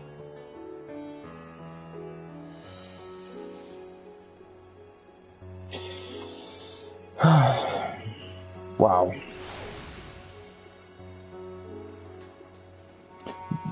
They really have a tendency of hitting you with these scenes when you least expect them, right? It's like the little girl in Charlie and that suddenly talked of Moonbreeder. It is true, though, even though people sometimes joke that, you know, nobody's really dying in 14, but there are actually quite a lot of people who lost their lives due to the course that we are following. Then again, it's not really our fault. It's not really that they gather around us. It's more that they gather around the, I guess, the mission that Hydaelyn put upon us, right?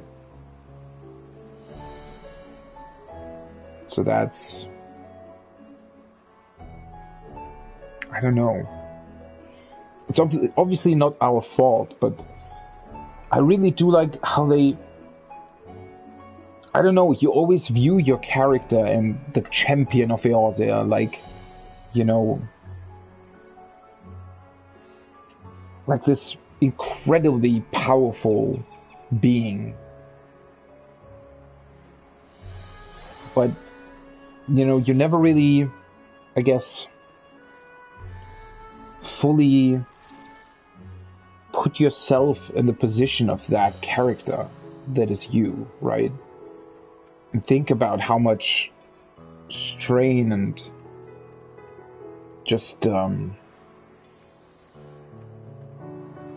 much burden that must place upon you, knowing that everybody who comes in contact with you in this, what I guess, trying to be your friend or trying to help, is prone to whether getting hurt or dying or similar things, right? It's just really, I don't know, it's really, it's kind of hard to put yourself really into your character like this, but at the same time it also is, yeah, it truly is this thing that people are people that your character has this burden placed upon himself, right?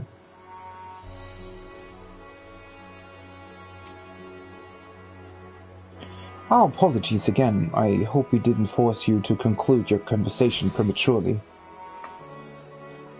Well, not really. I want to talk to Midgardsormr. I want to know what he thinks about this. So, what were you and Vitra talking about? Nothing. Very well, if you say so. The others have gone ahead to the High Crucible. Let's catch up to them.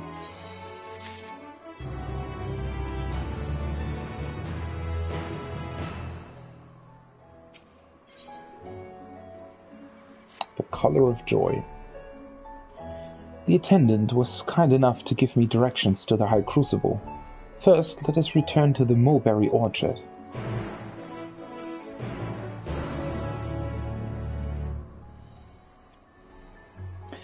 I am still really confused though. What the hell was Midgardsormr, like, why did he make a deal with Hydaelyn? Why did he come to this star specifically? You know, the reassurance that, you know, he made the choice for a specific reason, and it sort of tells us, yeah, everything will be alright, or at least that, you know, there's hope and there's, you know, a good reason behind all of this. I mean, it's all great to hear, but it still doesn't really tell us why specifically, right? We still don't really know why Midgardsormr came here. All we know now is that he came after the planet was sundered.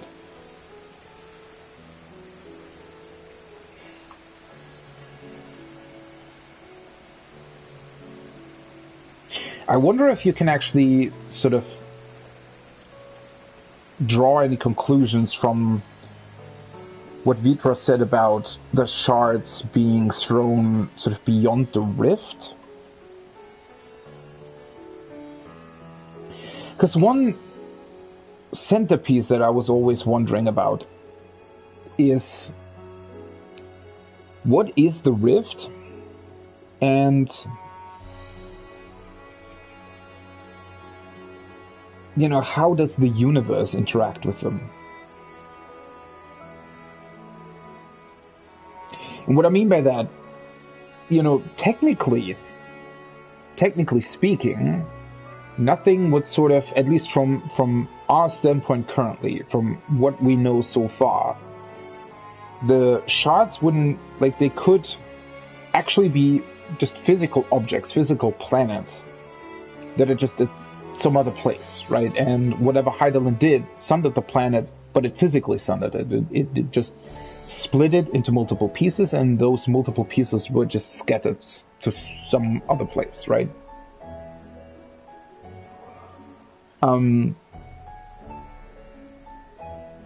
But this whole talk about the rift makes it seem, I mean, the rift,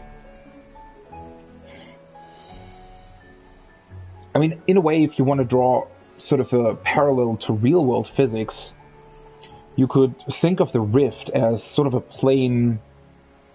If you think about the theory of a multiverse existing, right? So, I mean, I guess at the center of the theory is that every sort of quantum event, every chance event that happens in quantum mechanics splits the timeline essentially, or not really the timeline, but, you know, every quantum state, every possible state that a particle can be in due to the wave function is an actual reality, right?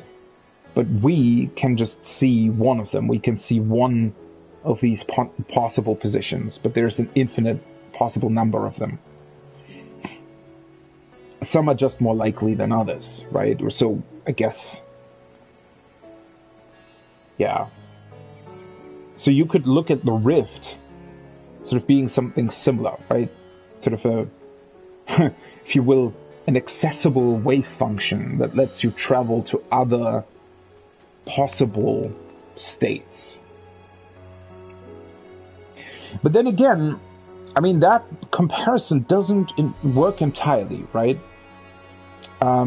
Mainly because, at least according to the theory in real-world physics, every part of the wave function does actually exist, right? At least as far as I understand it.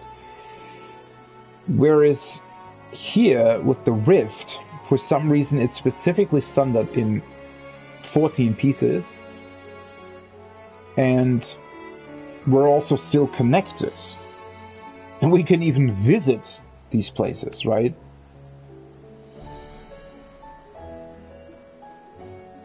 So I still wonder what sort of the nature of the rift is and how these shards exist, and whether or not the universe, like there are different, through the rift you can sort of get to a different plane, a completely different reality where another shard exists.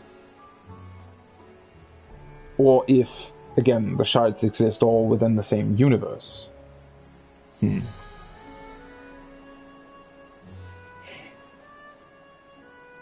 But I guess it's going to be answered in Endwalker, at least I hope so. It's just, the conversation didn't really give us any more clues as to what we already knew, I guess. I understand the mulberries are for the silkworms. Grown a stone's throw away from the satrap's residence, it gives it the quintessential Thavnarian flair, don't you think? Oh, so that's why they're there. The silkworms. From here, we're supposed to follow the path left and past the mulberries.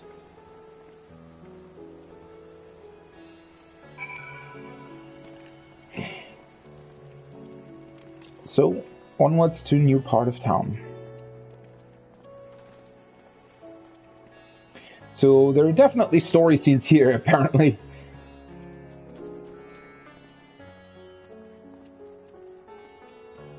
So these are for the silkworms then.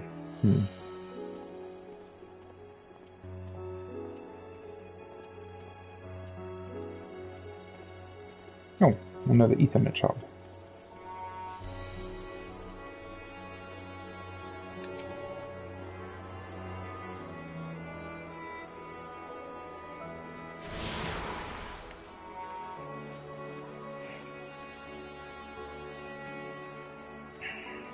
By the way, I'm already looking forward to, you know, watching streams of the story and watching others react to it.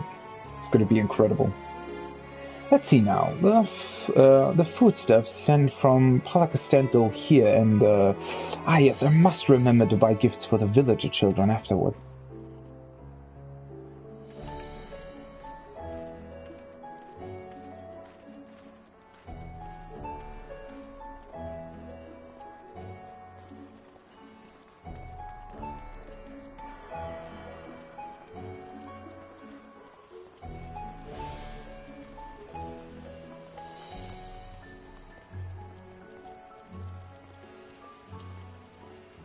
Hmm.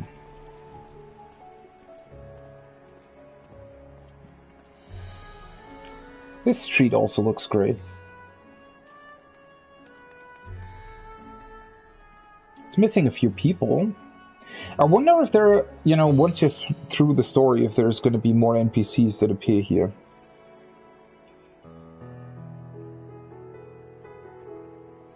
I really hope so, actually. Sometimes that's a bit of a shame, right? Because there aren't really that many reasons to go to different parts of the city. I mean, you know, in Kugana, for example, there's at least a bathhouse that you visit, and then in the Crystarium there are the crystalline means, right, where you level your crafters and stuff. But, for example, in Yulmore, once you've done the, I guess, the side quests and unlocked the optional dungeons that are there and stuff like that, and have done the main story, you never really go through it, right? You just teleport to the Aetheryte, and then you grab your gear, whatever you want. Maybe you go to the Beehive. At least they've given you a reason to go there, with Kaishir being a turn-in point, right, for your crafting stuff. But apart from that, unfortunately, there is never really any reason to sort of really go through Yulmore. So I hope these streets will see some actual use, and not just through for while you're doing the story, but also after it. We'll see, I guess. Business has taken a real hit, what with, you know, everything. Now the boss is threatening to fire us. Certainly envy those in Khalzal's operation. They're treated decently.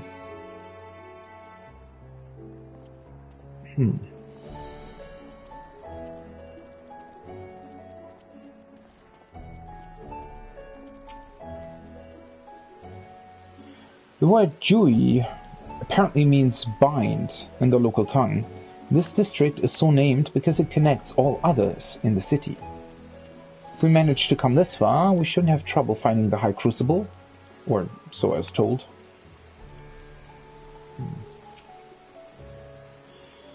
Where the street turns, enter the door straight ahead, then descend the steps. Thought the Crystarium was confusing, but it doesn't compare to Ratzatan. The architecture and decorations make it even harder to get your bearings. Anyway, let's see where this door takes us. There is true, a lot of the buildings and doors and such, they all look alike. I mean, the architecture is still distinct, which is cool, but they do look fairly similar in a lot of ways.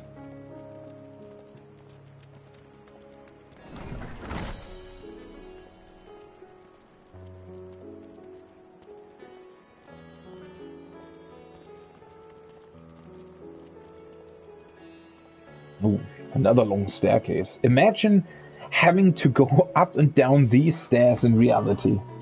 Holy hell, that would take a toll on you.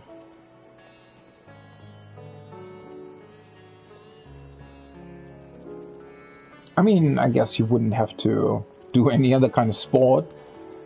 It would pretty much be built in if you live on top of the stairs. So that's the actual Aetheryte Plaza. Wow.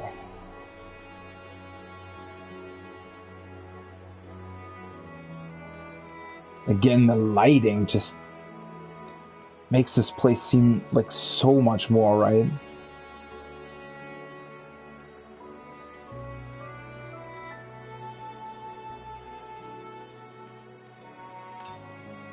That's where we were before. So they've actually managed to take us on a pretty nice tour of the city just through the story, right? It's really cool how they've done that. Phew, it seems we're on the right track. And here's the Aetheryte Plaza, so far so good, and there isn't much further to go. From here we just need to cross to the other side of the hall, then pass through the larger of two doorways. The High Crucible lies beyond. I suspect the others have already collected the warding scales. Come, let us join them. technically, I mean, I know that they said we aren't able to tune to the Aetheryte just yet. I wonder though why they've done that, because I guess the big reason why we weren't able to do that in Hulmore was because War 3 was still running the place, but here, you know, this place is friendly towards us, so it actually didn't really make that much sense that we wouldn't be able to attune to the Aetheryte? It's a rather curious thing, right?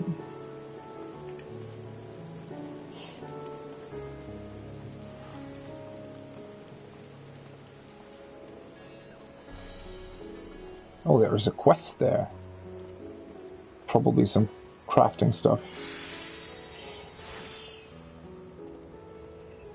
I assume that's also where all of the endgame materials and gear will be.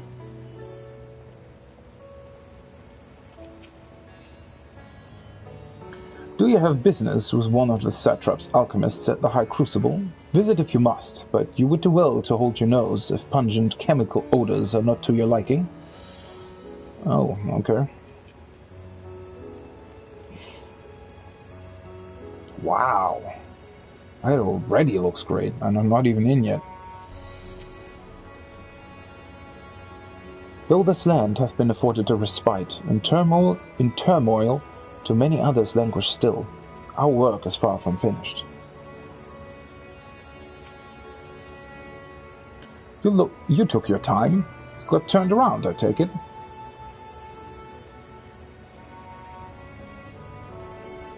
So there was Orionj's trailer line, I guess. Wow. Whoa.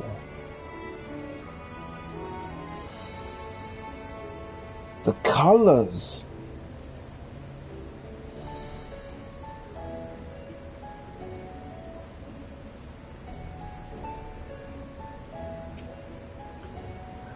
Welcome to the High Crucible of Alchemia, Ratzat-Han's state-sponsored workshop for all matters alchemical.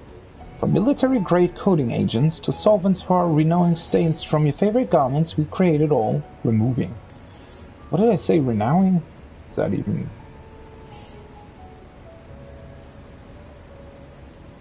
Wow.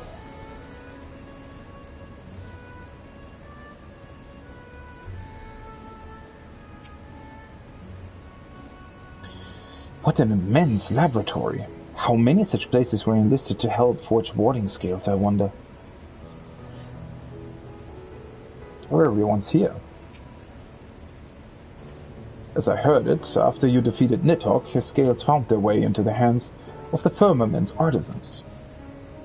Steeped in power as they are, it's no surprise that they were coveted. Still, it is a strange legacy for the vengeful worm. True. Quite well now, I assure you. As they say, the stronger the taste and the stranger the color, the more effective the remedy. My body trying to replenish the ether is spent, however, I'm feeling rather famished. I think a sampling of the local delicacies is in order. Hamza cuisine would be a good place to start, perhaps. Yeah, it's a great idea, actually. The students have previously turned to Ratzat-Han's alchemists for help with the analysis of various artifacts. That is how I became acquainted with Nidhana. I'm glad we could rescue her, and pray she makes a full recovery.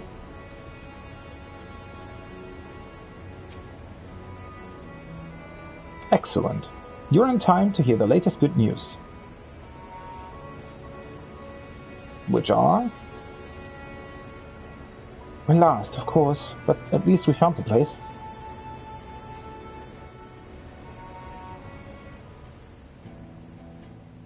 Ooh. These are the talismans we were promised. Yes, and I made a quick count. There are far more than we could have hoped for. Wow. It looks so beautiful with the... What's that called? Enough to outfit an entire company of soldiers, in fact. Considering the involved process, that they were able to manufacture so many in such a short span of time is nothing short of a miracle. Once we have distributed them to our allies in Eorzea and the Far East, we'll have a fighting chance to bring down the other spires. just as we did with the Tower of Zot. Or we could use them to invade Garlemald proper, and strike directly at the Telophoroid's base of operations. Whoa, Ishtola. Calm down there! Really?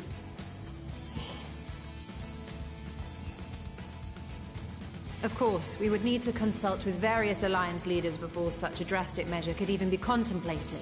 Yeah, I was gonna say, I don't know if we can just do that. To which end, I could set out forthwith and present the idea to each of our allies in person. You think? I mean, wouldn't it be better to first, I guess, handle the towers in our regions and then go to Garlemald? Pray allow me to undertake some few of those journeys. I find myself restless and in need of purposeful duties. Okay. I can head eastward. Bosnia and Dalmasca are just a short hop from here. And Doma's shinobi network should come in handy for passing on the word. We shall share the burden then. So we're splitting Meanwhile, up. I think it best that you and the others take the talismans back to the Baldessian Annex. We must keep them safe and secure until we've decided upon a course of action.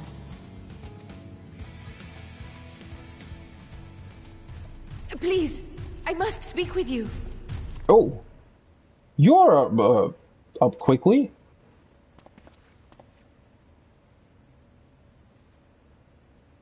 It's great to see you alive. It really is. Nidana, you're awake. I really like the elephant race. It's like they all look so huggable. Yes. When I spoke with the carer at my bedside, she told me that one of the scions, a young woman, had cleansed me of the tower's corruption. It seems I'd been asleep ever since the treatment. But when I awoke and learned you were all still here, I knew I had to come.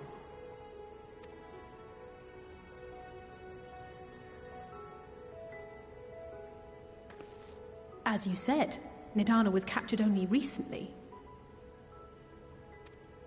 Such a brief exposure is swiftly cured, so I tended to her before we gathered at Megaduta. And I am truly grateful that you did. I cannot thank you enough. All of you, for everything you've done. Destroying the tower, rescuing our people. You've saved Thavnir from an awful fate.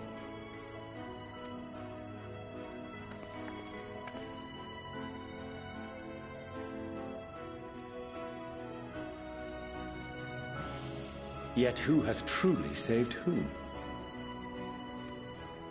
Due in no small part to thine inspirational courage, the alchemists were successful in reproducing warding scales of proven efficacy. True. Replications of thy work now stand ready to travel across the seas, unto the hands of those who might wield them against this rising evil. The talisman? Is this true?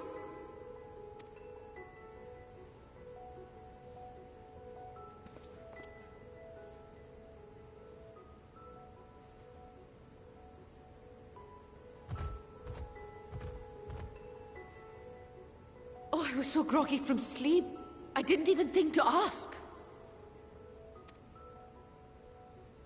Oh, our great work sent across the seas.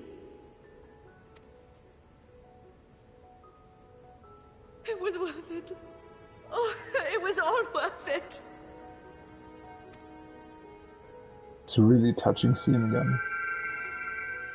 Oh. Oh. Look at that! Its color is completely changed.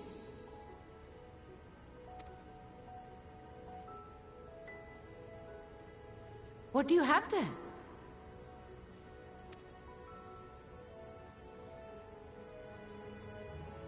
How unusual. I wonder if the effect is a reaction to Akasha. I'm afraid I'm not familiar with that term. Akasha? It is one of the unseen energies defined by Harnish alchemical theory. Oh? Though a gross oversimplification, some describe it as an essence influenced by feelings. Okay. You imply that it is distinct from ether? Wow. What? As foreign scholars often conflate the two, but we see them as separate concepts. Ether is an Okay. energy which permeates the land. It exists within animals, objects, even the air we breathe, affecting all through which it flows. Akasha, on the other hand, exists in a domain beyond our reach. A gift bestowed from on high, or torn from the heavens in some traditions. Huh. That, somehow, seems to be pretty closely connected to Heidelin, doesn't it? Akasha can neither be created nor destroyed. It is beyond our power to purposefully alter or manipulate. Well, that I'm not so sure about, but okay. The only thing observed to influence it is an abundance of, I want to say, spiritual emotion. As a veteran of the battlefield, surely you've experienced moments of desperation or exaltation when you've transcended the usual limits of your capabilities. That is a manifestation of Akasha, the invisible essence harnessed by heart, mind, and unyielding spirit. I really must hear more about this theory. Our disciplines are based entirely upon the idea that ether is the fundamental form of all energy. I'm glad my haphazard explanation has piqued your interest. But even for us, Curious. Akasha is a somewhat abstract field of study. A lack of practical application lends itself poorly to formalized research. I wonder what that means, because I don't think that it's just emotion. Especially if they hint at it so directly and, even explain it in this sort of very scientific context. There must be more beyond that. I mean, again, it almost seems like a connection to Heidelin, but that isn't enough of an explanation, because if Heidelin's a primal, the primals are based on ether. But then again, do we know that? If there is another form of energy that can maybe influence ether, but not the other way around, for example. But I have a feeling that it would also be connected to the primals, wouldn't it? Because aren't they also, like, the faith, essentially, that they're summoned through? That is a form of emotion, right? In that sense, I guess. So maybe this Akasha is able to influence the ether, but not the other way around? Which is why my analysis of your flower can amount to little more than idle speculation. I am sorry. Nonsense. You have nothing to be sorry for. Your insight is much appreciated. I mean, it's interesting that Heidelin specifically... Shall we depart for Sharlayan, then? I will see to it that the talismans arrive at the annex. It's interesting that Heidelin sort of specifically points us to the flower.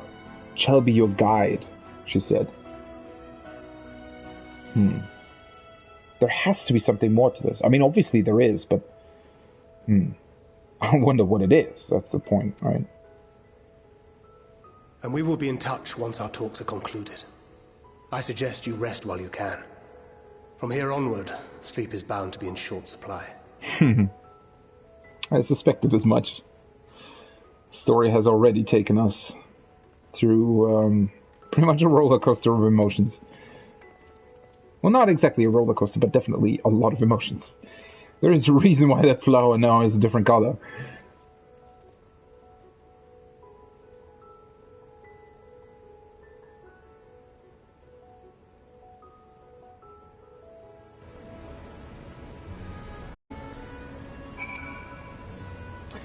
That was very insightful.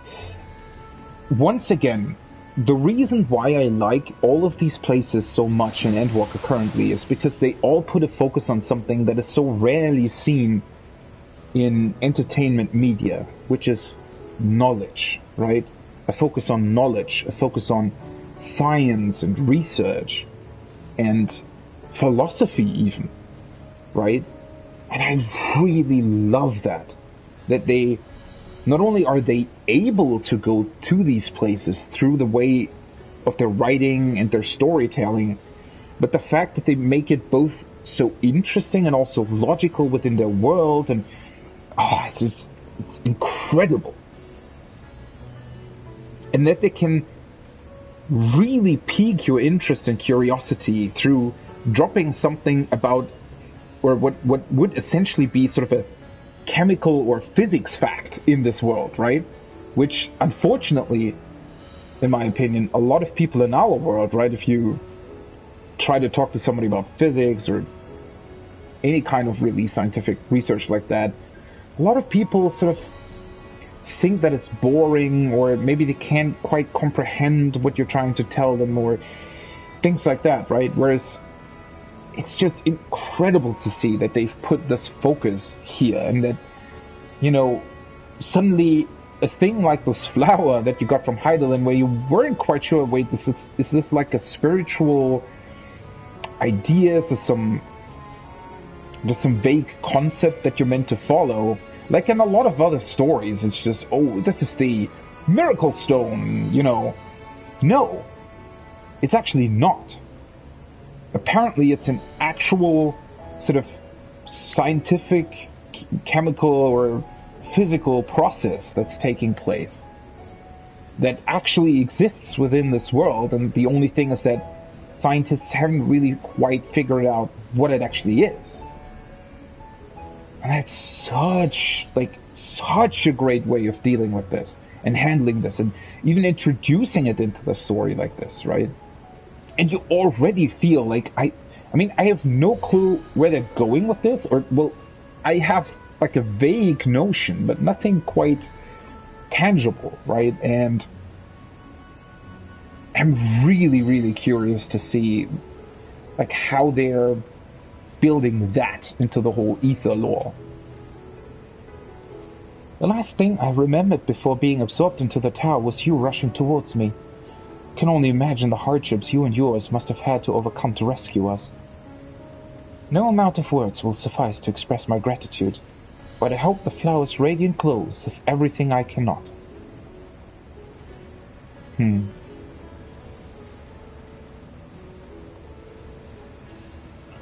me take a look at this first. I really want to... This place is incredible. Wow.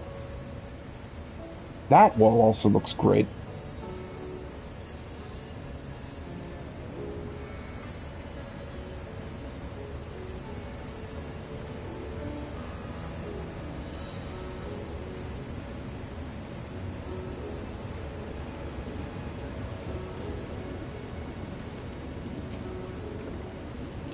Confounded. Where's that reference in fast-acting medicines? I've told them time and again to return all tomes to the shelf after use.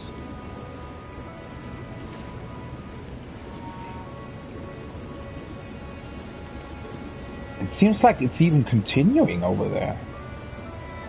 Have to take a look at that.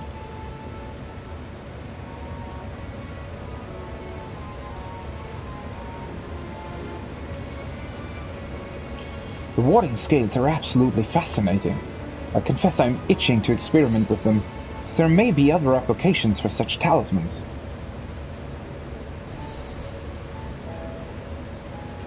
So it looks great. Whatever it is.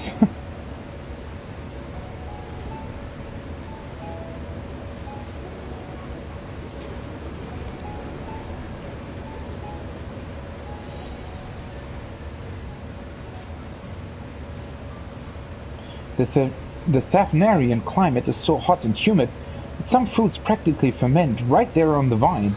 Most other food tends to spoil quickly as well, which is why we use so many spices, for preservation, you see. Well, when the Hewers came to this island, they introduced to us their brand of herbology. The Thavnarians of the time then combined this newfound science with their pre-existing knowledge to develop the alchemy we know today.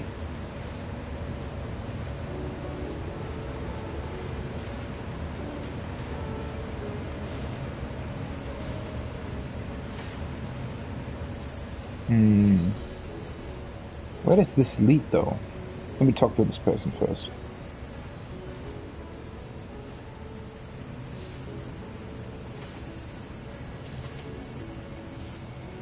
Swift work without sacrificing quality. That's our motto here at the High Crucible.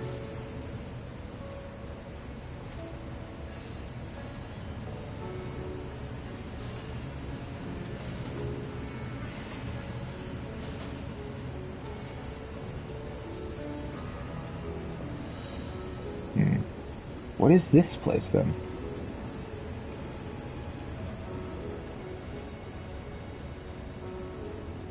Oh. Ah, I thought there was... Interesting. See, it's quite far down.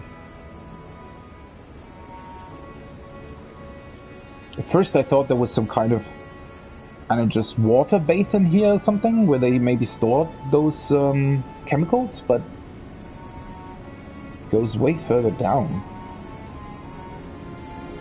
I mean, I guess there will be plenty of time to discover what else the city has to offer in the times to come, right?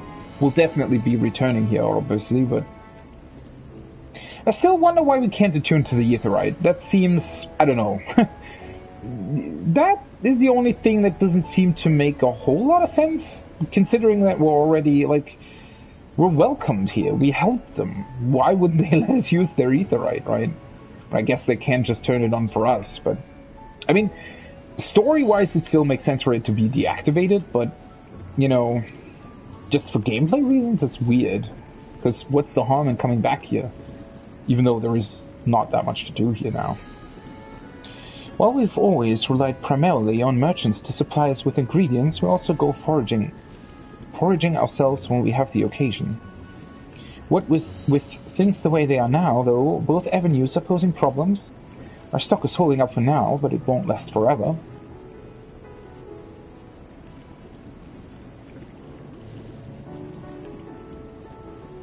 It's also interesting, you can go down here, but apparently there isn't that much else to do. You know what? I am taking a small break here.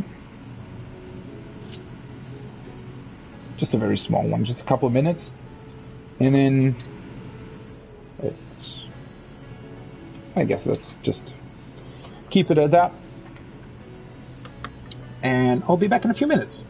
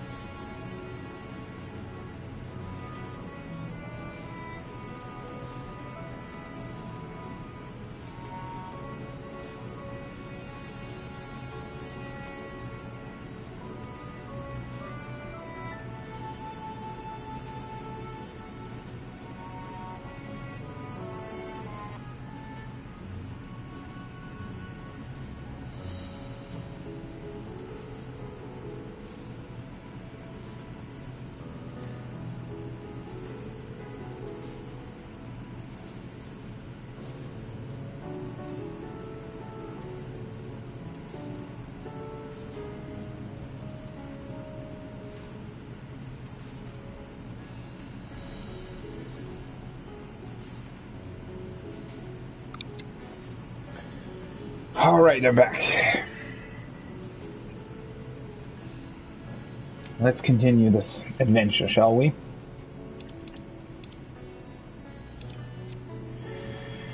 Okay, I don't think that there's anything else here in Razzatan currently. I mean, I saw some people doing what I think were side quests, but I don't think that they're available to me quite yet. Right?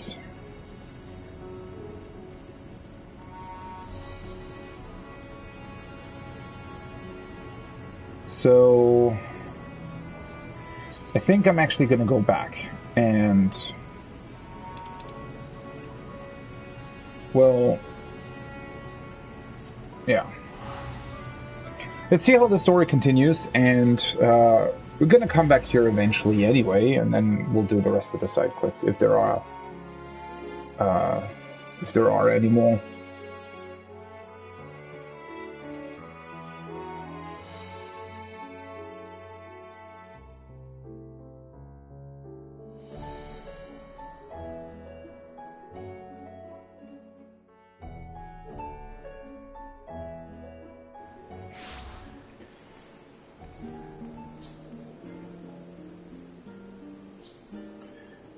And already with the calming music again.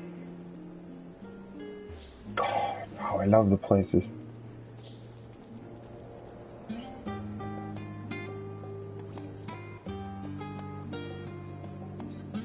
Don't you just want to stroll through the market, you know, discover what's new in the gazettes and drink a cup of tea or cafe? Ah, so great.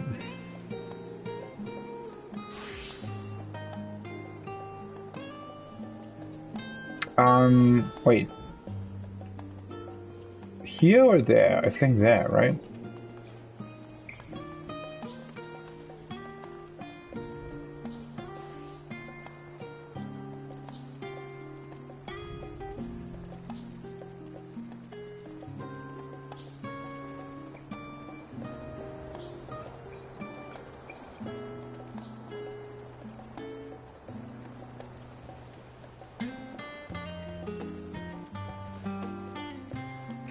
All these reapers up and about.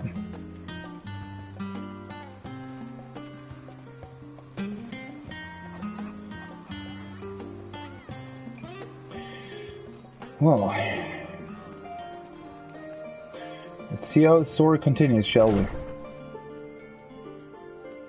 Oh, I need to talk to Cryle. It's good to be back, and with the fruit of our labor safely in storage.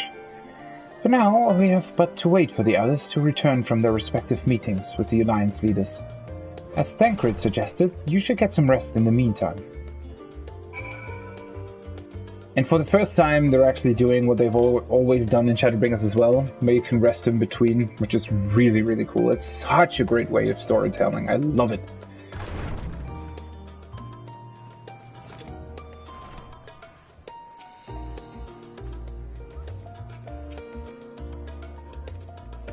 Welcome back.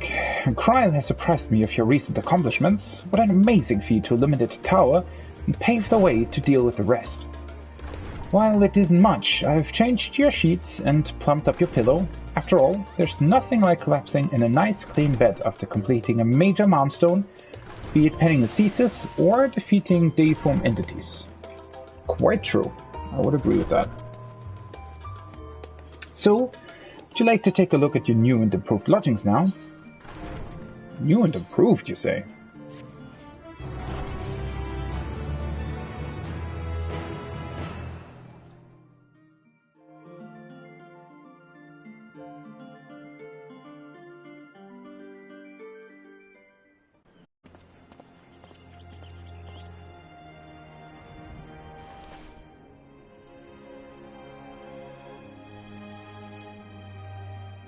The flower. Now it's changed color again. Or rather, turned back? What? It's that beautiful window.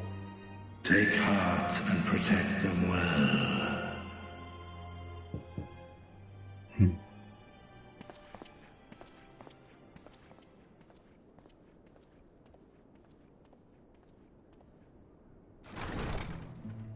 Whoa. good. You're here. You haven't eaten yet, have you? We've bought No, I quite a haven't. spread if you're interested. Only the finest dining from the last stand. I'm all here for it.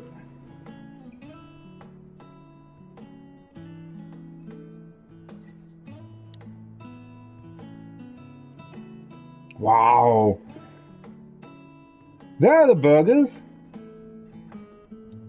I also love Cry with her hood down. And Gra finally gets his burger. Holy shit, that's a big burger. I really want that too.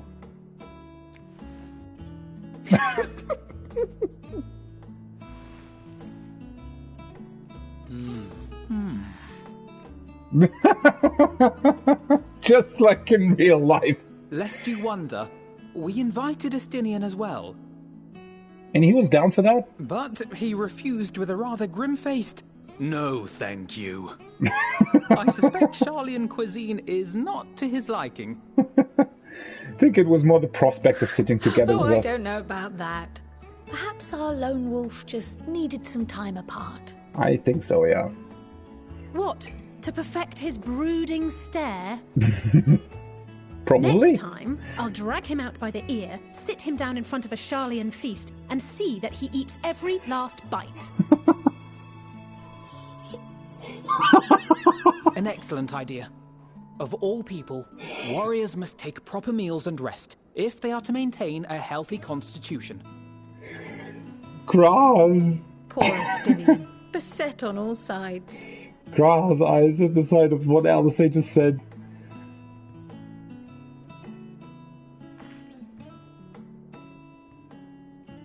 Speaking of one's physical condition, Mistress Cryle, I hear you've recently played literal host to Heidelin herself. Yeah, that was quite interesting. And what an experience that was. Tiring, yes, but no lasting harm done. If anything, I should have liked to speak with her longer.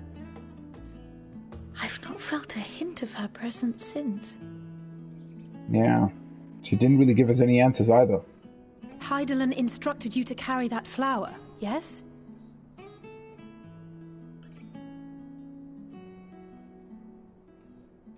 Twill be your guide, test and proof of your conviction. And then something about seeking joy in darkness, was it? Come to think of it, isn't that what happened with Nidana back in Radzat-Han? In a way. The flower did seem to radiate a joyful glow, as if reflecting the elation we all felt. The relief of a people with renewed hope. Yeah, but then it isn't so much a guide as it just Indeed. responding to us. And in turn, I felt buoyed by that radiance. 'Twas akin to spotting a beacon and knowing we were on the right path. I know we've not yet triumphed over the Tlofuroi, or learned the full breadth of the Forum's plans. But even within the midst of our struggles, we find small moments of joy to sustain us. Rare and hard-won, perhaps, but it is this pursuit of happiness that gives us the strength to carry on day after day. It's getting heavy here all of a sudden.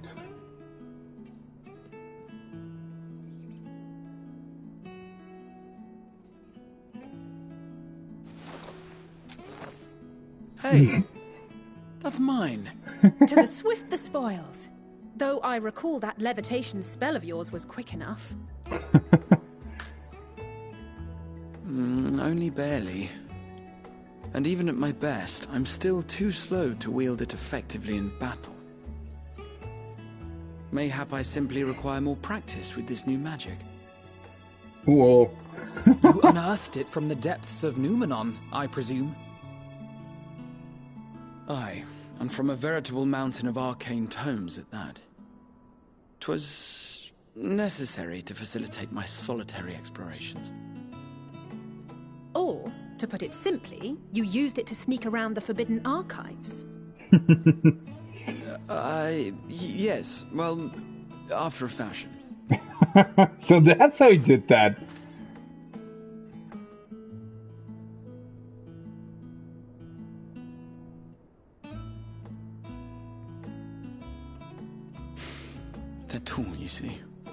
shelves. They're too tall for me. And I could hardly move the library's platforms without attracting attention now, could I?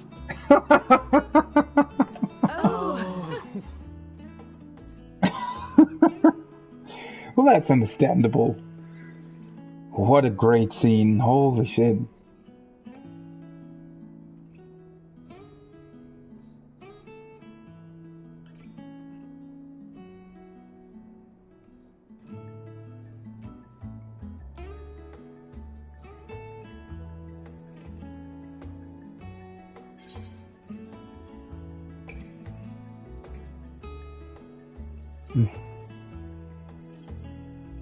Are we pushing on until dawn?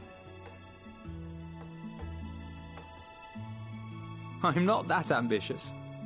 But 'tis pleasant to idle away the hours every once in a while. Yeah, very true.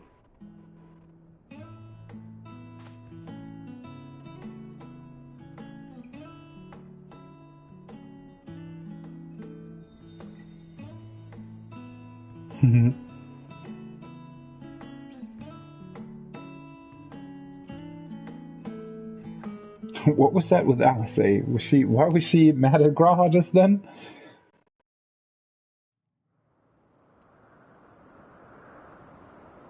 Oh, hello there. Haven't seen you in a while.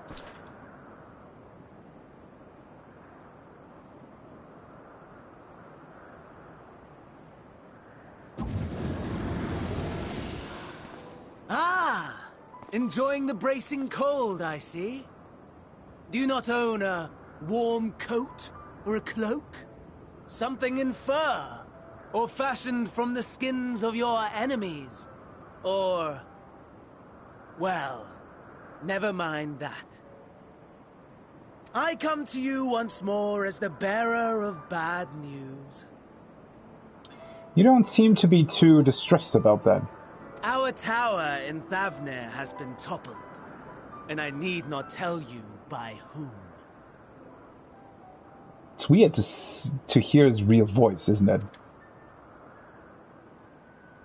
Given how many we have at our disposal, the loss of a single spire is hardly fatal to our plans. It does, however, slow the rate at which we siphon ether. It's an interesting choice of music here as well. If they continue to preoccupy themselves with the towers, then all will be well.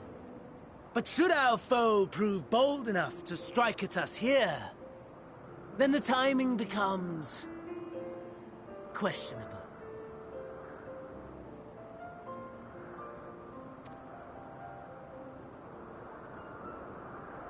Our foe is bold enough. Of that, I can assure you.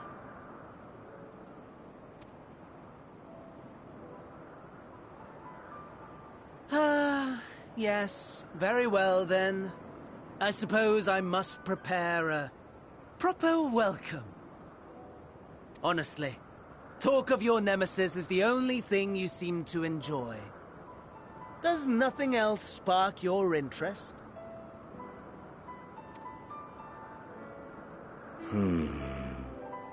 No.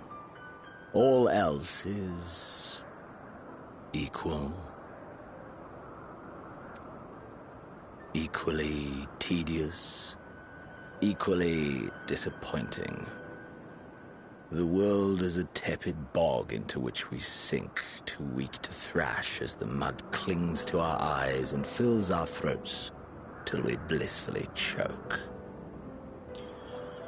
That's an outlook on life. Holy shit. The world is a tepid bog into which we sink, too weak to thrash at the mud, as the mud clings to our eyes.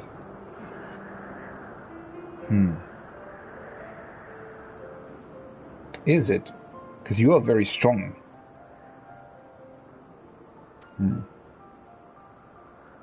But then came the light, blinding and pure and hot, so very hot, enough to set my soul aflame. I basked in the afterglow, until the void yawned once more. And then I knew the muck would never claim me again. There was naught for me ahead, so I drew the curtain on all that had come before. I get the distinct feeling that he's not talking about what we might think he's talking about. It's almost as if it's not strictly about us being his nemesis or, you know, getting to fight us again or anything. It's rather that it almost seems like we showed him something, some idea or spark that he just can't rid his thoughts of, right? Not just to fight us, but to be something greater himself? I don't know if I'm misinterpreting that here, but there has to be more to what he's saying here. Burn. Burn. Let the whole star burn. I will have my contest. I will reclaim my moment.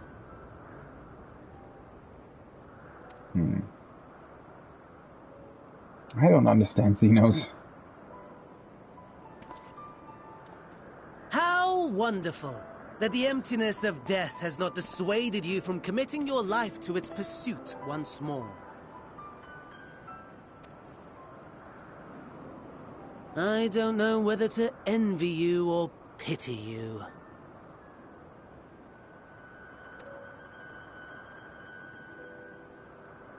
You question my disinterest, but what of yours? Despite your noisome antics, I sense you take little pleasure in this endeavor. Yeah. Indeed, it doesn't. Doesn't seem so anyway. Mercy, my lord.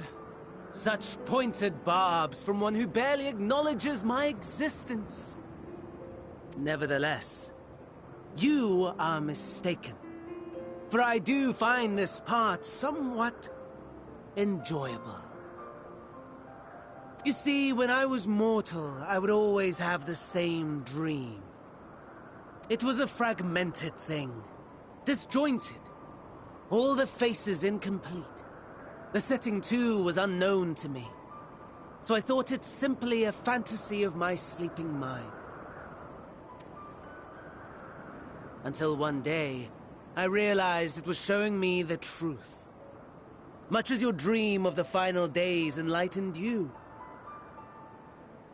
Have they seen something more than what we have seen of the final days, I wonder? I mean, again, we know that there is more to that, right? More context, at least.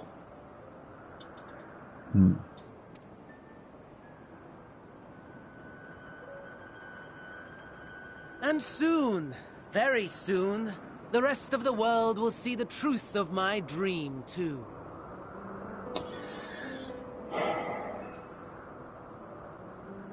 The truth of his dream. Again, it just feels like they're talking in layers here. It's not just the truth of, you know, bringing a world to destruction. There's more beyond that. Some other truth that we just don't know about yet.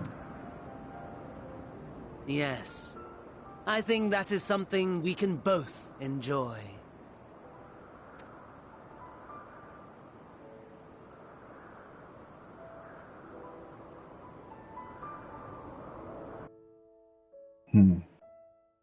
Once again, more questions than answers. I mean, I love that, but... whew.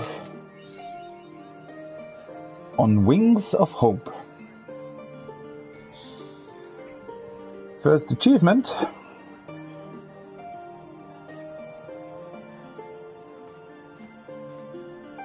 Continues with Graha.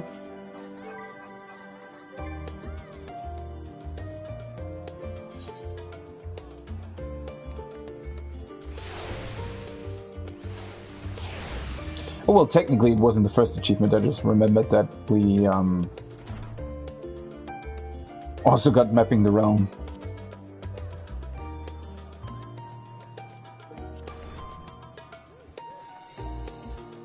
Magus Resistor is the title.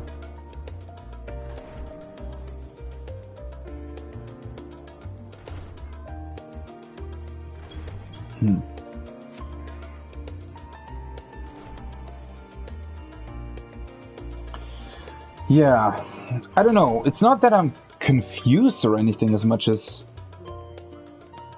wondering what the hell that was about. Like, it's almost like they're talking in riddles, and you're constantly asking yourself, are they maybe just talking about this literally? Or do they just enjoy talking in riddles to one another? I don't know.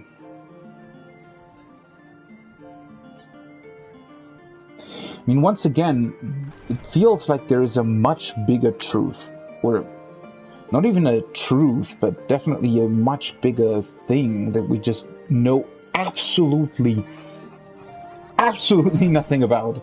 And that's kind of freaking me out. That's such a weird feeling to both have a grasp on so many concepts of the game and a vast knowledge through, the end of Shadowbringers, through what Emmett Selk told us and showed us, and still, suddenly you feel, once again, like you know absolutely nothing of importance. Which is such a weird thing, right? I don't think that I've ever experienced that with any other story where you're so clueless, yet know so much at the same time.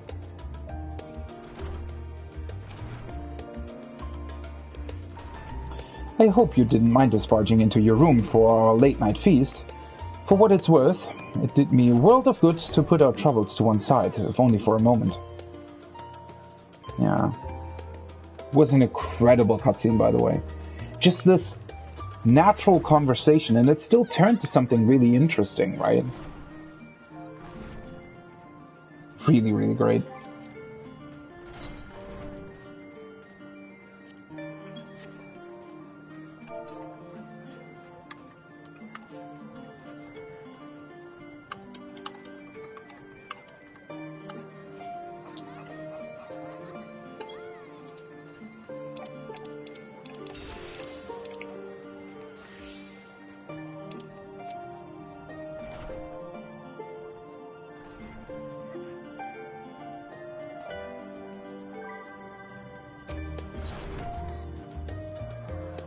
Sound the bell, school's in.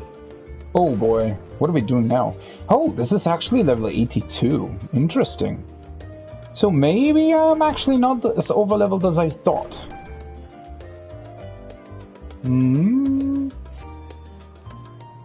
Oh, there you are. Feeling refreshed, I hope. I was about to make my way to the studium as it happens. I wanted to try and speak with Scholar Monteshane and thank him for coming to our rescue in the rostra. As it turns out, he'd come here to see us following the hearing, only to find that we'd already departed for Thavnir. Knowing him, he was probably hoping to chew the cud with his former students. Since we're still waiting for Ishtola and the others, I thought now the perfect time to pay him a visit. Care to join me? I'm all for it. Then it's settled. The twins will be coming too, assuming Alphino can tear himself away from his new toys. I'll let you rally the troops while I go on ahead to Phenomenon. Considering my recent impropriety, perhaps I should avoid showing my face around the studium for a time. That might be for the best. If the others should return, tell them we will not be long.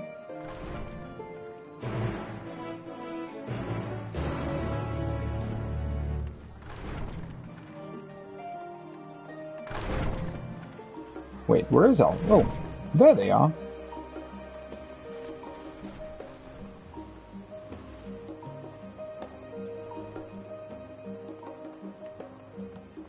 Oh, he's practicing. That's why they're here. If Father can master these fiendish contraptions, then so can I.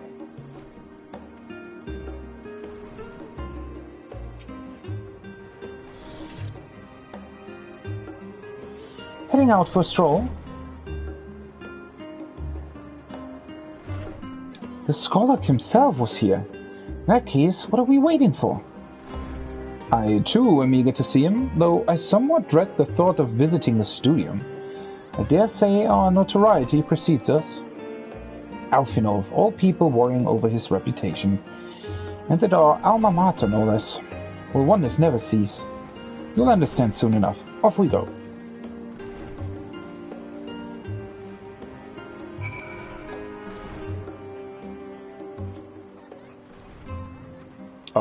It's this way, right?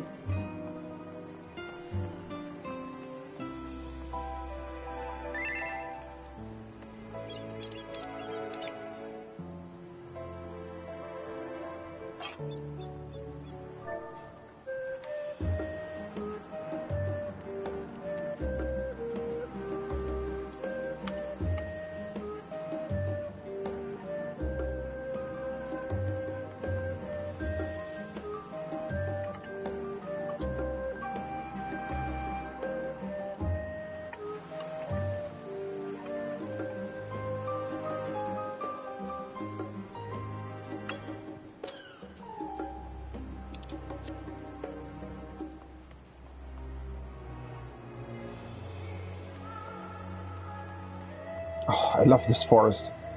I don't know. Oh, it looks so great.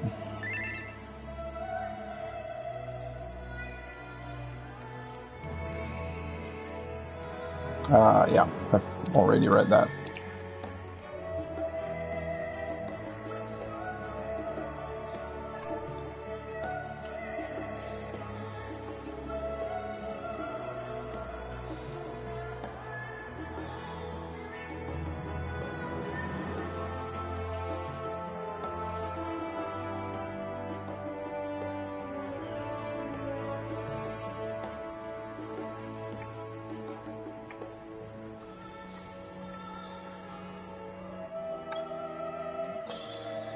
So the story gets even better.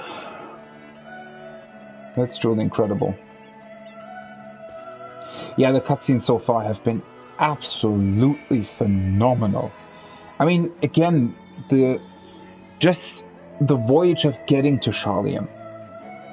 Then, I don't know, the things in Charlian, the meeting with, Alphinos and Alisae's mother, the thing in the forum, and then in Thavnir, and now with meeting Vitra, and just incredible.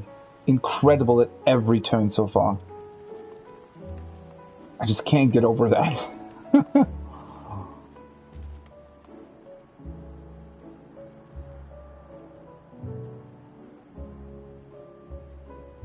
I love this place.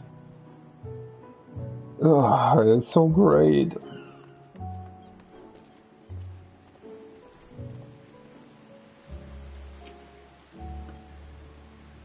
It feels like only yesterday that I first walked through these doors. See that sculpted picture above the entrance? That's the mark of Thaliarch, the scholar, bearer of the waters of knowledge. It's no exaggeration to say that Charlian itself is one enormous shrine to him. That's especially noticeable here in the studio.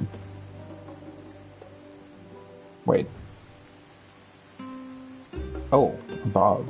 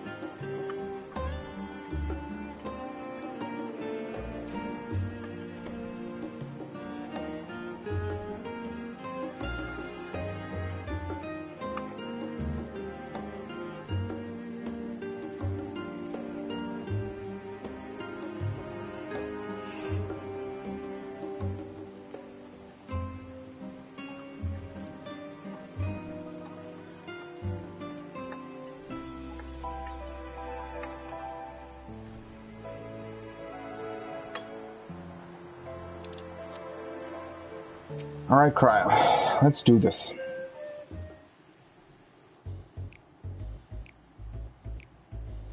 Once again with the music. Such an incredible music.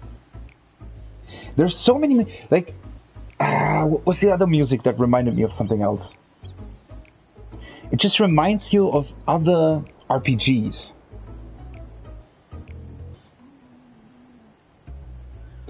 Like this music in particular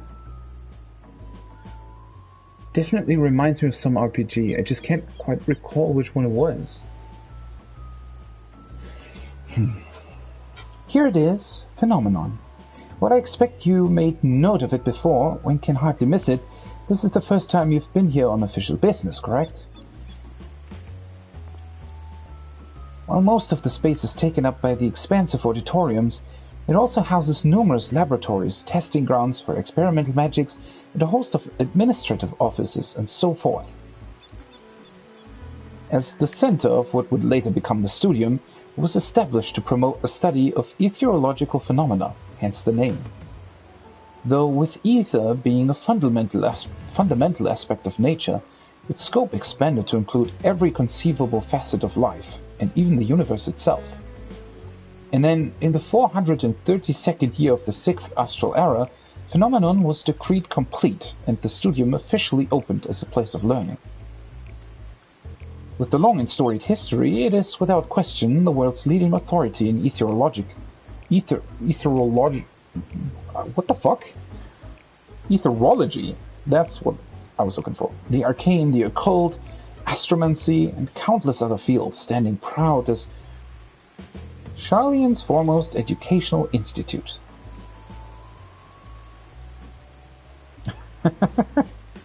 You always did enjoy giving the grand tour to new students. Indeed, I've long since lost track of how many times he has recited that same foppish speech.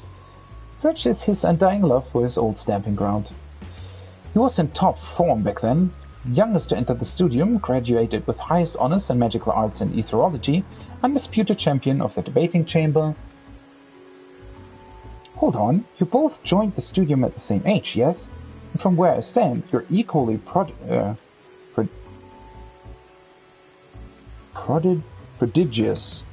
That's how you pronounce that? Prodigious? Scholars. Nice of you to say, but Alphino actually entered half a year before me, nor did I do well enough to graduate with honors, and I am certainly not the Studium's most notorious master debater.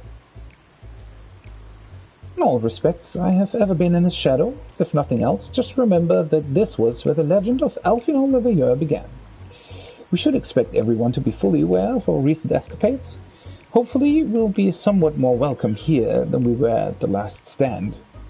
I know better than anyone the adoration the student body has for Alphino, and with a bit of luck, it might work to our advantage.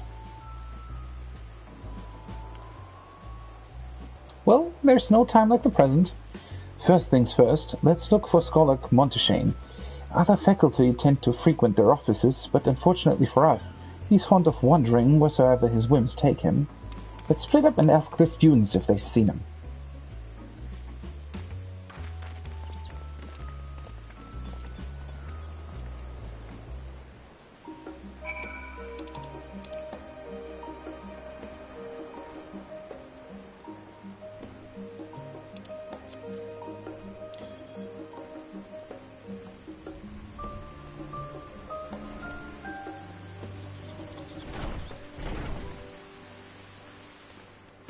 Wow.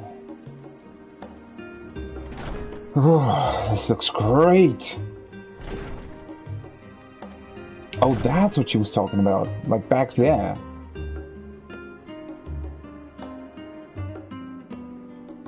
With the symbol for Thaliak. Why are all these things like... First of all, why is there a summoning bell here? Interesting.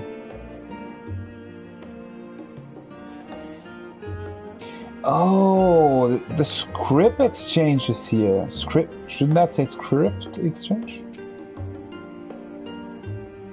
The House of Splendors only conducts business with referred individuals. Sure you understand. Okay.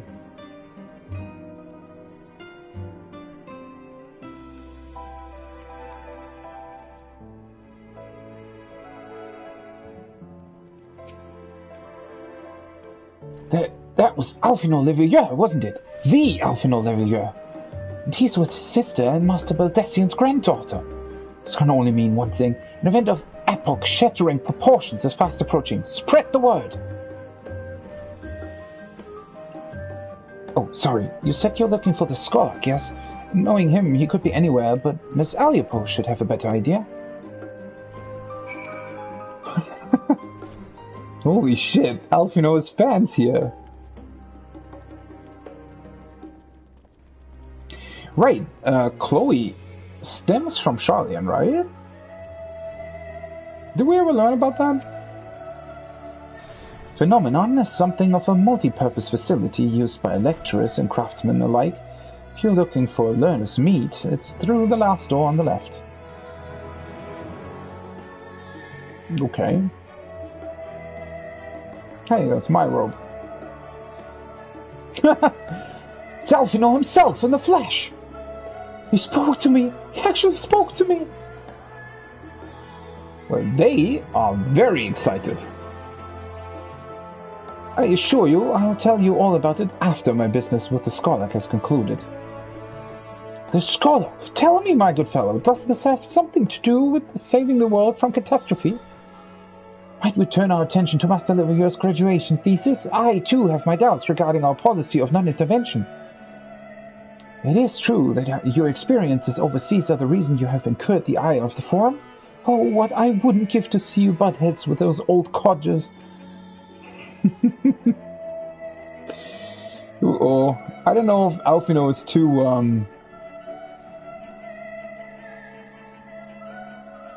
too happy about this. Doesn't seem very comfortable for him. My princess, my queen, so long as I can continue my research with you, I am at bliss. What?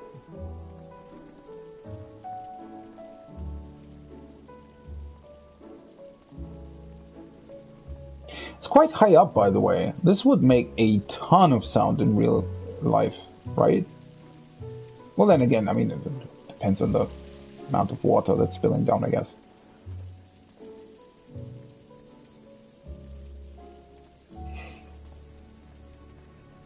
Alphino's talking. Alphino. Alice, not Alphino. Alice is talking to some friends too, it seems. Things were bad enough during our school days, and Alphino's time abroad has only heightened his fame. Or should that be infamy? He had his rivals and detractors, of course, though most of them gave that up after his adoring fans set upon them like ravenous dogs. Alphino, on the other hand, never paid them much notice. They were simply beneath him. Aw, poor souls. But I mean, I don't know if I would like having so many people, you know, being like that. Ooh, nice flooring.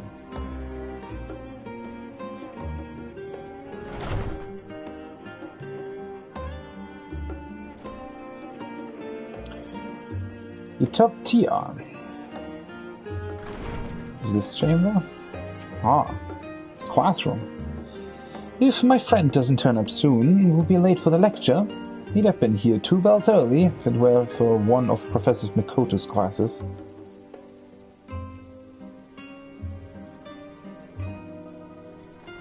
Is that who I think it is?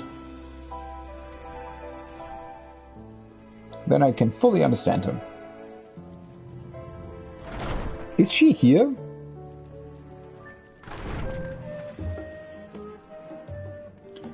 Search is mead.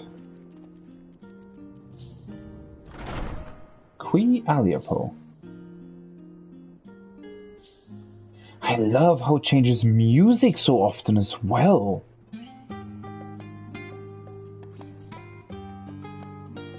What are those? And there's a tree in here? What purpose has the tree?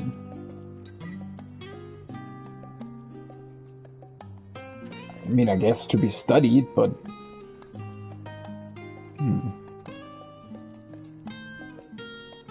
Oh, there's an aquarium.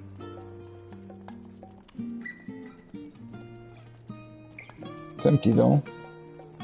Oh, poor fishlies are lying outside. I guess this is to, you know, cut them open and like, research what they have, or how they're made, what their structure is like. I don't know. All this pressure is going to be the end of me. Oh, I hope I find someone who can help soon. Sounds like a side quest in the making, to be honest. Oh dear, am I ever going to find a craftsman for the professor?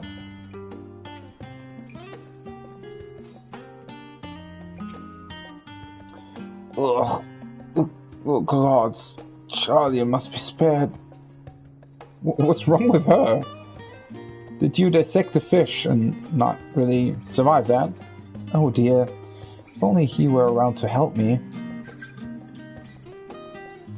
What are you talking about? How am I supposed to approach any cleaners for help when the subject of our research remains undecided? Honestly, that man. But we're talking about a certain professor, I guess. Qui Alipo. Let's see what she's like.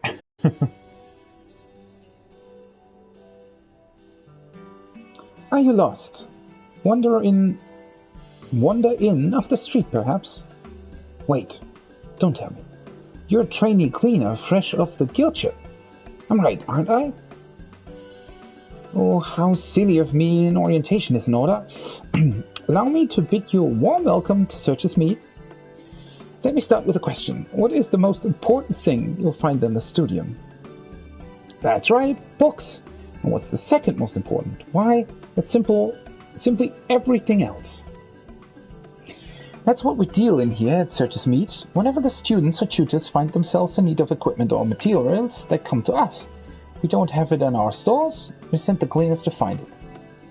Honestly, you wouldn't believe some of the requests we get. Eye of Paisa this, tongue of Gigantode that. It's enough to make your hair stand on end, which is probably what some of our students are trying to accomplish, this being a school of magic and all. As our newest cleaner, you'll have your work cut out for you, but I think you'll find it quite rewarding. Oh god. The only thing I'm interested in gleaning is information on the scholar's whereabouts. I mean, you have to go with that, right? I beg your pudding. You're not a gleaner? Then this was all an elaborate rouse. No, wait, come to think of it, you never actually claimed to be one in the first place. My mistake. He was here, but now he's not. I did speak with him shortly before you arrived, though. He said he was on his way to make us meet. Go back the way you came in, and you'll see it on the opposite side of the entrance. It's a laboratory of sorts, home to many rare and expensive cures, not to mention alarmingly frequent accidents. If you lose your way, just follow the blood-curdling screams. Sounds great. Alright. In the time it's taken me to tell you all of this, the scholar has probably already left. Best of luck finding him. I have a feeling you'll need it.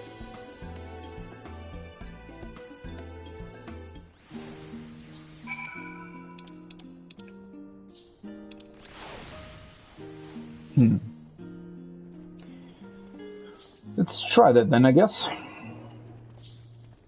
Try to find him, that is.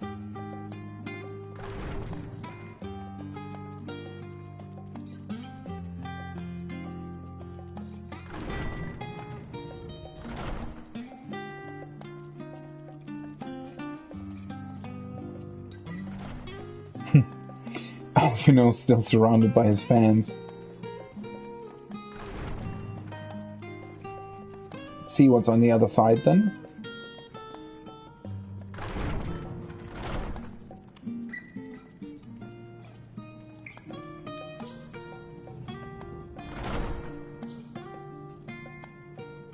It's really interesting what they have here, right? For all kinds of artisans.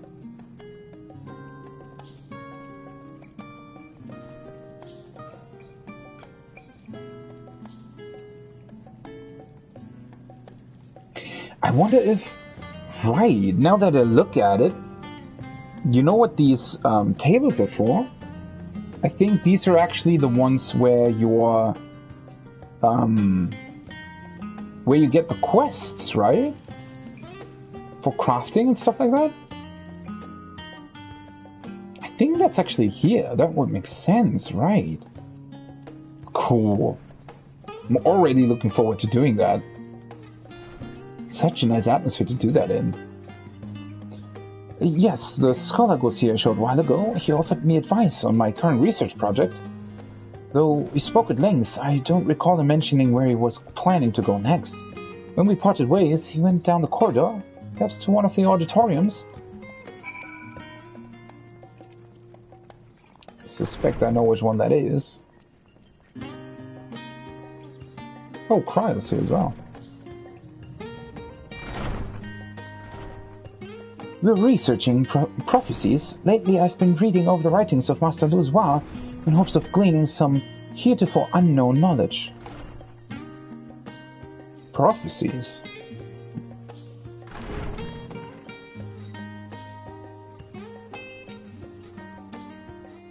Unsurprisingly, the scholar is not in his office. I did, however, speak with one student who saw him not long ago, so he can't have gone far.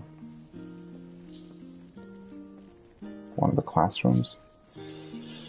Oh, these look great. I would actually love to study in one of these classrooms. Honestly, they all look so incredible. It's almost, you know what? Even though, maybe some people won't like that specific comparison, but it does remind me a little bit of Hogwarts, right? And not as in Hogwarts per se, but the basic idea of it, right? This place that gathers like-minded people where you can learn about something truly interesting and wonderful, I guess, right? It is quite rare to meet an outsider with such a curious mind as yours. Classes are not currently in session, but when they are, this place is filled with the sounds of students exchanging ideas and soaking up new knowledge.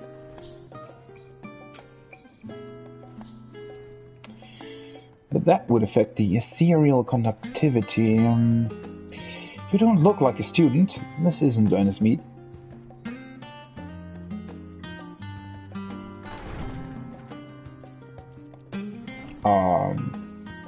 Let's take this way, actually.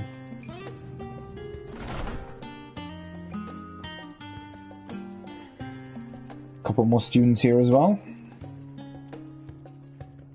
You seem a bit burdened with work. Shall I lend you a hand?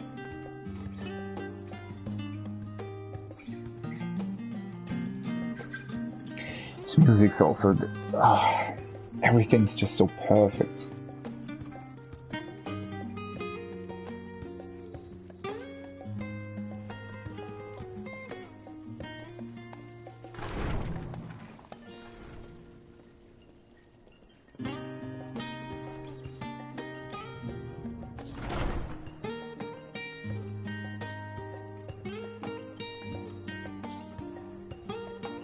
Monteshane, there he is.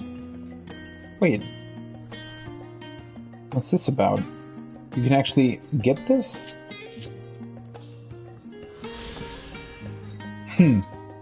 That's a sightseeing log entry. Learners meet. This public lecture hall in Phenomenon is open to students, pupils, and Charlian citizens alike. When prominent professors are scheduled to take the lectern, crowds of aspiring academics and established scholars often fill the room to capacity.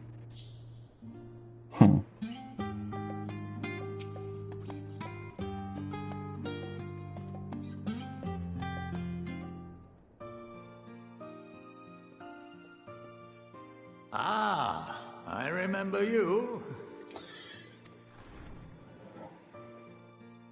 It would be pretty hard to forget, right, after the entrance we made. You at an inopportune moment.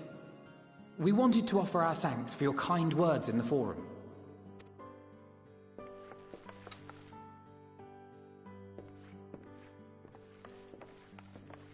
Well, I could hardly let that Inquisition go unchallenged.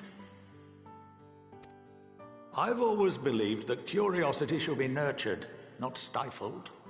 Thankfully, a majority of my colleagues agreed. A slender majority, aye, but a majority nonetheless. Had the vote not gone our way, we would be having a very different conversation, if any at all. Though I'd like to think you would have not given up on our cause. I'm told you paid a visit to the Annex afterwards. Yes, that's right. I was hoping to speak with the grandchildren of my dearly departed friends Galuf and Louisoix in a less dour setting. But it seems I just missed you.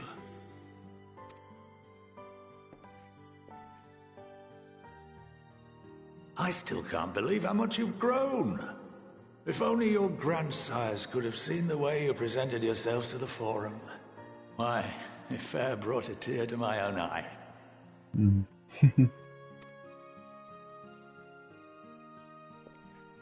You must have the patience of a saint, putting up with this lot and their antics. Never mind Matoya's prize student. Oh, they're not that bad. Luckily, I know a thing or two about managing unruly younglings. If you ever need advice, don't hesitate to ask. Thank you very much.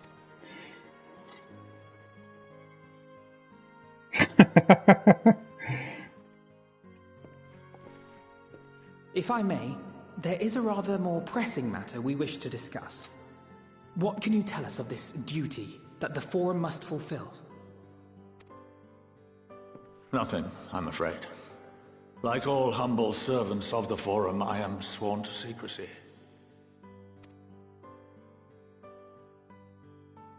Or rather, I couldn't tell you if I tried. Yeah, that's exactly what I thought. Somehow there is something placed on them, almost like a magical spell that permits them from even talking about it.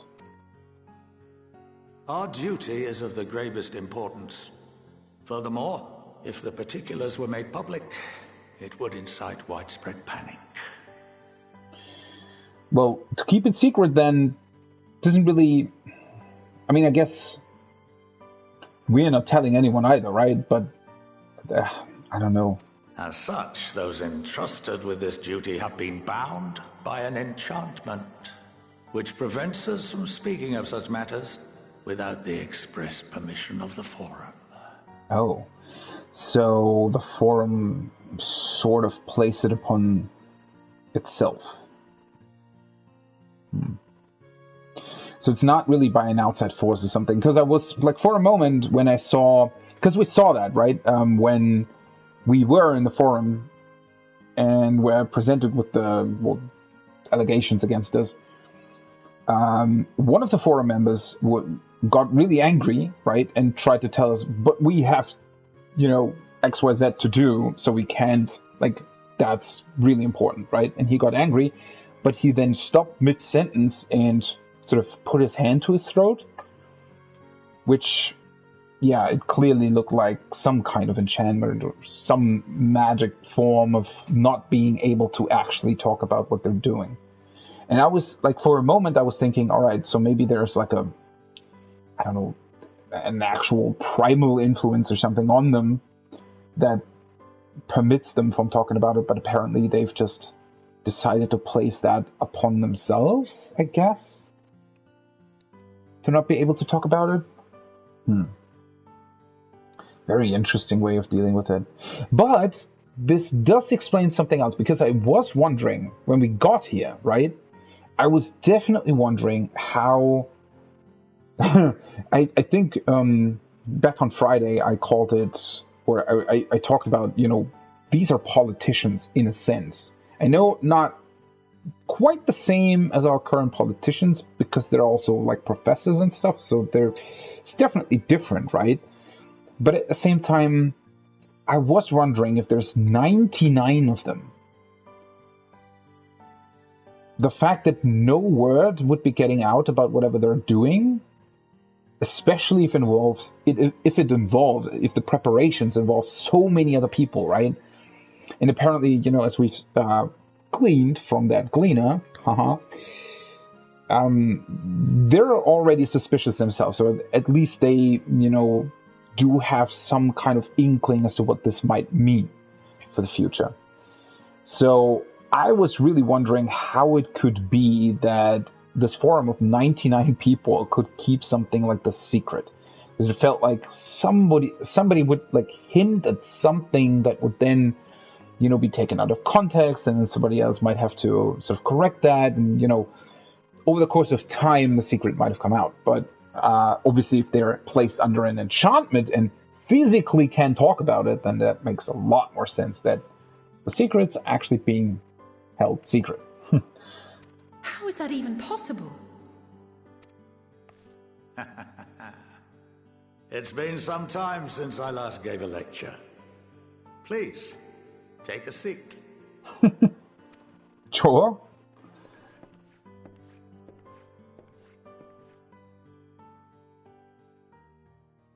Let's see what this is about then.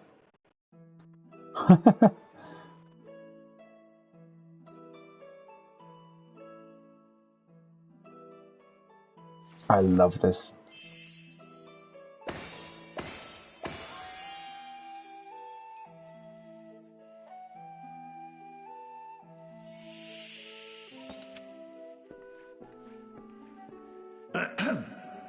We shall begin by reviewing the fundamentals of etherology. Oh, it has something to do with etherology. Interesting. The ether, which imbues us with life, can be categorized into 3 forms. I love how they're presenting this. Holy shit, this is so awesome. 2 are of the incorporeal sort, the soul and the memory. Can anyone tell me the 3rd? Well, it would be the physical, right?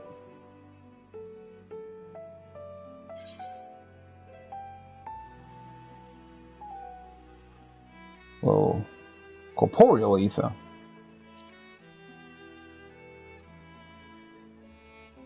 Or am I misunderstanding? Very good. Yeah, physical This objects. is the form with which the layman is most familiar. Consumed by even the simplest of daily activities, and replenished by the food and drink that sustain us, this form of ether is in constant flux. In contrast, the ether that comprises the soul is rarely subject to dramatic change. The same can be said for memory, as the 2 are intrinsically linked.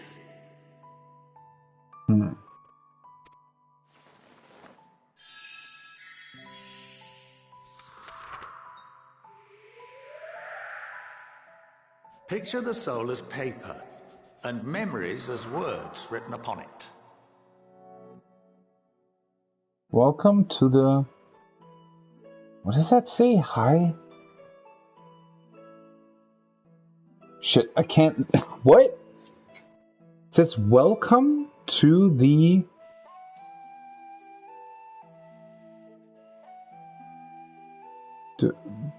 Diam? Hi? Yeah, I can't read that.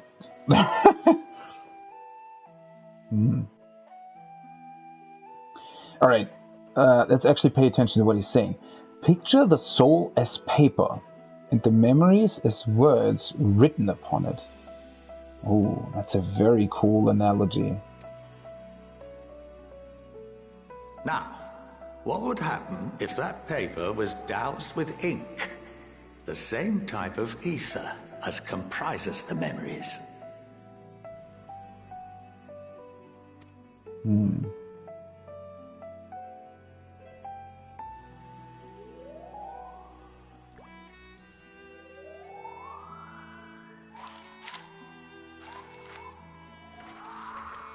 Right, it would...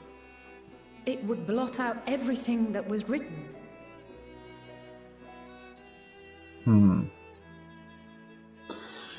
Okay.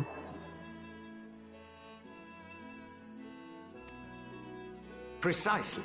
We would be unable to recall the memories, and any activities that depend upon them would be hindered as well.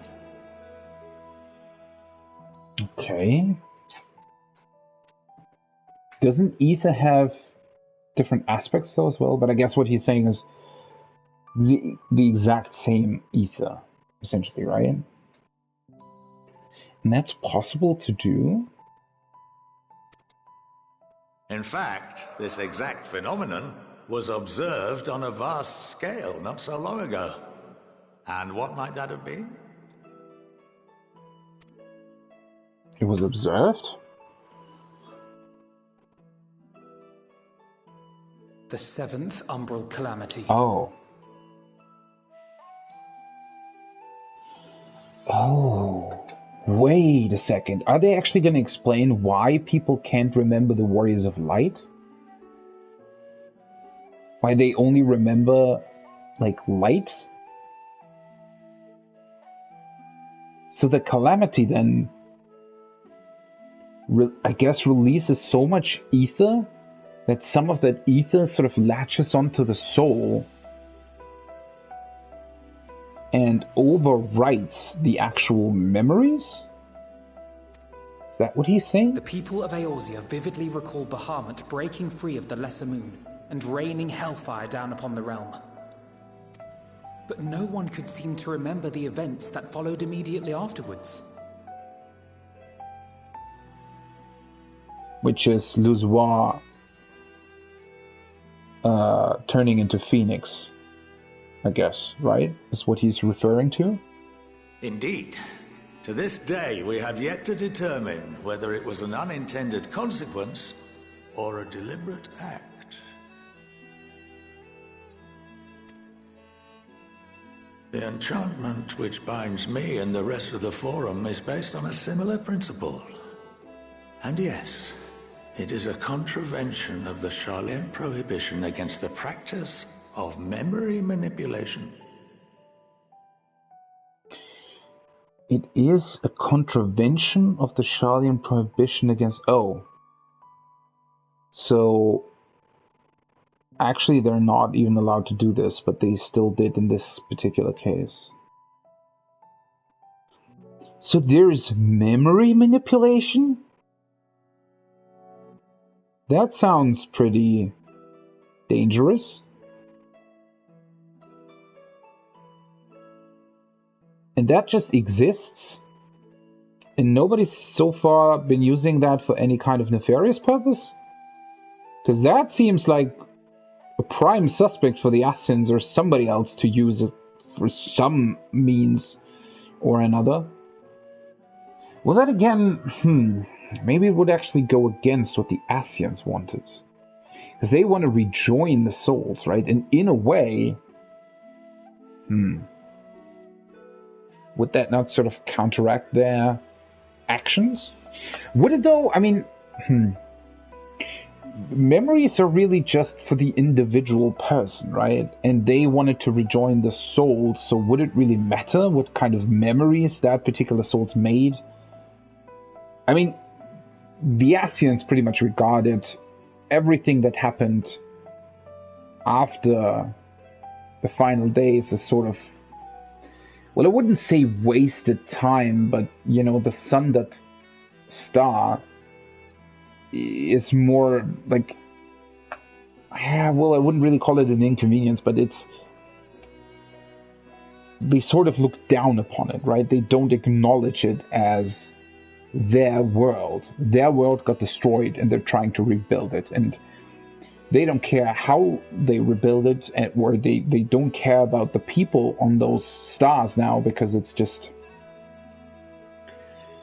I don't know, like rocks of a broken home, and they're trying to put back together the rocks, and they don't care what happens to the rocks as long as whatever they're doing at the end looks like the same home they once had, right? I mean, I know that's a weird analogy, but this memory manipulation exists again. Like, well, first of all, why did it happen after the Calamity? I guess it was just because a ton of ether was set free, but then again, why would specifically that ether be of the same sort of type that memories are? How is that connected?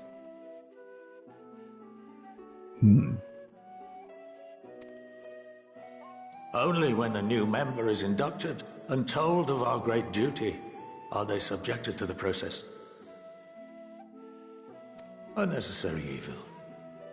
You have my word that it would never be used to manipulate the populace. But still, the fact that it exists, I mean, again,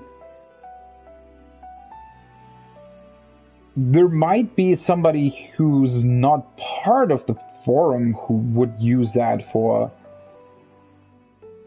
manipulating somebody else.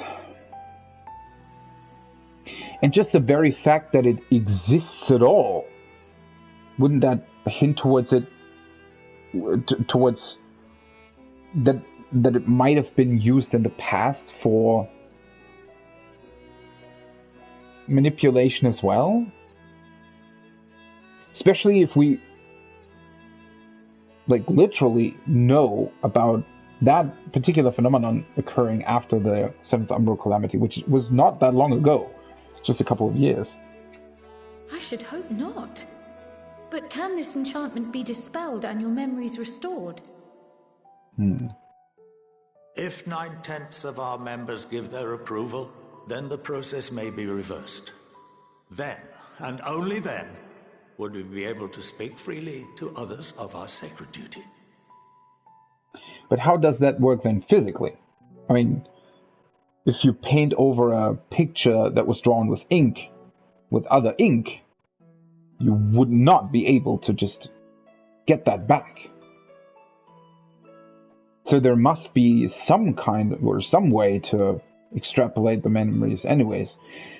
Or maybe their enchantment specifically does it in a way where they can? Barring that, we must wait until we return to the ethereal sea.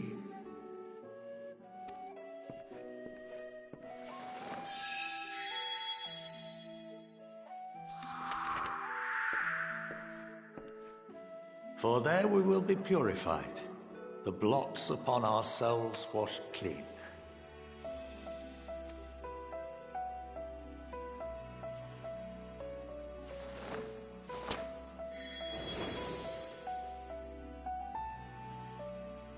And our memories drift apart and dissolve, rather defeating the purpose, I suppose.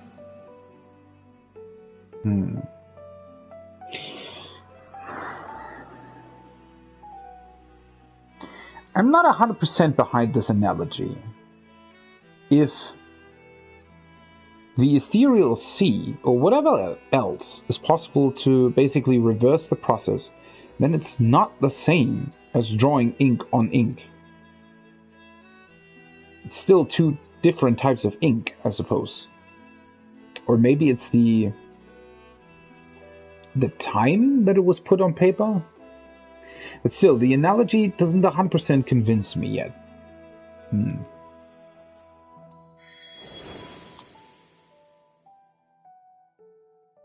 But there are those memories that are indelibly etched upon our souls, some believe.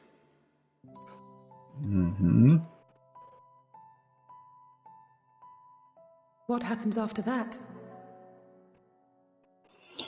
Well, yeah, there are, right? Because the memories that existed, I mean, the Echo, for example, and us being able to faintly remember the final days, I guess that's because back when Amarot still existed, as far as we know, right? As far as we learned in Shadowbringers, they were immortal, right? And they did not forget anything, ever. They retained all of the memories. So, But then again, technically they never returned to the ethereal sea either, because they couldn't die. But then they were also able to manipulate the ethereal sea, right?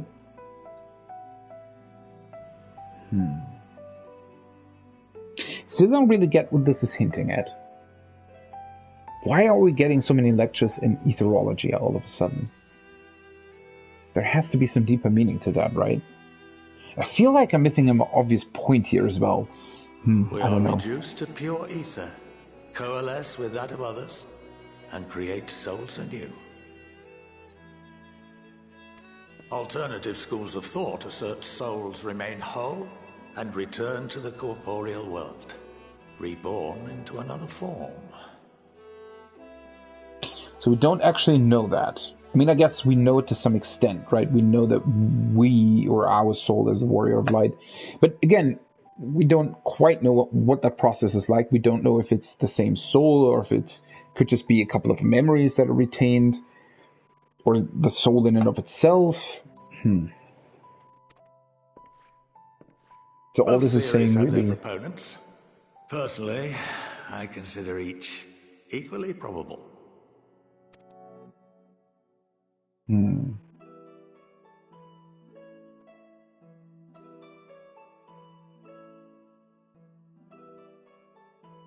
Well, I think that's enough education for today.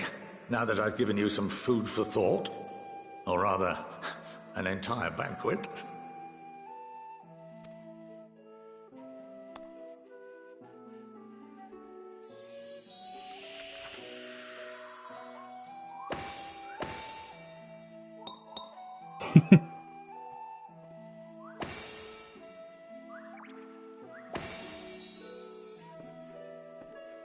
I would remind you that although I'm unable to assist you with certain matters, the resources at my disposal may still be of use to you.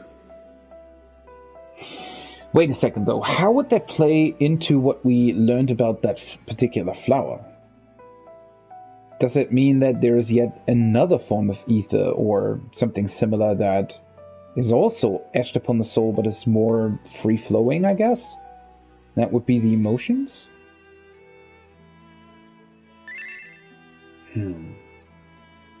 It's rather hard to tell. I'll arrange for you all to be given the run of Phenomenon. Of course, as associate to our alumni and the students of Baldessian, this privilege is extended to you as well, my friend. Oh, and I suggest you speak with Ki Aliapo. She's well known among the artisans of Sharlayan, and her network of contacts may prove useful in your search for knowledge. I wish you all the best in your pursuits, wheresoever they may take you.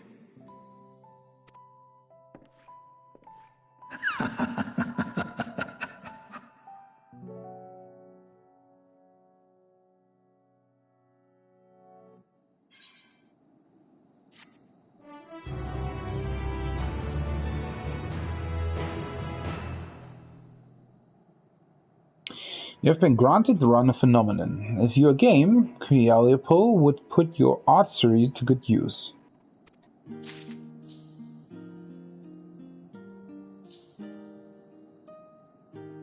Huh.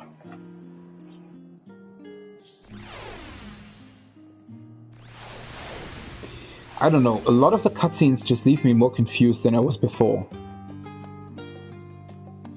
How does this... I guess I'm thinking too much about where it's supposed to lead us. I can't quite come up with an answer because obviously I just don't know yet.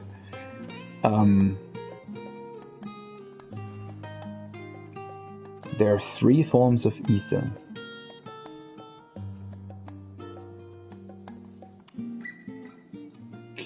So, I mean, one possible scenario would be that Heidelin herself may have tried to paint over our memories after the 7th Umbral Calamity for some reason or another.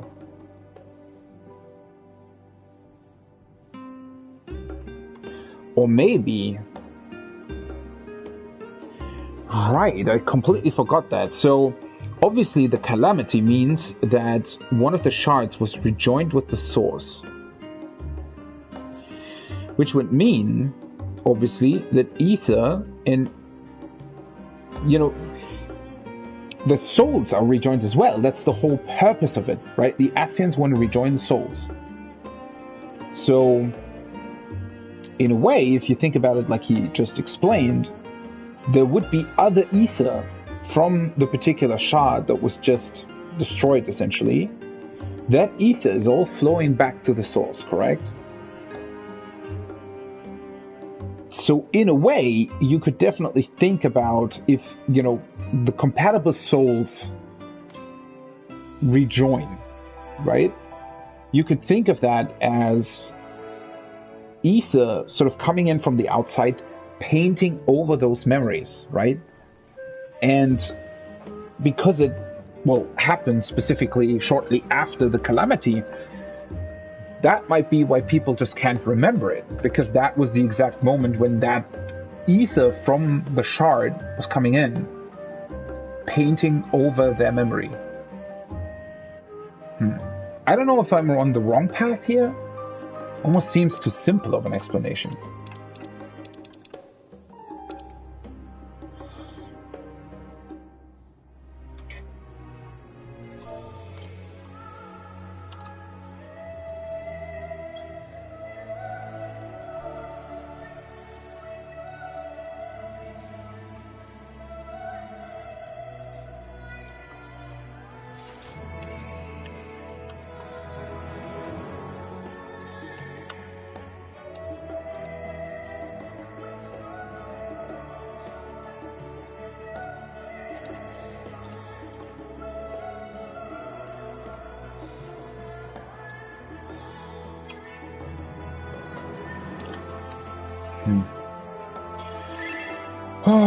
So many things to think about, so many complicated theories that could arise from this. And once again, like, the biggest question in the back of your mind is not, like, you're watching these cutscenes and you're thinking about the things that they're telling you, but, you know, not only do you try to take in that information and try to sort of combine it with the knowledge that you already have about the world, but then at the same time, half of your mind is sort of wondering, why are they telling us this, right? What is this? What does this mean? Because obviously, while it's great that it's telling us more about past events, you know, that happened, like the Seventh Umbral Calamity, it must have something to do with what is still to happen. So,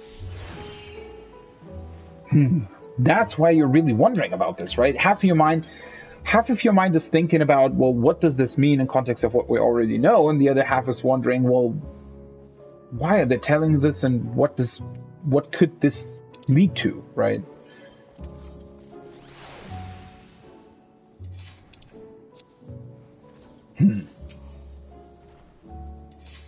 Some of my earliest memories are of Scholar Monteshane. Actually, he was a close friend of our grandfather. He would come for tea and amaze us with his tricks. Much like his demonstration with the paper and ink, he's a huge part of why I wanted to enter the studium in the first place. I can imagine. While Scholar Monteshane is best known for his role as head of the studium, he is said to be one of the finest mages Sharlayan has ever produced. Having seen for myself the ease with which he weaves extraordinarily complex and powerful magics, I have no reason to doubt the claim.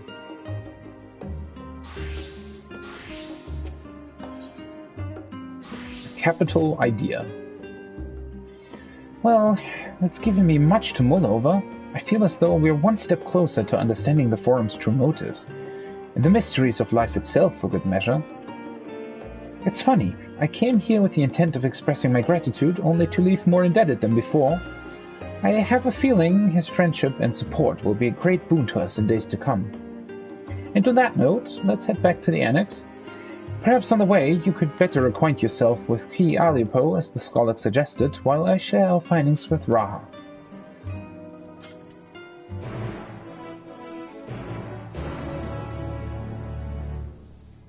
Yeah, I think I need to be on a crafter for that, right? I kind of want to keep those quests for later, I think. Ooh, new side quests. Because they haven't done these either, right? The crafting leaves. The faculty. Yeah, let's keep those quests for later. I'm gonna do the other side quests though. And since we're level 82 in the main story, I'll do them on Summon for now. My fair mammoth. Oh, that's what she was talking about! I was wondering. Oh, my love, my light, where have you gone? I'm nothing without you. Oh, I didn't see you there, absorbed as I am in my search. I've lost track of my mammoth, you see, a key asset for my research into the many mysteries of ether.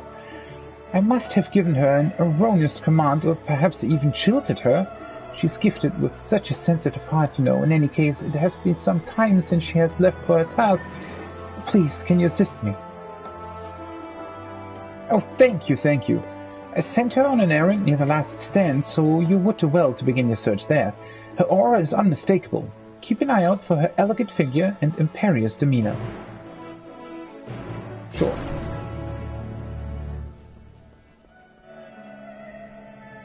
Lala Feline student. Fast fashion. Ah, you look to be the sort who's out and about performing various feasts of daring do and so forth. Why, the scent of the outdoors is practically wafting from you. Perhaps you've heard of the competition being held in the city. Designers from across the region submit designs for academic uniforms, and the winner will be won by none other than the members of the forum.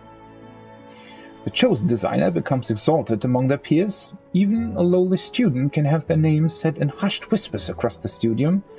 I would have such fame for myself.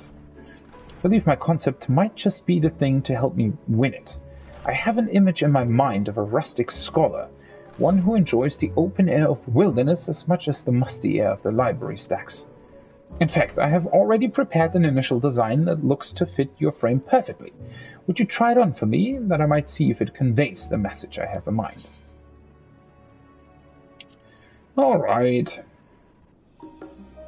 Splendid, splendid. Well then, we should find an area where you will be free to move as you please. I believe tranquility should be just the locale we require. Come, come. Where is it, by the way? Such an odd name for a place. Oh wait, that's not good.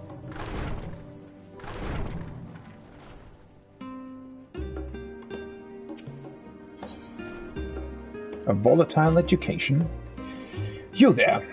From some distant and exotic land, yes, I require a fresh perspective for the next step in my research, if you have a few moments to spare. Do not worry, nothing too complex will be required of you. I am planning an introductory class that will educate younglings on the practical applications of etheric energy and to seek opinions on the lesson plan. With any luck, it shall strike a spark which ignites a lifelong love of learning and curiosity. Considering my lofty goals, I welcome honest feedback, even if it isn't entirely positive. Will you help? Sure. Thank you, my eager student. Together, I dare say, we are building the future. Pray visit my colleague in Tranquility, a burly Rogadine fellow. His imposing frame bellies a brilliant mind. Sure. There were others. So Tranquility is over there. Okay.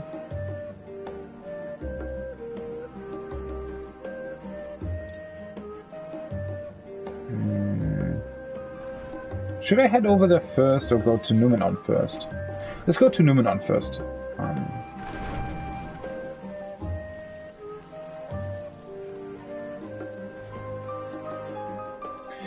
Yeah, and the whole... I mean, there's going to be plenty of time to do the crafting quests. I know that it's just a quest to unlock them, but I think there'll be plenty of time to do that.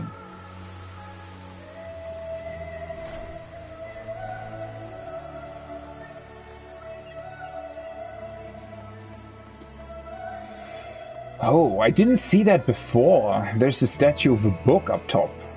That's cool.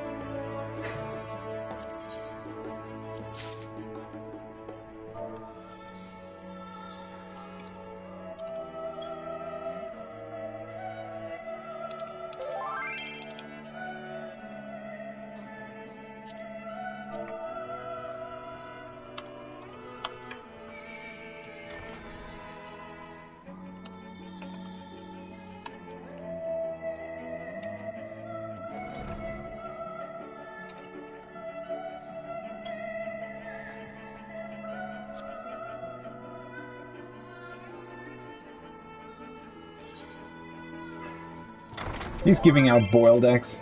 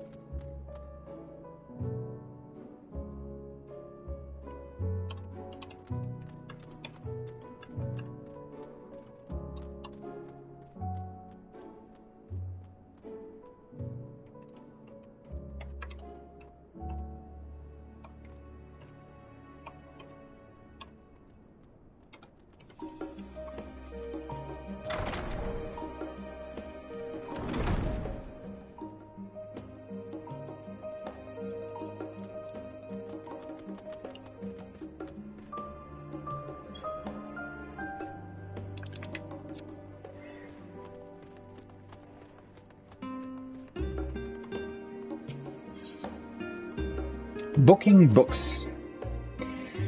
I've seen you around Numenor as of late. You're the adventurer, yes? I've been meaning to seek you out. I believe I have a task rather suited to your abilities. We've recently added a set of volumes procured from the Great Google Library to our collection, but no sooner did we set them in the stacks than did a student handle them without taking the proper precautions. A spell was activated that apparently was meant to prevent their theft, causing all 5 of them to go scurrying, off to God's nowhere. They're quite ornery in their current state, and I'm afraid few of us are suited for combat. For you, however, books should be a simple enemy to best if it comes to that. As I said before, 5 volumes are skulking about at present. I've prepared a solution that should calm their rage somewhat, but they may require a few knocks on the spine before you can carry them safely. Would you be so kind as to collect them for us? Of course, I'm very well acquainted with books from the Great Google Library, unfortunately. Thank you, and Godspeed.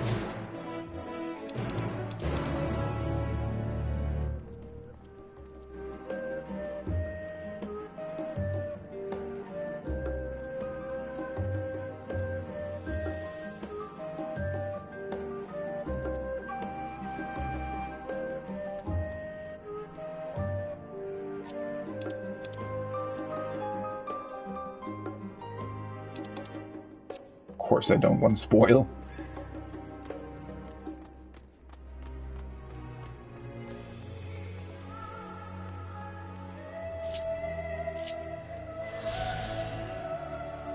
Number 4.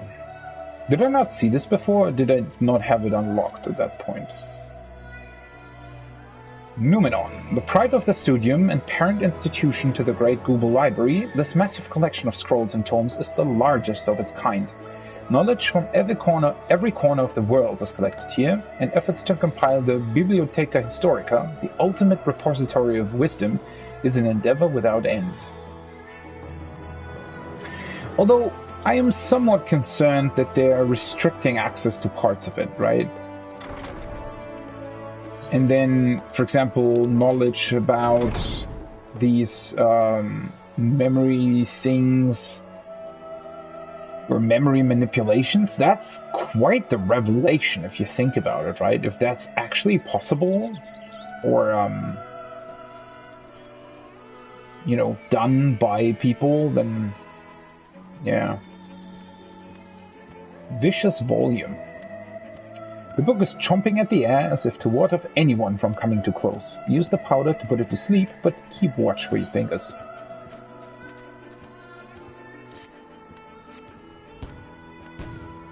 Oof. The book is slumbering peacefully.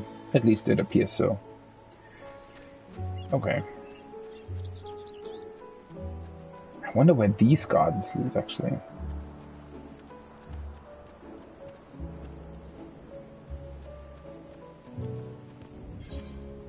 Oh.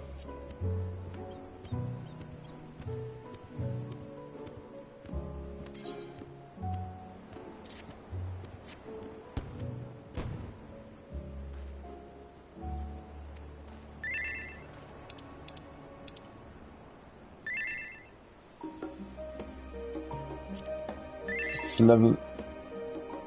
Ooh, what is that? It almost looked like Alexander gear.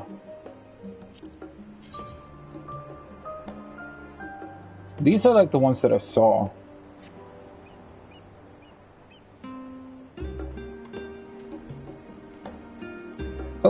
those are from... Oh, that's interesting.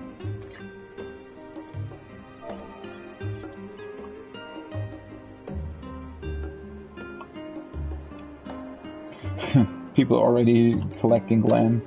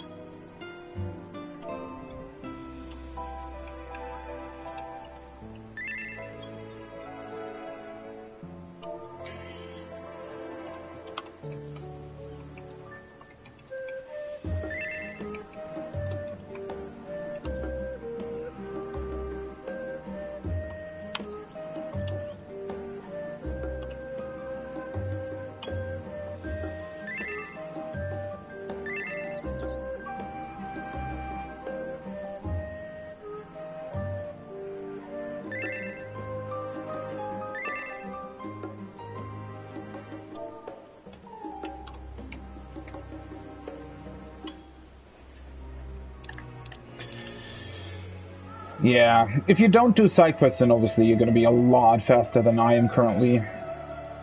But I don't mind that at all. I want to be slow. As slow as possible, in fact. Alright, let's go north first, then. Here I can look at the minimap. I've already seen this place quite a lot. I mean, then again, I still absolutely adore the atmosphere.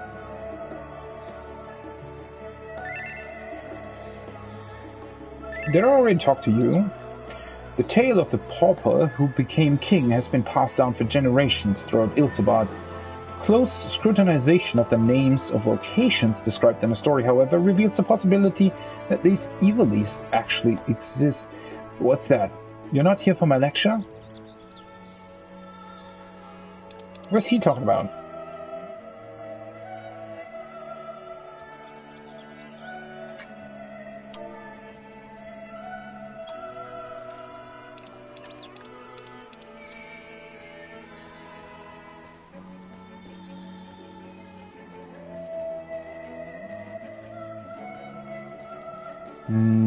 That's up top, right? Yeah.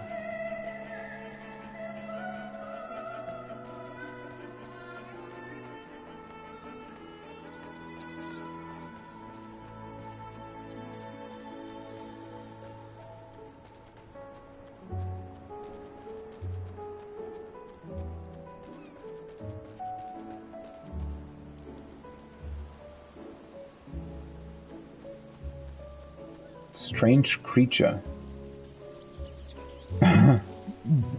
What? You've seen this creature before, and your memories of it are not pleasant. Yeah, I was just about to say, what the hell is that doing here? The creature from the wooden crate.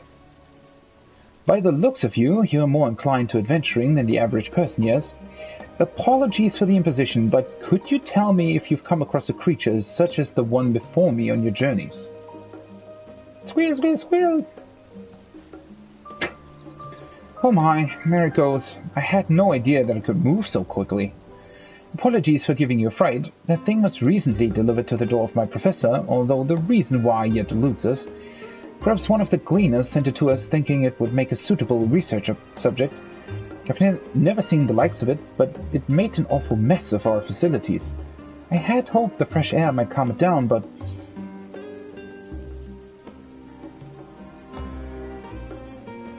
That's a beaver, and it'll grow. Quickly. A beaver? I've never heard of such an animal. It must be a rare specimen indeed, and I let it escape. If word of my oversight gets out, my professor will tan my hide. I may even be forced to delay my studies by a whole year. I must find that creature at once.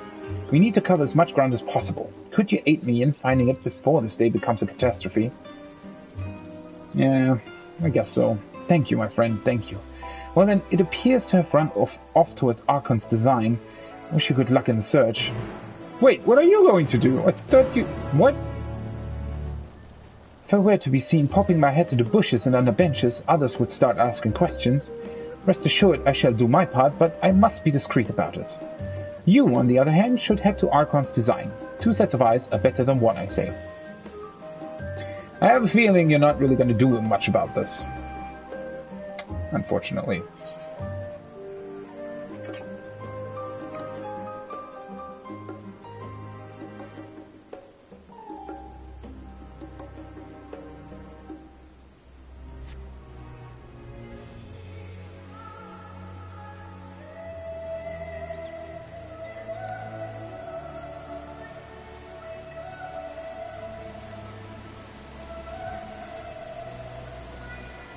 There, wait. That's the other quest, right? This appears to be a suitable spot. Spacious sunlight. Now try the ropes on for size, although I'm somewhat certain they'll fit perfectly. However, I'd like to see how easy it is for you to perform feats of heroism. Swinging your weapon up and down, ringing devilishly. Things like that. Sure. Show me that battle stance you adventurers are so famous for.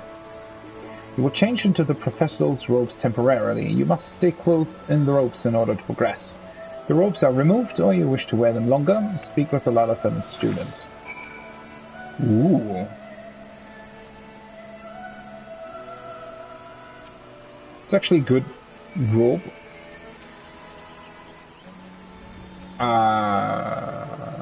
Wait, does it tell me battle stance, right?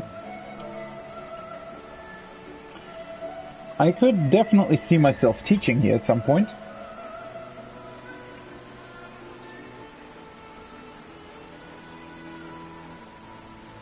Ah, yes, you look ready for a grand adventure under the sun.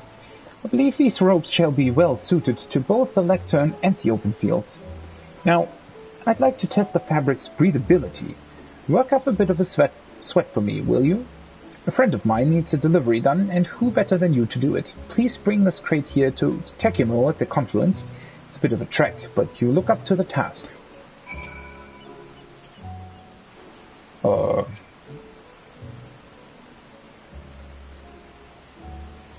Alright, so I need to do... Alright.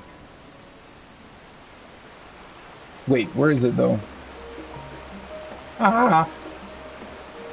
Fast fashion? Where is that? That's not it. That's it. Wait.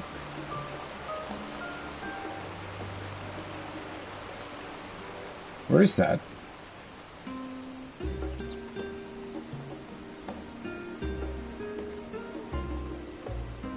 I think I need to go this way?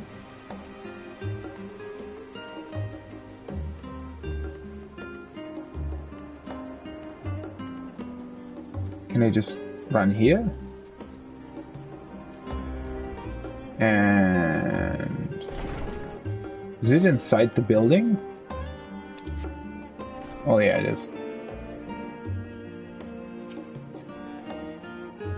Ah! Member of the Forum, here! I mean, welcome to my humble laboratory.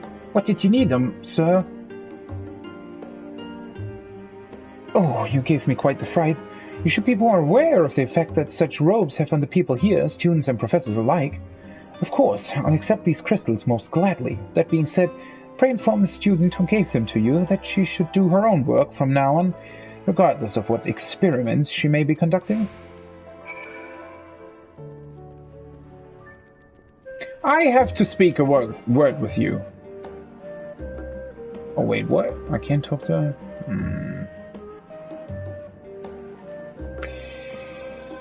That's unfortunate. I wanted to give her a piece of my mind about that teleporting business.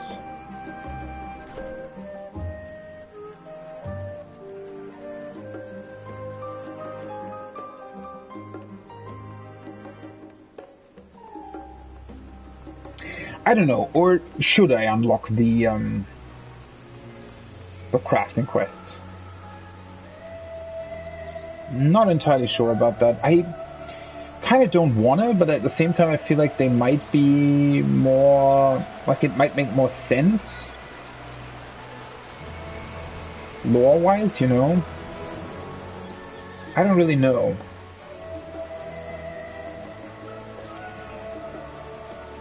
Welcome back, my adventurous assistants. I take it the crystals were delivered without incident. I see. Kakimo can scarcely get through a single conversation without giving her unwanted advice. No matter when my robes are chosen, I wager she'll treat me with the respect I deserve. You don't appear to be flush, so I take it the robes were light enough to allow somewhat physically taxing duties. However, I would like to examine them closer for any signs of wear. Could you return them to me? I'm more than happy to.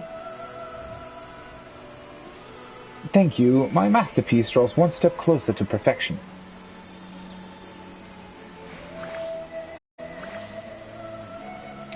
Functionally, it appears that I'm on the right track. Now, I must refine the design so that when the members of the Forum behold it, they can think of nothing else but to wear them for years to come. Of course, I didn't mean to leave your coin purse empty after all of this. Return to where we first met, and I shall bring you a reward. Why do I have to return? Can't you just give it to me now? That's a bit of an annoyance. Stocky student. What are you looking at? Ah, you must be the help Passamaran said what about. Are you ready to begin your education? Firstly, observe the object next to me. No mere rock. It is an experimental apparatus designed to simulate the movement of ether through the environment. Through it, I intend to demonstrate how crystals are formed. Now, the next order of the day is to use this explosive to destroy the device. Do not be afraid. Your extremities are safe, I assure you. Sure. Handheld explosive. Whoa. Yeah, that destroyed the rock. Very good, very good. Did you enjoy yourself, little one? Now you have your very own crystal. Ether flows all around us, an invisible energy that nourishes all things. When a physical object so suffused with ether is destroyed, it releases the energy contained within it into its surroundings. Some returns to the environment, but some remains in the physical realm. Thus are crystals formed. In simple terms, they are the physical manifestation of ether frozen in time. Simple enough to understand, yes?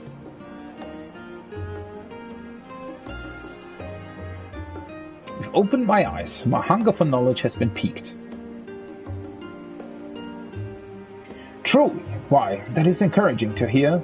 The truth be told, I was afraid my explanations would be incomprehensible to those not already academically inclined.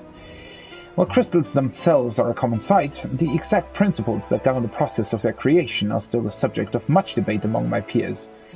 After this little display, I intend to open the floor to discussing amongst the participants. I want them to ask the most fundamental question in all research. Why? You have given us much to consider. As for the matter of compensation, my colleague is in charge of that. Please return to him to receive it. But, you know, just to be clear about this, I was wondering about that myself. If ether is mostly free-flowing, then what exactly are the crystals? Why are they formed, and why do they sustain their form so well? Right? I mean, it's almost like... I mean, there are definitely... Getting a little bit tired there. Well, I have been streaming for like 11 hours. But, you know, in our world, a lot of physical elements display similar, or not elements, but substances, I guess, display similar things where under pressure, for example, they turn into something entirely different.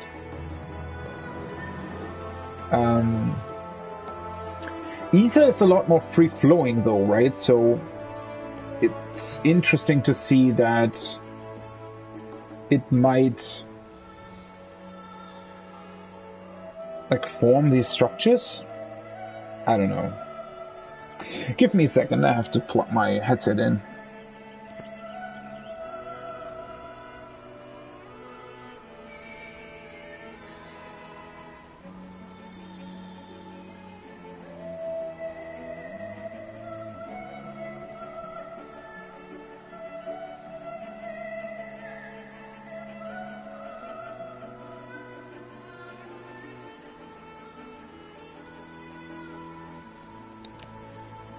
Alright. That should hopefully do it. Alright. Yeah. I was wondering about that in terms of the crystals, right? I mean, there must be some property within ether that is able to... I mean, well, I don't know. I think you can think of ether as a substance in gas form, right? At least to some degree. I know that's not entirely what it is, but to some degree I think that's right, and then it just basically turns to its hardened state. At the same time, though, I don't think that it really fits, because ether is so much more than that, right? It's more than just a simple substance, I guess.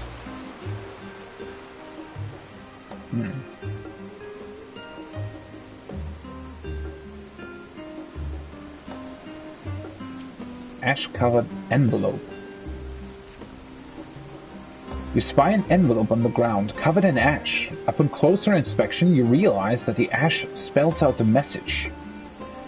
To the kind soul who finds this missive, pray deliver this letter to the unassuming Mikote scholar who can usually be found sequestered in the quiet corner of the confluence. Many thanks. That sounds interesting. I kind of don't want to look at the map so much, but just want to make sure that I don't really miss any side quests. But I think that's all the side quests that are currently here, right? So let's do the rest without looking at it. I really want to get a feel for this place.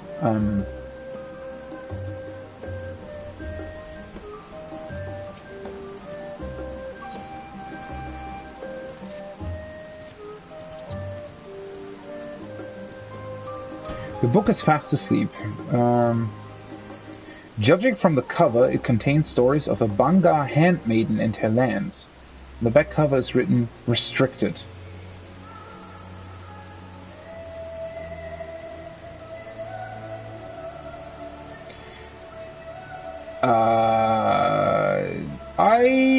What? Okay. Very interesting indeed. So the others are over there. Bangar handmaiden, huh? Lands. Sure. Of course. Sure, it's exactly what's written in the book. Seriously? Wait, what? Well, that's unfortunate.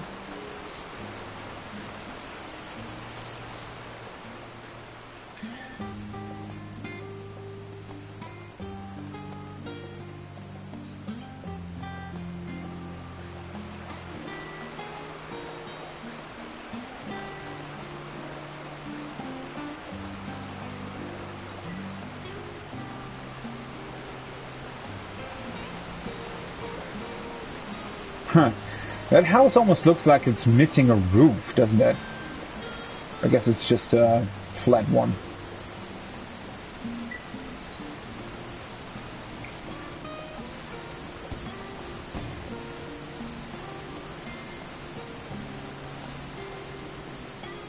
I would have thought that one of the books would actually attack me, but that doesn't seem to be the case, really. I guess it is potent sleeping powder, apparently.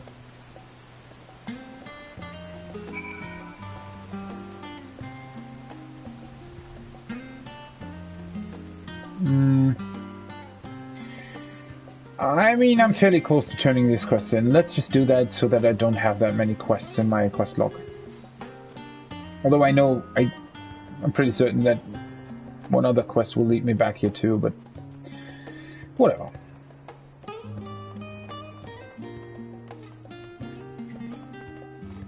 Well, come to think of it, I I think the crafting quests in the Crystarium made a lot of sense still, even after you helped everybody, right? I don't think that they are really dependent on your progress in the story. I mean, that wouldn't make much sense either way, but yeah. I'll keep them for later, I think. Apologies that I could not give you more than this, but you understand that the life of a student isn't one of luxury. When my name is heralded through the halls of the studium, however, I'll be certain to share with you the windfall that will surely come my way. Until then... Yeah, sure, buddy. Of course.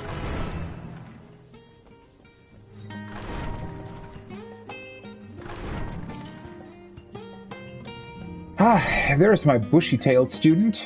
Was the experiment to your liking? Children are ever so fond of explosions. Your payment? Oh yes, of course. Besides whatever knowledge you gain today, free of charge, mind you, take this. And of course, you're always welcome to join us after I've revised my lesson plan.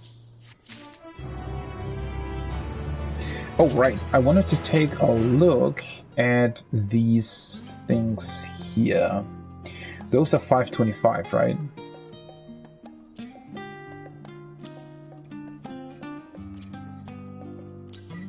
I mean, I guess I'm still missing a piece here. Let's try to... Technically, I would have to sort them like these, right? But I think there are 5 different coffers, correct?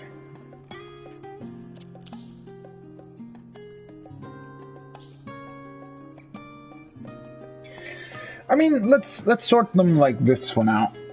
It's a bit of a shame with the weapons, but if there are too many coffers at the end, then I'll just sort them differently. It doesn't really matter for now.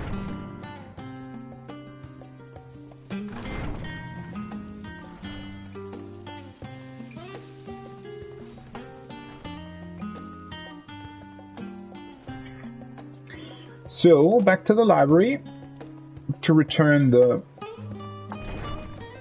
Fears books.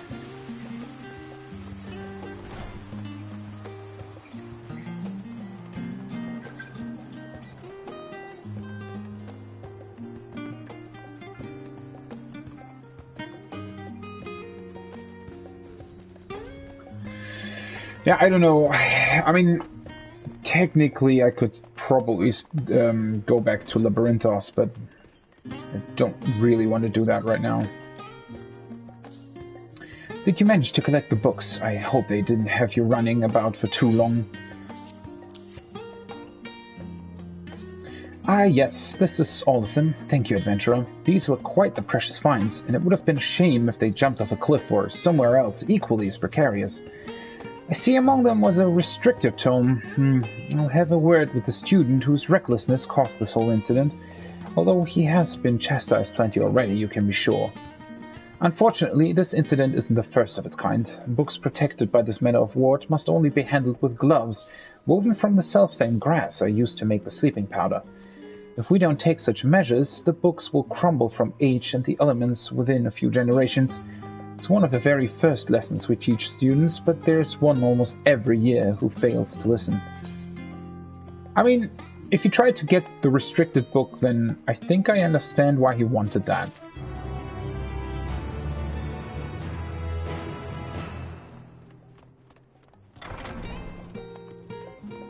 Alright, so the next 2 quests. Right, but one thing that I wanted to check out, this is level 83. Specimen that came from the moon. I guess you have to reach a certain point in the main story to do that, I'd imagine. Where is this red weapon from? Is that from, like, Palace of the Dead or something?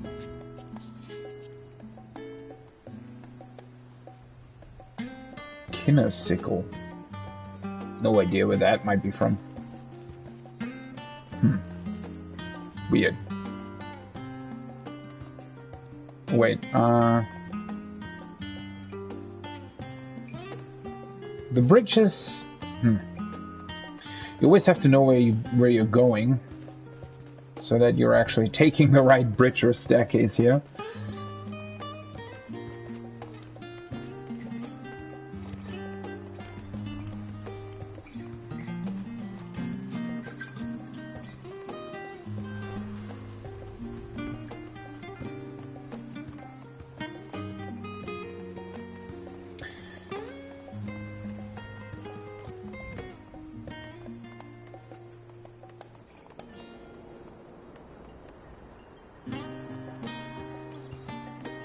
Who's that I was supposed to be talking to? Well, if I'm back here, I can once again talk to the person that I just wanted to talk to about a certain problematic travel that we had. Really? You're ready for another round of aetheryte testing? Then, please, by all means, let's get you whisked away to Thavnarian before you come to your senses. Oh. Okay, yeah, she can just transport you to... Alright.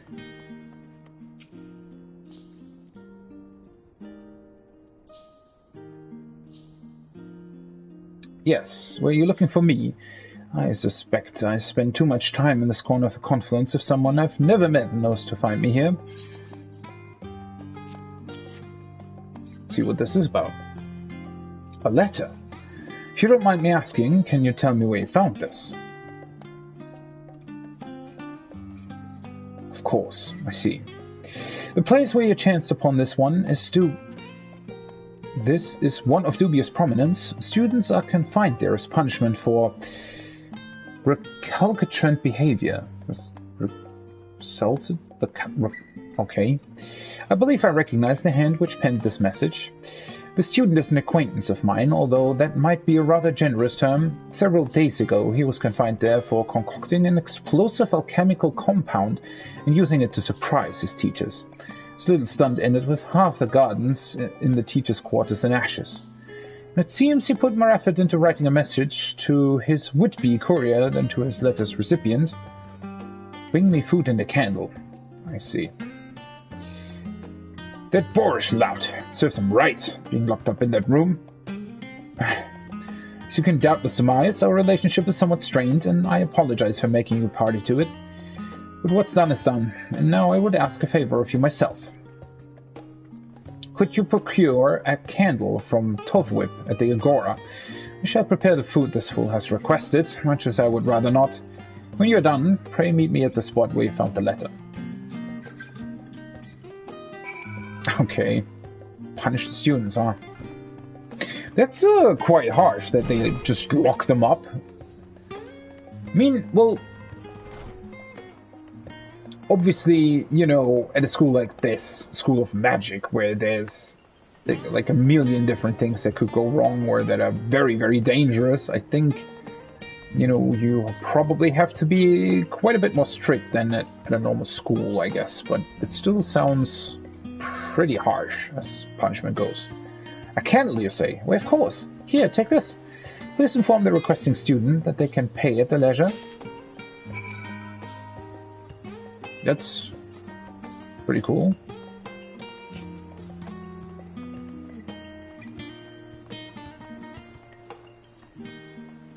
Where does this lead me to? These are also quite interesting houses, right? The fact that they're more like towers. I wonder why they built them like that. Oh, there it is. The beaver! Come here, buddy. Squeal, squeal! This seems to be the creature you're looking for. When you attempt to pick it up, it squeals harshly, but it seems more than willing to follow behind you. The strange creature is now accompanying you. Seriously? Okay. Strange creature. Can I talk to it? Okay. What's the fastest way to get back there? Probably this way. Although it's a lot of steps. It's dangerous running!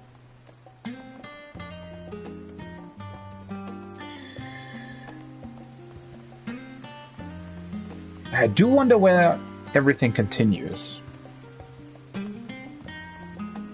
I'm also really wondering what the first trial will actually be. You know, that sounds really... Can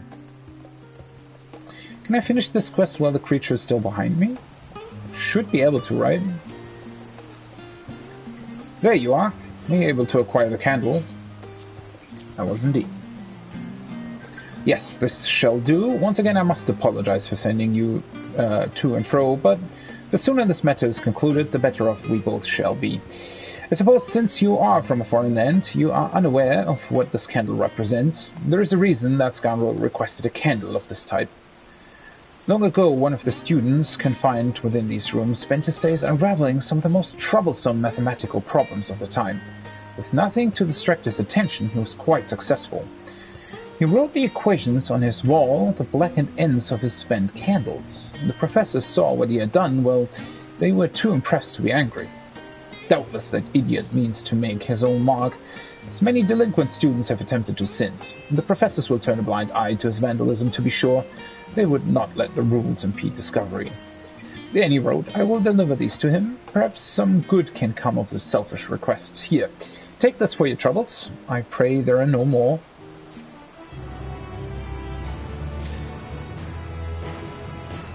Okay.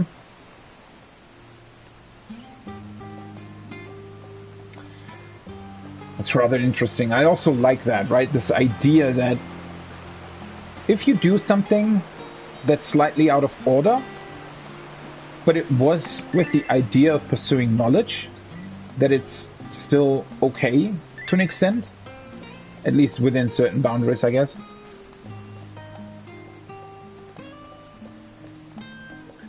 Such a cool idea.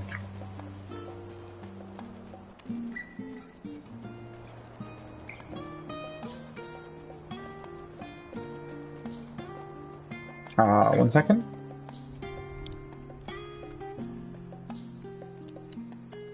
Alright. Everything okay. Oops, it's the wrong one.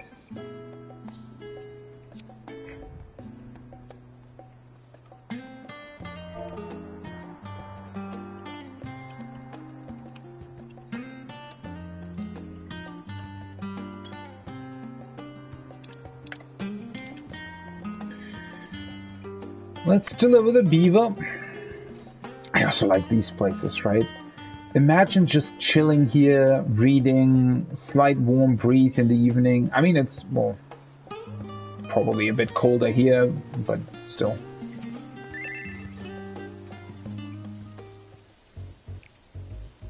Again, this music! Oh, there you are! You found the creature. Strange. So did I. What?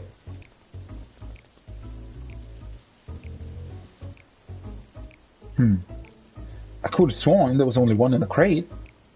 Perhaps I was mistaken. Well, what harm could another do? All the more for us to study. I had very nearly feared I would be a lowly student for yet another year. The outside world calls for my genius, and thanks to you, it shall have it. Where are you going? Why are those two running behind you? What?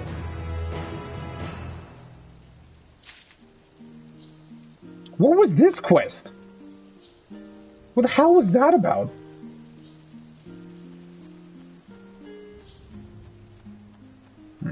I don't know if he will be okay. Debate is the cornerstone of any healthy academic environment. There is truly no greater joy than engaging one's colleague in a test of one's intellectual wits. What say you? Would you care to debate with me for a bit? I would, actually.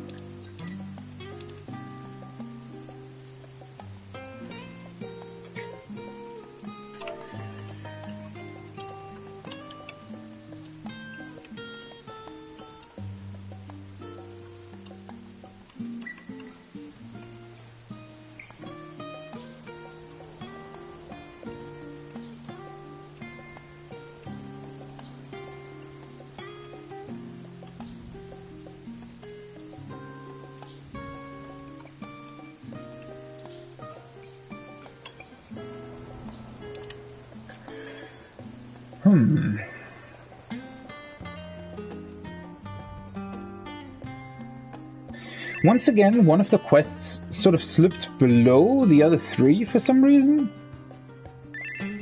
Interesting. I wonder why that happens.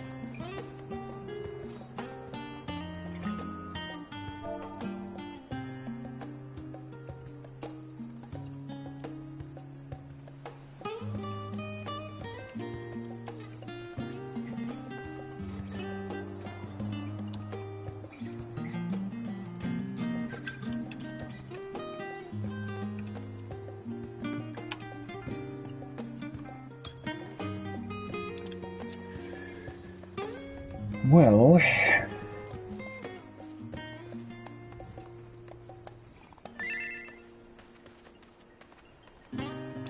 apologies, friends just texting me.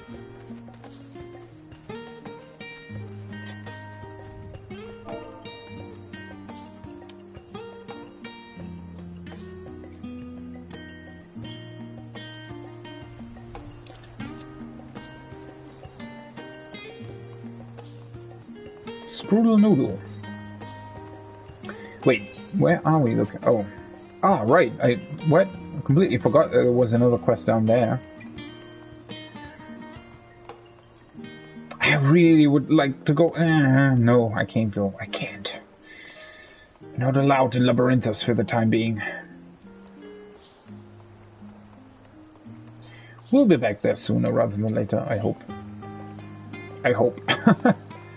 Yeah, I'm really wondering. I'm already really wondering about what the trials will be, actually. Can't quite imagine what it could be, but... Elegant mammoth.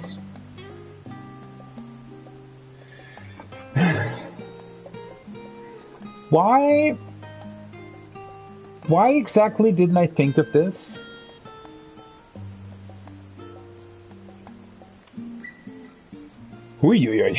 Well, I guess now I know why she loves the puppet so much, because it's an Alphino puppet. God's sake. You see before you a mammoth most striking, and you can see why its owner is so taken with it. Return it before you are unable to resist the compulsion to keep it for yourself. Well, I'm quite certain that I have, in fact, an Alphino puppet. I think.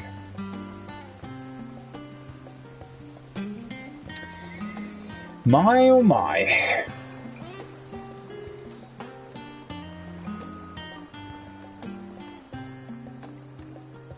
That's quite something. Some books, dangerous books from the Google library that have been kept here have apparently escaped because somebody wanted to read about porn or something, or at least some erotic things, erotica. And now there has been an escaped puppet, like a doll, that is very loved by its female owner and looks like Alphino. Great. I mean, I guess what else would you expect at a school with young students, right? It is quite funny, though. I'll give him that.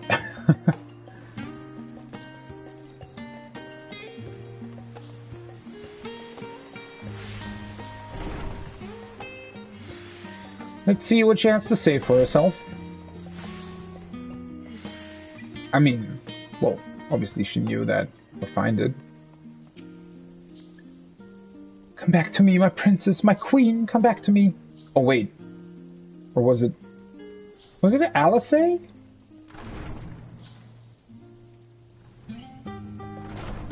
Maybe it was Alice with her old clothes.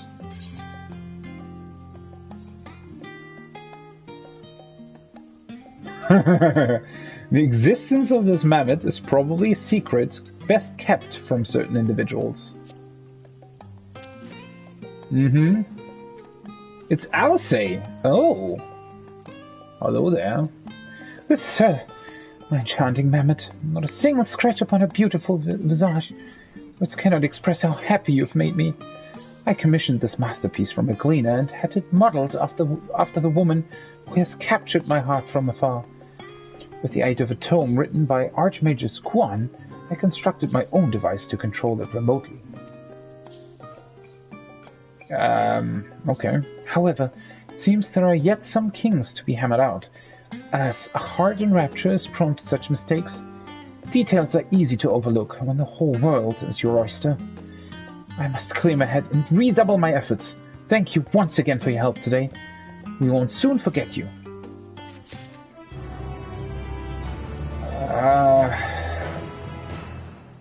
Okay.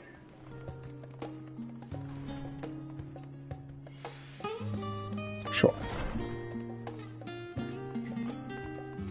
Well, I think it had the red hair ribbon, right? Which was Alisae's. I didn't actually remember that. I've seen Alphino in blue clothes and Alisae in red clothes for so long now that you kind of forgot how she looked like originally. Okay, 1 second though. Just want to make sure. Yeah. I'll keep the crafting quests for later, and then the next hunting quest I guess I have to advance the main story for.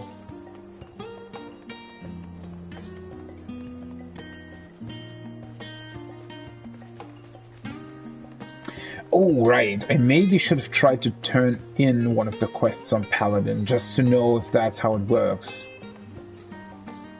Ah, well. Maybe I'll remember to do that in the next zone.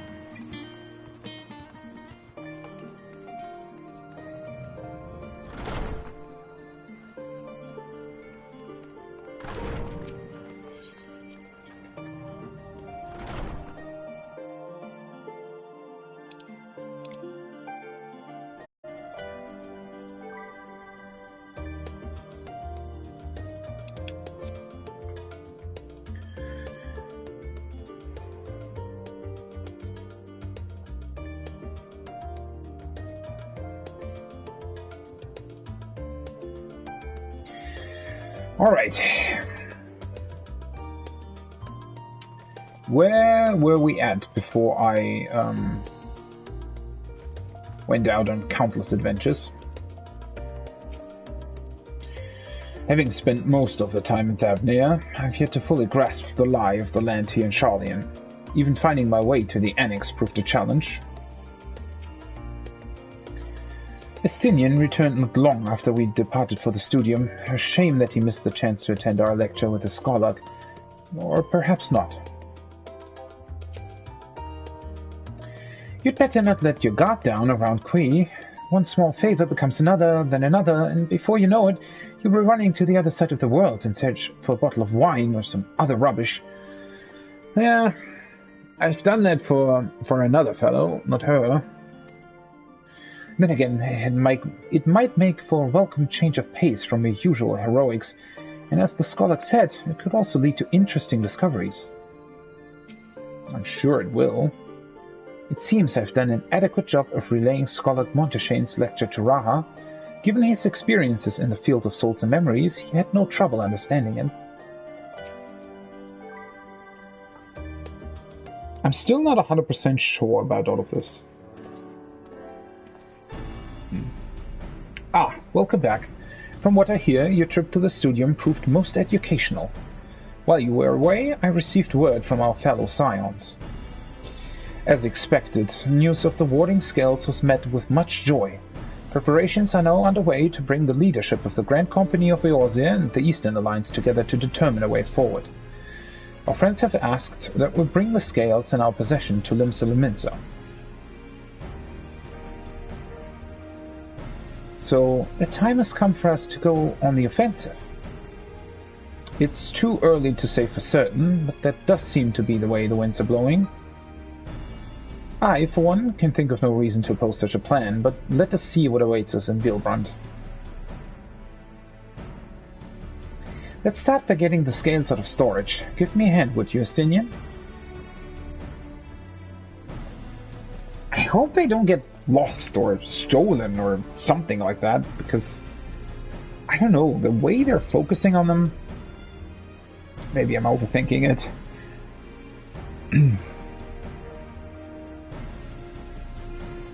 Phew. Didn't realize these crates were so heavy. I shouldn't complain, though. Vitra and the alchemists of the great work put their heart and soul into each and every one of these scales, so you must treat them with the utmost care.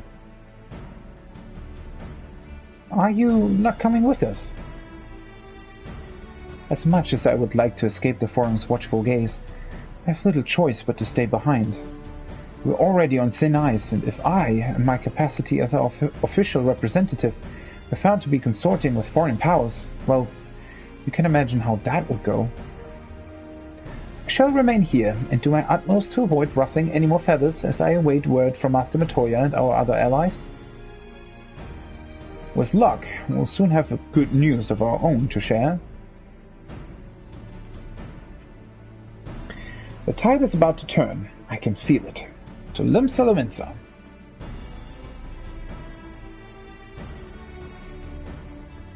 Yeah, well, I'm not so sure about that, but alright.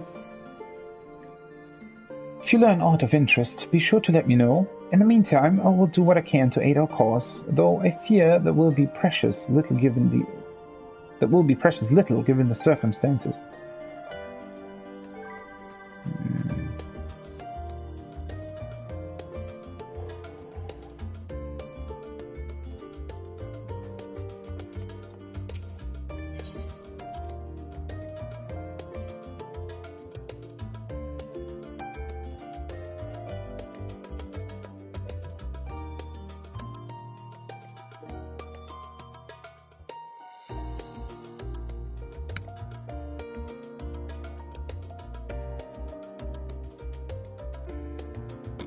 Oh, shit. I wanted to scratch my ear, but I forgot that I have a headset on. Oh.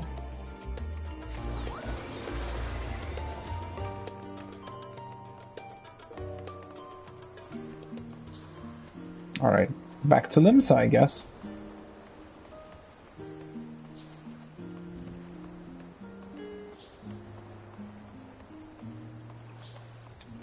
Oh, the sky here looks so beautiful. That purple color.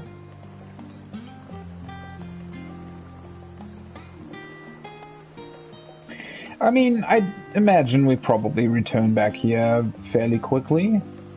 I don't think we'll stay in Limsa for long.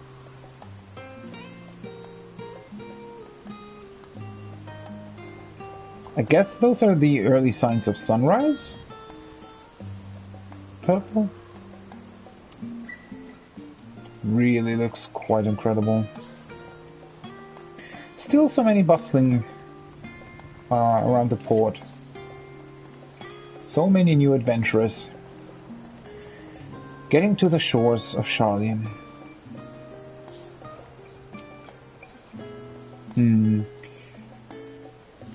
Oh, I thought she might have another dialogue, but I guess not.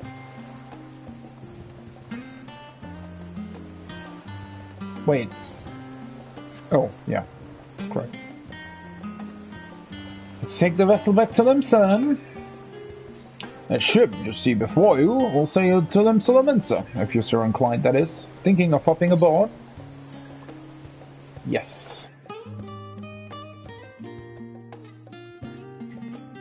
Oh, you can actually save some gil, right? That's 300 for the boat, instead of, I don't know, 1,000 or something for the teleport. At least if you want to get to Limsa, that is, obviously, because no other places you can go to. What are you doing here? Oh. I forgot that that's possible too. Huh. All kinds of different ferrymen here now, it seems. Back to Limsa we are.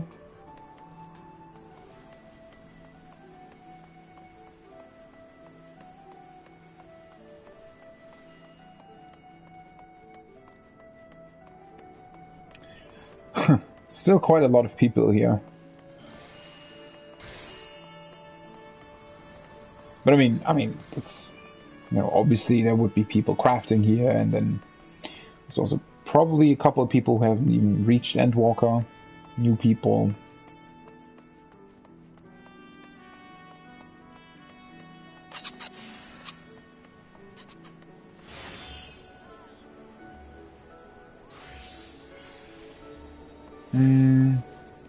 Where am I supposed to go? Oh, the command. Alright.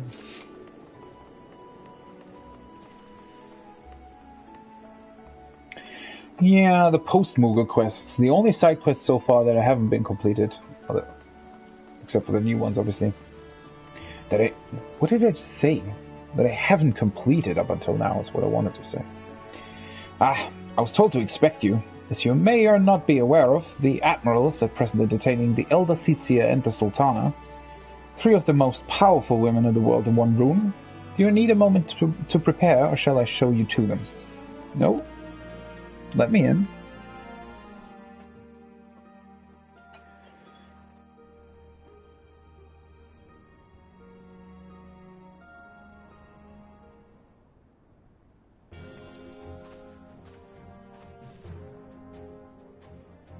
My apologies for calling you away from Sharlayan at such short notice.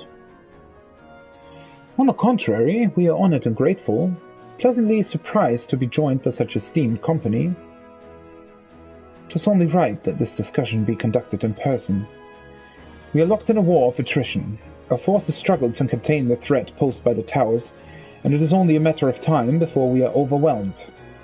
Victory will only be claimed through decisive action, and we have taken the initiative to set the wheels in motion.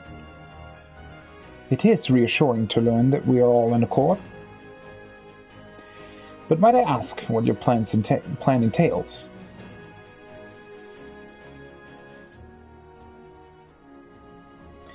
It hinges entirely on the warring scales and our ability to utilize their potential to the fullest.